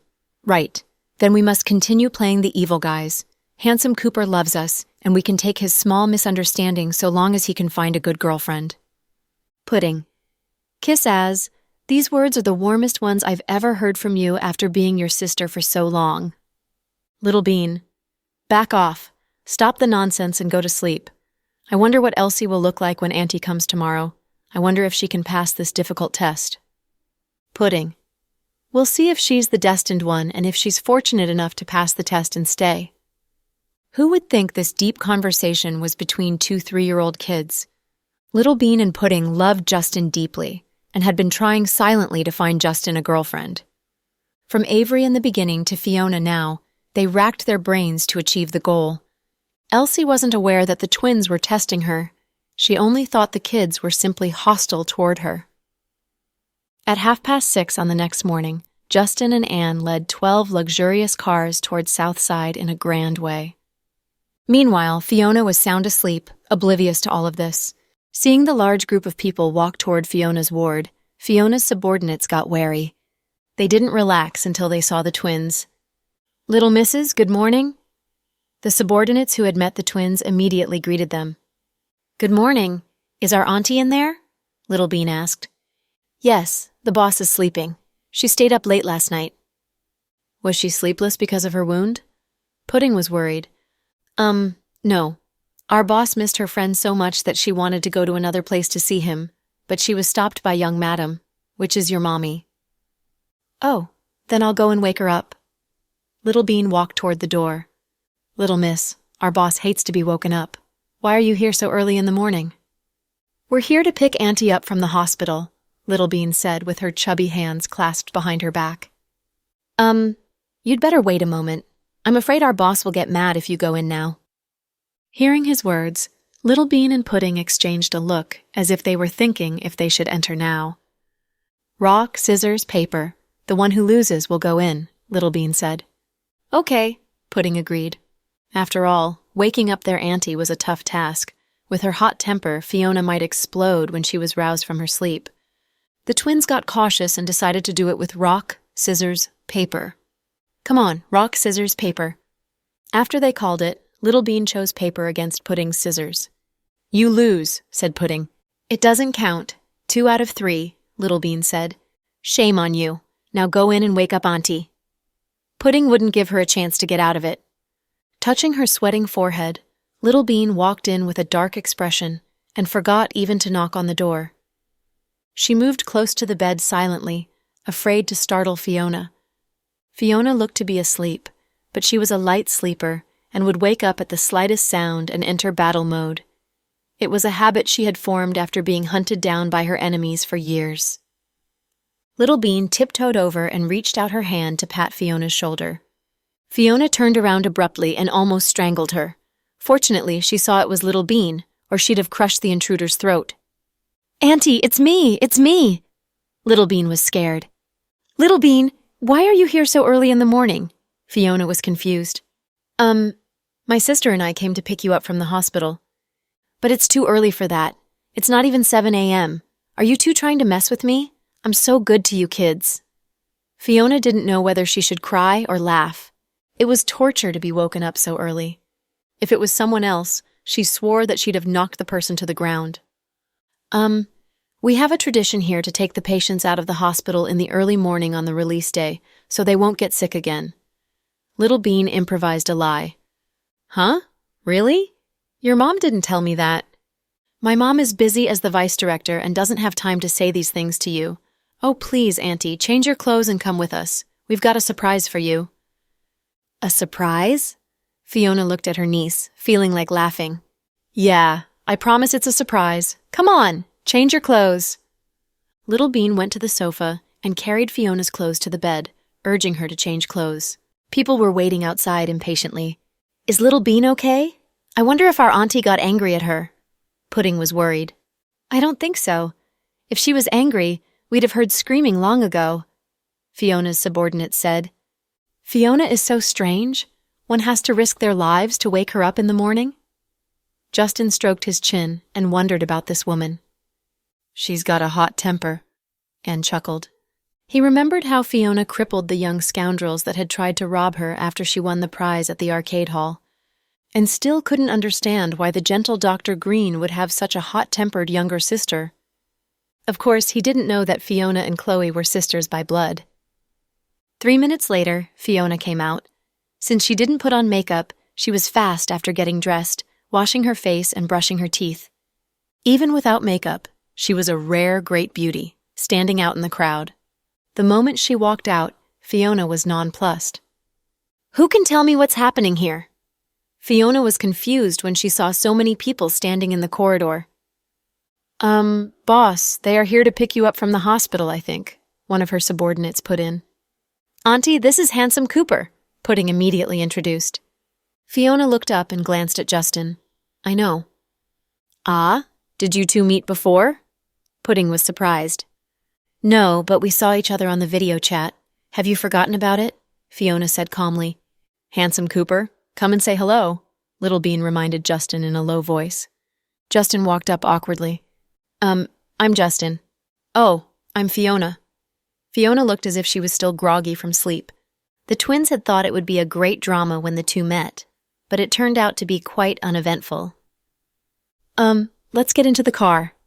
"Oh, okay." Fiona walked out with the kids and Justin.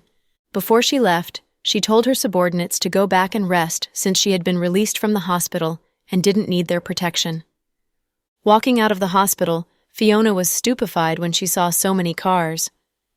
"Are you here to pick up a bride or something? Why did you come with so many cars?" "Ha ha ha, you're the bride," Little Bean chuckled. "What's happening? I'm just being discharged from the hospital. Do you have to make such a fuss about it? You guys look like upstarts." It was their idea. Justin immediately placed the blame on the twins. To tell the truth, he didn't like it either. It looked like a group of gangsters were picking up their gang leader who had just been released from prison. "Where are we going?" Fiona looked confused, wondering if they were going for an outing with so many cars with them. "We're going to have breakfast. Auntie, what do you want to eat?"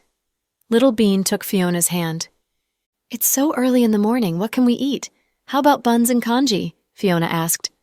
"No, that's too simple. We must celebrate you being discharged from the hospital." "Yeah, Auntie, what do you want to eat?" Pudding asked.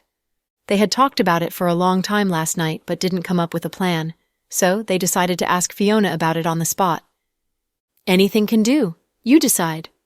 "No, Auntie, you must tell us what you want to eat since we're here because of you. Come on, say it," Little Bean urged her. Fiona realized that if she didn't say what they should eat, they wouldn't leave the hospital today. How about KFC?" Fiona thought that other than the breakfast stalls on the roadside, only KFC provided breakfast so early in the morning. Hearing her words, the others went silent. Then, Little Bean looked at Pudding meaningfully. Pudding looked at Justin and said, "Handsome Cooper, I heard Aunt Elsie has good cooking skills. Let's drive to your house and ask her to cook for us, okay?" "Huh?" Justin was dumbfounded by the sudden turn of events. "Handsome Cooper, I think it's a good idea," Little Bean said with a smile. They knew they were making it difficult for Justin. After all, Elsie wasn't a housemaid. She cooked for Justin and Anne as a friend, not because she was obligated to. So Justin didn't have the right to order Elsie to cook for them. "Miss Little Bean, Miss Pudding, Miss Elsie is," and wanted to explain the situation and help his boss out. But he was interrupted by Pudding. "Handsome Cooper, you can call her and ask for her opinion. We don't like to eat in restaurants since home-cooked food is more to our taste. I heard Auntie Elsie is very good at cooking. If she agrees, we can go to your house for breakfast." Hearing Pudding put it in this way, Justin couldn't find an excuse to refuse, even though he felt it wasn't right to order Elsie to do anything. Anyway, he picked up his cell phone. "Hello?" Elsie was groggy since she was woken up by the call. Is it okay for us to return home and have breakfast there?" "Breakfast?" "Yeah, can you make some breakfast for us?" Justin sounded guilty. "Us? Who do you mean?" Elsie wasn't stupid and knew there were quite a few people when she heard Justin falter before the word us. "Me, Anne, Pudding, Little Bean, and their auntie," Justin said in a small voice. Elsie understood immediately. At her silence, Justin thought she'd refuse him. He was about to speak when Elsie said, "Okay, I'll go and prepare breakfast." "Do we have groceries at home? If it's not enough, we'll buy some on our way back." "We have enough. Last night I asked him to buy some groceries at the supermarket." "Good. We'll get home in a moment." "Okay." Hanging up, Justin still felt guilty. She's preparing breakfast. Shall we go now?" Justin said. "Auntie Elsie agreed?" Little Bean was incredulous. "She did. Elsie is not so bad and not too sensitive either. Sometimes she acts just like a man. She doesn't mind it," Justin explained. "Okay, let's go and have breakfast." Little Bean took Fiona's hand happily and went toward the cars. "Auntie, you sit in the Lamborghini driven by Justin," Little Bean directed. No, you guys get in his car. I'll ride in the next one." Fiona got into the Porsche chauffeured by Anne. Auntie seems familiar with Uncle Anne," Little Bean said. "Of course. Uncle An once took her out and showed her around the city." Pudding watched Fiona get into Anne's car. Without further ado, they got into Justin's car. The moment they entered, Justin began the interrogation. "Tell me, what on earth are you up to?" Justin looked at them solemnly. "What do you mean? Handsome Cooper, I don't understand you." Little Bean played dumb. "Don't play dumb with me, kiddos. You're trying to mess with Elsie. Why do you dislike her so much?" Justin knew the kids truly didn't like Elsie. "No, we don't dislike her." Little Bean refused to admit it. "Yeah, Handsome Cooper, how can you say we dislike her?" Pudding didn't admit it either. "Whoa, you are stubborn with me, right? Just wait until I tell your mom about it," Justin threatened. It's between us and we can solve it ourselves. Handsome Cooper, it's not honorable to tell on us to our mom." Little Bean panicked. If their mom knew that they had concocted a plan to test Elsie, she'd deal with them. "The problem is, you two won't tell me the truth if I don't go to your mom," Justin said reasonably. The twins exchanged a look and fell silent. In the Porsche following Justin's car, Anne was thrilled that Fiona had chosen to ride with him. Usually, women would prefer Justin, who was the center of attention wherever he went. In contrast, Anne was just a wingman, a lowly bodyguard, and an employee, as he tagged himself. He was surprised that Fiona showed him such an honor. Excited, his hands on the steering wheel trembled slightly. "Hey, bro, can you drive? You're so nervous. Do you want me to drive?" Fiona felt the fellow couldn't drive in this state. "No problem. I got up early this morning and am not at my prime," Anne explained with this excuse. Fiona smiled and didn't speak. Then she took out her cell phone to play games. Her cell phone wasn't of much use to her. She only used it to add her sister and nieces on Snap after she returned to the country. Usually she used the cell phone just to play games. "You like playing games?" Anne asked. "Sort of." "I like games too. When you have time, want to go around?" And clenched his teeth and said bashfully, "I'd kick your ass so it won't be fun. I won't play games with you." When you talked with Fiona, sometimes she could tickle you into laughter. Sometimes she'd surprise you into silence. Anne had never tried so hard to talk to a girl before, but Fiona silenced him with a few words. The girls he had met through Snapshake all lavished attention to him when they saw his profile photo in a military uniform, thinking he was a military officer. In fact, Anne was quite rich after working for Justin for years. But he was a farmer's son and never spent money lavishly, even though he had money. Justin had promised that he'd given a house, a race car, and even money when Anne got married. Anne had thought his ex-girlfriend a good girl, but to his disappointment, he later found she loved money. He knew it wasn't wrong for women to love money since everyone wanted to have a good life, but he didn't come from a wealthy family and couldn't bear to see his wife spend more than $100,000 on a handbag, even though he could afford it. Due to his different ideas about money spending, Anne had seldom gone out and dated girls after that. However, Fiona kindled the passion that he had suppressed deep inside. The previous girls he had dated were girls he had thought he could have a normal life with. But Fiona was different. Anne felt his heart race when he saw her. When she smiled at him, he felt as if he was on the top of the world, and didn't know that the feeling he had was love. Due to being distracted, he almost bumped into the white Toyota, who had cut in before him on the viaduct. "How the fuck are you driving? Are you stupid?" The driver of the Toyota rolled down the window and cursed at him. Anne had witnessed lots of cases of road rage like this. Since he was in the wrong, he pretended he didn't hear him and continued driving. Fiona put down her cell phone slowly and frowned at the white Toyota. "Pull up to the side," said Fiona. "Huh?" Anne didn't understand. "I said pull up on the side immediately." Fiona was used to giving commands. Hearing her words, Anne braked immediately and pulled up on the side. He engaged the emergency brake so people would think they stopped due to a problem with the car. After all, it wasn't right to stop on the viaduct without a good reason. "What's up, hero?" Anne was startled. "Switch seats with me. I'll drive." "Huh?" Before Anne could react, Fiona dragged him out by grabbing his collar. Then she got behind the wheel. Before Anne could sit down, she stepped hard on the gas and the car shot out like an arrow. It was a thrilling sight.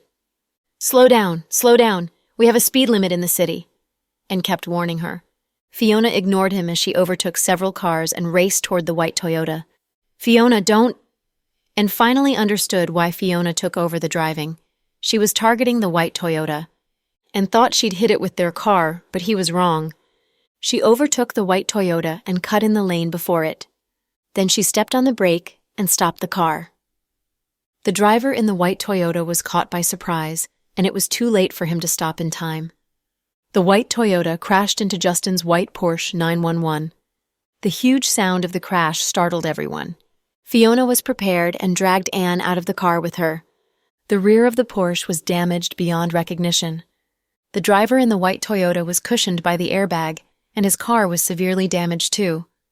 The driver was uninjured, but was scared witless by the accident. He stared ahead with a blank mind. Letting go of a startled Anne, Fiona walked to the Toyota. "Stupid BS, you rear-ended me," Fiona said with a smirk. "You stopped before me purposefully. Are you trying to blackmail me?" The guy snapped back to his senses and railed at Fiona. "Did you see I stopped on purpose before you?" Fiona asked. "You can't blackmail me. I've got a dash cam. When the police come, they'll know I'm innocent." The guy looked confident. Fiona glanced at his dash cam and turned the wheel on her watch slightly. "I'm afraid your dash cam is broken. You're out of luck." "Impossible.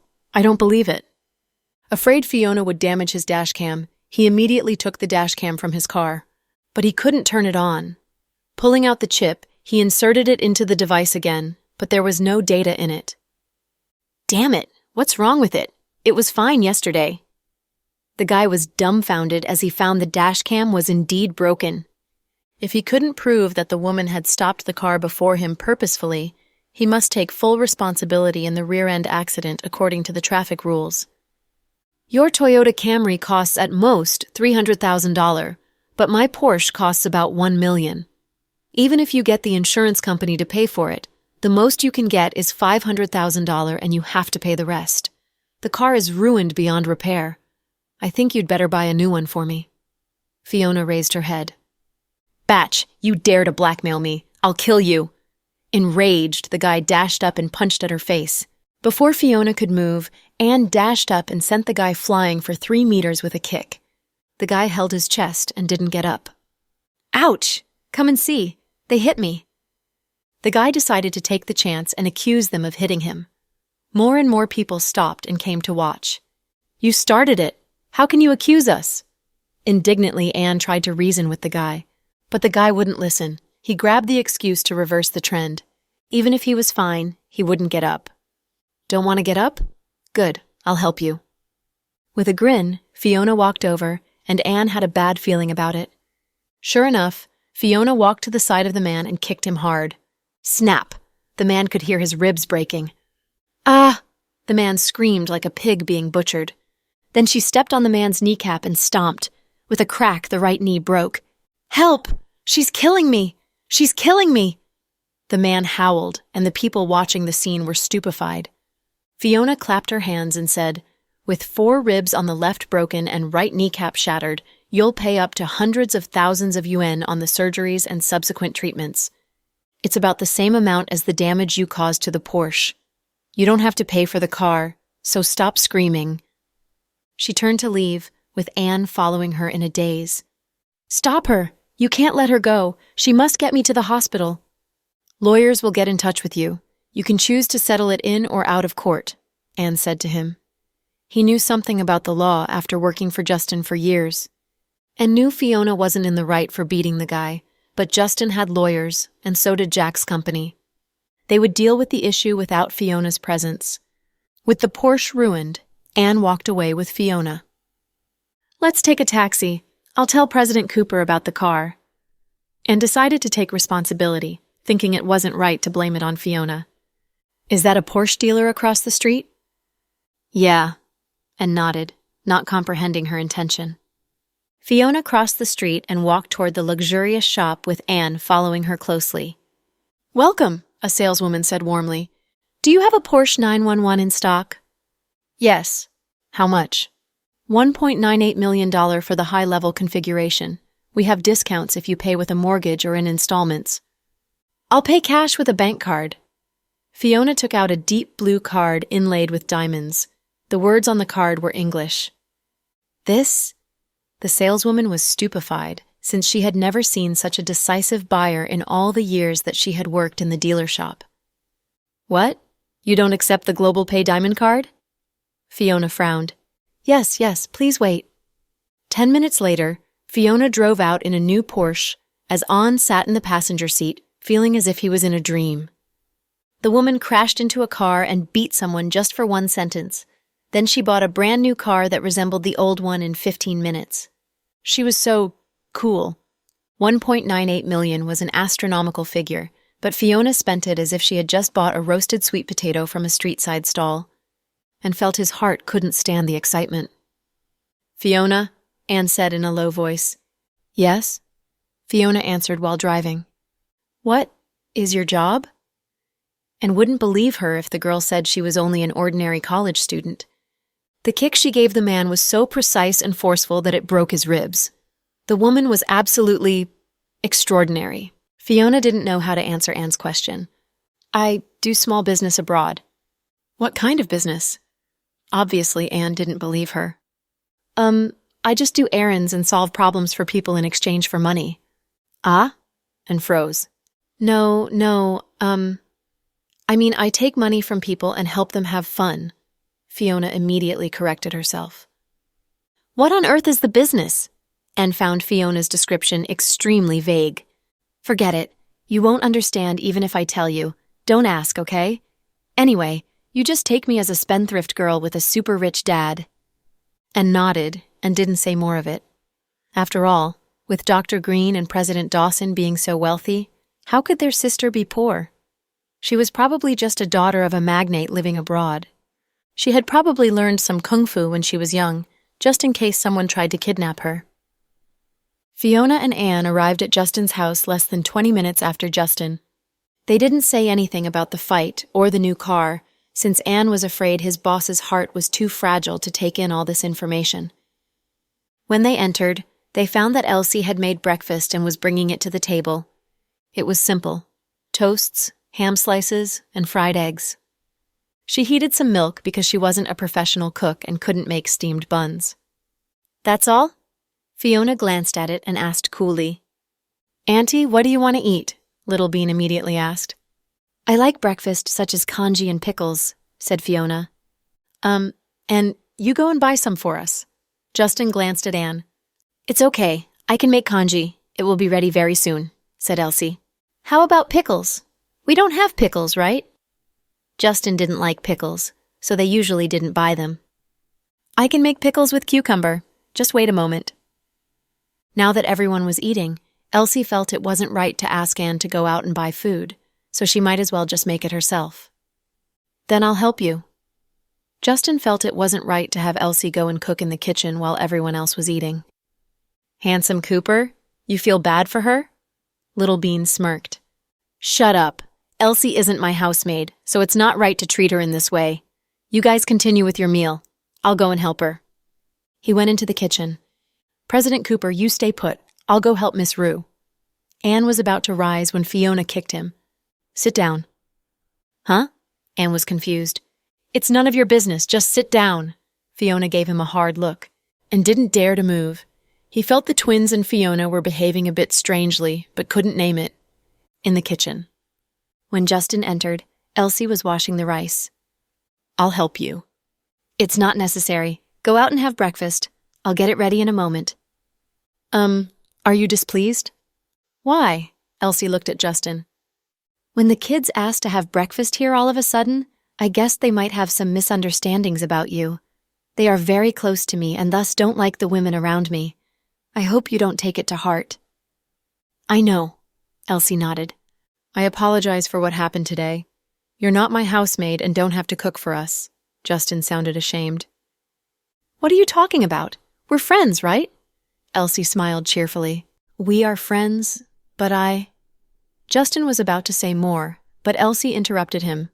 "Okay, if you truly want to help, rinse the rice for me. I'll go and peel the cucumbers." She pushed the small pot containing rice into his hands. Half an hour later, they came out of the kitchen. "The rice congee is ready." Elsie placed the pot on the table. "But I'm full now," said Fiona. "You're too slow for a housemaid. Are you a professional housemaid?" Fiona stared at Elsie. "Miss Fiona, she's not a housemaid, she's my friend," Justin explained hurriedly. "Ah? Friend? President Cooper, you're very generous to let a female friend live in your house," Fiona said slyly. Elsie looked a bit embarrassed. She had badgered Justin to move into the house, but it was still embarrassing to hear people point it out in public. "Miss Rue is President Cooper's girlfriend recommended by his family. It's why she lives here."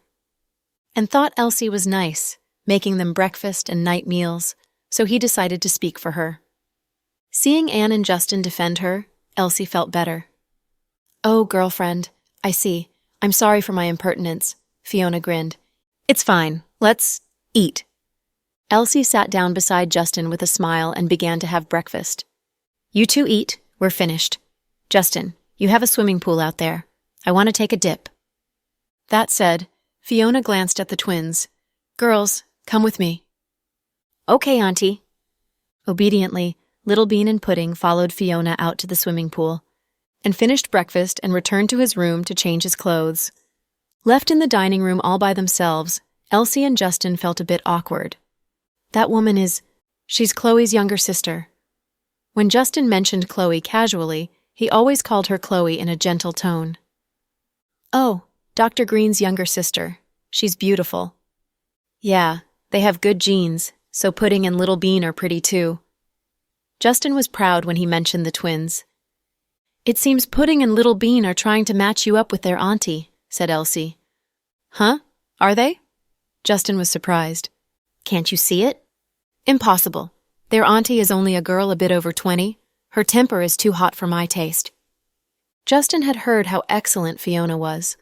After meeting her, he found she was indeed beautiful and had a dominating air about her.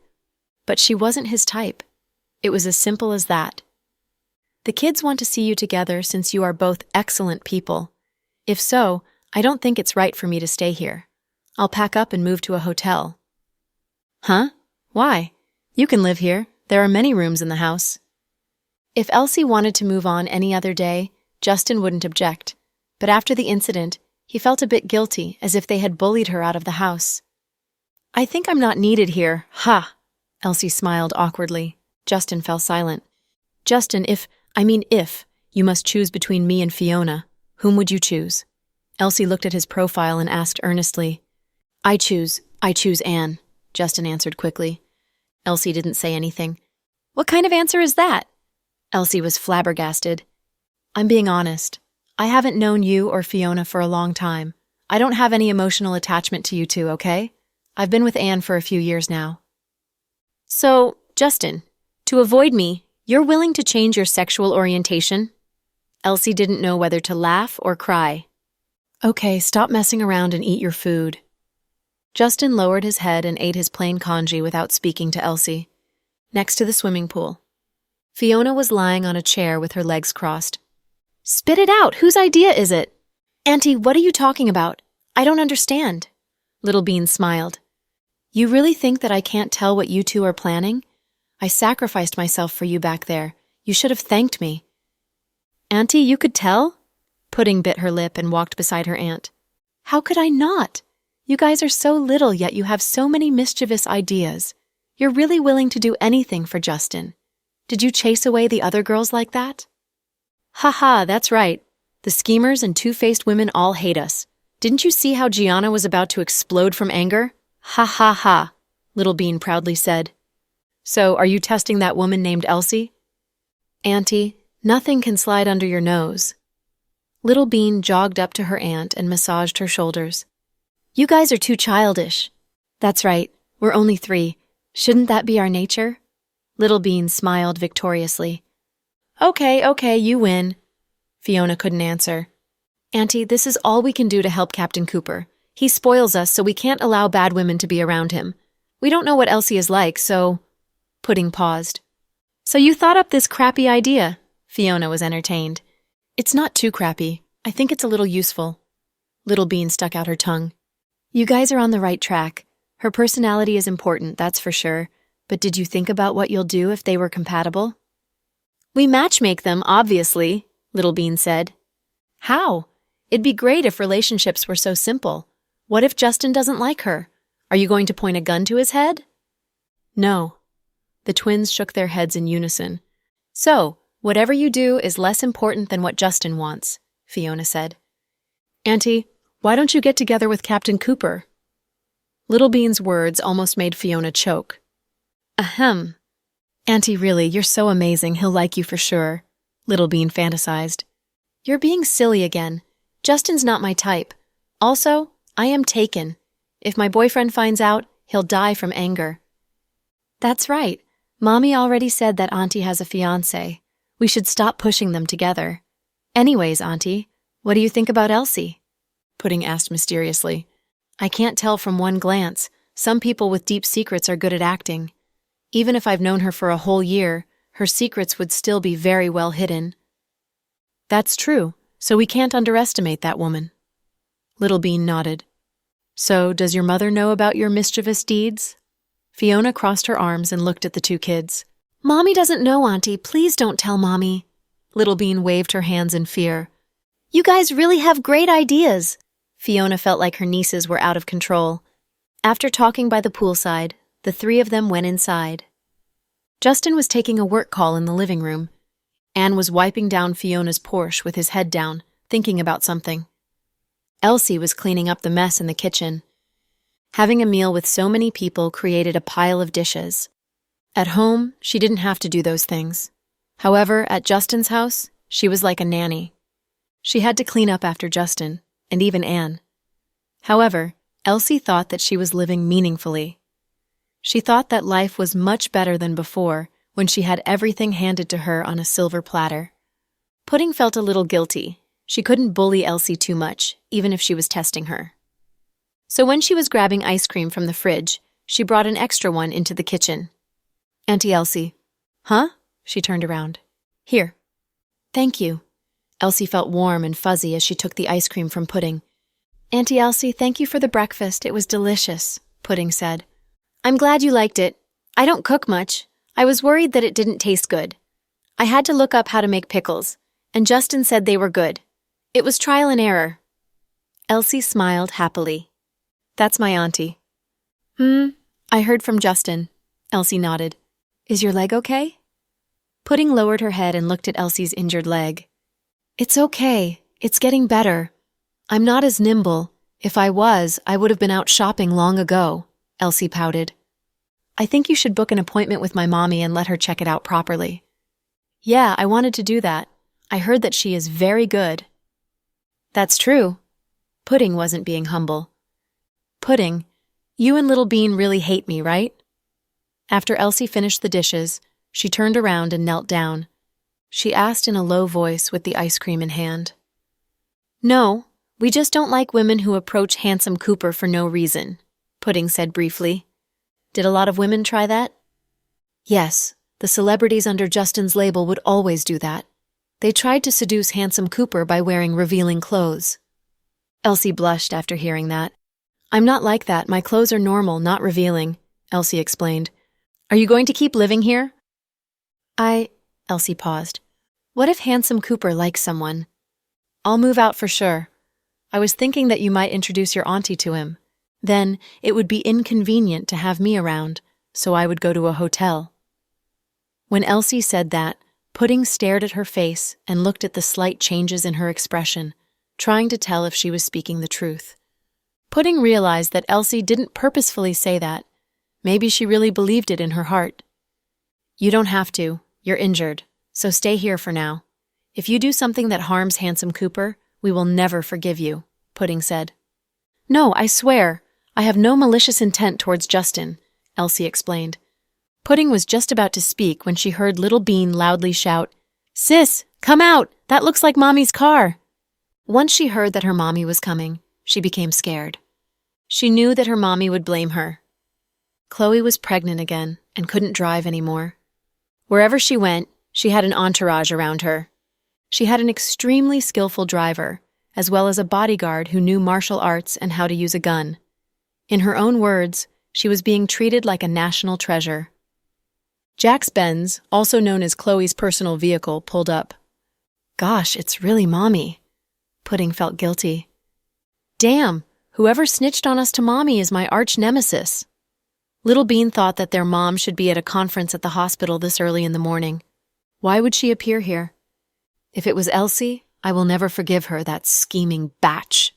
Little Bean seemed antsy and pushed the blame onto Elsie.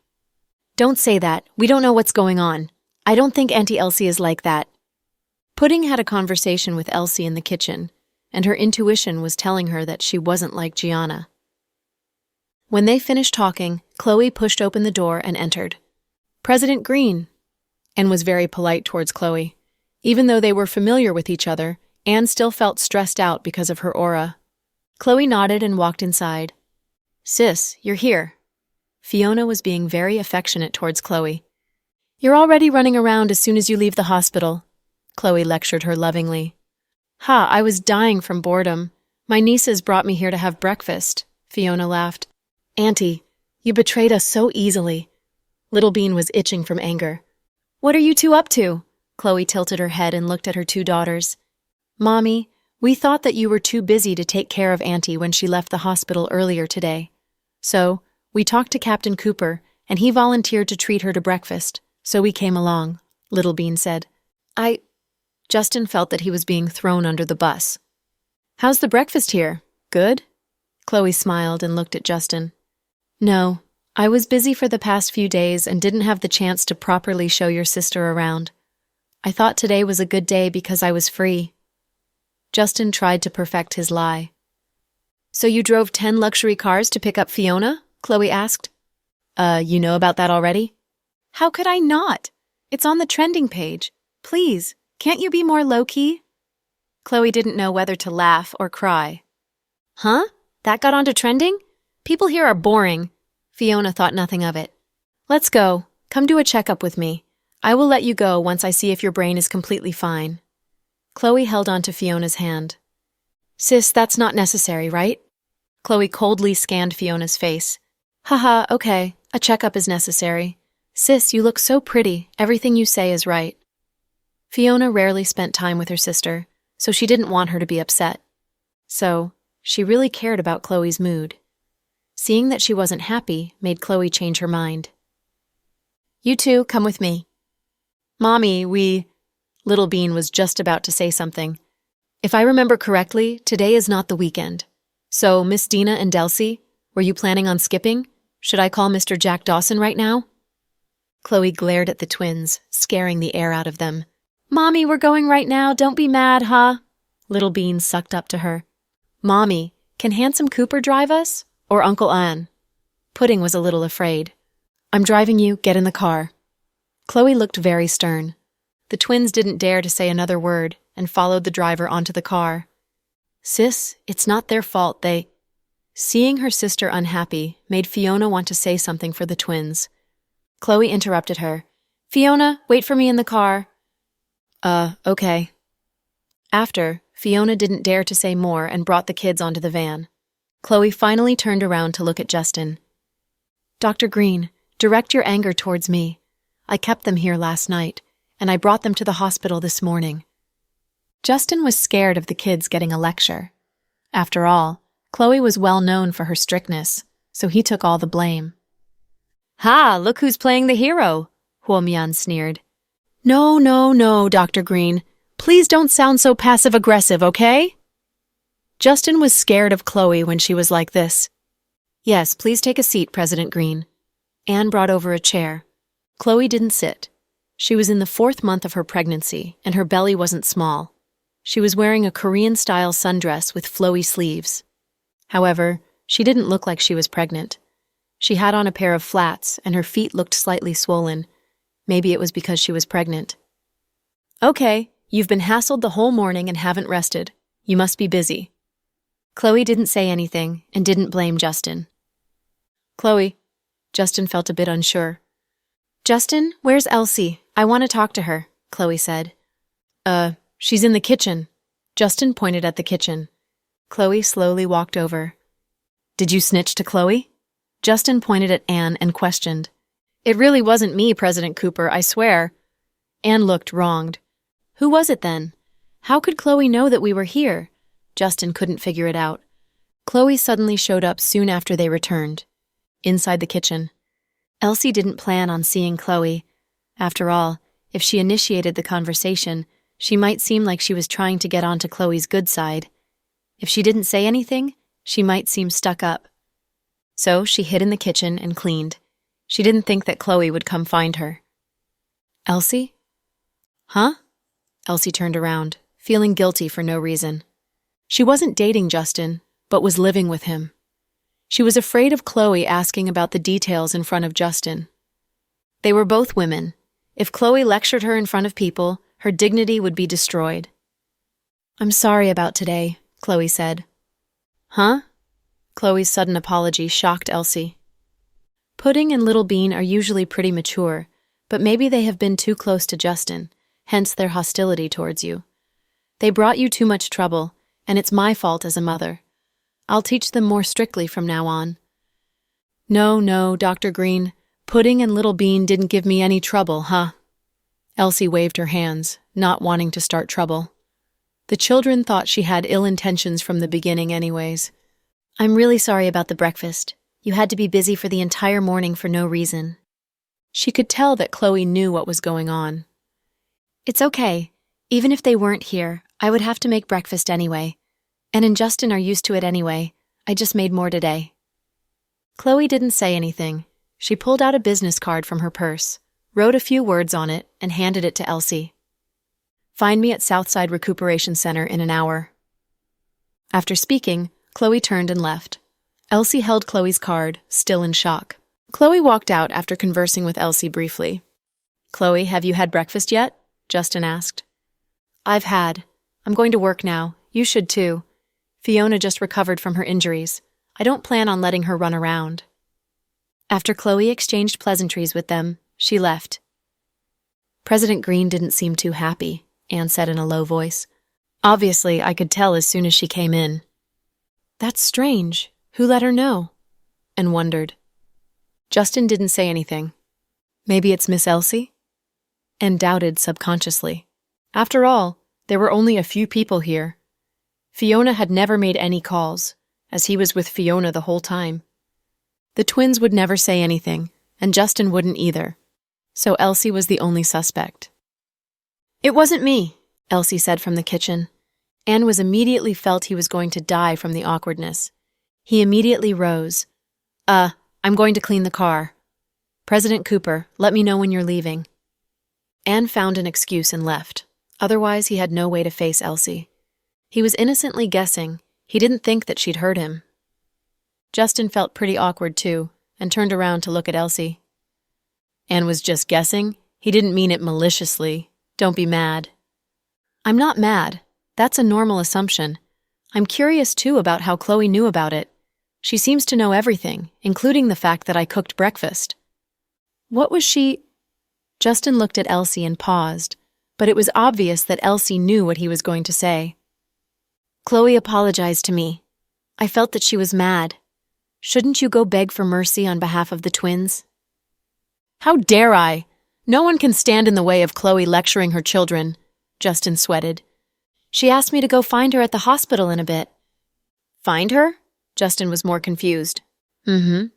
Did she say what for? No, Elsie shook her head. Chloe is being so strange today, Justin said to himself, inside the van. The atmosphere was tense. The four faced each other in the back seat. In the middle was a small coffee table. Chloe and Fiona sat on one side while Pudding and Little Bean sat on the other. The car drove smoothly along the road. Say it, what is going on with you two? Chloe's face was icy cold. Mommy, what are you talking about? Little Bean played dumb. Pudding bit her lips and didn't say anything. Don't play dumb. Whose idea was it to make Elsie cook breakfast for you? Chloe said in a stern tone. The two children finally realized the gravity of the situation. They were both silent. Sis, how did you find out about it?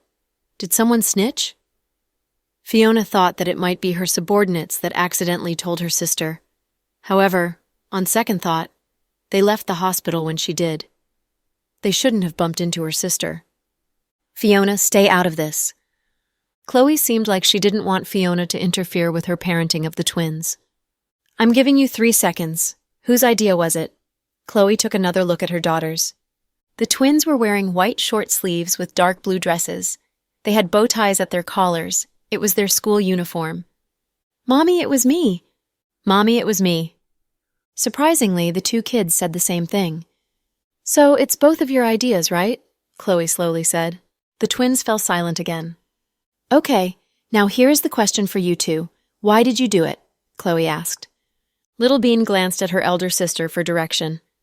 Pudding hesitated for a moment and decided to tell the truth. After all, with her mom's intelligence, she'd have guessed the answer anyway. Mom, we just wanted to test Auntie Elsie's character for Handsome Cooper. So you mean Justin, an adult, isn't smart enough and needs help from 2 3-year-old kids, right? No, Mommy. Pudding, Little Bean, I feel very bad. Because your dad and I are too busy with our work, we've neglected your education. We thought you were thoughtful kids, but you did such a stupid thing about Justin's personal life. Mom, Handsome Cooper regards us as his own daughters, and we thought we should do something for him. I know you meant well, but what you did is ridiculous. You thought no one would see through your plan, but if Elsie is smart, she would pretend to like you and be nice to you. If Elsie is hot-tempered and not nice to you, it doesn't mean she's a bad person. It's probably because she just doesn't like you guys. Your logic doesn't make sense. Sis, it's not their fault. Fiona had never seen her sister lecture the kids before and tried to speak for the kids. Fiona, if you say one more word, you can get out of the car and go to the hospital in a taxi to see me. I'll shut up. Not daring to intervene, Fiona could only pray for the kids. Mom, I'll just ask you, does Handsome Cooper love us or not? Mustering her courage, Pudding stood up and asked Chloe. He does. He loves us so much. It's natural for us to be concerned about his personal life, right? Pudding continued bravely. Right. Women like Handsome Cooper. Besides the female performers around him each day an imperial star, there are lots of girls from rich and powerful families, as well as models and TV hostesses who are trying to get his attention. Is it wrong for us to help him tell the good apart from the bad ones? Pudding said. You don't understand. Justin's very smart and a businessman who once was a soldier. Despite his powerful family background, he has gained what he has now with his own abilities. He doesn't need you kids to test people for him. He knows what kind of person Elsie is. However, what you did to Elsie today would make people think you're spoiled brats. Mom, we're not... Hearing their mom's severe tone, Little Bean had tears in her eyes. Her voice was as small as a mosquito's. Mom, I don't agree. I think we did a favor for Handsome Cooper. Auntie Elsie is okay for now, but we must observe her some more. No matter if it's Elsie or any other woman, Justin doesn't need interference from you, me, or your dad. We are close with the Cooper family, but not close enough to tell Justin whom he should like. Love is something very personal, and you're too young to understand it. Chloe thought the kids were still young, and it was useless to explain to them certain things since they couldn't understand them yet. Mom, don't get mad. You're pregnant. Sobbing, Little Bean apologized to her mom. Hearing her sister's words, Pudding was subdued. Are you curious about how I learned about it? Chloe asked. The kids exchanged a glance, feeling their mom could read their mind. Are you suspecting that Elsie is the most likely person to call me and tell on you? Chloe asked again. So, did she do that? Pudding looked at her mom calmly, eager to know the answer. No, she didn't, Chloe said calmly. The twins looked surprised. After all, who else would tell on them? Auntie, did you do it? Little Bean turned to look at Fiona. Do you think so low of your auntie, telling on people? Fiona looked disgusted. Mom, how did you know it? Pudding was puzzled. If Elsie didn't do it, no one among these people would tell on them. I saw it on the surveillance cameras in the hospital, Chloe said calmly. Surveillance cameras? Little Bean was surprised. Pudding understood suddenly. Oh, I got it. Mom went to take Auntie out of the hospital and found she was gone, so she pulled out the surveillance records and heard our conversation at the door of the ward. Right, Chloe nodded. It seems we misunderstood Auntie Elsie. We thought it was her. Little Bean bit on her lip and said in a small voice, It doesn't matter if she told on you guys or not. I must warn you to stay out of Justin's business. Chloe still looked stern. Mom, Little Bean began to play cute. Don't cozy up to me. I'm talking about a serious issue. Don't you think you've done more than enough? Chloe's expression was cold. That's because we regard Captain Cooper as part of our family, just as he regards us as his family, Little Bean argued. But even as a family member, you must give him some privacy. Even your grandpa and Grandma Cooper didn't intervene. But you guys kicked up a fuss. The twins lowered their heads at their mom's reprimanding. About the incident of breakfast, this is my first and last warning. You must know how to behave yourselves in the future. That said, Chloe glanced out of the window. We're at the school. Now get out of the car. Mom, goodbye, Auntie, goodbye. Dispirited, Little Bean got out of the car with her school bag. Mom, goodbye. Auntie, goodbye. Pudding looked mopey since she couldn't see the issue from her mom's perspective and thought her mom was too harsh with them. After the kids were out of the car, Fiona leaned over and took Chloe's arm. Sis, you were a bit too harsh with them. I wasn't. I think you scared them. Fiona's heart ached for the little two. Miss Fiona, don't be fooled by them. They are full of tricks. They pretended to look pathetic to gain my pity, so I won't continue the lecture. Do you think they're truly afraid?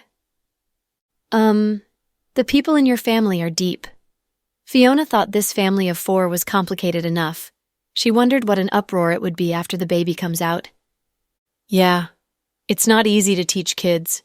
Since I brought them into this world, I must teach them how to behave instead of letting them do whatever they want. I don't want them to grow into spoiled girls without consideration for others. People would blame me for not teaching them. Whoa, Calm down. Sis, you're not old, so don't talk like an old lady, okay? It's irritating to hear that tone.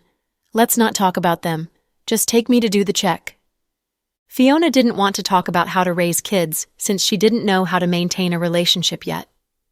At Southside, Chloe did a thorough check on Fiona and let her go after making sure she was fine. Sometime later, Elsie also arrived. She had come alone in a taxi, which surprised Chloe since she thought Justin would come with her. Dr. Green, it's me. Elsie knocked on the door. Come in. Chloe put away the papers on her desk and stood up. Elsie entered the room and glanced around. She knew Chloe was a vice director, but the office didn't have any high-end decorations. It looked like the office of an ordinary doctor, simple and clean. Take a seat. What would you like to drink? Let me do it. Seeing Chloe's belly was big with the baby, Elsie didn't want her to get water for her. Chloe nodded and handed a disposable water cup to her. The tea and coffee are in the lower drawer. Help yourself. Water is good for me. Elsie poured herself a cup of water at the drinking fountain and sat on the black sofa. They fell silent. Then Chloe got an internal call and arranged some work over the phone. Elsie sat there and waited quietly. After Chloe ended the call, she asked tentatively, Dr. Green, you asked me to come. Oh, I heard your foot is injured and I'd like to have it checked. Come, let's go to the orthopedics department. Huh? Before she could understand what was happening, Elsie was brought to the orthopedics department by Chloe. Obviously, Chloe was familiar with the doctors in the department. After scanning her foot, a nurse helped her to sit down. Chloe took the image and talked with some senior doctors in a solemn discussion.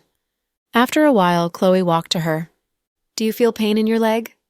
Not usually. I feel a bit of pain when I walk too fast or too much.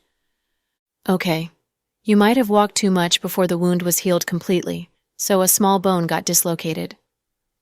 Ah? Is it serious? Do I need surgery? Elsie was scared at the thought of surgery. No, but you must rest properly and can't walk so much. I'll prescribe some antibiotics and you must take it according to the instructions. The weather is warm, so you must change the bandage regularly. If you can't come, I'll ask a nurse to go to the house and change it for you.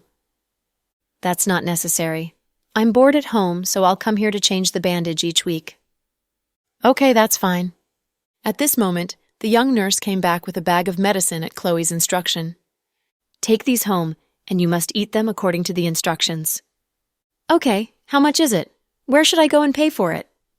Elsie stood up with her purse. It's not necessary. I paid for it already. Ah? No, I can't let you pay for it. Elsie was embarrassed since she didn't feel she was close with Chloe enough to let the latter pay for her medicine. It's okay. You're Justin's friend, so you're my friend too. Chloe handed the bag of medicine to Elsie and instructed, Violet, go and get a taxi for Miss Rue. Help her into the car. Okay, Vice Director. Thank you, Green. Chloe Green. Elsie felt warm inside. In her life, no one but her parents had been so nice to her. Thoughtfully, Chloe even booked a taxi for her. Previously, the people around her had just been trying to flatter her and use her to gain favor from her father. So she was a bit uncomfortable when Chloe was so nice to her. Watching Elsie walk out, Chloe's eyes looked unreadable. At lunchtime in the cafeteria at Southside, Chloe sat across from Mrs. Cooper. Since Chloe offered her the managing job in the hospital, Mrs. Cooper came to work here almost every day. She was benign to everyone, and the young nurses were all friendly to her. Of course, some of them did it because they wanted to get close to Justin. Chloe, what do you think of that girl's character? Mrs. Cooper asked eagerly. Her character is okay for the time being, Chloe said slowly. What do you mean by okay? Mrs. Cooper was impatiently waiting for her son to get married, but she didn't want to intervene directly, afraid Justin would feel harassed. So she enlisted Chloe's help, but Chloe didn't like to test people. She took the opportunity of disciplining Little Bean and Pudding and went to Justin's home. In this way, she had a chance to meet Elsie without appearing too nosy. Auntie Cooper, Elsie, how to put it, seems nice. She doesn't look like a girl with a seedy character, but I'm curious about something. About what? With her family background, she should be able to have any boyfriend she wants. Why does she have her eye on Justin? I think she moved in here a bit too suddenly and is a bit too warm toward Justin. How should I put it? It's just a feeling. I don't have any proof. Aunt, please don't take it to heart, because I'm not sure about it. Chloe analyzed slowly as she ate her lunch. I know what you mean, but I asked Justin's aunt, and she said she had known the girl for years. The people in the provincial capital have a good opinion about her and say she's a thoughtful girl. I don't know. Aunt, do you remember how well people thought of Bella? She was a straight-A student from an overseas university, looking nice and reasonable.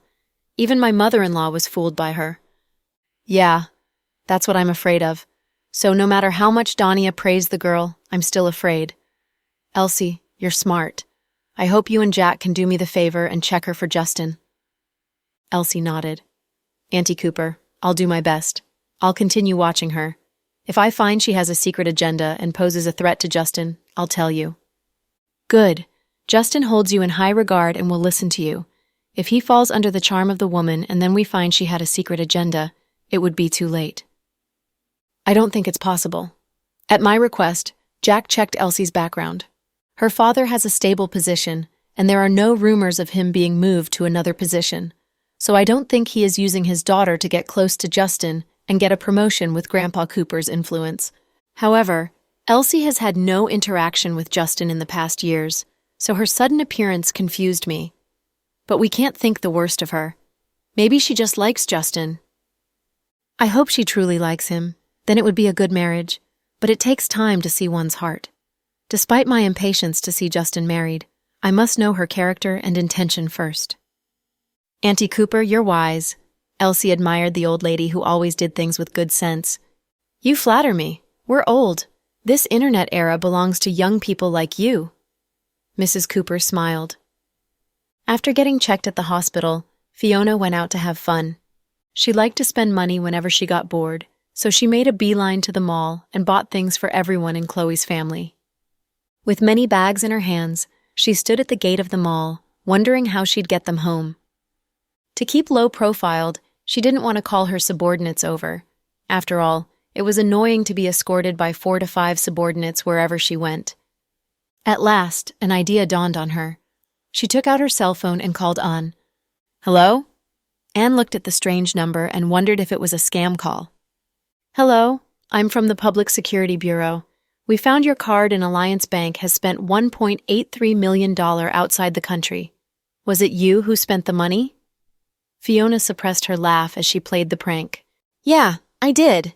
Anne had received lots of such scam calls, so he answered calmly. Damn it. I thought you were an honest guy, but you're quite a boaster, right? Fiona raised her voice. Fiona! Anne recognized her voice and almost laughed. It's me! It's me! I'm dying! Come and rescue me. Ah, are you fighting with someone? Anne was startled. Just come. I'm at the gate of the In-Time department store. I'll give you 10 minutes. Only 10. Hey, I say. Before Anne could finish, Fiona ended the call. She's unbelievable. Fighting at the gate of a department store? Anne got even more worried at the thought. He had met her only recently, but he knew Fiona's hot temper. She was a woman who would fight at the slightest provocation. So he turned around and asked for a leave from Justin. President Cooper, I need to go out for a while. Permission denied. Justin continued reading the files.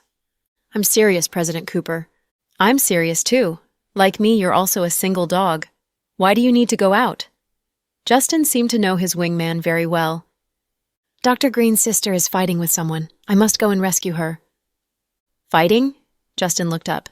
Yeah, Fiona's got a hot temper. In the days since she came, she got into a fight almost every day. And counted with his fingers. Fiona is a firecracker. Justin felt a pain in his head. In fact, her personality is quite good. Very simple. And bit on his lip and said shyly, Forget it. She's not my type. It would be a disaster if I had such a wife. Justin shook his head. Despite his own hot temper, he liked girls that are calm and quiet. Of course, he didn't know that he liked girls with high IQ and a calm and cool personality until he fell in love with Chloe. Fiona was as violent as a bomb and would explode at the slightest provocation. Justin thought no ordinary man could put up with her. Of course, Fiona's mate would never be an ordinary man. Can't talk to you now. President Cooper, I've got to go. By the way, I'll be taking the Lamborghini. Anne walked to the desk, took the key, and left. Hey, fellow, I'm not finished yet. Watching Anne leave in a hurry, Justin smiled in resignation. It wasn't far from Imperial Star to In Time Department Store, but since both places were downtown, the traffic was heavy. Afraid to be late, Anne sped to the department store by taking small alleys, not caring about the traffic rules. Finally, he stopped the car before Fiona right in time. I'm not late, right? Anne got out of the car, panting. No, it took you 9 minutes and 15 seconds. Fiona smiled. Where are they? And glanced around but didn't see anyone else. What are you talking about? Didn't you say you were dying? Yeah, look at all these bags. How can I carry them all? My hands will die if I carry them. Fiona pointed at the loot on the ground. What are you waiting for? Help me carry them into the car. Oh, okay. Seeing Fiona was fine, Anne relaxed. When he took the bags from Fiona, Anne noticed a detail. He found Fiona's hands were full of calluses. The skin on her hands was not as smooth and tender as the hands of a normal girl a bit over 20 years. What are you staring at? Fiona patted him on the shoulder. Your hands. Anne looked at Fiona's hands and was at a loss for words. Oh, coarse skin. I can't help it. Fiona smiled indifferently. How did you get it? I was born with it. He felt defeated and speechless at her blatant lie. Where do you want to go? Shall I drive you back to South Hill Manor? Anne asked. It's early. Let's go and have lunch to thank you for rescuing me. Fiona took the passenger seat and grinned. I'll have lunch with you, but you must promise me one thing first. Whoa, you dare to bargain with me with the threat of not having lunch with me? Are you tired of living? Fiona looked at Anne, finding the situation quite funny. I don't care. If you don't agree, I won't have lunch with you. Anne was determined. Okay. Tell me what you want me to promise. Can you promise me not to fight with people? Anne looked at Fiona helplessly. You sound as if I always get into fistfights with people. Fiona looked at Anne in disgust. Great, Miss Fiona. You've been here for only a few days. Do you remember how many fights you've gotten into? Anne looked at her also in disgust. Those were child's play. Don't fuss about it. I don't care. If you don't promise, I won't have lunch with you. I'll drive you back to South Hill Manor or to South Side. I see you listen to Dr. Green. Don't. I promise you, okay? Now let's go to lunch. With the twins in school and Chloe at work, only Chloe's in-laws were at South Hill Manor, so Fiona didn't want to return to the house. Good. Seeing Fiona promise him without hesitation, Anne nodded and relaxed. What do you want to eat? Anne asked. Do you have any special food in this place? Does Ashin's ramen count? Anne asked. To be honest, Anne hadn't liked ramen, but since Justin always went to eat it for some reason, Anne had gone with him a few times. Then he grew to love it, and would feel uncomfortable if he didn't eat it for a few days. Damn it, I don't want to eat it. Hearing the mention of Ajin's ramen, Fiona shook her head immediately. She knew it was a small noodle stall where her elder sister dated Jack when they were in high school. The ramen in the stall was $2 for one bowl. To be honest, Fiona didn't think it was good. Why not? My sister and brother-in-law always go there because it reminds them of their youth. It means nothing to us. No, I truly think the ramen in that restaurant is good. BS, it's just a mind trick. No, I want to eat hot pot. Now that Fiona declared she wanted to have hot pot, Anne wouldn't dare to object. How about the taste of Sichuan? The hot pot there is quite good. Okay. Crossing her legs, Fiona put on sunglasses and looked out of the window. Anne drove Justin's Lamborghini and took her to the hot pot restaurant. Meanwhile, in Moscow. Young master, here's the report. Riker's subordinate sent the newest video to his cell phone. Opening it, his face fell immediately. The damned woman Fiona would eat hot pot with a young guy in the country? He read the description on the bottom and saw the guy's background. He was Justin's bodyguard. Fiona didn't have much interaction with Justin. Instead, she was enjoying herself with Justin's bodyguard. 3 minutes later, Riker picked up his cell phone and dialed a number. Meanwhile, in the country. Anne and Fiona got out of the car and walked toward the hot pot restaurant. At the door, they saw the closed sign, and many customers were driven out of the restaurant.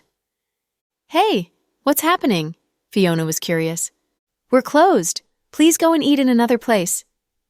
It's lunchtime. You guys aren't operating? What is this, a joke? Fiona was puzzled. It's closed. Go away. The waiters of the hot pot restaurant began to drive out customers impatiently. Fiona was angry and was about to force the shop to open when Anne stopped her. You promised me that you won't get into a fight again. Fiona didn't know what to say. Wait here while I go in and ask them. Anne walked up and said to the waiter, I'm Mr. Cooper's bodyguard. We're your regular customers. What's the problem today? Oh, I'm sorry, but we're closed now. I brought Mr. Cooper's client to have lunch here. Mr. Cooper won't be happy if you do this. Can you take the consequences? And even used Justin's name to frighten the waiter. Wait here for a minute, mister. I'll get our manager to talk to you. Not daring to offend Mr. Cooper's people, the waiter went to get the manager. The manager came out and recognized Anne immediately. Mr. Anne, is Mr. Cooper here too? Mr. Cooper had me take a client to have lunch here. But today, it's truly... The manager stopped mid-sentence. What happened? Anne frowned and knew something unusual must have happened. To tell you the truth, 5 minutes ago, we got our boss's call. He said the whole place is booked and we must close the restaurant today. Who would do that? Anne was incredulous. I don't know.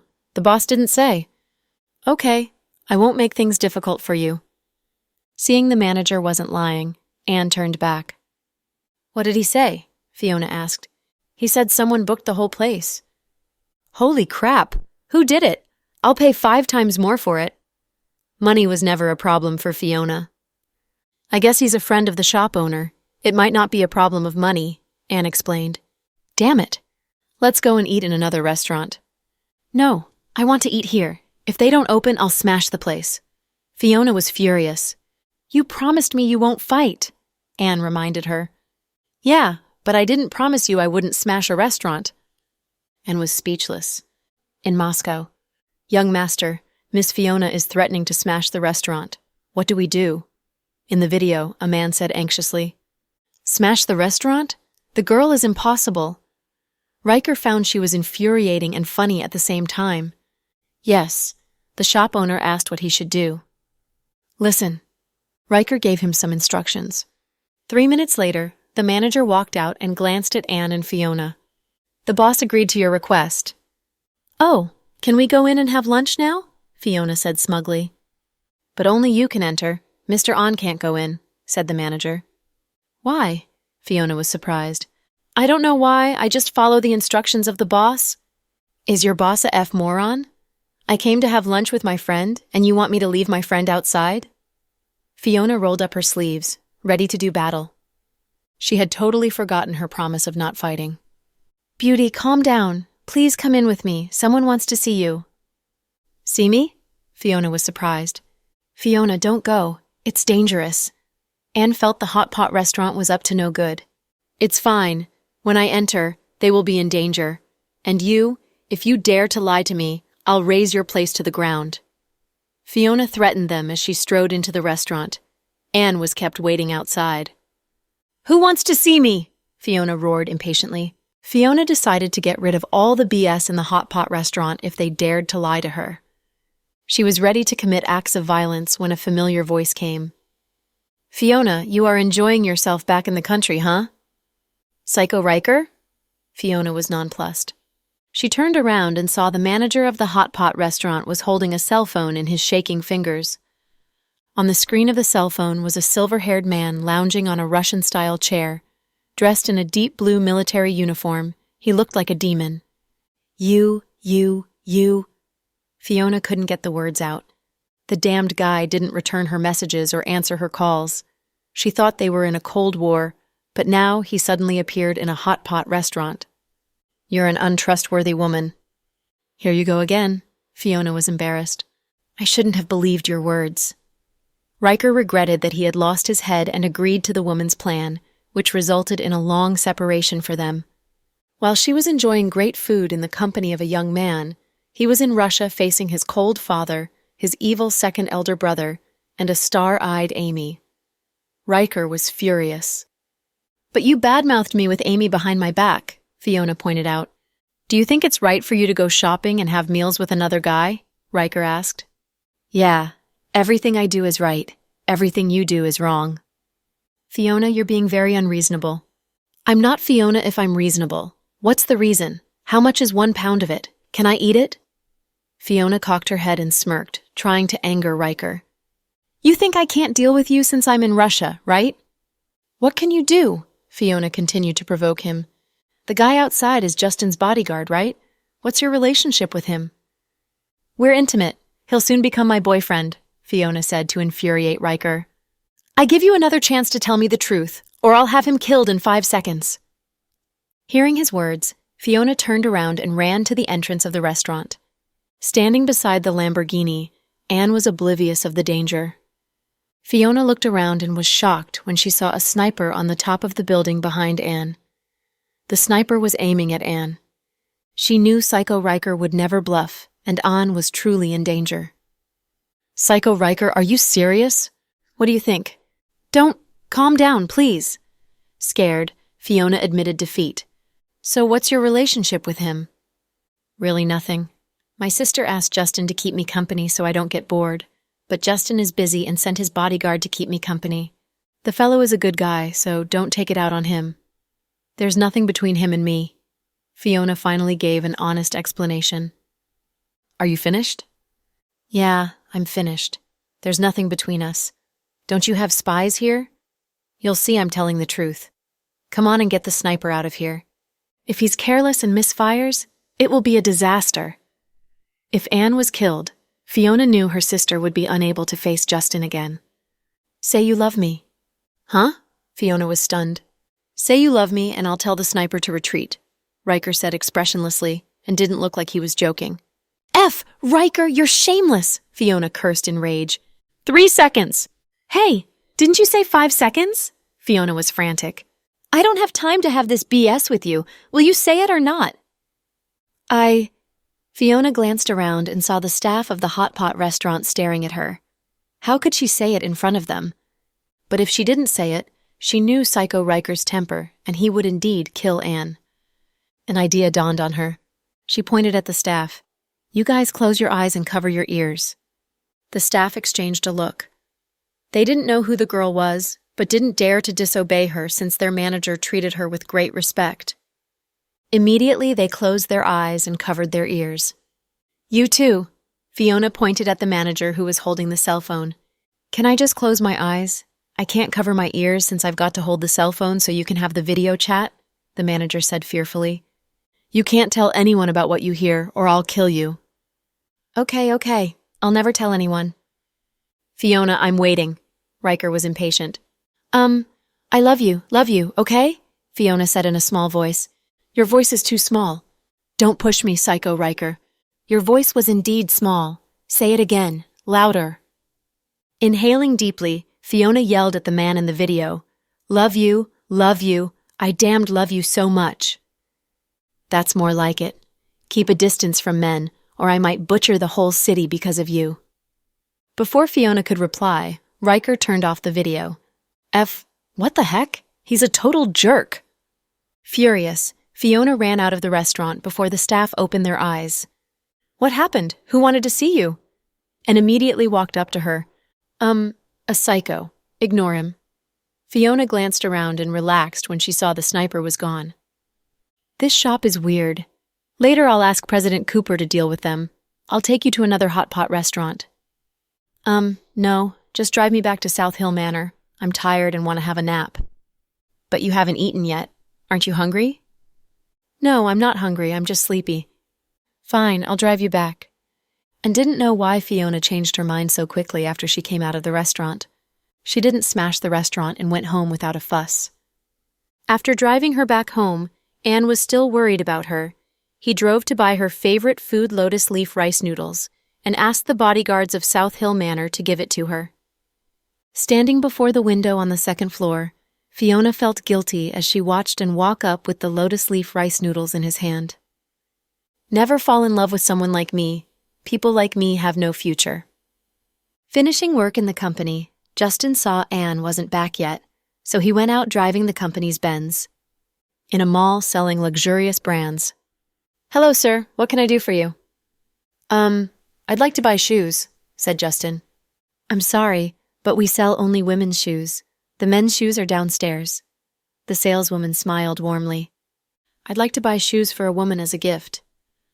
"For your girlfriend? What style do you like? Come in and have a look, and I'll explain them to you." Hearing that he wanted to buy shoes as a gift, the saleswoman said enthusiastically. Feeling a bit embarrassed, Justin walked in and glanced at the exquisite high-end shoes on display. "I'd like to buy flats that are comfortable to walk in." "Oh, is she pregnant?" The saleswoman was quite nosy. Yeah, for a pregnant woman." Justin decided to tell the truth. "These shoes are perfect for your friend. They are new arrivals for this fall. In the north, the weather is turning cold soon, and we can't wear sandals. These leather flats have soft soles. Just feel it." The saleswoman picked up one shoe and showed it to Justin. He had never bought shoes for women and didn't know how to choose, but after touching the soles, he found they were indeed soft. When Chloe came to his house that morning, he had noticed the black flats she was wearing were a bit small for her feet now. Due to her pregnancy, Chloe's feet would become swollen after walking for a long time, and her current shoes were a bit tight for her now. Justin planned to buy her a pair of flats as a gift. "They are indeed soft. What colors do you have?" "There are 3 colors, black, white, and pink." Get 1 pair of each for me." "You want 3 pairs?" The saleswoman was startled. "Yeah, pack them up." "Sir, these shoes are new arrivals and there are no discounts for them. 1 pair is $8,600. 3 pairs are $25,800. Here is $30,000. Keep the rest as your tip." Justin was a generous man, and he was in a good mood now that he had found the shoes he wanted. The saleswoman was elated. Having been a saleswoman for luxurious brands for a long time, she had found some rich people were misers and quite sensitive to prices. Few people would buy 3 pairs of shoes at once and gave a tip of thousands of dollars. Walking out of the mall with the shoes, he sent Chloe a message. "Are you at the hospital?" "Yeah. I'll go and see you in a moment." "Okay." Chloe wasn't a woman who liked to babble. Due to their special relationship, she seldom chatted with Justin. At Southside. In a good mood, Justin walked into Chloe's office but was surprised to see Jack was in it too. Hi, Justin greeted him in awkwardness. "Hi. Is today a special day? How come both President Dawson and President Cooper came to my office today? Are you here to get a physical check? I'll give you guys a 20% discount." "Nonsense, I'm perfectly healthy. I don't need a check." Justin chuckled. Then he saw Chloe was wearing a pair of new shoes. The style was simple, but the shoes were obviously very expensive. "You got new shoes?" Justin asked. "Yeah, Mr. Dawson's gift. He said my feet got bigger lately, so he bought 8 pairs. Chloe pointed behind her. Justin saw a small pile of shoeboxes. "These are for you to wear in the hospital. There are 10 pairs more at home," said Jack. "My goodness, honey, you're crazy. Why did you buy so many?" Chloe exclaimed. "For you to wear. I also bought 10 pairs for the baby." "He's not born yet, and you bought shoes for him?" Chloe chuckled. "I saw them, so I bought them. It's no trouble at all." Jack sat on the sofa and browsed the financial news while talking to Chloe. Seeing them talk so lovingly, Justin felt he had come at a bad time. "Hey, you came to see me for something?" "Nothing. I came to see my mother and just dropped in to see you." "Auntie Cooper is still working?" "Yeah." Justin nodded guiltily. "What's in your hand? Did you go shopping?" Chloe noticed the bag in his hand and it seemed to contain shoeboxes. "I bought some shoes," Justin faltered. "This brand is women's shoes, right?" Jack put down his cell phone and glanced at the shoes in Justin's hand. "Yeah, they are for my mom," said Justin. "Ha, what a coincidence. You guys all bought shoes. Fortunately, you bought them for Aunt. Just remember to not buy shoes for Elsie," Chloe instructed. "Why not?" "Don't you know? Old people used to say if boys buy shoes for their girlfriends, the girls will fly away." "They are not butterflies and can't fly. You still believe that superstitious stuff? Oh, did Fiona make trouble for you this morning? No, Fiona is cute. Justin scratched his head. Don't lie to me. Our Fiona isn't cute. She's violent, right? Chloe chuckled. I don't know. Anne keeps her company, and I haven't stayed with her long enough to see her violent side. When you have time, take your girlfriend and have dinner with us. Jack stood up and said. Okay. We'll have dinner sometime. I've got to go now. Justin left Chloe's office with the shoes he had bought for her. After all, her husband had bought shoes for her. Justin regretted buying the shoes. After all, Jack loved Chloe so much and wouldn't need him to worry about such trivial things for her. He took the shoes to his mother's office. Since she began working, Mrs. Cooper found her days were quite fulfilling. She worked diligently and sometimes had lunch with Chloe in the hospital. She felt content. Mom, Justin, what are you doing here? Mrs. Cooper was happy to see her son and went up to him immediately. I was passing the hospital and decided to come up and see you. You came to see me? Mrs. Cooper knew her son. Okay, don't overthink, old lady. Oh, by the way, I bought you shoes. Justin handed the boxes to her. You bought shoes for me? Mrs. Cooper was puzzled since it wasn't a holiday or her birthday. Opening the box, she understood when she saw the style of the shoes. Justin, you didn't buy the shoes for me, right? Don't ask me whom I bought them for. Now they are yours. Justin sat down on the sofa and opened a bottle of water. Justin, do you know my shoe size? Isn't it 37? Justin froze. 37 is Chloe's size. My size is 38. It's fine. The shoes will stretch out as you wear them, Justin said casually. What on earth happened? You bought shoes for Chloe? Why didn't you give them to her? Mrs. Cooper thought her son and Chloe were only friends now, and it was no big deal for him to buy shoes for her. She wondered why Justin gave her the shoes instead. Chloe refused to take them? Mrs. Cooper felt sorry for her son. No, I didn't give them to her. Why not? If you feel shy about it, I'll give them to her. She picked up the shoe boxes and started to open the door. Mom, I went there. Jack is in her office. So what? You are not having an affair with Chloe. It's not a big deal for you to show concern for her when she's pregnant. Jack had just bought many pairs of shoes for Chloe. So I didn't give the shoes to her, Justin said embarrassedly. Justin, Mrs. Cooper heard inside to see her son in this way. Silly boy, my silly boy. Mom, I'm fine. If you don't want the shoes, then you can give them away. Justin stood up to leave. Justin, take the shoes and give them to Elsie. I think she might wear this size, and she'll be happy to have them, Mrs. Cooper said suddenly. Justin paused his steps. Do you think it's the right thing to do? I didn't buy the shoes for her. Why not? If we don't say it, she won't know. Take them to her. Mrs. Cooper hoped her son would get closer to Elsie, so they might have the chance to hit it off. Resigned, Justin took the 3 pairs of shoes back home. When he got home, Anne had returned too. Elsie was watching TV in the living room. Hi, you're back. Elsie looked back at Justin. Yeah. Justin looked uncomfortable. Whoa, did you go shopping? You bought lots of stuff, right? Seeing the bags in his hands, Elsie joked. Yeah, these are for you. Justin handed her the 3 pairs of shoes awkwardly. For me? Elsie was a bit surprised. Taking the boxes, she glanced at the name of the brand and knew they were from a luxurious brand and were quite expensive. Opening one box and looking at the size printed on the sole, she understood instantly. In fact, I bought them for someone else but didn't give them to her. If you like, you can take them. Justin didn't like to lie, so he told the truth. Oh, thank you. I like them very much. Seeing Justin was honest with her, Elsie was pleased and tried on the shoes. Justin, which color do you think is good on me? Elsie asked cheerfully. They are all good. Not an expert in women's stuff, Justin couldn't tell the difference. Damn it, you humored me. Forget it. I'll go and ask Anne. Cheerfully, Elsie picked up the shoes and went out to find Anne, who was washing cars outside of the house. Justin touched his nose, feeling bad about the whole thing. At this moment, his cell phone rang. It was a strange number and obviously from abroad. Hello? President Cooper, it's me. It was Kira's voice. Oh. Hearing her voice, Justin was at a loss for words. How are you? Fine. How about you? I'm fine. Then they were silent for as long as 30 seconds, as if they didn't know what to say. In fact, Kira was a nice girl. She was kind, gentle, pretty, hardworking, and good at acting. She was different from all the other performers in the entertainment circle.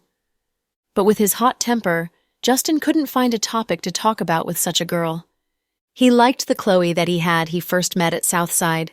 She had bickered with him, startling him with unexpected words. While he talked to a mild girl such as Kira, he just didn't know what to say. How are you doing in the U.S.? Do you like the food over there? Justin tried to find something to say. Everything is fine. I'm happy that I can see Cece. She often flies here to see me. Good. Take your time with your studies. The company welcomes you whenever you decide to come back. Justin. This time Kira called him Justin instead of President Cooper. Yeah? I missed you. Kira was bolder than before, probably because she was on the other side of the Pacific Ocean and was talking on the phone. She just told Justin directly that she missed him. Justin was feeling really awkward. Take care of yourself in the U.S. It's legal for people to possess guns there, and every family has guns, so safety is a big issue. When you go out, you must take bodyguards and your agent with you. If you are short of money, tell me, and I'll tell the company to transfer money to you. Obviously, Justin was trying to change the topic. Justin, did you miss me? Even a little? Refusing to admit defeat, Kira brought the topic back. Justin hesitated. He really didn't know what Kira was talking about, but it seemed awkward and rude to admit that he couldn't remember. After all, she called him all the way from the U.S. However, Kira immediately understood what Justin's silence meant. I understand. Sorry for disturbing you. She hung up the phone, feeling slightly disappointed. Justin's phone rang again less than 1 minute later. He picked up, thinking that it was Kira calling back. Without thinking, he said, You're living a good life now. Let the past be in the past. What are you talking about? Justin, did you sleep with a girl and are now trying to get rid of her? Max's voice sounded from the other end. Justin realized that something was off. Why didn't you call me using your own cell phone? Phone bills are expensive these days. I'm using the landline at my honey's company. I will never understand why Avery is willing to put up with your freeloading, Justin snorted. Avery said that only good-looking people can freeload. Justin, you can't even if you wanted to. F off. They always swore at each other, even when they were on the phone. Are you at the company or at home? You make it sound like these are the only two places I could ever be at. Justin laughed. Where else would you go? Southside? Are you screwing with me? Justin wasn't sure if he was angry or amused that Max was teasing him again. Anyways, I'm going to change the subject now. I'm coming home. Get ready to welcome me back. Forget it. You're constantly traveling back and forth. I would go bankrupt if I welcomed you each time.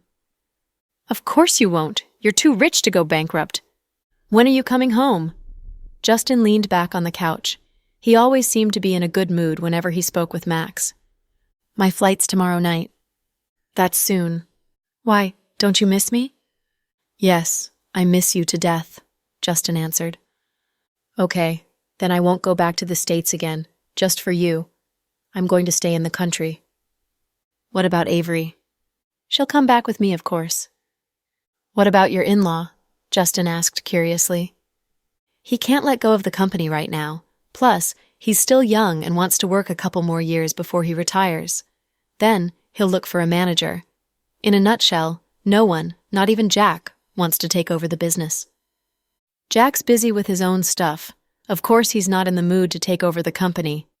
Anyways, I'm glad you're back. Are you planning to get married? Is that why you're coming home? Justin seemed to have realized something. Haha, once I come home, you guys have to help me plan a proposal. Avery doesn't know about it yet, but as soon as she says yes, I want us to get registered. So soon? Justin asked with surprise. I feel like it's not soon enough. I want to marry her right now. Wait, is this a shotgun wedding? Avery's pregnant, isn't she? Justin wondered if that was why Max was in such a hurry. Come on, Avery's still young. We don't want children just yet. Okay then, come back and we'll talk about it. Perfect. Oh right, I heard my cousin-in-law's baby sister's back in the country. How's that going? Not well, Justin answered immediately. Haha, Avery gets jealous when Pudding and Little Bean video chats her and talks about Chloe's sister. You'll know why once you come home. Justin didn't want to go into details about Fiona. South Hill Manor. After hanging out in the living room with the family for a bit, Chloe became a little drowsy and was about to head up to the bedroom when she received a message. It was a private message sent to her by someone from her class group. Chloe, are you there? Can you let me know if you are? This is urgent. I am. What's up? After their last few encounters, Chloe was now unwilling to interact with her high school classmates. It seemed like everyone had changed. It just wasn't the same anymore. Aside from Sarah, one of her best friends, the only person she was still in contact with was David. David was still grateful to Chloe for helping him out. He knew Chloe wasn't short of money, so he often brought her local specialties when he went out of town. David's mother also knit scarves for the twins to show her gratitude towards Chloe's family. At the end of the day, those who knew to be grateful were good people. Chloe knew that although David seemed like a playboy, he was still a good man at heart. As for her friendship with David, Jack had neither encouraged nor discouraged it. He wanted Chloe to have absolute discretion. Wow, Goddess Green, I didn't think you'd reply so quickly, Henry responded, feeling somewhat surprised. I'm usually online in the evenings. I'm getting married this weekend. You will be coming, right? You're getting married? That's great, congratulations, Chloe said out of courtesy. Goddess Green, we're classmates after all, so you have to come. I know some of our classmates say that you're being pretentious by not hanging out with us because you married rich, but I don't believe them. After all, you're a friendly person, right? Henry's remarks gave Chloe no choice but to attend his wedding. This was why she disliked him. Henry was very manipulative and good at making stuff up. He was the typical petty man. Sure, it was normal for him to notify his classmates and give them a call notifying them of his upcoming nuptials. However, why did he have to tag Chloe in their class conversation? He was obviously giving her no room to refuse. A while ago, Chloe had deleted herself from the classmate group, but Henry made a speech about how important their friendship was and added her back in. As a compromise, Chloe muted the notifications in this group chat, which meant that Henry tagged her on purpose.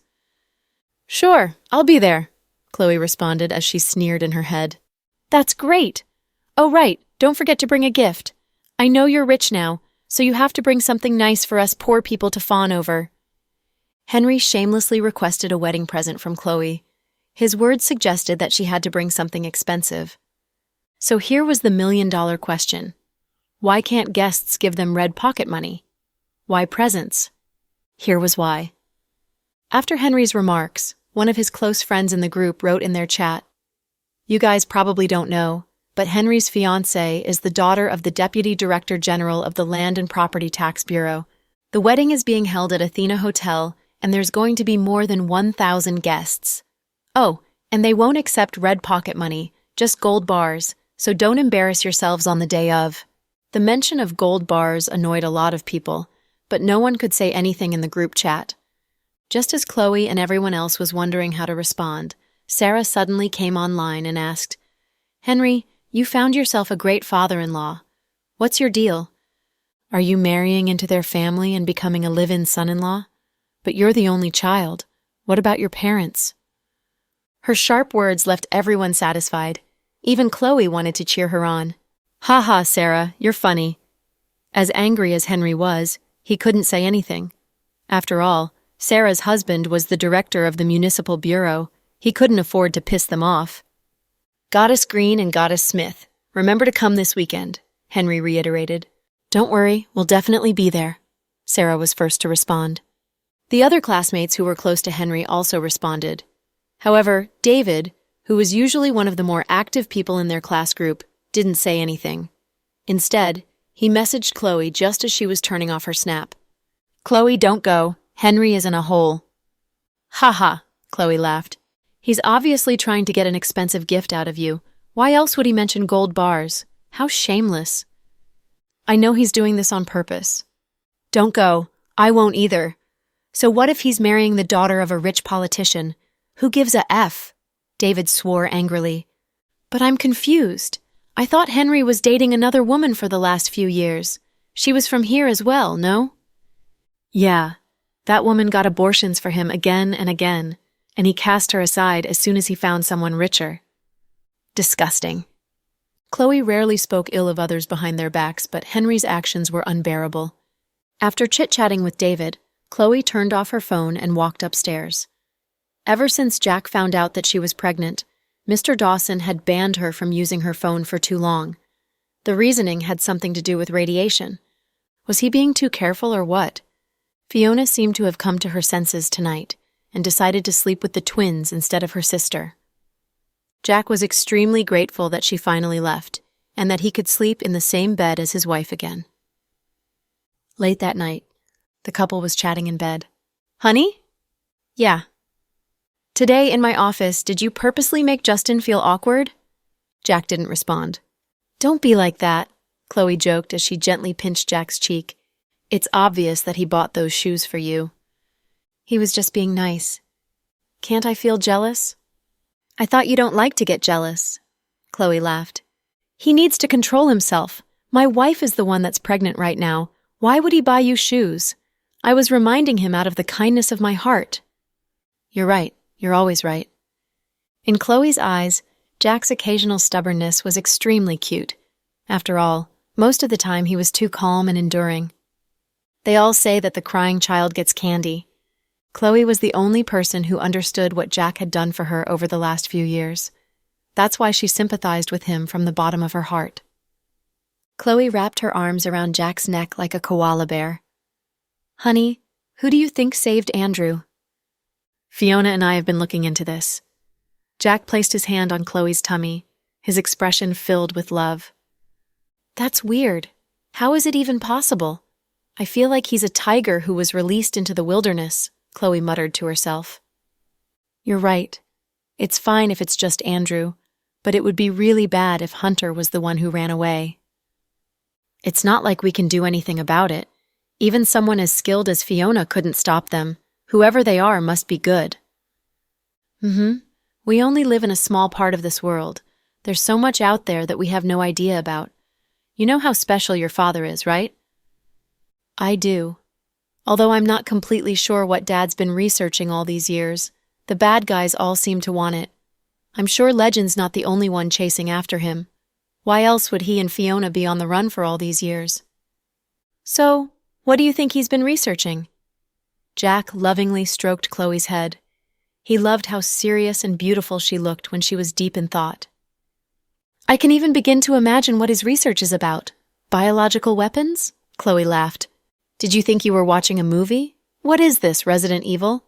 I really have no comment on your imagination. Jack laughed as well. Oh, right. I almost forgot. Remember how I left our class group? Henry pulled me back in, but I never really talked to them. Our classmates have changed so much. Honestly, Noah's class is much better. So what do they want this time? Henry said he's getting married this weekend. He's only getting married now? Jack didn't really know much about Henry. Aside from Chloe, the only person he remembered from their class was Sarah. Yeah. Oh, then I should go. He obviously went through a lot to pull you back into the group chat. He wants red pocket money, no? But he said no money. He'll only accept gold bars. Ha, are you kidding? Jack rarely judged people, but Henry had obviously gone too far. I heard it's his father-in-law's request. Sarah told me that he's supposedly the vice director of the Property Tax Bureau. If that's all he is, he's a little bold for requesting gifts like this. Isn't he afraid he'll get into trouble? Maybe he's confident he won't. Chloe shrugged. If you want to go, you should. It's not a big deal. Today he made it so that I couldn't not go. What about you, honey? Do you want to come with me? I don't think it's a good idea. Every time we attend some events together, something happens. Plus, the company is keeping me busy, but you shouldn't go by yourself. I know. I'm going with Sarah. No, I meant that you should take some bodyguards. Jack was constantly worried for Chloe's safety. I know, But if Fiona agrees to go with me, I'd rather not take any bodyguards. People may think I'm being pretentious, bringing personal security with me wherever I go. They might think I have issues. Celebrities all have personal bodyguards. But I'm not a celebrity, Chloe laughed. You are a big one to me. Jack reached out and placed Chloe's slightly swollen hands onto his chest. Come on, no one's here. What are you PDAing for? Chloe felt a little embarrassed. I can't help it, okay? Jack smiled gently as he embraced Chloe. He loved these peaceful and quiet days. His years without Chloe made every moment with her now filled with happiness. Honey, have you noticed that you're sleeping better these days? Actually, I have. So, Dr. Green, what medicine did you use on me? Nothing much. I whipped something up on my own, but it didn't seem good enough. So I asked Fiona to call Dad. My dad really is a medical genius. I've never even heard of the medicines he named. Professor Wagner is very good at what he does. I'm just happy that you're sleeping better, Chloe said, as he caressed Jack's handsome face with her hand. Over in the other room, the twins were ecstatic that their aunt was spending the night with them. Auntie, why didn't you save me today when Mommy was scolding me? Little Bean pouted. It's not that I didn't want to. I swear. I tried helping you, but your mommy was so scary she didn't even give me a chance. You didn't have to say anything. How else am I supposed to help you? Next time, find someone else to save us. Like? Fiona asked Little Bean curiously. You can't ask Handsome Cooper. Mommy never listens to him because she thinks he spoils us too much. So, should I call your daddy? Fiona laughed. No, Daddy's head over heels when it comes to Mommy. He's always on her side and never helps us. So who should I ask? You can ask Auntie Sarah or Victoria. Their words mean a lot to Mommy, Little Bean suggested. Why don't you just ask Auntie to ask Ethan to help you? Pudding stared at her sister. Oh, I see. You want your boyfriend to help you, Fiona teased Little Bean. He's not my boyfriend, Auntie. He's just one of the candidates. I have to keep my options open. Little Bean, I'm glad that you know to keep your options open at such a young age. What about you, Auntie? Have you ever been in love with someone else other than Riker? Little Bean gossiped. Ahem. I never said I was in love with Riker. He's the one who's in love with me, Fiona denied immediately. I don't believe you. You're the same as Auntie Dawson. She's always saying that she doesn't like Uncle Cruz, but they're obviously dating. Grown-ups are always in denial. Auntie, ignore her. She's a big gossip. Can you take a look at this stock for me? Pudding picked up her tablet and walked over Fiona. You guys suck. I'll just go video chat Ethan then. Little Bean turned around and began playing with her phone. Justin's private mansion. Justin and Anne were hanging by the pool, while Elsie applied a face mask on herself in Justin's living room.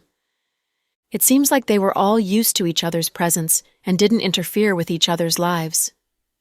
President Cooper, is Miss Rue going to live here forever? That depends on her. She can stay and go as she wishes. But I don't think she wants to go, especially after you gave her those shoes today. Ahem. Giving the gift of shoes means you want her to run away, no? Justin demanded as he thought of what Chloe had told him earlier today. Okay, I lose. Anne was speechless. President Cooper, I have a question. Shoot. What does it feel like to really fall for someone?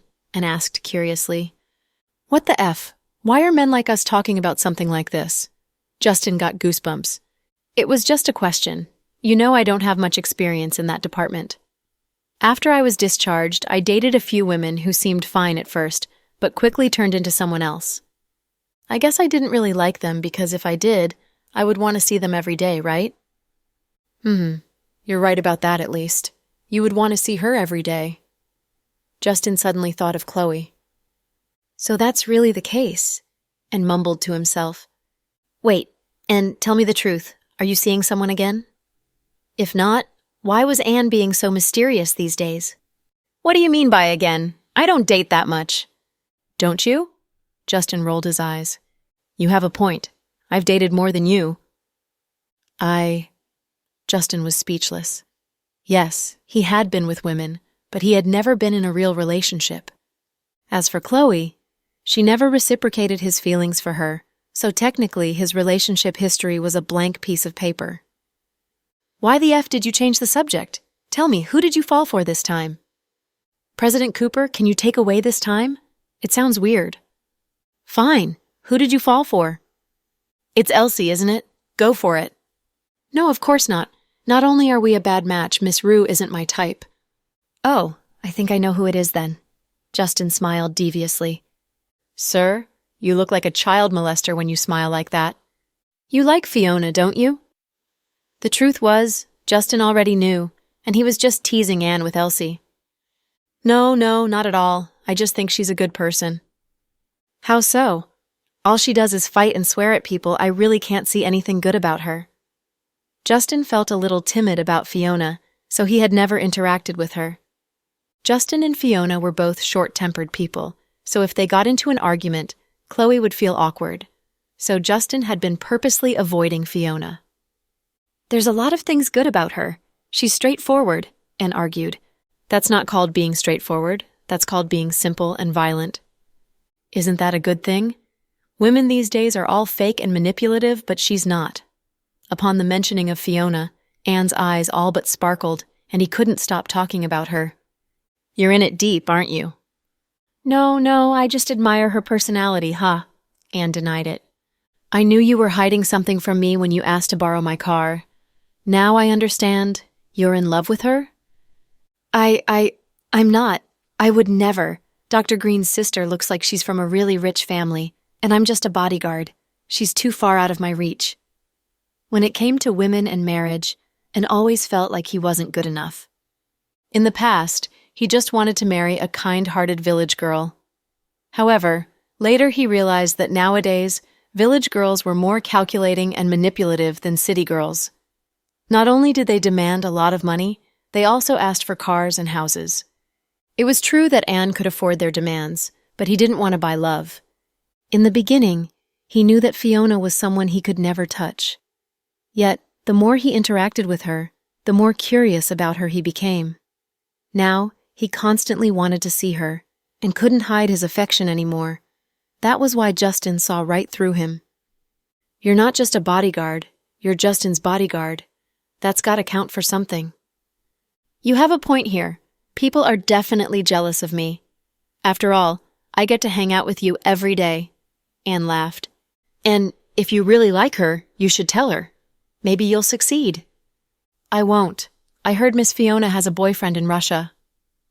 Long-distance relationships are unstable. Buck up, won't you? You were once a soldier. How can you be such a big chicken? President Cooper, seriously, I have another question. Shoot. Justin opened a can of beer and leaned back in his chair. Under what circumstances would a young girl's hands be covered with calluses? Doing too much farm work, of course. My grandpa once lived on a farm when he was younger and did some farm work. That would explain it. But what if she's from a rich family and doesn't need to do any farm work or housework? Then it's probably because she uses guns a lot, Justin said nonchalantly. Yeah, that's what I thought. You're talking about Fiona? Justin knew Anne was asking all of this for a reason. Yeah. It's legal to bear arms in the U.S. A lot of families keep them in their houses. Getting a handgun license in the U.S. is as easy as getting a driver's license. It's normal. Justin shrugged. I just have a feeling that Miss Fiona has a complicated background. And wasn't an idiot. He had spent a lot of time with Fiona over the last few days. He had noticed that she does things clean and ruthlessly. Plus, her hands exposed her experience with handguns. His instincts told him that she was no ordinary woman. But she was only in her early 20s. How complicated could she be? Who cares what her background is? If I liked someone, I wouldn't care even if she was hated by the entire world. If I didn't like someone, I would have cared even if the entire world fawned over her. Justin gave in his view about relationships. You're right. And thought that Justin's words made sense. He also opened a can of beer and chugged it, changing the subject. He knew for sure that he liked Fiona. He wasn't going to suspect his own emotions anymore.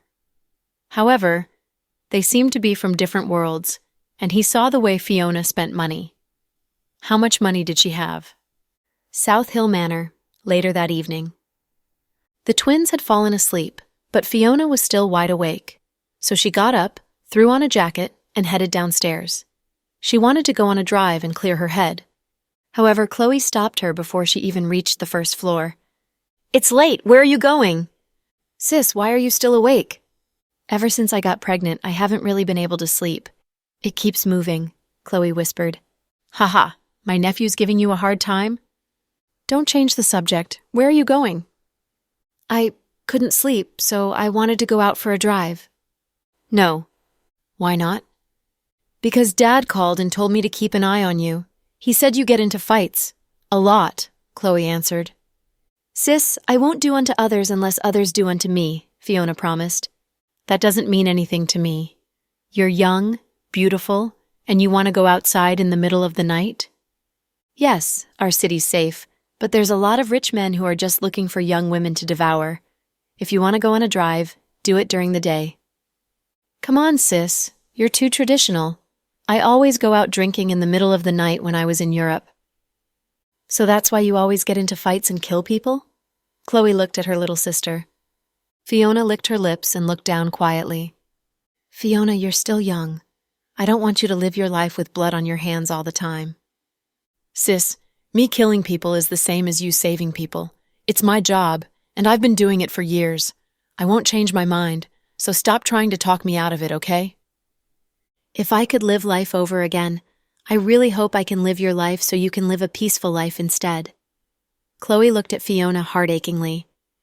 "If I could live life over again, I really hope I can still live this life. That way, you will be able to live a peaceful life." Chloe couldn't control her tears upon hearing what Fiona said. "Sis, you're pregnant. Don't cry." Fiona's heart also ached as she reached out to wipe Chloe's tears off her face. "Fiona, let's go get something to eat. Take my R8. The key is in the box by the front door." "What?" Fiona was dumbfounded. She didn't think her sister would want to go out with her. "Just go! Hurry!" "But you—" Fiona was still in shock. "I'm fine. You'll protect me, won't you?" Chloe chuckled and began pushing Fiona out the door before she could respond. She didn't want Fiona to leave the house in the middle of the night. Although Fiona was good at fighting and would never be bullied, she didn't want her sister to have to fight off everyone she sees.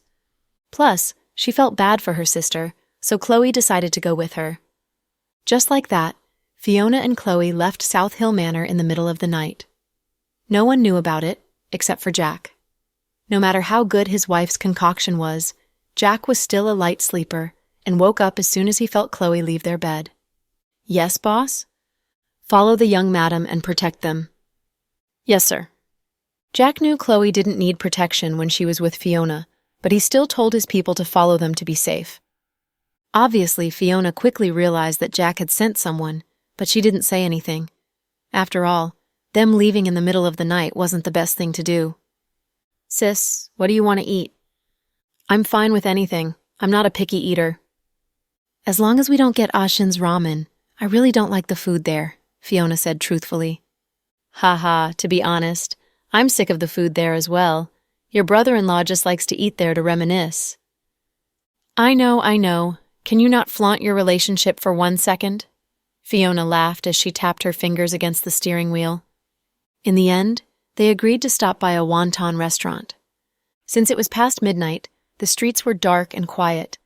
Plus, it was really cold during the winter, and a lot of people avoided the weather by going down south during the winter. Northern side was not as populated compared to the rest of the country. A report once indicated that the 3 provinces in northern side added up was still less than one of the provinces in the south. "Hi, what would you like to order?" The owner of the restaurant was a man in his 60s. "Sir, you only sell wontons, right?" "We also sell wonton noodle soup." "Forget it. No noodles, people. We'll have 2 bowls of wontons, please. Shrimp for my sister and pork and cabbage for me." "Okay, won't be long." Then Fiona and Chloe sat down on one of the clean tables in the corner. "You don't come out to eat at this hour a lot, do you?" My husband and I used to come out when I'm not pregnant, but these days he's very strict." Chloe smiled happily at the thought of Jack. "Sis, were you happy growing up? Is your adoptive mother good to you?" Fiona felt like she could only talk about family stuff when she was alone with her sister. "She is. Her temper isn't the best, but she's been great to me. I don't think she knows that I'm not her biological daughter. I heard that her child was swapped with you. She doesn't know her biological daughter is dead, right? Chloe nodded. I was so happy when I learned that I had a sister. It was a great feeling. Silly girl. Chloe looked at Fiona with sisterly love. It really sucks that my dad wouldn't let me come and find you. He didn't want to cause you trouble. Although things are out in the open now and you're in trouble, at least we're together, right? Sis, I used to have this picture in my head of how we would have late-night snacks and gossip together. I just want us to be like all the other siblings in the world. Fiona, my dream used to be becoming a doctor and being a good doctor, but it's not anymore. Do you know what my biggest dream is right now? Fiona looked at her sister quietly without saying a thing. Chloe said, word for word, My biggest dream is to reunite with my family.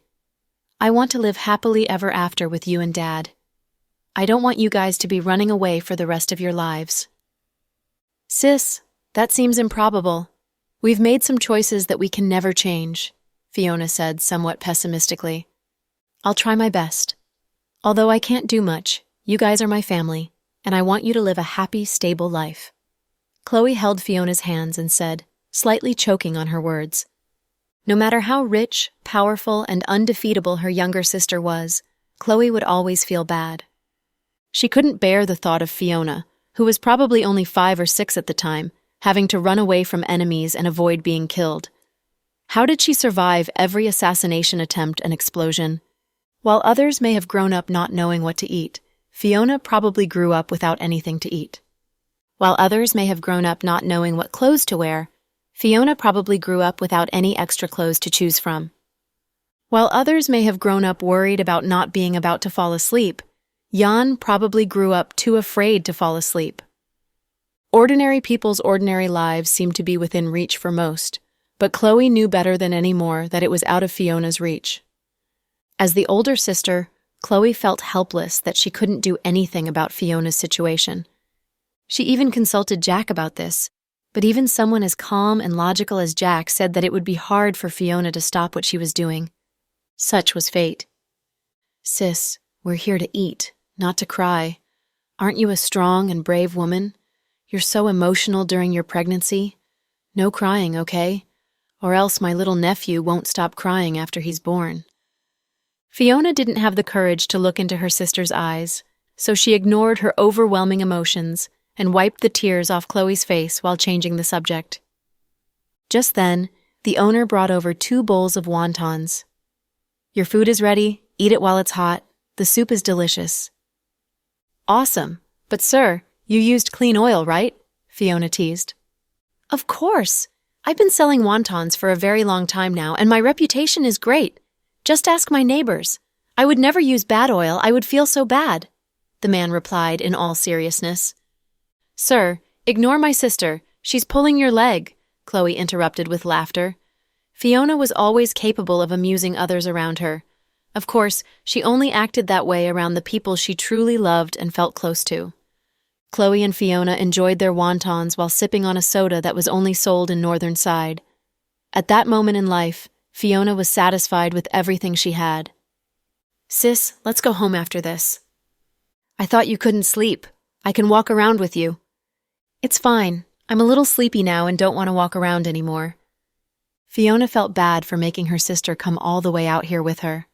Therefore, she put away her stubbornness and decided to go home immediately after food. However, just as they were finishing up, a couple of people walked into the wonton restaurant. They were wearing black cloaks and looked like vampires. As soon as they walked in, Fiona felt a strong sense of danger. Who would dress like that? It was not like the restaurant was hosting a costume party. Hi there, what would you like to eat? The owner greeted them warmly. What they're having, the man who responded sat down not far from Fiona and Chloe. His head was hidden under the cloak, and he was looking down, so they couldn't see his face. Sis, let's go. Fiona threw her chopsticks down and put a $100 bill onto the table. She then grabbed Chloe's hand to get up and leave. Fiona, what's wrong? Unlike Fiona, Chloe didn't sense any danger, so she was surprised that her sister wanted to leave so suddenly before they had even finished eating. Sis, we need to go now. There's danger, Fiona whispered so quietly that only Chloe could hear her. Have you finished with your meals? The restaurant owner wasn't sure what was going on, so he came up to them to ask. Sir, here's the money. You can keep the change. We're full now. Fiona smiled as she grabbed Chloe to leave. However, they were blocked before they could leave the restaurant. Why are you in such a rush to leave? You didn't even say hello, the man said. Who the F are you? Do I know you? Fiona cursed angrily. That's irrelevant. What matters is that you know my boss.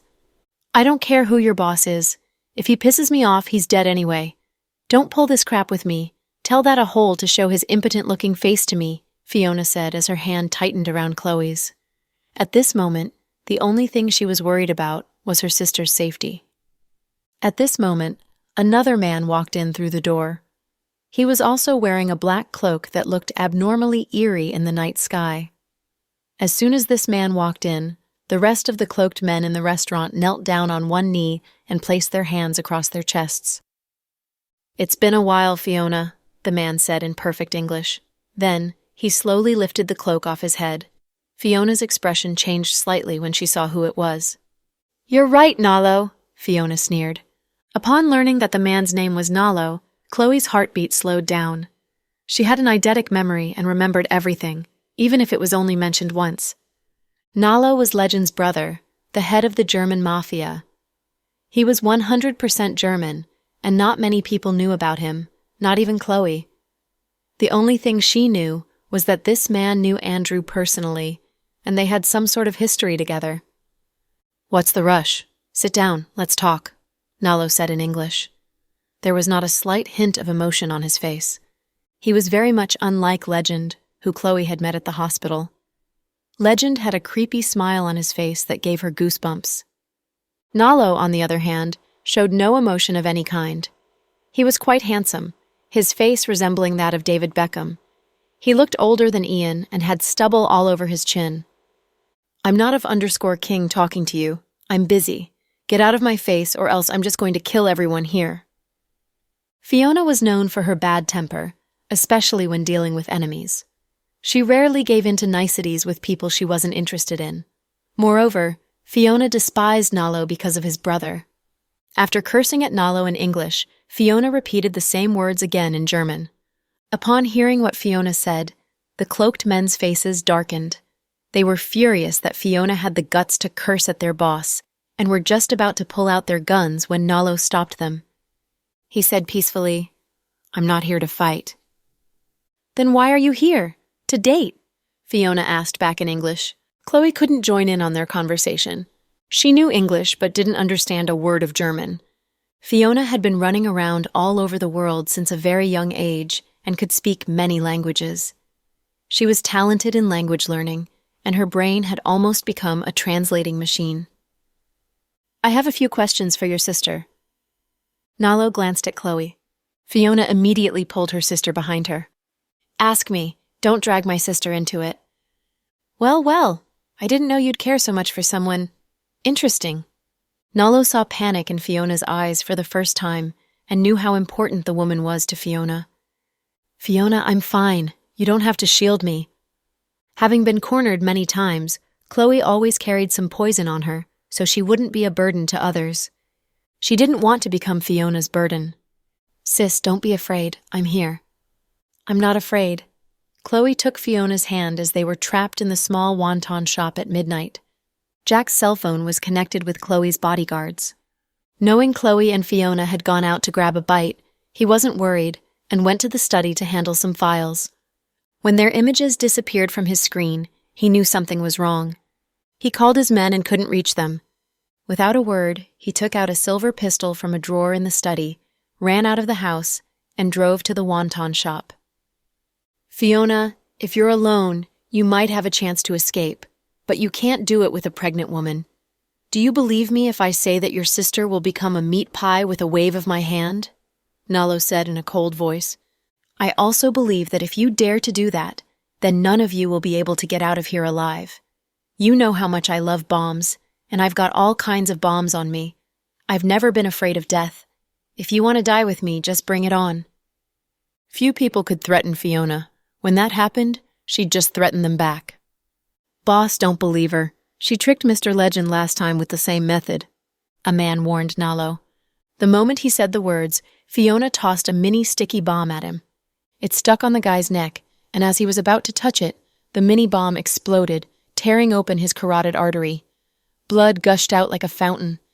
Instantly, the pungent smell of blood filled the shop, and the old man selling wontons passed out and dropped to the floor. Seeing the bloody scene, Chloe turned around and almost retched. The guys got agitated when they saw one of them die. They aimed their guns at Fiona. Fire, then. It's an honor to die with the leader of the German mafia. We only have 2 people, so it's a good deal to take a group of guys with us. Fiona relaxed and grinned at Nalo. You haven't changed a bit, but I finally understand why my brother couldn't catch you after all these years. Nalo admired the young girl for her audacity and determination. Few people could act so decisively as she did a moment ago. Shut up and get out. I told you that I'll let you go after your sister answers 3 questions. I won't kill you. Nalo looked determined. Chloe understood Nalo since he spoke in English this time. After some consideration, she said, I'll answer your questions, but you must let my sister go first. You have no right to bargain with me. Nalo looked at Chloe calmly as he rejected her request in fluent English. Sis, I won't go. How can I leave you behind? Will you answer the questions, or shall we die together here? Different from Legend, Nalo wasn't afraid of Fiona's death threat. I will. Sis. Fiona hadn't had any interactions with Nalo for years and didn't know his character. If he was like Legend, then he must be an untrustworthy jerk who'd go back on his words without a qualm. Fiona, this is our only option. But we can't trust Nalo, Fiona said in a low voice. We must stall them until Mr. Dawson comes to our rescue, Chloe said in conviction. Hearing her words, Fiona fell silent. Chloe turned her head and looked at Nalo. Ask your questions. I'll only answer 3, Chloe emphasized. Nalo smiled faintly. Where's Green? Do you mean Andrew? Since Nalo only said Green, Chloe spoke the full name just to be certain. Yeah, Nalo nodded. I don't know where he is. Miss Green, don't play games with me. My people found that he was locked in a suburban prison in secret, but when we got there, he wasn't there. Fiona exchanged a look with her sister, telling her silently not to tell Nalo that some black-clothed guys had rescued Andrew. Understanding her, Chloe answered, A few days ago, my sister fought with him. He broke out by killing lots of the guards and escaped. You're lying. If he escaped, he would have contacted me. I can't imagine who else he can turn to at this moment. Nalo was piqued since Chloe's words didn't make any sense to him. I must remind you that this is the 3rd question. Chloe looked at Nalo. She continued, As for why he didn't contact you, I can only guess that it's because he escaped as Hunter, not as Andrew, so... Hunter is out? Nalo looked surprised. The evil side that Andrew had tried to control with strong drugs had come out. I didn't lie to you. That's what happened. I have one more question, said Nalo. I promised I'd only answer 3 questions, Chloe said. Ignoring her words, Nalo asked in a heavy tone, So you're sure he's still alive?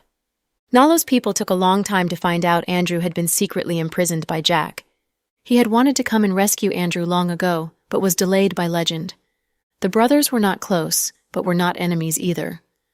But this time, Nalo had turned against his brother because of Andrew. He thought Andrew went to the extreme because Legend had forced him to hand over Chloe. Before Chloe could reply, a race car stopped at the door of the wonton shop with a screech. Nalo's people turned around warily and aimed their guns at the newcomer. Dressed in a long black windbreaker, the man raced into the shop in the dark night. He dashed into the room and pulled Chloe into his arms. Honey. Smelling the familiar scent, Chloe relaxed instantly. Mr. Dawson, you came just in time. Nalo seemed to know Jack. Mr. Nalo, you came without invitation at midnight to harass my wife. That's irritating. Do you think you alone can rescue them from here? Do you think you're an invincible superhero? Nalo smirked. Of course not. How can I come and see Mr. Nalo unprepared? Jack raised his hand lightly, and a red dot appeared on Nalo's head. Seeing the red dot, Fiona smiled, feeling impressed that her brother-in-law could set up a sniper in such a short time. "What's this, Mr. Dawson?" "If you move, I'll make your head explode," Jack said airily. "I only wanted to have a chat with your wife. I don't want to hurt her." "But my wife doesn't want to chat with you. I'm not happy you forced it onto her." "Mr. Nalo." His subordinates didn't know what to do. "But you know the sniper has only a certain angle. The shop offers me many blind spots, and if I dodge into any of the spots, the sniper can't get me. But my men can kill you guys instantly. Do you think it's wise for you to do that?" It was the first time that Nalo met Jack, and he found Jack to be quite interesting. He wondered what Jack would do, and decided to test the waters. "If you think I came alone, then you're mistaken. Look outside." Jack pointed out of the door. Nalo's men looked alarmed because about a dozen men were blocking the door with heavy weapons. About 6 of them walked up toward Fiona. "Boss, are you okay?" "What are you guys doing here? You couldn't sleep?" Fiona gave them a dirty look. "We came immediately when we got the news. We were worried about you." "Save it. I'm fine." Fiona thought it was a small deal and didn't need so many people to come to her rescue. "Mr. Dawson, you want to have a shootout with us? Are you sure your pregnant wife won't get hurt in the battle?" Finally, Nalo glanced at Chloe's baby bump, targeting Jack's weakness. Chloe was piqued that she was taken as a weakness. Looking up at Jack's handsome profile, she said, "Honey, don't worry. I'll be fine since Fiona will protect me. Don't listen to him." "Yeah, I know." Jack turned his head and kissed her pink lips lightly. The kiss warmed her whole body instantly. "Yo, psychos, don't pull this BS on us. Hurry up and let's fight. It's just another bloody shootout. I do this almost every damn day, so stop bluffing." Fiona was angry. Afraid they'd harm her sister, she strode to stand before Nalo, glaring at him. Alarmed, Nalo's men didn't know what the woman was going to do, so they raised their guns and aimed at Fiona's head. The air was so tense that it seemed as if a small sound would trigger a fierce battle.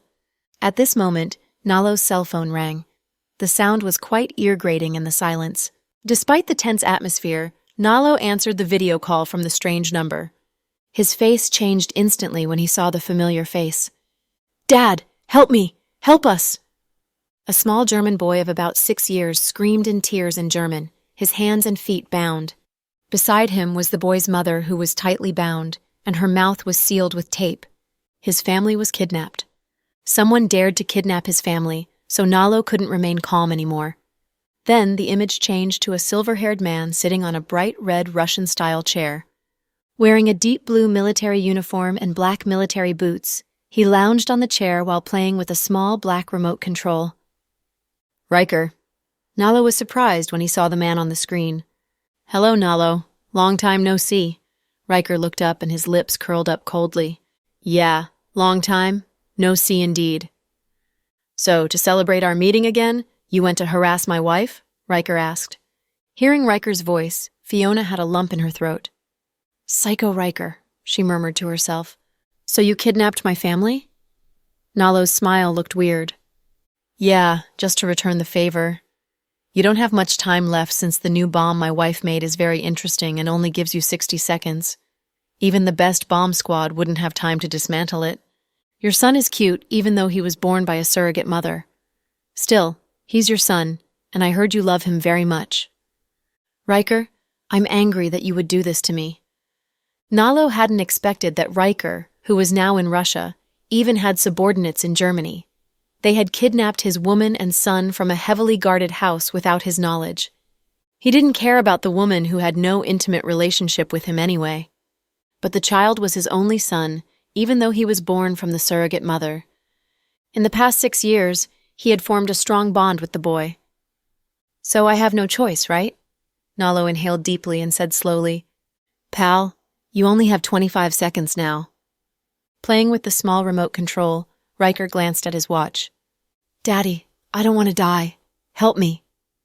The little boy seemed to know what he was facing and begged Nalo in tears. "Fine, I'll let them go." Finally, Nalo raised his hands and gave in to Riker. To tell the truth, he hadn't planned to kill Fiona and Chloe even if Riker didn't intervene. He came here just to find out Andrew's whereabouts. But Jack and Riker went all out to protect their women. Tell your men to put down their guns and get out of there. If you scare my wife, I might touch the button and detonate the bomb before the 20 seconds is up." "Put down the guns. Let's go," said Nalo. "Mr. Nalo?" His subordinates looked reluctant. "Shut up. Move." That said, Nalo walked out of the shop before the others. Seeing them walk out of the door, Riker smiled. "Riker, release my son." "Yeah," Nalo only cared about the boy. "I'll release him after you leave the city. Don't play games with me or I'll detonate the bomb." Then, Riker cut off the connection. With a dark expression, Nalo drove away from the wonton shop with his men. "Were you scared?" Jack held Chloe and asked worriedly. "Not at all. It's no big deal." "Sis, don't boast. You have no right to scold me. If you didn't insist on coming out at midnight, it wouldn't have happened." Chloe pointed at Fiona with a chuckle. "Damn it! They disrupted our meal. I'm not happy. Brother-in-law, I'm still hungry. Can you take us to eat shrimp dumplings?" "No problem. Let's go." Jack didn't blame Fiona since he knew Nalo would have found them sooner or later, even if Fiona didn't come out tonight. They went to a HK-style cafe to have a midnight snack. "The man who called Nalo was Riker, right?" Chloe asked. "Yeah, he must have kidnapped Nalo's son," said Jack. "His son? Isn't that fellow gay?" Chloe was puzzled. "Sis, the madman Nalo is bisexual and as weird as his psycho elder brother. Riker kidnapped the child that he had with a surrogate mother. It's said he loves that boy very much. I'm surprised that Riker would come up with this idea.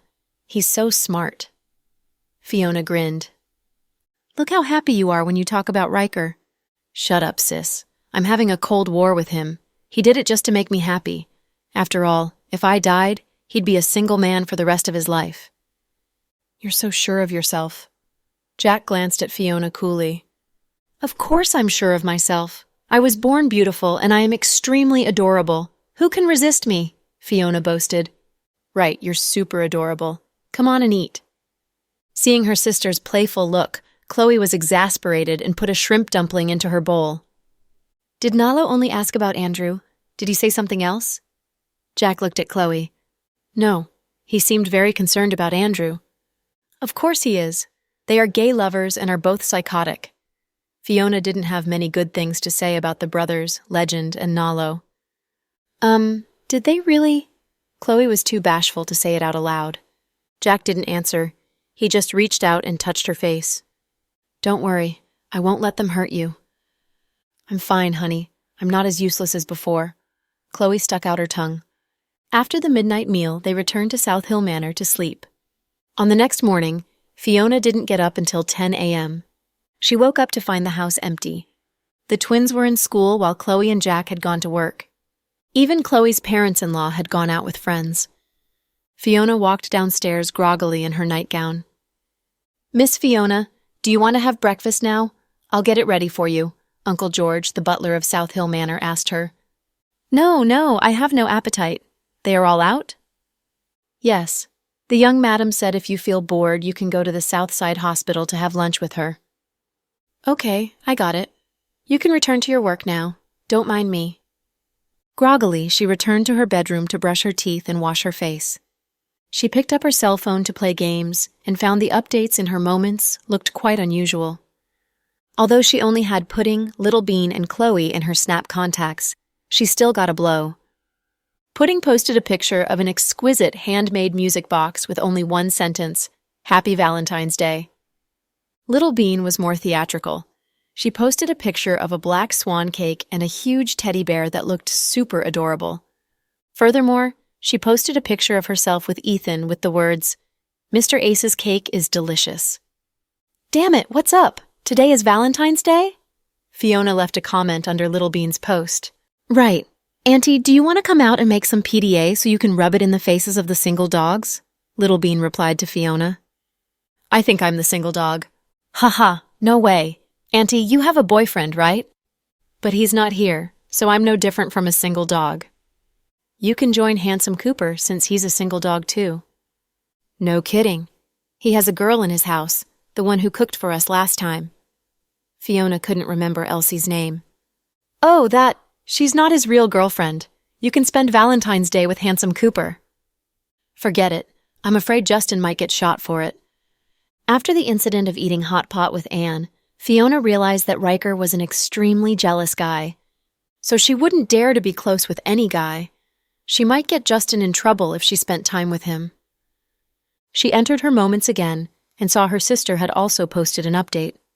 A few days ago, she and Jack commissioned a photographer to take some pictures for the whole family, including Jack's parents and the twins. Chloe posted a picture in which she was smiling as she looked down at Jack, who was kissing the small baby bump. Bathed in the bright sunshine in the afternoon, their love for each other was obvious. Chloe only posted the picture and didn't write any words. Still, this PDA rubbed it in many people's faces. Fiona was also envious. "Sis, I'll blacklist you," Fiona commented under the post. "You have only 3 friends on Snap and you still want to blacklist me? Do you think it's a good deal for you?" Chloe replied. You are bad." Fiona felt helpless. "Auntie, we've got a big party tonight. Do you want to join us?" Pudding replied to her under the post. "Who organized it?" "Uncle Cruz. He and my aunt will fly back home tonight at 6 and go directly from the airport to Seductive Fox to have the party." Whoa, then I'd die from the heavy dose of PDA. Fiona could imagine how embarrassed she would be among the couples. "Just go and have fun with us. It's better than staying home all by yourself. Dad and Mom will be there too." Okay, I'll see. I'm a bit drowsy and want to take a nap." In the evening, Justin and Anne drove to the airport but saw only Max. "Huh? Where's Avery?" "She didn't come with me." "Really? You two broke up?" Brenton guessed. "F off, Doomsayer. Avery and I are doing great." Max gave Brenton a playful punch. "Why did you come back alone? Didn't you say we'd have a party tonight?" "Yeah, my bachelor party." Max smiled mysteriously. "What do you mean?" Justin was puzzled. "I'm going to propose to Avery."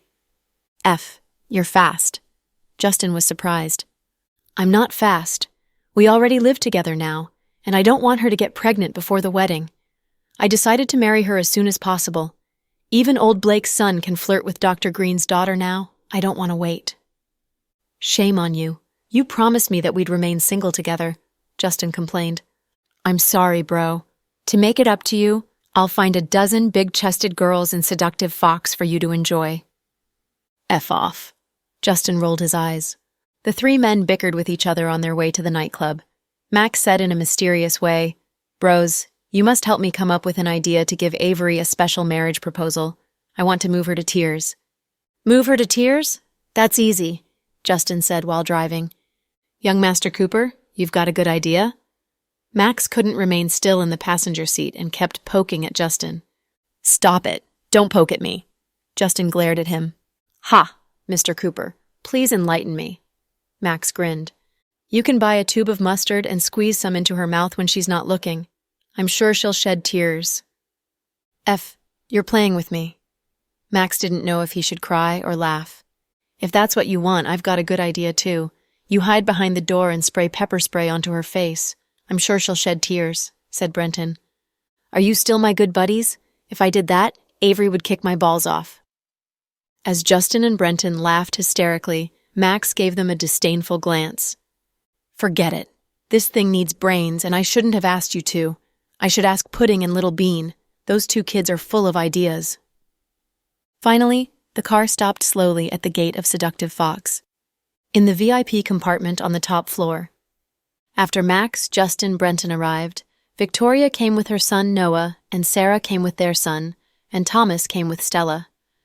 The family of Jack and Chloe came in last with Fiona. Then Zuri arrived too, and took a seat beside Victoria. She didn't speak much. Fiona was dressed casually in a pale yellow dress with a bow tie at the collar. She had dug it out from Chloe's wardrobe. Still, she looked stunning with her beauty. Max instructed the bar to bring all kinds of delicacies to the table in case they got hungry. "Come on, help yourselves. Eat something before we drink." Pudding and Little Bean were happy since these dishes, including steak, foie gras, French fries, onion rings, fried chicken, and black pepper spaghetti, were junk food that Chloe forbade them from eating. Looking bored, Fiona sat in a corner, eating sunflower seeds and playing on her cell phone. "Today is Valentine's Day. It's not easy for us to get together. Come on, let's have a toast. Max looked excited as the host and kept raising his glass. Sister-in-law, you're pregnant and can't have alcohol. Have some drinks. Max grinned at Chloe. I'm fine with just water. You guys enjoy yourselves. Sitting beside Jack, Chloe smiled faintly. Glancing at the water before Chloe, Justin thought it wasn't good for her in her condition. Waiter, get her some warm water. She's pregnant and can't have cold water. I'm fine. It's not cold anyway. Chloe didn't think it was an issue. Hearing Justin's instructions, a waiter immediately brought a glass of warm water to Chloe. As the others glanced at Justin meaningfully, he felt a bit awkward. Max tried to help his pal. Mr. Cooper, where's your girlfriend? Girlfriend? Justin looked puzzled. The girl named something Elsie. Max couldn't remember her name. Oh, you mean her. Her foot has not recovered yet, so she's staying at home. This is a party, not climbing a mountain. Her foot injury is not a problem. And go and bring her to the party, said Max. Huh? Caught by surprise, Anne glanced at Justin. I agree. The more the merrier. Today's Valentine's Day. How can you leave the girl alone in the house? Noah said. Justin couldn't find a reason to object and slanted a glance at Anne. Go. Okay, President Cooper. With the car key in his hand, Anne was walking out when he saw Fiona sitting there playing on her cell phone.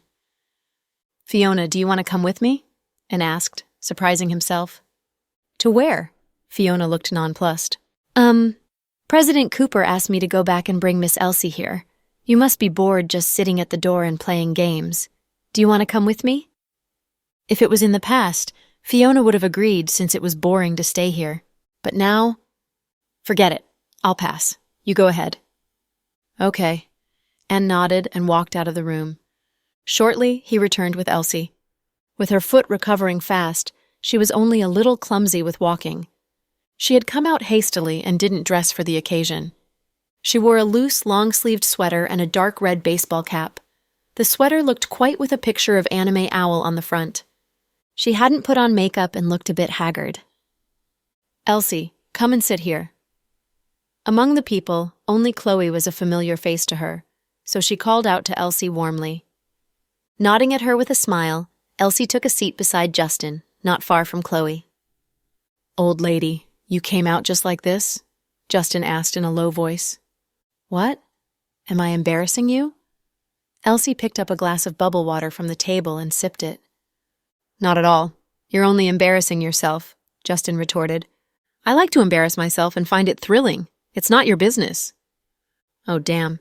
Then I guess I shouldn't have came to pick you up. Justin teased her back. I didn't ask you to send for me. Besides, I can bet on my life that you were not the one who suggested to send for me. You... Justin was speechless with anger. Ignoring her, he turned to talk to Brenton. You're my sister-in-law, Elsie, right? Come on, have some wine. Max soothed her when he saw she was bickering with Justin. I'm not your sister-in-law. Call me Sister Elsie Rue. Of course you're my sister-in-law since you're living with him now. I must thank you for taking care of Justin. While I was abroad, my biggest concern was Mr. Cooper, who is a single dog. Now you have saved him by satisfying his physical needs and making his face glow. You're really good. Puh! Justin almost spewed out the beer he was drinking. Max, your jokes are getting dirtier each day, Justin cursed. Thank you for the compliments. I'll keep it up. I wonder why Avery fell in love with a dirty guy like you, Justin railed at him with a chuckle. My Avery said she likes me because I'm dirty. I'm one of a kind in the whole world. Everyone laughed at his words and the atmosphere got lighter. Probably because of Max's dirty joke, Elsie blushed. She lowered her head to eat and drink silently and didn't speak much. Anne had thought Elsie would lighten the atmosphere with her lively personality, but to his surprise, she just sat quietly beside Justin and talked occasionally with Chloe. Where's Fiona? I heard my sister-in-law Chloe's younger sister is a great beauty. Come on, let me have a look. Feeling high in the party, Max suddenly thought of Fiona. Where's Fiona? Chloe hadn't seen Fiona for a while. Auntie, come here! Little Bean stood on a chair and yelled excitedly. What's up, my little baby? Fiona answered dotingly. She stood up, still playing the game on her cell phone. Fiona, come here. I'll introduce my friends to you. Chloe beckoned at her gently. Sis, it's not necessary. Auntie, my mom just wants to show off her good friends. Sis, I know your friends. Then Fiona said everyone's name one by one. Sis, is she your younger sister? I don't remember us having such a relative in our family. Thomas had spoken little during the party, but now he looked at Chloe curiously. Chloe didn't know how to explain. We only met when you were studying abroad, so it's natural that you don't know me. Besides, I always stay abroad and rarely come back, Fiona thought quickly and replied. Oh, I see. Does our mom know about her? Thomas was puzzled. If Fiona was their relative, then she must go and visit their mother too. I just came back. Sis has been busy, and we plan to visit Aunt during the weekend. The auntie that Fiona mentioned was Thomas's and Chloe's mother, or, more accurately, Chloe's adoptive mother. Mom would be thrilled when she knows it. Thomas believed Fiona's words. Max looked at the young girl and found she was indeed beautiful, but her eyes looked quite sharp and domineering. You're Chloe's younger sister, so you're my sister too. Just enjoy yourself in the city, and our Mr. Cooper will pay for everything for you. Damn it, why drag me into it? Justin felt like he was an innocent victim. Because you are the richest guy among us. After all, you are the godlike rich guy, Max said shamelessly. Justin has received me with great hospitality and asked on to show me around the place for a couple of days. Now it's your turn. I heard this place belongs to you, right? Can I have anything I like here? Of course. Max grinned generously. Then take out the 1958 red wine locked in the safe in your office. Red wine is my favorite. Max was stunned. He had planned to share it with his friends on his wedding day with Avery. It cost him more than $30 million when he bought it at an auction in France. That's a secret. How do you know about it? Max felt puzzled since he had told no one about the wine except for Justin and Brenton. I told Fiona. Chloe hurried to help Fiona. That's strange. How do you know about it, sister-in-law? Max was bewildered. I told Dr. Green. Hurriedly, Justin helped Chloe. Mr. Cooper, you have a big mouth. Max didn't know whether he should cry or laugh. You're reluctant to let me drink it? Fiona teased him. Of course not. I'll get someone to fetch it. Cornered, Max would look like a miser if he didn't take it out.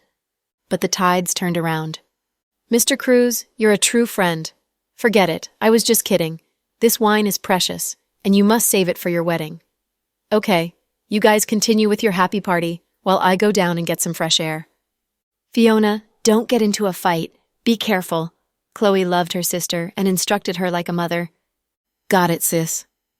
Fiona didn't like such occasions since she didn't have friends and thus didn't know how to handle such a situation.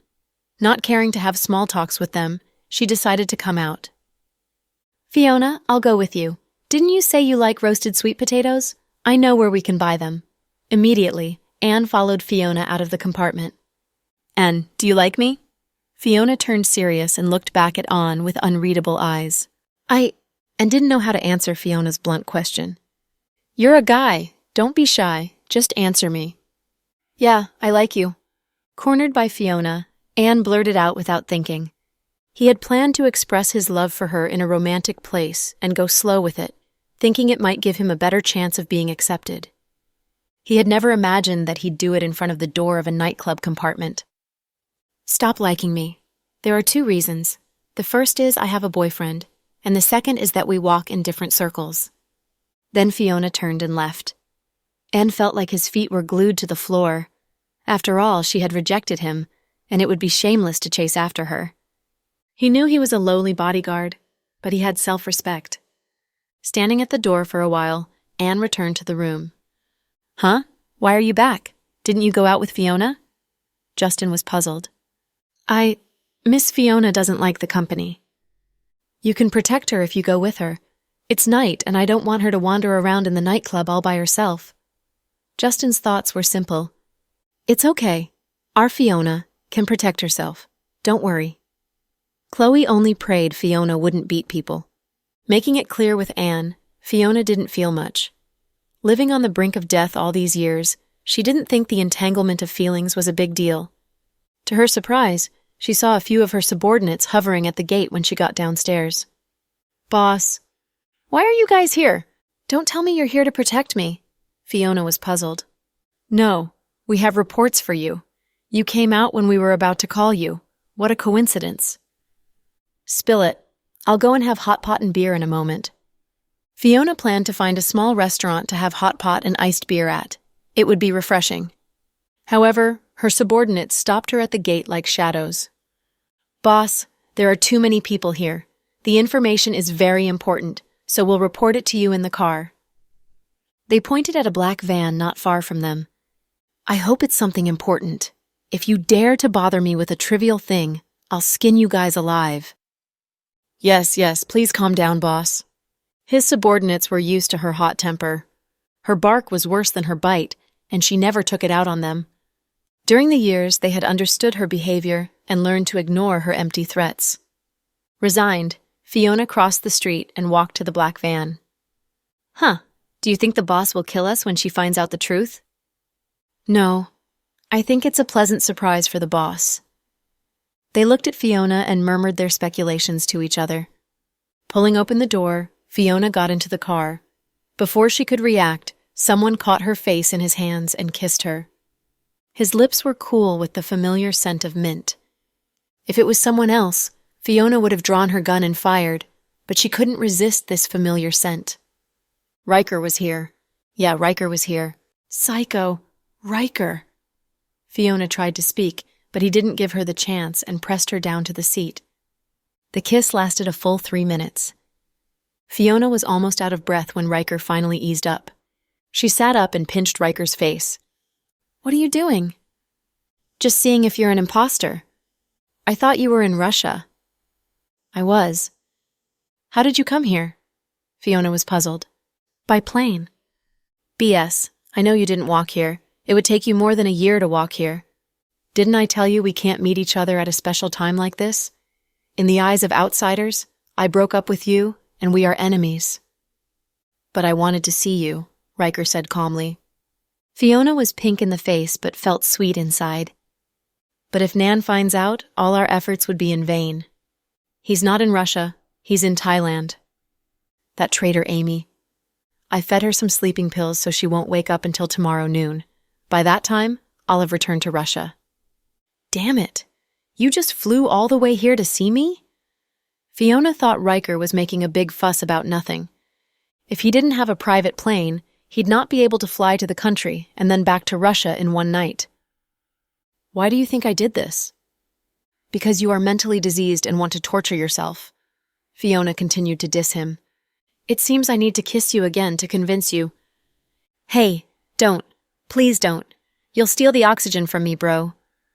Fiona was afraid Riker would truly do it in the car on the side of the road. Her subordinates waiting outside the car would laugh at them. "This is for you." Riker's tone was cool, but the things he did were extremely heartwarming. He pushed a bouquet of bright red roses into Fiona's hands. What the heck is this? Isn't today Valentine's Day?" "You're so unimaginative gifting me this. I despise you." Fiona didn't know whether she should cry or laugh. "I've got something even more unimaginative. Do you want to see it?" Riker had a Chanel lipstick in his palm. "This is for you." "Lipstick? You, a grown-ass man, went and bought lipstick?" "I had people investigate it for me, and they said most of the guys buy this for their girlfriends." Before she could speak, Riker pushed a red packet into her hand. "What the heck is this?" "They said today guys would transfer money or send red pockets of cash to their girlfriends. But you know I don't have social media, so I packed some cash in the red packet." "This is..." Fiona looked down at the red pocket in a daze. 13,140 yuan, Riker said calmly. "My goodness, you're indeed unimaginative. Psycho Riker, I despise you." Fiona had never celebrated the Western Valentine's Day before. She was stunned by Riker's behavior today. "I know it's unimaginative, but I heard there's a grand end to this routine," said Riker. "What's that?" "It said the girl would go to the hotel with the boy to show her appreciation for the gifts." Riker looked at her and said with a straight face, "Damned your hotel room, get out." Cursing was Fiona's way of dealing with things. Would she play cute and adorable to win men's hearts? No, she would never do those things. She only knew to kill, fight, make bombs, and count money. Everyone had one's own goals in life. Maybe Fiona would be like this for the rest of her life. Fine. Now let's settle the accounts. What accounts? Fiona was confused. You promised me that we only pretended to break up and that you'd only return to see Sister Chloe. Right, I did just that. The very day you returned to the country, you went out with Justin's bodyguard. Damn it, he's just my guide. Don't let your imagination run wild. Then you played all the way from the arcade to the bar? You even had a drinking contest with a moron? Even you said he's a moron. I won $10 million from him. Fiona was smug. You had breakfast at Justin's home? Riker frowned slightly. Ahem, I didn't go alone. Pudding and Little Bean went with me, and Justin's girlfriend cooked breakfast for us. There's nothing between me and Justin. Then why did he bring so many cars to get you out of the hospital? It was Pudding and Little Bean's idea. They made Justin do that. You even passed the buck to 2 kids? Fiona, I'm disappointed in you, Riker lamented. Damn it, I didn't pass the buck to them. I told you the truth. Do you want a fist fight with me? Shut up. I'm not finished yet. Then you had a barbecue and befriended a scoundrel? I tricked him into paying the bills for everyone. Then that moron tried to kidnap me but got killed by me. Haha. Then you went shopping, and Justin's bodyguard came to pick you up and have hot pot together, right? Riker leaned toward Fiona, their bodies almost touching. I didn't get to eat in the end, right? You interrupted us. So I interrupted your date? No, you came just in time. I planned to eat alone and let Anne watch me eat. Don't lie to me. Fiona, you're untrustworthy. You came up with a damned plan and tricked me to leave you so you could come back to the country and date other guys. Damn it. Psycho Riker, that's slander. But I just stated the facts. I explained it all. You don't believe me? No. How can I make you believe me? Fiona was exasperated. I'll believe you if you kiss me in front of your subordinates. F off, that's impossible. Fine. Riker opened the door to get out of the car. To tell the truth, Fiona didn't want Riker to leave. She had missed him during the long separation. The guy went crazy and flew from Moscow, but was about to leave after staying here for less than half an hour. Fiona was reluctant to see him leave so soon. Hey, Psycho Riker, where are you going? Since you don't want to see me, I'll leave. You can continue enjoying your time here with other guys. Don't go. We can at least have a meal before you go. Fiona stammered out the awkward excuse. No, I have no appetite. I came all the way here to celebrate Valentine's Day with you and brought you gifts, but it seems you don't appreciate my efforts. No, I do appreciate your efforts. Fiona followed him out of the car with the flowers in her arms. From the distance, they looked like a young couple who were having a lover's fight. If you really do, you must kiss me in front of everyone, Riker demanded calmly. Damn it. You are becoming more and more demanding. You just couldn't get your needs satisfied in Moscow? Fiona didn't know whether she should cry or laugh. Yeah, I'm frustrated, so what? Are you going to make it up to me? Fiona didn't know what to say. She felt something a bit different about today's Psycho Riker. Even the way he looked at her was more intense than usual. What was this about? Was it because there weren't any more girls in Russia? So now, are you going to kiss me or just watch me go back? You dare to threaten me? Yeah, so what? What if I'm threatening you? What the? If you don't answer or make a choice, then I'm leaving. Riker turned around and kept on walking. Suddenly, Fiona ran up to him, jumped onto his back from behind, and held onto Riker's neck tightly. Shit, stinky psycho, you want a kiss? Let me give you something more exciting. Afterward, something surprising happened. Fiona jumped onto Riker and bit his lips, not letting go. This rough kiss felt like a forced kiss. Young man, do you need me to help call the police for you? Even an elderly lady who was just walking by couldn't ignore it. Where are you coming from, old lady? Go, just leave them alone. It's just a couple fooling around. Fiona's follower immediately went over to shoo the lady away. Fiona must have felt tired as well, as she let go of Riker and jumped down. At this time, Riker's lips were bitten broken by Fiona, and he could taste a little bit of blood. Oh my, our boss is so violent. Yeah, Why do I have the feeling that Riker was taken advantage of? Having a girlfriend like our boss, he's really risking his life every minute, I think. Do you think Riker will get mad since he was bitten like that? Have you guys had enough fun? Fiona immediately turned around and yelled at her followers. Enough. If it's enough, why don't you get your ass out of here right now? Yes, boss. We're getting out of here right now. Take the car away, too. Get your asses far away and don't show up again. Fiona wasn't really angry. It was just that she was really shy, but didn't know how to stop this, so she could only pretend to be angry. These past few years, there was no female family member taking care of her, and she had to learn everything by herself. Dating wasn't something she knew about, not to mention those romantic things that lovers were supposed to do when dating. So I kissed you. Are you satisfied? Was that good? Fiona wrapped her arms around herself and laughed proudly. It's not good enough. I want more. What the? Fiona's little face immediately turned red. Do you have to be this direct? Are you a masochist? Seeing Fiona feeling this embarrassed, Riker didn't want to keep teasing her. Fiona, I'm hungry. Why don't you take me to some food? Let's go. I'm hungry too. Whenever the topic was food, Fiona immediately cheered up. Then, because the followers just drove the car away, Fiona was left with the bouquet in her hand, as well as the lipstick. You hold this for me. It's so troublesome. Fiona thought that she was only suited to hold a gun. It felt so weird holding these things all of a sudden. Riker took them over without a word. Then, when they walked by a Hermes shop, Riker suddenly said, "Let me buy you a bag." Why? Because bags heal everything, Riker said seriously. Can you stop being so silly? Are you really Psycho Riker? While Fiona was laughing outside at the door, Riker walked in, casually bought one, and walked out in under a minute. Fiona looked at the price tag, $360,000.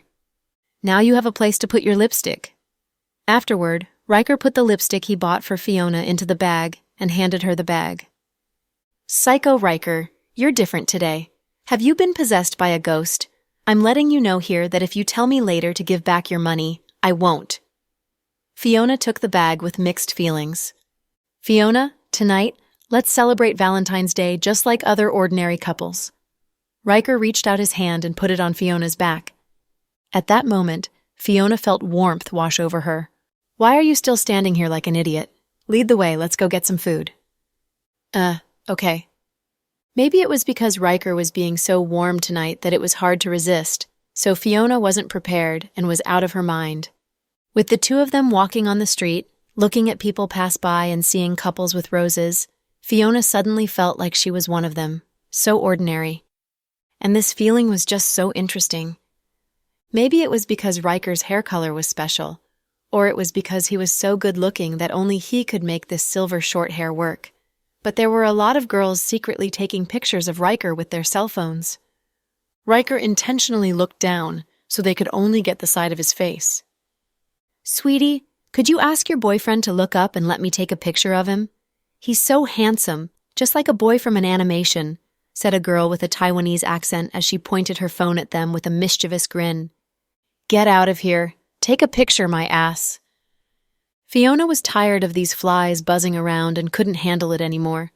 Those girls didn't know what they were doing and dared to tease her man on the street. With Fiona's temper, she obviously wouldn't reply nicely. Who cares? If you don't want me to take a picture, then don't. No need to be rude. Really, I have no idea how this handsome boy fell in love with you. Before leaving, the girl just had to criticize Fiona. What the heck did you say? You want to fight? Fiona turned around and was going to deal with the girl, but Riker grabbed her by the collar. Calm down. What? You don't want me to beat up your fans? Fiona pursed her lips. No. I'm worried that if you beat that person to death, then we can't celebrate our Valentine's Day. Fiona was speechless. Am I really so violent that I'd kill her? Fiona felt indignant. She hadn't killed anyone in a few days and had already turned into a good sister, a good auntie for the twins, as well as Riker's little princess. No, what I meant wasn't that you're violent. It's that this girl might not be able to take your beating, said Riker. Then that's true. Fiona stopped being angry after hearing what Riker said and continued to follow him happily. Blissfully, the two of them walked to a busy main street in the city center. There were different cuisines and little folk shops on both sides of the street, and it was lively. "Psycho Riker, what do you want to eat?" "I'm fine with anything. Your call." "Then let's go get Hot Pot. Last time I already wanted to eat, but you messed it up, so I've been craving for it for a while." "How dare you bring this up again?" Riker glanced at her coldly, as if he were still really jealous. In front of a Hot Pot place, there was a huge line already.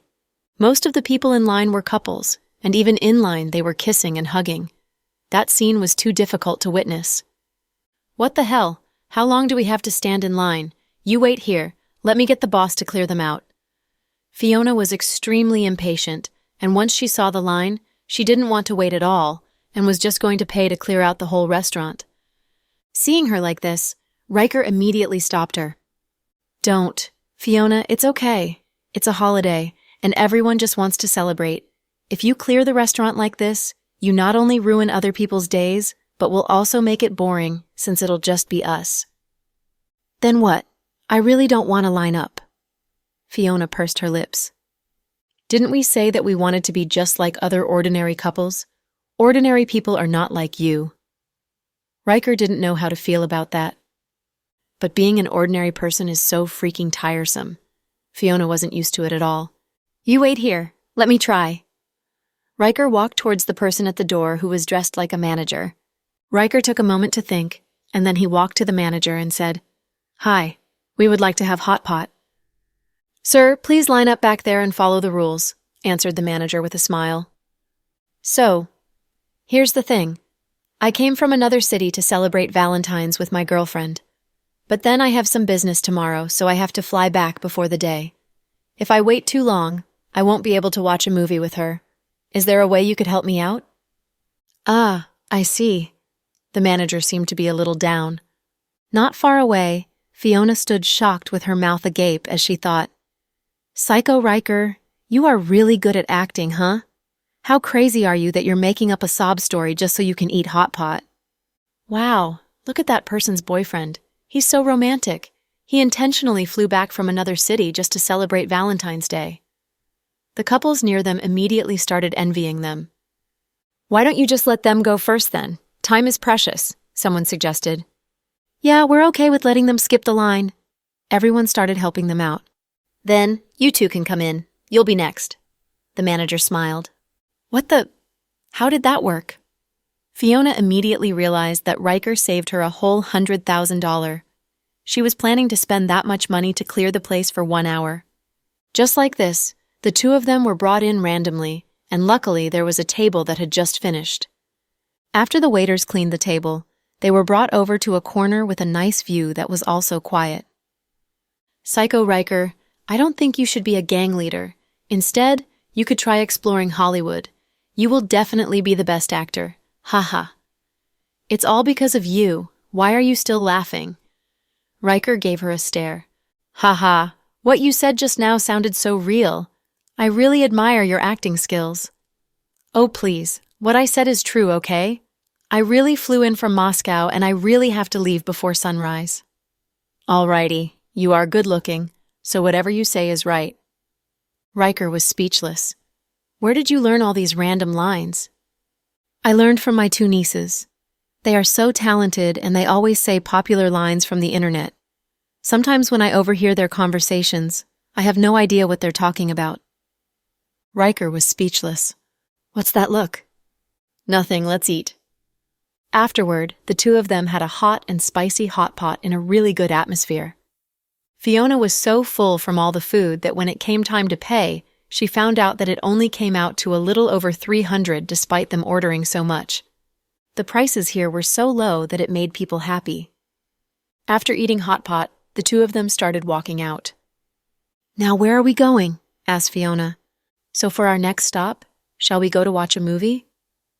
"Haha, are we really going to watch a movie? Won't we look dumb?" Fiona had never watched a movie in theaters. She was used to being alone and didn't like being in crowded places. She didn't even know how to buy tickets.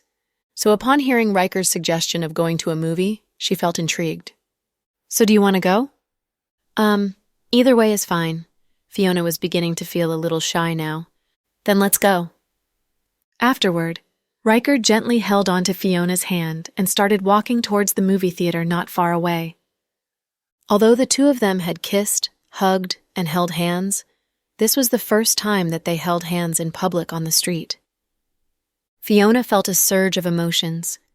It was like, from deep in her heart, there was something that kept coming up that was out of her control. The two of them got to the hall of the theater and looked at all the colorful posters. What are we watching? Fiona had trouble deciding. I'm fine with anything, so pick whichever you want. Riker couldn't decide either. Shall we watch a porno? Watching with so many people might be really interesting, said Fiona shamelessly. Riker slowly turned around, looked at her, and said calmly, We don't need to watch this in the theater. If you want, we can do it in person. Stop your BS. Make a decision quick. Don't you need to catch a plane? This time, Fiona didn't yell at Riker fiercely, instead just deftly avoiding the topic. Wolf Warrior 2, want to see that? Do you think it's necessary? It's not like we've never experienced that kind of life. What was written on the poster was a protest about the African government's organized massacre. Fiona felt that she was not interested in it at all, because she seemed to be living in this kind of environment already, which was not a movie to her, but reality. Don't they say it's really good? Lots of people are buying tickets. We can't just randomly pick a horror movie to watch, right? Fine. Then let's watch Wolf Warrior 2. Eventually, the two of them bought tickets to watch Wolf Warrior 2, which was the most popular movie right now. Riker was so sweet that he even mimicked the other couples and bought popcorn and Coke for Fiona. What was awkward was that because all the good seats were gone, they could only sit in the corner all the way in the back. All the couples surrounding them weren't even here for the movie, but to flaunt their love instead. When the main character was fighting pirates, the couple in the front was kissing and showing off. When the main character was saving people in Africa, the boy of the couple to the left couldn't help but touch the girl everywhere. When the main character had saved people and it was almost the end of the movie, the couple to the right of the front was almost stuck to each other like Siamese twins. Who was watching the movie? They were watching people flaunt their love instead. Fiona couldn't imagine, if someone single came here to watch the movie by himself, how jealous would he be? Would he be able to handle it? When the two of them walked out, Fiona threw the leftover popcorn into the trash can. What the heck? This tastes so sweet. I don't know how much weight I'm going to gain. How can I be so out of self-control like Little Bean? You aren't fat. Riker looked at her and said quietly. What do you know? My weight isn't low. It's just that it's all hidden and can't be seen when you wear clothes, so it looks like I'm skinny. I don't believe it. It's true. I'm not lying. Fiona was trying to explain, so she even put her hand on her belly to show Riker all the extra fat on her. If you let me touch it, then I'll believe you. What the? You tricked me again. You are so tricky today. Did you go to a class to learn how to be smooth? I almost got taken advantage of by you again. Riker smiled without a word and was just thinking Fiona was so cute, just like a normal neighborhood girl who would be shy and blush, but also would get mad. Why are you still laughing? You don't believe that I will beat you up? Fiona showed her fist. I don't think you would dare. I came all the way to see you after so many hours on the airplane. I didn't eat well or sleep well, just to see you. Don't say it so touchingly. You sound like it'll be the last time. I'm not dead. Fiona looked down while kicking pebbles on the street. Fiona? Yeah? After this plan, let's not be apart from each other again, okay? Even if it's fake, I can't handle it. I don't want to be apart from you. Every day that I'm in Moscow, I'm not happy. Every day together with me, won't you be bored? Especially when I yell at you and bully you. Fiona felt a little shy. Then I'll let you bully me forever. I think I'm pretty fit, and maybe only I can endure your abuse. Get away, stop that. Then Riker's phone started ringing. Boss, we need to go. If you return late, they will be suspicious. Okay, got it. Riker hung up. You're leaving? Fiona suddenly felt that the time went by so fast. A few hours had gone after eating a hot pot and watching a movie. I still have one last gift for you, said Riker with a gentle look. More gifts? Fiona wondered if it was perfume or some other vulgar stuff. At this moment, a black Benz drove over slowly and stopped beside them. One of Riker's subordinates got out of the car carrying a deep blue box wrapped in an exquisite package. This is for you. Riker took the gift box from his subordinate and handed it to Fiona. What's this? Open it after I'm gone. You're so unimaginative. Fiona felt many of Riker's words today were copied from romantic movies and were nothing original. I've got to go now. Be a good girl and don't make me jealous again, or you'll slaughter everyone in the city, Fiona finished for him. Yeah, slaughter. Riker's lips curved up slightly. Then he held Fiona and kissed her forehead lightly. Then he turned and left. The silver-haired man, a cold weirdo, left in the night breeze as swiftly as he had come. Riker was about to get into the car when Fiona called after him with the gift box in her hands. Psycho Riker, you looked dashing tonight. Riker paused, looked back at her lovingly, and then left. Fiona knew how difficult it was for Riker to come out of Russia. He had to dodge Nan's spies and Amy, not to mention other people in the family who had their own secret agendas. Moscow wasn't near, and it took almost 6 hours to reach the city even on a private plane.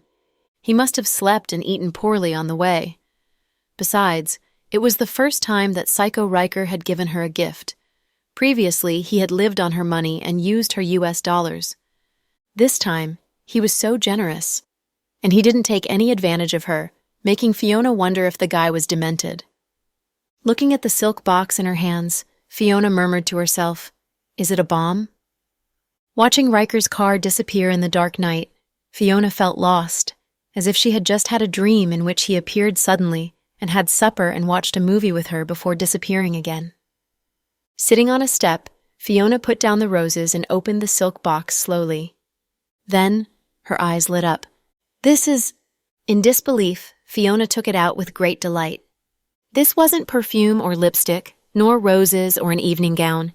It was the latest high-tech body armor produced by a Russian military factory. Instead of the traditional heavy material, the body armor used a light material which had the amazing capability of blocking bullets. Fiona had had her eye on this version of body armor when the news came out that it would be put into use. But later, the makers decided not to sell them due to the cutting-edge technologies involved in producing it.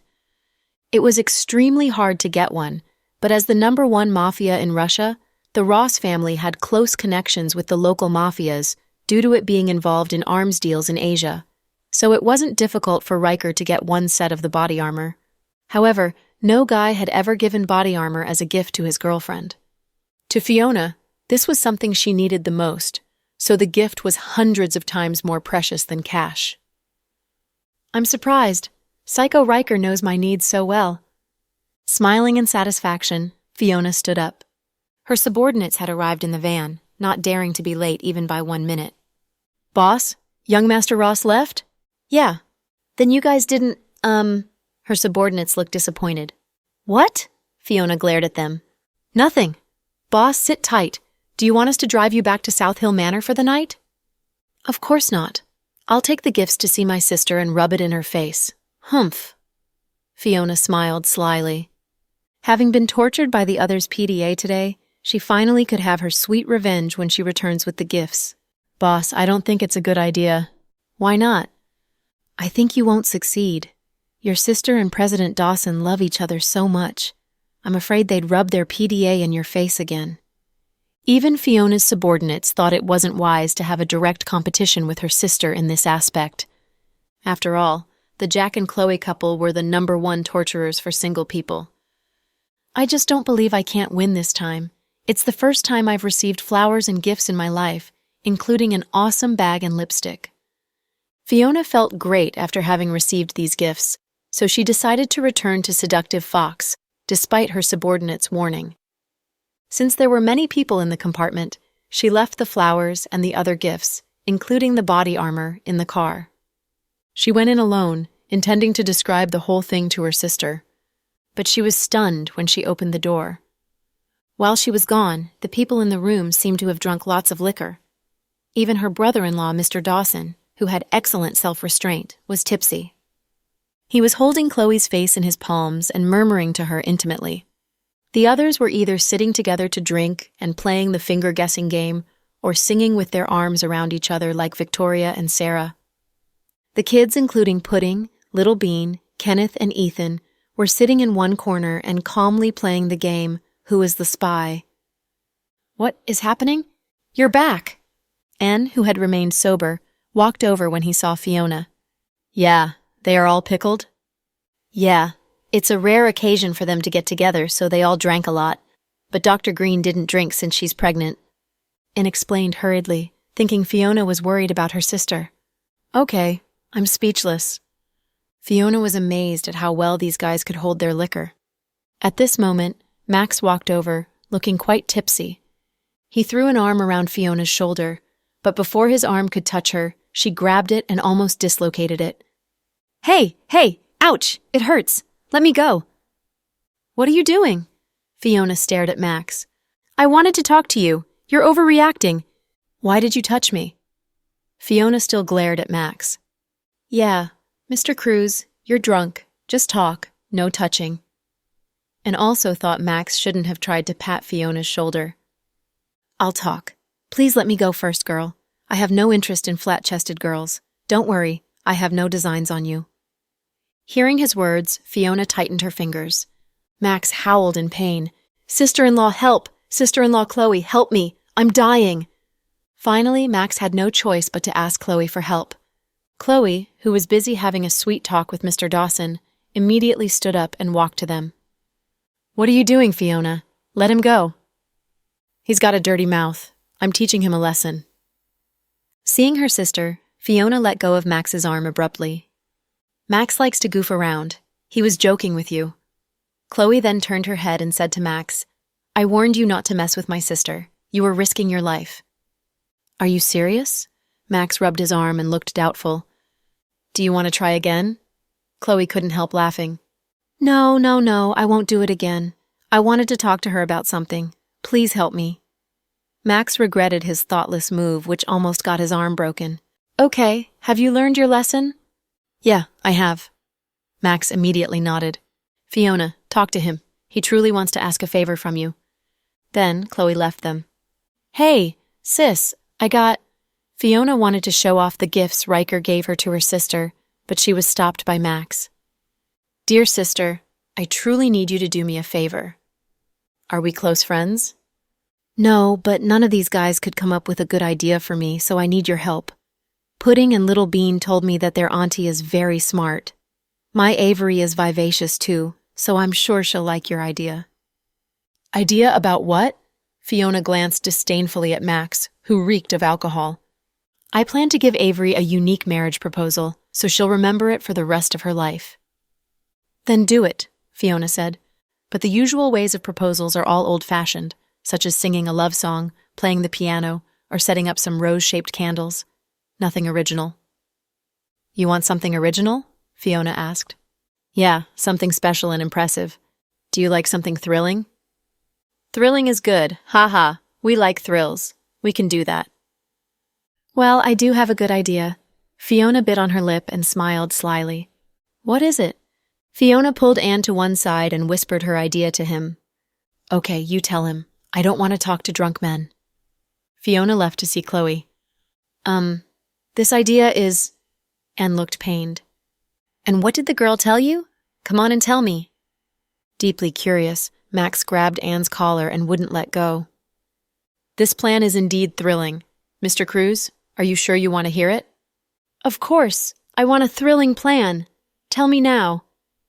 Max had asked the others to help him with ideas, but none of them could give him a satisfactory one.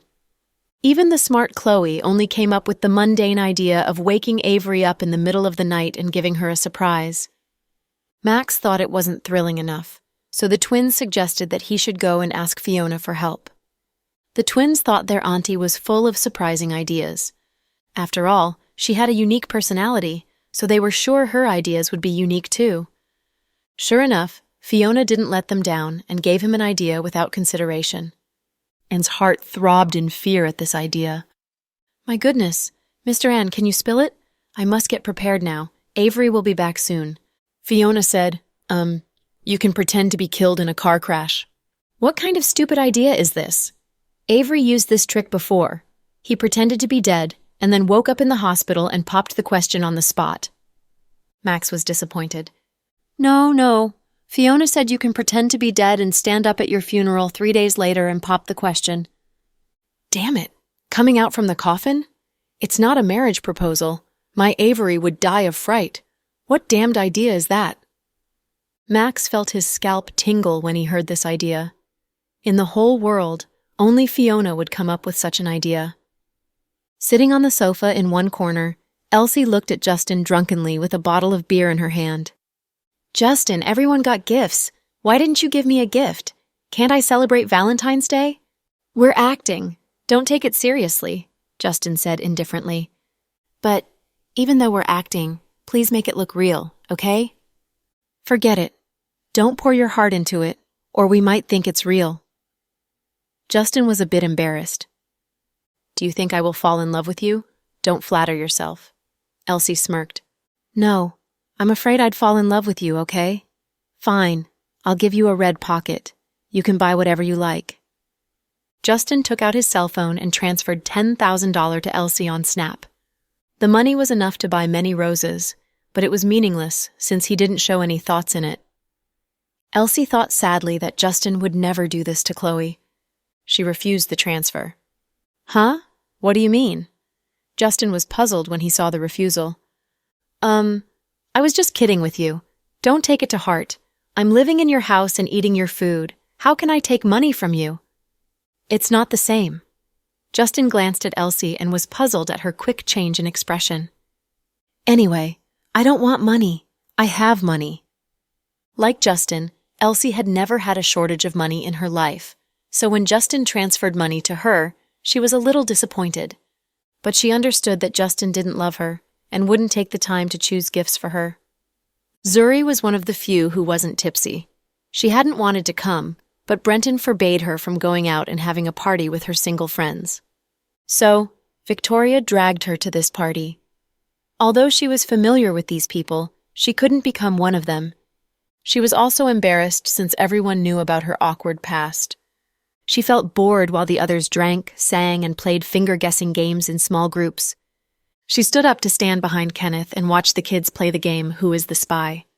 The game had simple rules.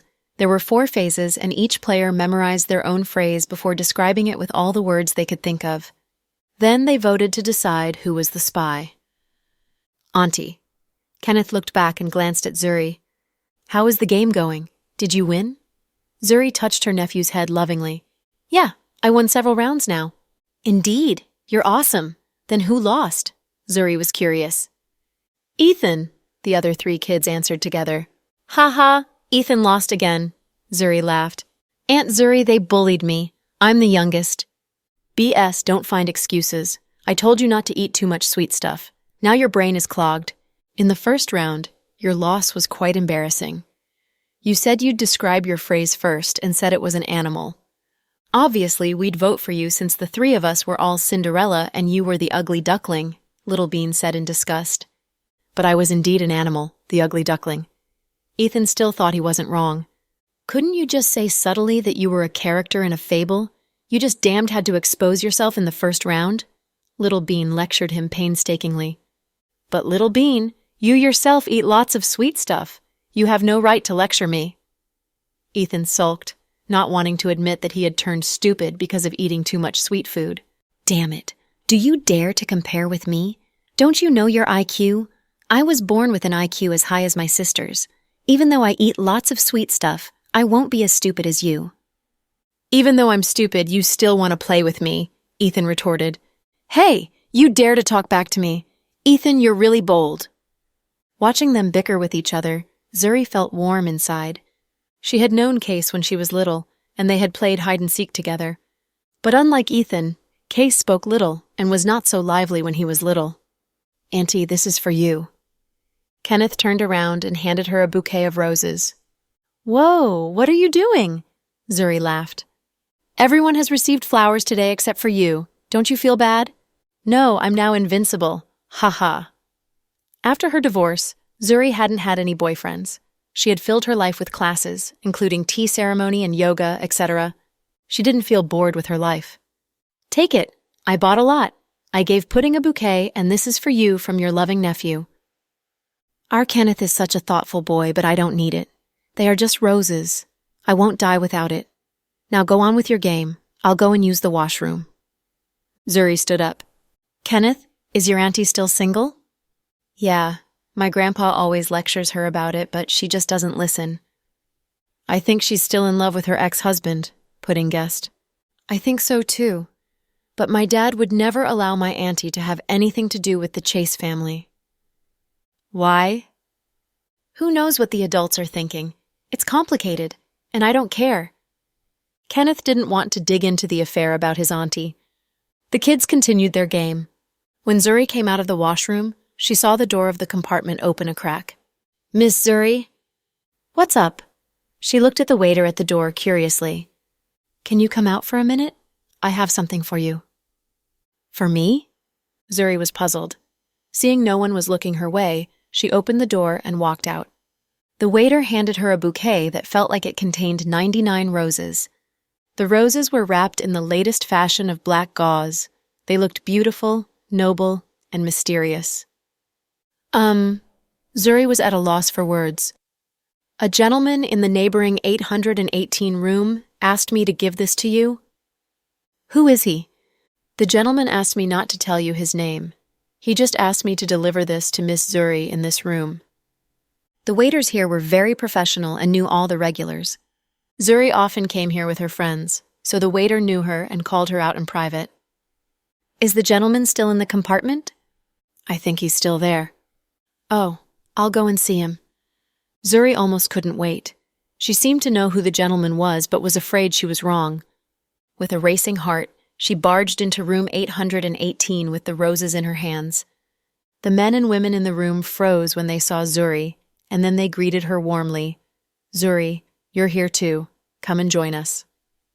Some of Zuri's friends came to her immediately when they saw her. Can I ask who had the flowers delivered to me? Zuri glanced around and didn't see the man she wanted to see. She sounded a bit disappointed. Zuri, I sent you the flowers. Gavin stood up and walked toward Zuri. Oh, it's you. Zuri didn't show any signs of happiness. I planned to ask you to have dinner with me, but then I heard you were partying with your brother and his friends in the next room. Yeah, my brother is having dinner with young Master Cooper, President Dawson, Dr. Green, and some others. I just tagged along. Do you like the flowers? They are nice, thank you. Now that you're here, why don't you sit down and have fun with us? Gavin had pursued Zuri but received no response from her, so he was quite resentful toward Case. Later, Zuri had distanced herself from Gavin. If she had known the flowers came from Gavin, she wouldn't have accepted them. No, you go on with your fun. I must return and take care of my brother and sister-in-law. They are tipsy and can't drive. Nodding at them, Zuri left. The great Miss Blake looked not happy, someone said. Does she still like Case? Master Gavin, there are many good women out there. Why can't you forget a second-hand woman? Someone said sourly. You guys shut up. Gavin looked back suddenly and shattered a beer bottle on the floor. Don't mention Case in front of me. If I hear any of you badmouth Zuri, I'll deal with you. Gavin had a bad temper and was very tough. Seeing how he defended Zuri, they knew he truly liked her, so they dared not to say more about it. Walking out of the room, Zuri gave the 99 roses to a waitress. She didn't want the flowers since they came from Gavin. After all, she wasn't going out with him, so there was no reason for him to give her flowers on Valentine's Day. Returning to the room, Victoria immediately pulled Zuri to her side. Come on, Zuri. The song, I Came Across the Ocean to See You, is your song. Sing it for us. Sister-in-law, you sing it. My singing is off-key. Obviously, Zuri wasn't in the mood. It's fine. I'll sing to you. We're both off-key, so no one will laugh at us. Victoria sang the song with her sister-in-law. After that, they felt a bit tired and sat down on the sofa to take a break. Victoria handed a bottle of beer to Zuri. What's up? Something's bothering you? No. Don't lie to me. You know my major in university. Victoria seemed to have seen through Zuri's thoughts. Sister-in-law, can't you give me some privacy? Tell me about it. I've watched you the whole night. You look like your mind was somewhere else. Someone sent me flowers. 99 roses. Seeing she couldn't keep it from her sister-in-law, Zuri decided to spill the beans. They were from Case? I wish they were, but no, they were from Gavin. That fellow of the Y family is still trying to pursue you? Zuri nodded sulkily. What do you think? What can I think? Of course I don't like him. I feel nothing about him. Why don't you just say you can't forget Case? Victoria took a swig of beer and smiled. Zuri lowered her head shyly, knowing she couldn't keep her secret from her sister-in-law. At this moment, she got a message on Snap. When she read it, surprise and delight appeared in her eyes. Zuri, have you turned in? No, Zuri replied instantly. I can guess who sent you the message from the look on your face. Okay, I'll leave you to your chat. Patting her sister-in-law on the shoulder, Victoria stood up. Sis-in-law, please don't tell my brother. Zuri was now very afraid of her brother Brenton. I know, but it's expensive to buy my silence, Victoria teased her. No problem, I'll send you a red pocket. Then Zuri beamed and returned to chat with Case on Snap. Case, I was busy with work today, just came back from the company. Zuri, oh, you must take care not to tire yourself. Case, do you have time right now? Zuri, why ask? Case, I haven't eaten yet. Do you want to come out and grab a bite with me? Zuri, okay, I'm a bit hungry too. Case, what do you think of the dumpling restaurant on the old street of the road? Zuri, okay, I'm in the mood for dumplings too. Case, then I'll go and pick you up at your home. Zuri, oh, that's not necessary. I'm not at home. I'll drive directly to the dumpling restaurant and meet you there. Case, okay, drive safe. Ending the chat, Zuri picked up her coat and stood up. Big brother. Zuri walked to Brenton's side. The latter was talking with Max. What's up? I'm a bit sleepy. I'll go home and sleep now. I'll call the driver to come and chauffeur you home. Brenton was about to make the call when Zuri stopped him. It's not necessary. Don't worry about me. You've drunk enough. Too much alcohol is not good for your health. Got it. Brenton was in the middle of an animated discussion with Max and didn't notice the subtle difference in Zuri's face. She then slipped out. When she arrived, Case was waiting for her. So fast? Case smiled at her. Yeah, there are few cars in the middle of the night, so it took less time than usual to get here. I ordered the pork and celery dumplings for you. Good, I like celery. Zuri took off her coat with a smile. Case picked up a rose from the empty chair to his right. It's for you. When I got out of the car, I saw a kid was selling flowers here. Then it dawned on me that today's Valentine's Day, so I bought one. Thank you. Zuri took the rose with pleasure. If her memories served her right, this was their first time spending Valentine's Day together. When they went out before they got married, Case was always busy at the company and seldom celebrated special dates with her. Taking the single rose, Zuri was warmed by a sense of happiness that she hadn't felt for a long time. She wasn't happy when Gavin gave her 99 roses, but when she took the single rose that Case had bought for her as an afterthought, she was as happy as a child. After all, roses were not important, but the person who bought the roses was. While she was happy to receive the rose, Case took out another gift. It was a shopping bag with the Chanel logo. I was impertinent last time and put you in an awkward situation. I'm truly sorry about it. When I went to Hong Kong on business, I bought this, which was said to be of limited edition. I thought it would look good on you, so I bought it. I've been busy lately and couldn't find a time to give it to you until now. What is it? Zuri was curious. Open it and see for yourself. Zuri took the bag and opened the box, revealing a pair of exquisite earrings. With the classical logo of Chanel, they had a pair of top-quality pearls on the bottom. The style would catch every girl's eye. Coming from a rich family, Zuri was a loyal fan of Chanel and possessed almost all kinds of Chanel handbags, coats, and dresses. She had a pair of earrings of the style, but not this color. The pearls of the usual style had milky white pearls. But this pair of earrings had pale purple pearls that looked exquisite under lights. I didn't know they had this color. Zuri was pleasantly surprised. Do you like them? Yeah, I do. Zuri nodded happily. Case smiled. At this moment, the middle-aged waitress of the restaurant brought them 2 plates of dumplings. Young Master Chase, your wife is so pretty. You two look perfect together. Hearing her frank comment, Case and Zuri were embarrassed. Case looked as if he wanted to explain. Case, let's eat while they are hot. Okay. After Zuri interrupted him, he didn't continue. Zuri had thought Case wouldn't give her any gifts today, but to her surprise, he gave her a gift and a rose at this late hour. Zuri felt happy and content, even though their relationship was still at a low point. Are you still in touch with Brenny? After a moment of consideration, Zuri asked. Yes, I visit her regularly at the psychiatric center and bring her Tiani's photos from Singapore. How is she emotionally? Not very good. She curses and hurts people. The doctor said that they use sedatives on her occasionally. It seems she has completely collapsed emotionally. Yeah, after all, she had gone through a lot, and she just can't let things go. How about you, Case? Are you really going to take care of Tiani for all her life? Will she be grateful to you? Zuri felt Brenny's daughter had a defective character.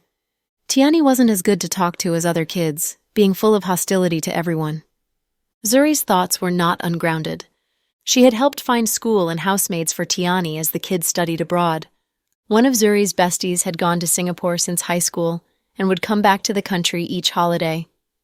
Now the girl was a high-level executive in a well-known company in Singapore.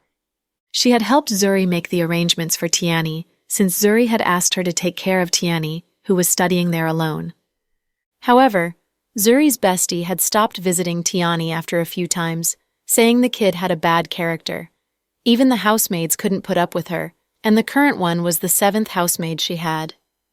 Tiani found fault with each of the housemaids, from Filipinos to Indians to Taiwanese. Besides, instead of studying, she was quite extravagant in spending money.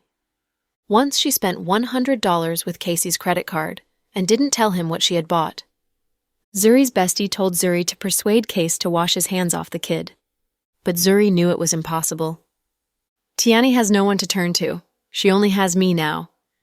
Case poured some vinegar into his plate and sighed. But I think giving her lots of money is not a good way to show your kindness. The key is teaching her to be a good person. Kids are simple-minded and don't know what's right and what's wrong, so the adults must teach them. My brother's son Kenneth is a thoughtful kid, and almost everyone, including my parents and sister Chloe's twins, likes him. I know what you mean, Zuri, but it takes time. Right now, Tiani is resentful towards me and doesn't want to talk to me. Maybe it's better to bring her back? Forget it. It might not be a good thing to bring her back. My mother has always disliked her. I think it's better for her to stay abroad. Whenever he thought of these things, Case felt torn. No one had noticed that Zuri had slipped out to see Case. Meanwhile, Fiona held Chloe's neck to show off her loot. Sis, I'll tell you a secret. What is it? Chloe looked at her in puzzlement. Riker came to see me tonight. Where is he? He's gone. Gone. Chloe froze. Yeah, he stayed here for only 5 hours. That's willful of him. Can you guess what gifts he gave me? Fiona asked smugly. Roses. Right, what else? Lipstick? Yeah, there's more. Clothes? A handbag? Chloe guessed. Yeah, those too, but I'm sure you won't guess the most important one. Ha. What if I can guess it? Chloe wanted to wipe the smug smile from her sister's face. This is indeed difficult to guess. If your guess is right, I'll give you 1 million. So much money? Chloe thought it was unthinkable to set a bet of $1 million. What are you afraid of? Your husband is super rich, right? Fiona thought it was a certain win for her. Humph, you sound as if I will lose. Chloe obviously didn't want to admit defeat. Since you're my sister, I'll give you 3 chances to guess. If you miss all 3 guesses, you must give me $1 million. Fine, I'll try. Chloe liked playing along with Fiona. Seeing Fiona was in a great mood, she humored her and agreed to the bet. A pistol? Chloe thought Fiona would need such things. It was said good guns were quite expensive, so she guessed the gift was a weapon. No, you're wrong, wrong, wrong. Ha ha. This is your first chance. 2 to go. Fiona extended 2 fingers, feeling very proud. Not a gun? Well, let me think. A bomb? Chloe knew Fiona, a genius bomb expert, was obsessed with bombs like a panda obsessed with bamboo.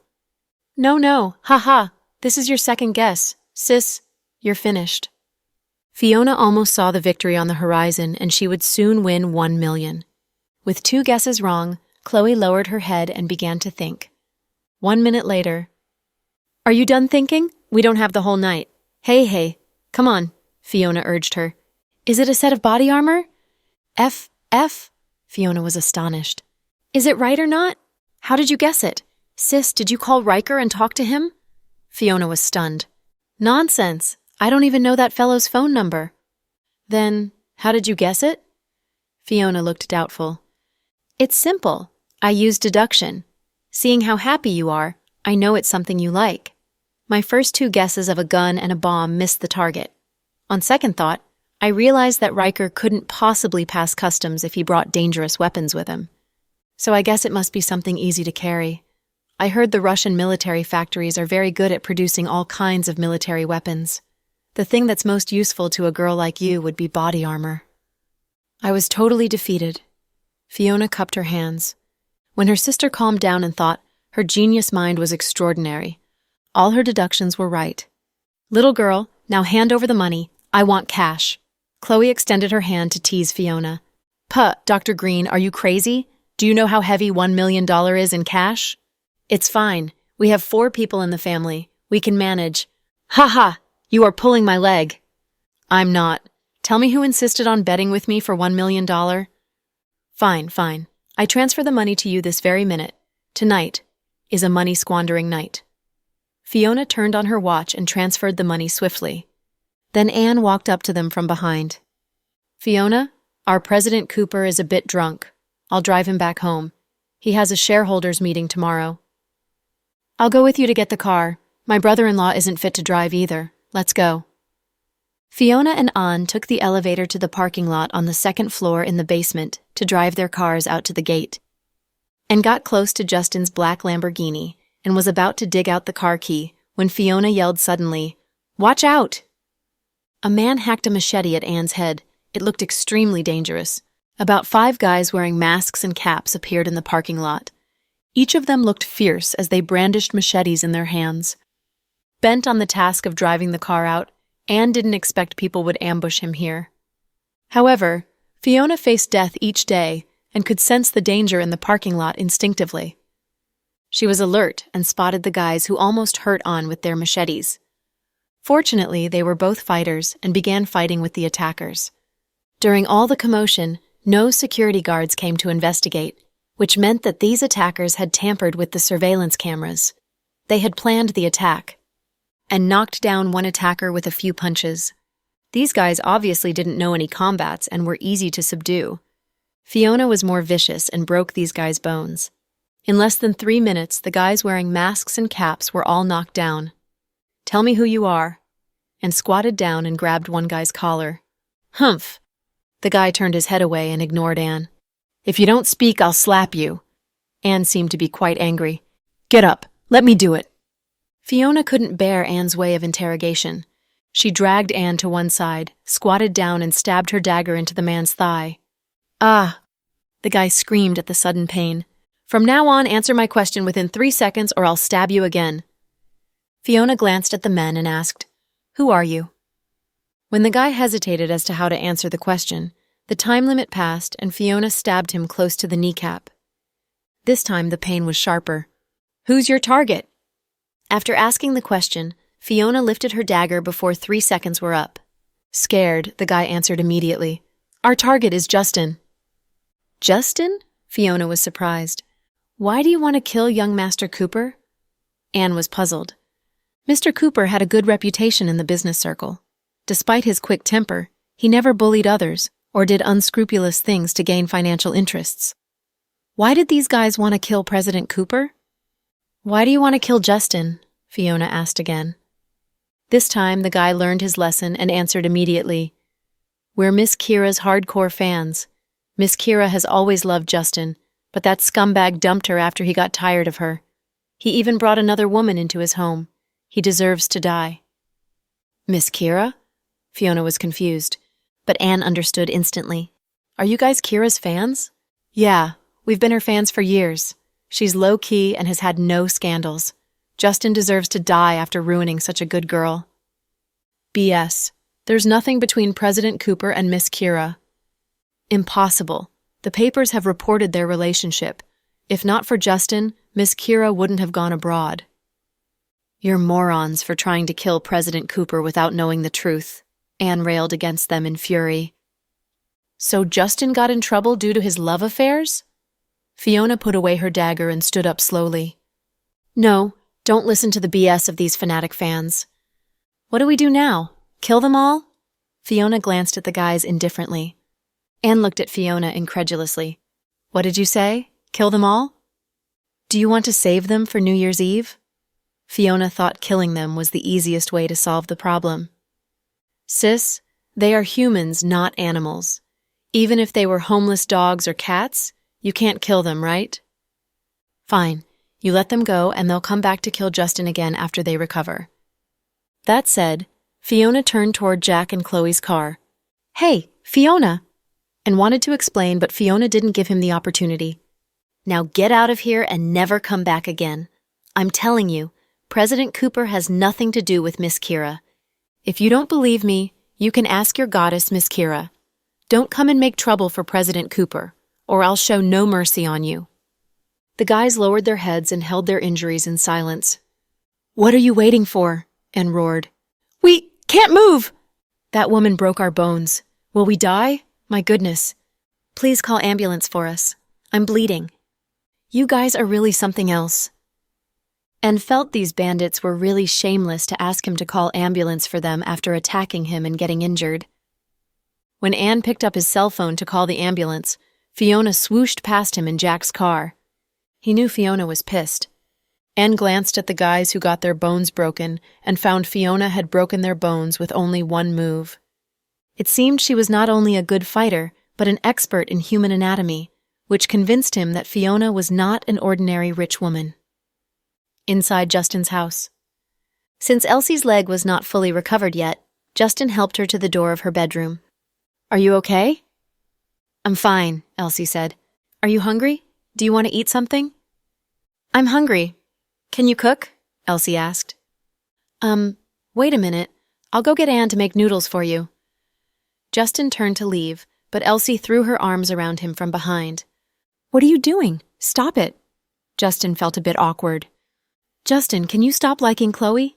It's fruitless. You're a good guy and deserve a woman that belongs to you alone. You can't crave for another guy's woman. Elsie, you're drunk. Justin's face turned dark at Elsie's words. He admitted that he loved Chloe, but he didn't try to steal her from Jack, so Elsie's words made him uncomfortable. If I didn't go tonight, you'd feel even more embarrassed, right? Among them, you're the only single guy. You'd die of embarrassment. Of course not. Anne was with me. Justin tried to joke. He tried to remove Elsie's hands around him, feeling uncomfortable being so close to her. Justin, are you still a man? How long is it that you've been without a woman? Don't you want to do it? Elsie was furious at the humiliation and held Justin tighter. She leaned toward him slowly to kiss the sensitive skin on the back of his neck. But before she could touch his skin, Justin turned around and pushed her away forcefully. Caught off guard by the forceful push, Elsie dropped to the floor. Elsie, you're taking the acting too seriously. Yes, I'm serious. I truly love you, okay? Elsie's eyes brimmed up with frustration. Didn't we agree that we're only helping each other? But I can't control myself. You know Dr. Green's married, but you still love her, right? Don't drag Chloe into our business. Justin didn't like people bringing Chloe's name into conversations with him, since his relationship with Chloe was complicated and couldn't be explained with a few words. I know. I don't want to drag her into our business. I wanted to say, I'm only human and have feelings. After staying by your side for so long, I've fallen in love with you. I'm sorry. Justin bit on his lip and was at a loss for words. Different from those female movie stars, Elsie had a fierce and determined personality, so Justin didn't want to hurt her feelings. I don't want your damned apology. I want you to like me. If you don't like me yet, you can have sex with me first. People say one might fall in love for the other if they sleep together. I'm sorry, but I can't do it. Justin, do you truly want to remain single for the rest of your life? You can't get Chloe, so you'll marry no one else? I haven't thought so far ahead. The future is distant. Then for whom do you remain celibate? Elsie wept. I do it for myself, for my heart. Justin raised his hand and pointed at his own chest. Heh, it seems I overestimated myself. I thought you'd give me a chance. Justin was silent. It seems you wouldn't want me even if I offered to sleep with you. Even if I ask nothing from you, you still don't want to touch me. I think you just feel nothing about me. I always regarded you as my friend, Justin said with difficulty. Friend? Heh, Elsie sneered. Mr. Cooper, young Master Cooper, would you wake up? No matter how shameless I am, I would never stay in a friend's home without an invitation. From the first day I moved in, I've been hoping we would end up together. I'm sorry to disappoint you. Yes, you indeed disappointed me. I'm sorry, Justin apologized again. Don't say sorry again. Those 3 words grate on my nerves. Besides, you did nothing wrong. I'm the one who did wrong. Elsie stood up slowly and walked away slowly due to her foot injury. Go. I was impertinent tonight. Then she slammed the door closed. Justin turned and went downstairs in embarrassment. President Cooper, what happened? In the living room on the first floor, Anne took out 2 cans of iced Coke from the fridge and handed one to Justin. Nothing. I don't believe you. I heard you 2 argue. Don't ask. I'm in a foul mood. Justin gulped down a mouthful of Coke. In fact, he wished he could sleep with women casually to numb himself, but he just couldn't bring himself to do it. Maybe his heart was full of someone so much that he couldn't spare any thoughts for any other women. Oh, I forgot to tell you that I was ambushed when I went down to the underground garage to get the car with Fiona. Ambushed? Justin was surprised. They had 4 or 5 people, but none of them were very good. We finished them off pretty quickly. Who do they work for? Justin asked faintly. They said they were Miss Kira's fans and claimed that you cheated on her. Did you look into it? I am, but I think someone else did it so they could place blame on Miss Kira. She doesn't seem like someone who would let her fans be this crazy. Plus, they had knives with them, which means they came prepared. They dug their own graves. They totally did. Fiona did a great job teaching them a lesson. Anne's eyes sparkled at the thought of Fiona. Enough. You get so excited when you talk about Fiona. It's late. You should go to bed. Okay. Is Miss Rue all right? Worried, Anne's gaze landed upstairs. She should be fine. It's probably because she's drunk. Justin felt like Elsie would return to normal the next day, but to his surprise, by the time he had woken up, she had left. President Cooper, Miss Rue's gone. Anne was the first to notice because he woke up earlier than Justin. Usually Elsie would be downstairs making breakfast at this hour, but the kitchen was extremely quiet this morning. Plus, she didn't respond to his messages nor phone calls. Worried that Elsie wasn't feeling well, Anne had gone upstairs to knock on her door, but no one responded. Finally, he opened the door to find an empty room. Everything she owned was gone. She left?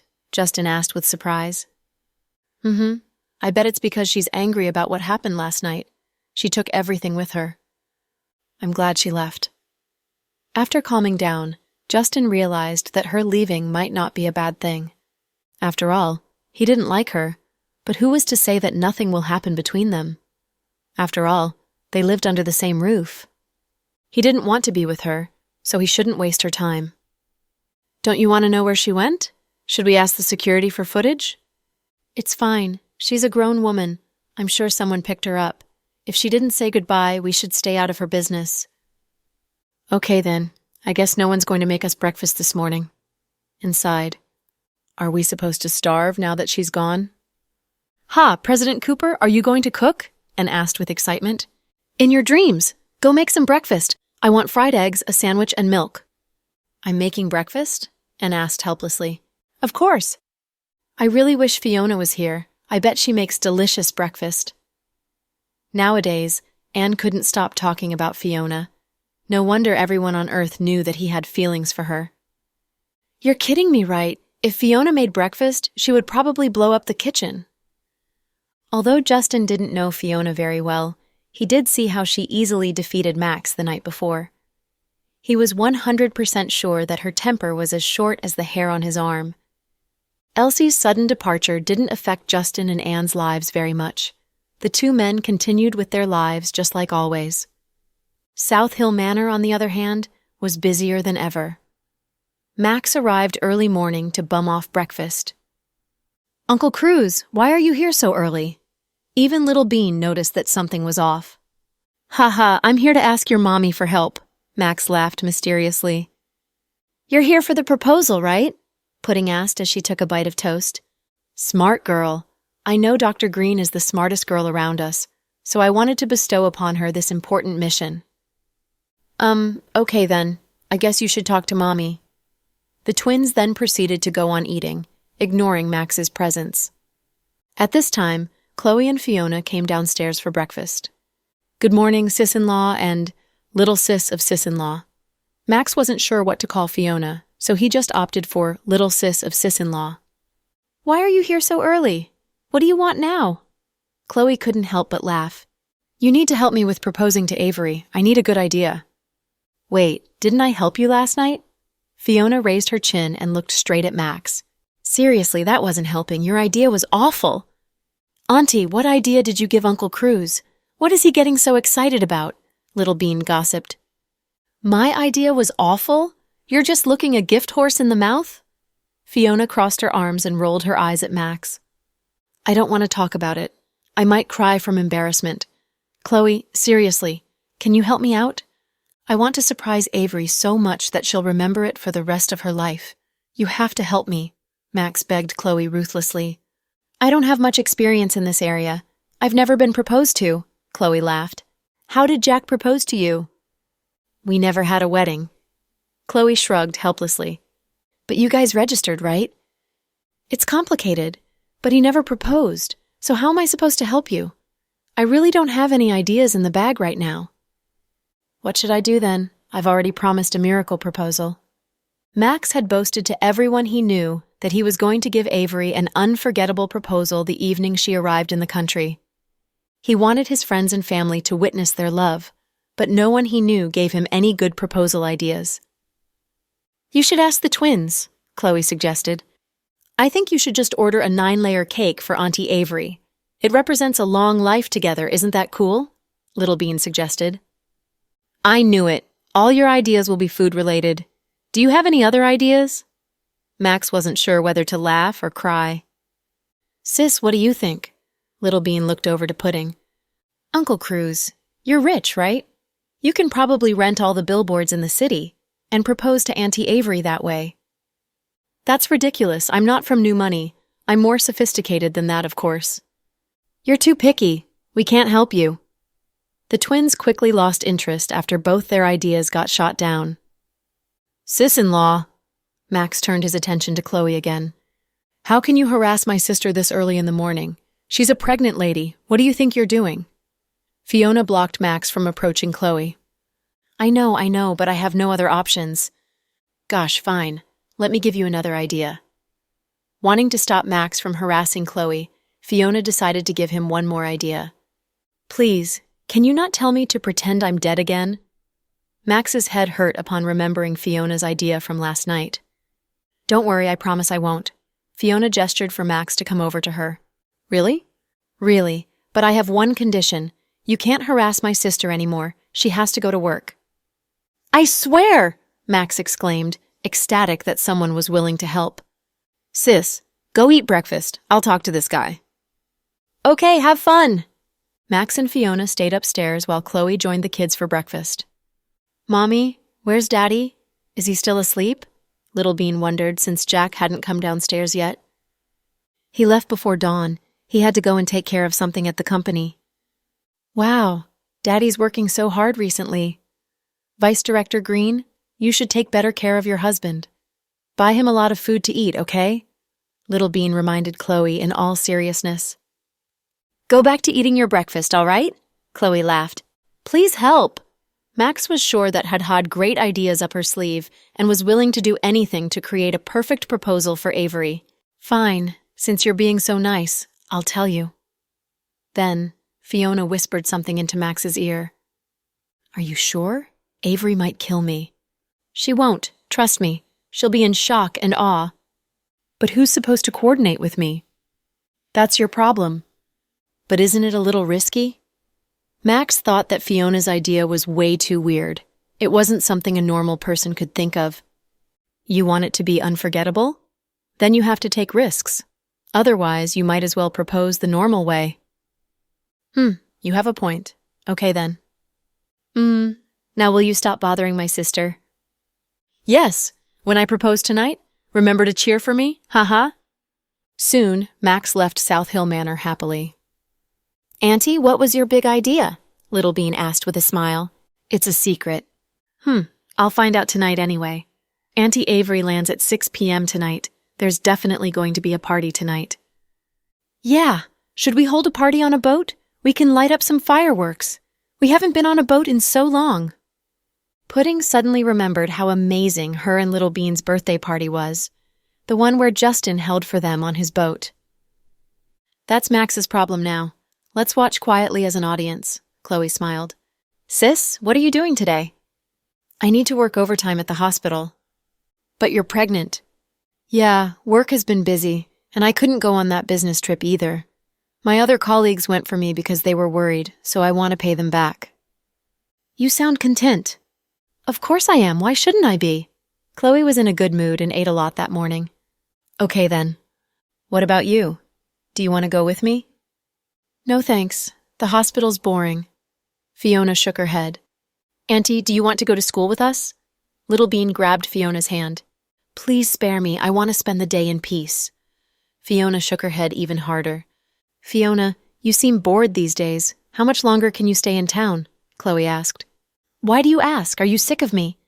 Of course not. I'm worried that you'll leave. I haven't spent enough time with you. Ha ha, I'm loved by everyone on Earth. Fiona smiled, proud of herself. Yes, you are. Can you live here for the rest of your life? I'll give you everything I can. Chloe rubbed Fiona's head. I'm expensive, though. Fiona wrapped her arms around Chloe's neck. It's okay. I'm rich. Ha ha, your husband is the rich one in your family. I can spend your annual salary in one day. Auntie, it's okay. You have me as well. I'll give you money from the stock market. Pudding chimed in. Me too. I can sell my toys and buy you cakes. Why are you all professing your love to me all of a sudden? Is it Valentine's Day? I'm getting goosebumps. Fiona felt very loved. Having others think about you and worry about you was the best feeling in the world. Nothing could match it.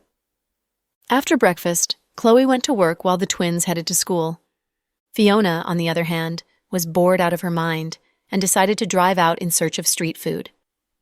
After Chloe's morning meeting, she was heading back to her office when she saw Elsie waiting outside. Dr. Green, are you here for a follow-up exam? No, I'm here to see you. Elsie's expression was grim. She was obviously here because she had something to say to Chloe. Come in. Chloe opened her office door and invited Elsie in. Dr. Green, I moved out of Justin's mansion, Elsie said as soon as she walked into Chloe's office. Why? I thought everything was going well. Because something that happened last night left me very unhappy. Isn't that normal for couples? You shouldn't move out.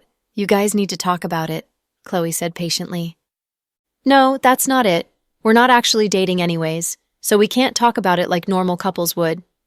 Then Elsie placed a few shopping bags on Chloe's desk before she could respond. What is this? Chloe frowned. These bags looked familiar. These were the shoes Justin had purchased for you. I don't know why he didn't give them to you, but he ended up giving them to me. They're not my size. I accepted them because Justin gave them to me. I knew the shoes were for you, but I still wanted to keep them. However, it seems like he and I won't work out. Justin's been great to me and took really good care of me. I wanted to give you these shoes. It's my last present to him. After hearing Elsie's speech, Chloe felt a complicated slur of emotions. She knew something was off about Justin that day when he came to see her with those shoes. Jack was here that day, and that was why Justin said the shoes for his mother. However, the shoes ended up with Elsie, who then gave them back to Chloe. It was quite funny. "Elsie, if he gave them to you, they're yours." "But they don't belong to me. Justin's a complicated man. He's straightforward but timid. Why else would he refuse to give you those shoes? He knows you're happily married and are a mother to 2 beautiful children, so he doesn't want to mess up your life. He's loved you silently and has done everything he could for you. Perhaps that's all he needs." Chloe bit down on her lips but didn't say anything. She didn't want to seem contentious, nor could she ignore that uneasy feeling in her heart. "Elsie, Justin's a good man. You should have stayed with him." Chloe realized that Elsie was a weird woman who talked a big talk. However, she had never done anything to hurt Justin, nor interfere with her and Justin's friendship. She was quite different from the women who had approached Justin in the past. "I'll pass. I can't change Justin's mind, and I can't warm up his heart. I'm still young. I don't want to waste my time anymore." Then Elsie stood up with a smile. "Dr. Green, I know you've doubted my intentions, since after all I barged into your lives so suddenly and moved into Justin's home. You probably all think that I wanted more, but you know about my family. We don't need the Cooper family to survive, and Justin's not the only good-looking man in this country. But why did I like him? You probably won't believe me, but I was once betrayed by a boyfriend, and found it hard to trust another man. When Justin's aunt first told me about Justin, I thought he was just another a-hole. Later, I heard about what happened between you guys, and realized that Justin was a man who valued relationships. I know you guys won't end up together, so I thought maybe one day his heart would float towards me. Wouldn't that be great? That's why I came." Chloe didn't respond and continued to listen quietly. "Dr. Green, can I ask you one selfish favor?" Elsie's eyes welled up with tears as she suddenly changed the subject. "Sure, Miss Rue." "Please don't hurt Justin. No matter what happens, don't hurt him. He's in a lot of pain." "I won't. He's one of my best friends," Chloe said without hesitation. "Thank you for listening to me blabber on and on. I'm going to go now." Elsie then stood up to leave. "Miss Rue." Elsie turned around slowly upon hearing Chloe call her name. "Are you leaving the city?" "Yes, I'm going home now. I don't belong here." "Will you come back?" "I'm not sure. If after a few years Justin wants to get married and I'm still single, I would still come back." Then Elsie smiled faintly and turned around to leave. She really did come just to give Chloe the shoes. After Elsie left, Chloe stared at the shoes on her desk. She opened them and felt a surge of warmth upon seeing that none of them had heels. Justin was very considerate and always good to her, but he couldn't stay single for the rest of his life. After some thought, Chloe took out a pair of shoes and put them on. They were exactly her size, and the soles were really soft. She knew the brand. They weren't cheap. Chloe took a photo of herself wearing the shoes and sent the photo to Justin. He quickly responded, "Chloe, are they pretty?" Justin, "Are you talking about your feet or your shoes?" Chloe, "Haha, my shoes, of course." Justin, "They're not bad." Chloe, "Thanks for the shoes." Justin, What? Did I give them to you?" Obviously, Justin had forgotten about the shoes. To him, all shoes looked alike. Chloe, "Elsie's just left, and she gave me 3 pairs of shoes. She said you bought them for me." Chloe, "Come on, don't listen to her. She's mad at me. I'm sure that's why she said all that. I bought those shoes for her. Chloe, I don't want you and Jack to misunderstand." Justin had obviously overreacted. He was afraid that his present would cause a misunderstanding between Jack and Chloe, so he kept denying that the shoes were for her. Chloe knew what Justin was trying to do, so she went with it. She didn't want things to be awkward for them. Chloe, "That's perfect. You guys fought and I got presents. They're very comfortable. I love them."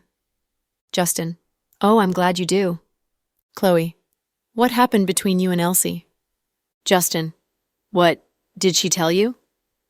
Justin wondered how much Elsie told Chloe. After all, she was a blunt person. Chloe, "Nothing much. She told me your personalities clashed and she didn't want to stay any longer. So, She's going home. Justin, she's going back to her city? Chloe, she is. If you feel bad, you should ask her to stay. She's not a mad woman. You guys should try dating. What if you develop feelings for her? Justin, forget it. We're not a good match, and I don't want to date her. I can be friends with her, but dating her is a different story. Chloe, fine then. I know you're a picky person, but you're not that young anymore. You should find someone to settle down with. Oh, I have an idea. Let's hold a pageant for you so you can pick someone, like the emperors used to do. What do you think? Justin, forget it. You're blabbering. Go back to work. Don't worry about this stuff with me. Upon realizing that Justin didn't want to talk about it, Chloe changed the subject and hung up after exchanging some niceties. Although what happened made Justin feel awkward, he was still delighted that those shoes ended up on Chloe's feet, since he originally bought them for her. Justin! Max suddenly burst into Justin's office. What's up? Justin put away his phone. Do you love me or not? Max tilted his head and asked coyishly. Why are you being such a pervert? Justin glared at him. Come on, tell me, do you love me? I don't. What the F? We've been friends since forever.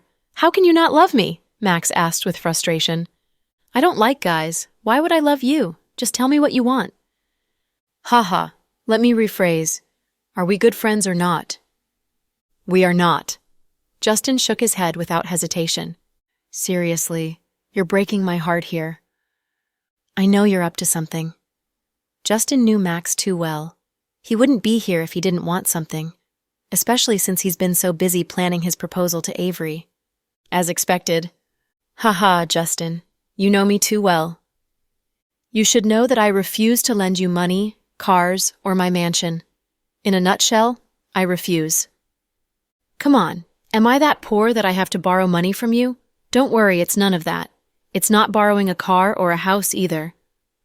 Then I bet it's something worse. If money can't fix it, I will definitely refuse. F you, don't be so mean. How can you refuse me before hearing what I need from you? I thought we were friends. You thought wrong. Are you ending our friendship? Yeah. Okay, if this is how you want to play, then let's play. Play what? Justin scrolled through his computer as he chit-chatted with Max. If you don't help me, I will go on a live stream tonight and tell everyone that you're looking for a girlfriend and holding a pageant. Then, you'll have crazy girl fans stalking out at your home and at work. Justin, you're just as bad as Chloe. Didn't Chloe just say something about a pageant? Did they plan this? Haha, really? Did she say the same thing? Max burst out in laughter. Shut up and get out of my face. I'm too busy. Come on, please. I really need your help. Fine, shoot. Do you want monetary assistance? I need physical assistance. Max smiled evilly. Physical assistance? Justin was confused. Yeah, I really want to give Avery an unforgettable proposal. I thought about it for a long time and asked around, but none of the ideas seemed good enough. But today, Fiona gave me an idea. You know who she is, right? She's really pretty. Yeah. She enlightened me with a really good idea this morning. Have you gone mad? How can you ask her? She's nothing but trouble. Haha, it'll be fine. It's risky, but I love the anticipation. Anticipation? I think you're looking for a beating. If you listen to Fiona, Avery will for sure slap you in the face. No, she won't. Listen, I need someone to finish the act with me. I've given it some thought, and you're the best candidate.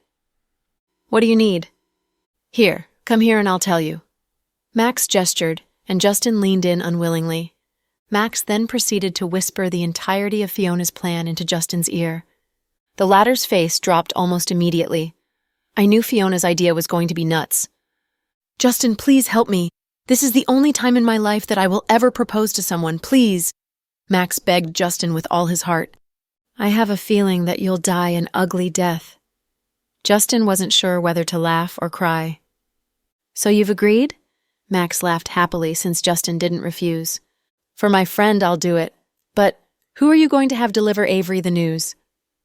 I guess that doesn't matter. Everyone has Avery on Snap. Max shrugged. Come on, that's a big deal. Avery's a smart woman, so whoever delivers the news can't give your plan away. You have a point. But who should I ask? I originally wanted to ask Pudding and Little Bean. But they're children. She won't believe what they say. What about sis-in-law Chloe? You should ask Jack instead. My future brother-in-law? I don't have the guts to ask him. Max was somewhat scared of Jack. After all, aside from Chloe, Jack rarely chatted with anyone. Jack's words are authoritative, and Avery respects him. His involvement will perfect your plan. You're right.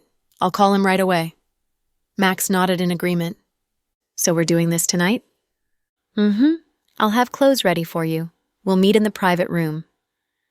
I thought Pudding and Little Bean told you to rent a cruise boat. Justin laughed. I'll do that after she agrees to marry me. I'm going to make all the single people feel bad about themselves, including you. Get out of my face. Finally, Max convinced Justin to join the party. After Elsie returned to her home city, the provincial capital, she changed drastically. Instead of going home right away, she told the driver to bring her belongings back, while she put on a mask and baseball cap and arrived outside a downtown tea house instead. Peering left and right, Elsie made sure no one was following her before walking in. Big Boss is waiting for you. Elsie nodded at the bodyguard by the door and immediately headed up to the second floor. She walked into the last private room, where an elderly man with gray hair was sipping tea. This man had a fierce expression on his face, which differentiated him from most people. Chief? Sit. The old man gestured for Elsie to sit down. How did it go? Plan A has failed. It's very hard to win Justin's trust. Did he suspect you? The old man asked. No, but he doesn't like me, so I can't proceed. That's why I decided to come report my progress to you. Have you made contact with the target? I have. Contrary to the outside rumors, Chloe is a nice person. She's great to her friends. I've been told that her sister is in the city also. Have you made contact with her? I saw her twice, but we didn't really talk, Elsie recollected. She's a sly girl. I'm glad you didn't really talk. You would be in grave danger if she saw through you. What should we do now, Chief? Go back and work on Justin. I'm certain you cannot interfere with Jack and Chloe's relationship. Moreover, Justin is the only single person in their group of friends, and he's really close with Jack and Chloe. You have to win him over. You also have to win the trust of our main target, Chloe. Yes, sir, and my uncle. After you complete your mission, I will ask our superiors. You should be patient. Yes, Chief. Let's wait a while. I will then look for good timing to send you back to Justin. Okay. Chief, I have another question. Yes? The old man slowly raised the teacup to his mouth. If our ultimate goal is to find Professor Wagner, why not work on Fiona? I heard she contacts Professor Wagner more often than Chloe. If you know that Fiona contacts Professor Wagner more often, why don't you know anything about Fiona's background? Elsie couldn't respond. No one, not even a terrorist like Legend, has managed to catch her. Do you think we can? Elsie. But Chloe is just as smart. That's why I keep saying that this is a difficult mission. The organization sent you after a lot of thought. You don't have a very complicated background, or else we would have sent a spy instead. Okay, I understand, Chief. Stay away from Fiona for the time being. Moreover, I believe she has connections with the mob family in Russia. Yes, sir. After their brief conversion, Elsie went home discreetly. South Hill Manor. Jack's mother wanted to make a feast for the family. The rest of the family hung out in the living room. Fiona was playing an online game with the twins. Chloe, on the other hand, was helping her mother-in-law in the kitchen. Chloe, it's okay. Go rest in the living room. It's okay, Mom. I don't want to do nothing.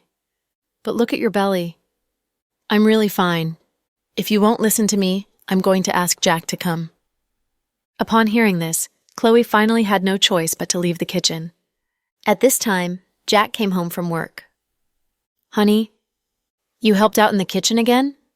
Jack looked at Chloe, who still had an apron around her waist.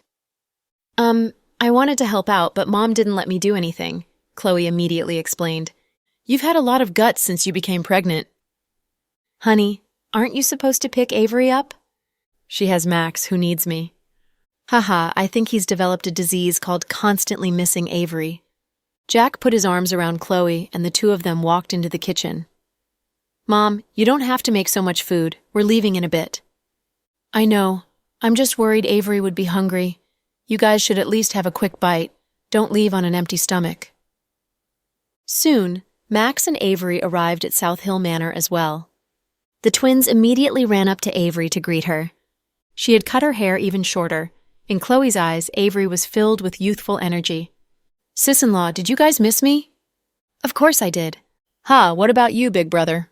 Avery linked arms with Jack and asked. I have no comment, but someone's missed you to death. Jack laughed as he eyed Max, who replied with slight embarrassment. Don't make fun of me, big brother-in-law. Wait, who is this? Avery asked curiously. She had never met Fiona before. This is my sister, Fiona. Chloe then turned to Fiona. This is your brother-in-law's cousin. I know. Her name is Avery, right? Fiona had done her share of the investigation into Jack's family. Chloe, your sister is so pretty. Gosh, I'm hungry. Can we eat? I heard Auntie Dawson made me braised meatballs. Avery took off her jacket and ran over to say hi to Jack's dad. At this time, Max shot Jack a look, and the latter suddenly said, Avery, you guys enjoy. I need to go out really quickly. Can I borrow Max? We need all the people we can. Wait, you guys aren't eating? Avery asked with surprise. I don't have enough time. You guys go ahead and eat. Don't wait for us. Then, Jack and Max left in a rush. My big brother's working too hard. He already has the money to raise a second child. Plus, why did he have to take my Max with him? Avery mumbled. Chloe smiled, but didn't say anything. As soon as Max and Jack left the manor, the formed called Justin. Justin, are you ready? We'll be there soon. Of course I'm ready. Let me tell you, Max, this will be the only time.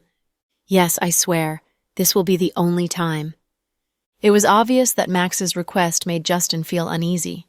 For the first time, Justin, Jack, and Max worked together. They were quite dedicated to Max's proposal to Avery. After dinner, Avery and the others went to sit in the living room. Jack and Max were still out.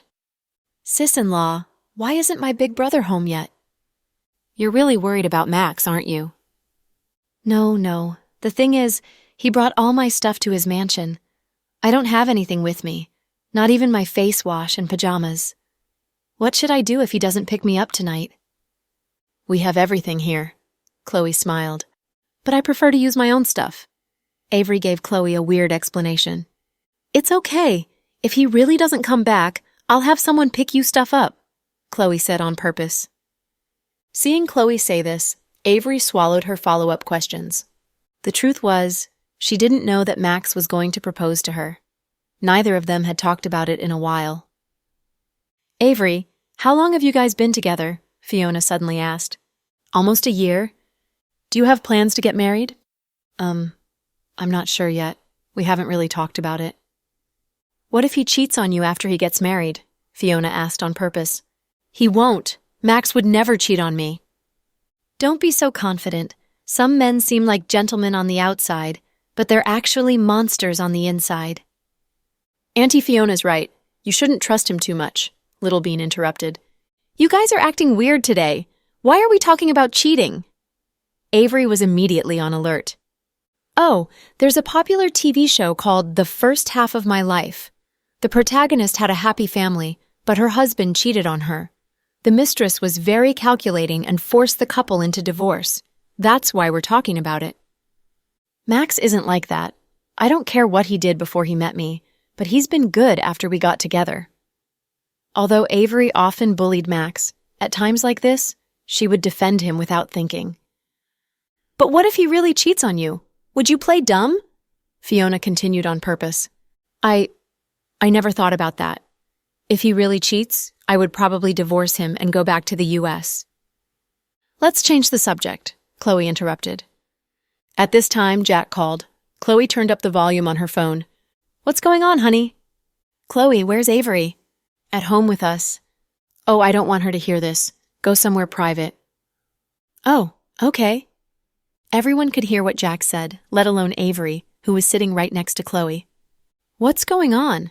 Why is everyone being so mysterious? She muttered to herself. Something seemed off. She followed Chloe into one of the guest rooms. Jack said, We were going to head home when we ran into this woman. She seemed to know Max. It was really awkward. He told me to come home first and then left with the woman. Where did they go? Who is she? Chloe asked. A really pretty woman, and they definitely know each other. I wonder if they dated before. Don't tell Avery. I have people following them. They went into Conrad Hotel. What? Conrad Hotel? Chloe said on purpose. Of course, Avery heard their entire conversion. She immediately picked up her phone and dialed Max's number. Sorry, the subscriber you dialed is unavailable right now, please. Your phone is off? I know for a fact that it's charged. Max, you a hole. Then Avery rushed out of the manor, got onto Chloe's Audi R8, and drove off. Sis, I told you. She believed it, didn't she? Fiona smiled evilly. As soon as Avery left, Fiona, Chloe, and the twins followed. When they had walked into the hotel lobby, they saw the reception trying to stop Avery. Sis-in-law, perfect timing. Which room did my brother say that a hole was in? Avery asked furiously, her voice shaking as she talked. She didn't expect this at all. After they began dating, Max had loved her with all his heart. Was it one of his women in the past? The more she thought about it, the angrier she became. Your brother told me that they went to the presidential suite. Chloe purposely put on a serious face. What? The presidential suite? Max, I'm going to rip you into pieces. Avery rolled up her sleeves, ready to explode. Together, the five of them headed up to the top floor of the hotel, and Avery basically ran out of the elevator as soon as the doors opened. The doors to the presidential suite were not completely closed. Avery opened the door slowly and saw Max's clothes and shoes scattered on the floor. On the floor was also a pair of heels, black pantyhose, and white lace panties. Upon seeing all this, Avery's head began to spin. She felt like fainting. How could a scene in a drama happen to her so suddenly? She was not prepared for this at all. She really thought Max had changed. But, choking back tears, Avery walked slowly towards the bedroom. Don't move. Let me hug you, Max's voice sounded. Unable to control her anger any longer, Avery kicked open the door to the bedroom, and Max turned around immediately. He was lying on top of a woman, caught red-handed. The woman was wearing a wig and pink lingerie. The bottom half of her body was covered by the hotel's quilt. At this moment, Avery's entire world seemed to have toppled over her. Now that there was solid proof, she couldn't not believe this, even if she wanted to. Avery, why are you here? Max asked with surprise. He was really dedicated to the scene. Max, you a hole! Avery rushed up, grabbed Max's ear, and began pulling him off the bed. Hey, not my ear! Ouch! This is just the beginning. I'm going to kill you. But first, I need to teach this little batch a lesson. Avery turned around, wanting to slap the woman who made Max cheat. But, before her hand landed on the woman's face, an arm stopped Avery's movement. Young Madam Dawson, please don't slap me. The woman suddenly sat up. Her voice sounded like a man. Avery looked closely at this person. It was Justin. What in the world is happening? Are you guys dating now? What do you think you're doing? Avery couldn't digest what was happening before her eyes. Moreover, why was Justin wearing a wig and lingerie? What was going on? Suddenly, the lights in the presidential suite dimmed, and a ray of light shone on Avery. She turned around in surprise. Max had put on a bathrobe and was holding a bouquet of blue roses in his hand. Then, music began to play. Avery often played this song on the piano. Max slowly walked up to Avery, his voice rasp. I've been waiting for today ever since I got back to the country. Max, what are you doing now? Avery's head went blank. She was still trying to get over what just happened. Suddenly, many people appeared in the room. Due to the dim lighting, Avery couldn't see who they were. Did you help him come up with this part? Chloe asked Fiona in a whisper.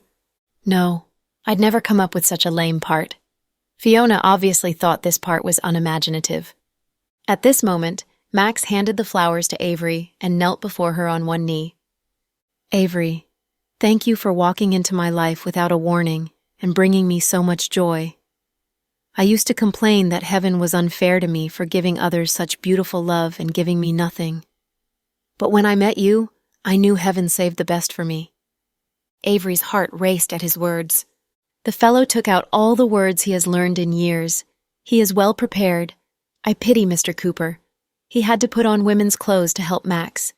By now, Justin had slipped into the washroom to change out of his outfit. He had ruined his great image. If not for Max's repeated begging, he'd never have agreed to do such a thing. "Little Max, it's getting late. Make it short and to the point," Noah teased him. "Yeah, bro, get to the point." Brenton joined the fun. Max raised his head with a silk box in his hand. In front of the audience and Avery, he opened the box slowly. In it was an exquisite diamond ring. There were 2 tiny wings on the sides of the diamond. Long ago, Avery had casually mentioned Angel's Wings, the masterpiece of a well-known Italian jewelry designer. But this ring was no longer for sale in the market. Max found the designer and asked him to improve on the original version and custom-made this ring. It looked noble and elegant. It meant more than money, because no matter how expensive the ring was, may it be millions or hundreds of millions of dollars, it couldn't express the fellow's love for Avery. "Miss Avery, I was a jerk. But if I let you down in the future, I'll be lower than a jerk. I have houses, cars, money, and a heart devoted to you. I'll give you everything you want. If I don't have it yet, I'll work hard to find it. I'd do anything for you willingly. Some people say we're mismatched, like a flower planted in a pile of cow dung." Everyone laughed at his words. Avery also laughed shyly. "Uncle Cruz is so romantic," Little Bean lamented. "Yeah, I think our aunt is deeply touched," Pudding guessed. Then Max continued, "If I knew who said it, I'd kill him. The damned guy dared to say my wife is cow dung, but my wife is beautiful." The moment he said it, everyone burst into laughter. You. Avery was furious, realizing that he had described himself as a flower and her as the cow dung. "Honey, don't get agitated. For the rest of your life, I'll protect you. Truly, to show those people who think we're mismatched, I decided to have lots of babies with you. When our children grow up, we can gang up on those guys. What do you think?" "Little Max, be serious." Avery thought he was messing with her. "Okay, I'm serious. I only want to say, Avery, you must agree to marry me today. Or what?" Avery lowered her head with a sweet smile. "Or I'll haunt you even when I become a ghost. How's that?" "Get out. Don't say such words. It's bad luck." Avery kicked Max and he hurriedly covered his crotch with his hands. "Honey, you can't kick this part. How can I give you happiness if you ruin it? Max, you're shameless." Avery was abashed. Everyone laughed hysterically at Mr. Cruz's typical funny style. "So, he did it?" Brenton relaxed at his good pal's success. "Yeah, I did it. Come on, honey. Let me put this on your finger." Without further ado, he put the diamond ring on Avery's finger. "Hey, did you ask me to marry you?" "Honey, you can't deny it now. I've gone through so much trouble. Of course I asked you to marry me. Although I knew you'd agree to marry me anyway, we did our best to make the proposal perfect, okay? Even our dashing Mr. Cooper put on women's clothes for you. Even my brother-in-law, an upright man, lied for me. Big brother, you even helped an outsider." Avery looked back and gave Jack a dirty look. "It's fine. Max is not an outsider. He's part of our family now," Jack said with a chuckle. "Look, everyone, my brother-in-law is indeed a talented young entrepreneur. He talks eloquently." "Okay, Uncle Cruz, stop brown-nosing. Hurry up. We're waiting for the celebration." Little Bean smirked. "Avery, look, people are starving. You just have to give me a nod to show your agreement." Max urged Avery. "How come I feel like I've been trapped?" Avery wondered. "Even if it's a trap of happiness." Max grinned. "Shut up. You just can't keep your mouth shut." At this moment, Justin walked out of the washroom in a dashing suit. "Damn, you're still doing it? Max, can you do it or not? I sacrificed a lot for you," Justin complained. "Ha, Avery, you can't refuse me even for the sake of Mr. Cooper's sacrifice."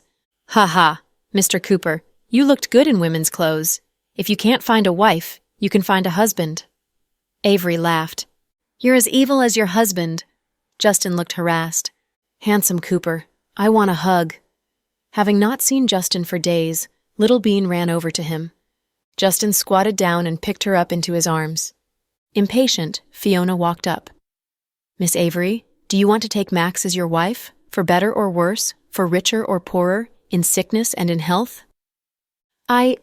Before Avery could finish, Fiona continued, Okay, I understand. You do. Now back down. Then she turned to face Max. Before she could speak, Max said immediately, I do. Look how eager you are. You're dizzy with happiness. Okay, everyone can go and celebrate it now. Let's go. Max picked up Avery and planted a big kiss on her cheek. What are you doing? Avery was too shy to exhibit their passion before the group. Relax. Tomorrow we'll get registered and then have the wedding in 1 month. Then we'll have babies, Max said smugly. Stop it. If you continue, you'd say your children are going to school. What? Are you jealous? You can get married too, Max teased Justin. With you? No, you can marry anyone off of the street. It would be thrilling. F off. They went to Seductive Fox, ready to do a celebration for one night. While everyone got ready for the celebration, Fiona received a message and walked downstairs quietly. Anne had bought a roasted sweet potato on his way here for Fiona, but couldn't find an opportunity to give it to her. Seeing her walk out alone, he followed her. Thanks for tuning in to the Cool Audio Podcast. If you enjoyed the story, don't forget to like, subscribe, and share with a fellow story lover. Until next time, stay cool and keep listening.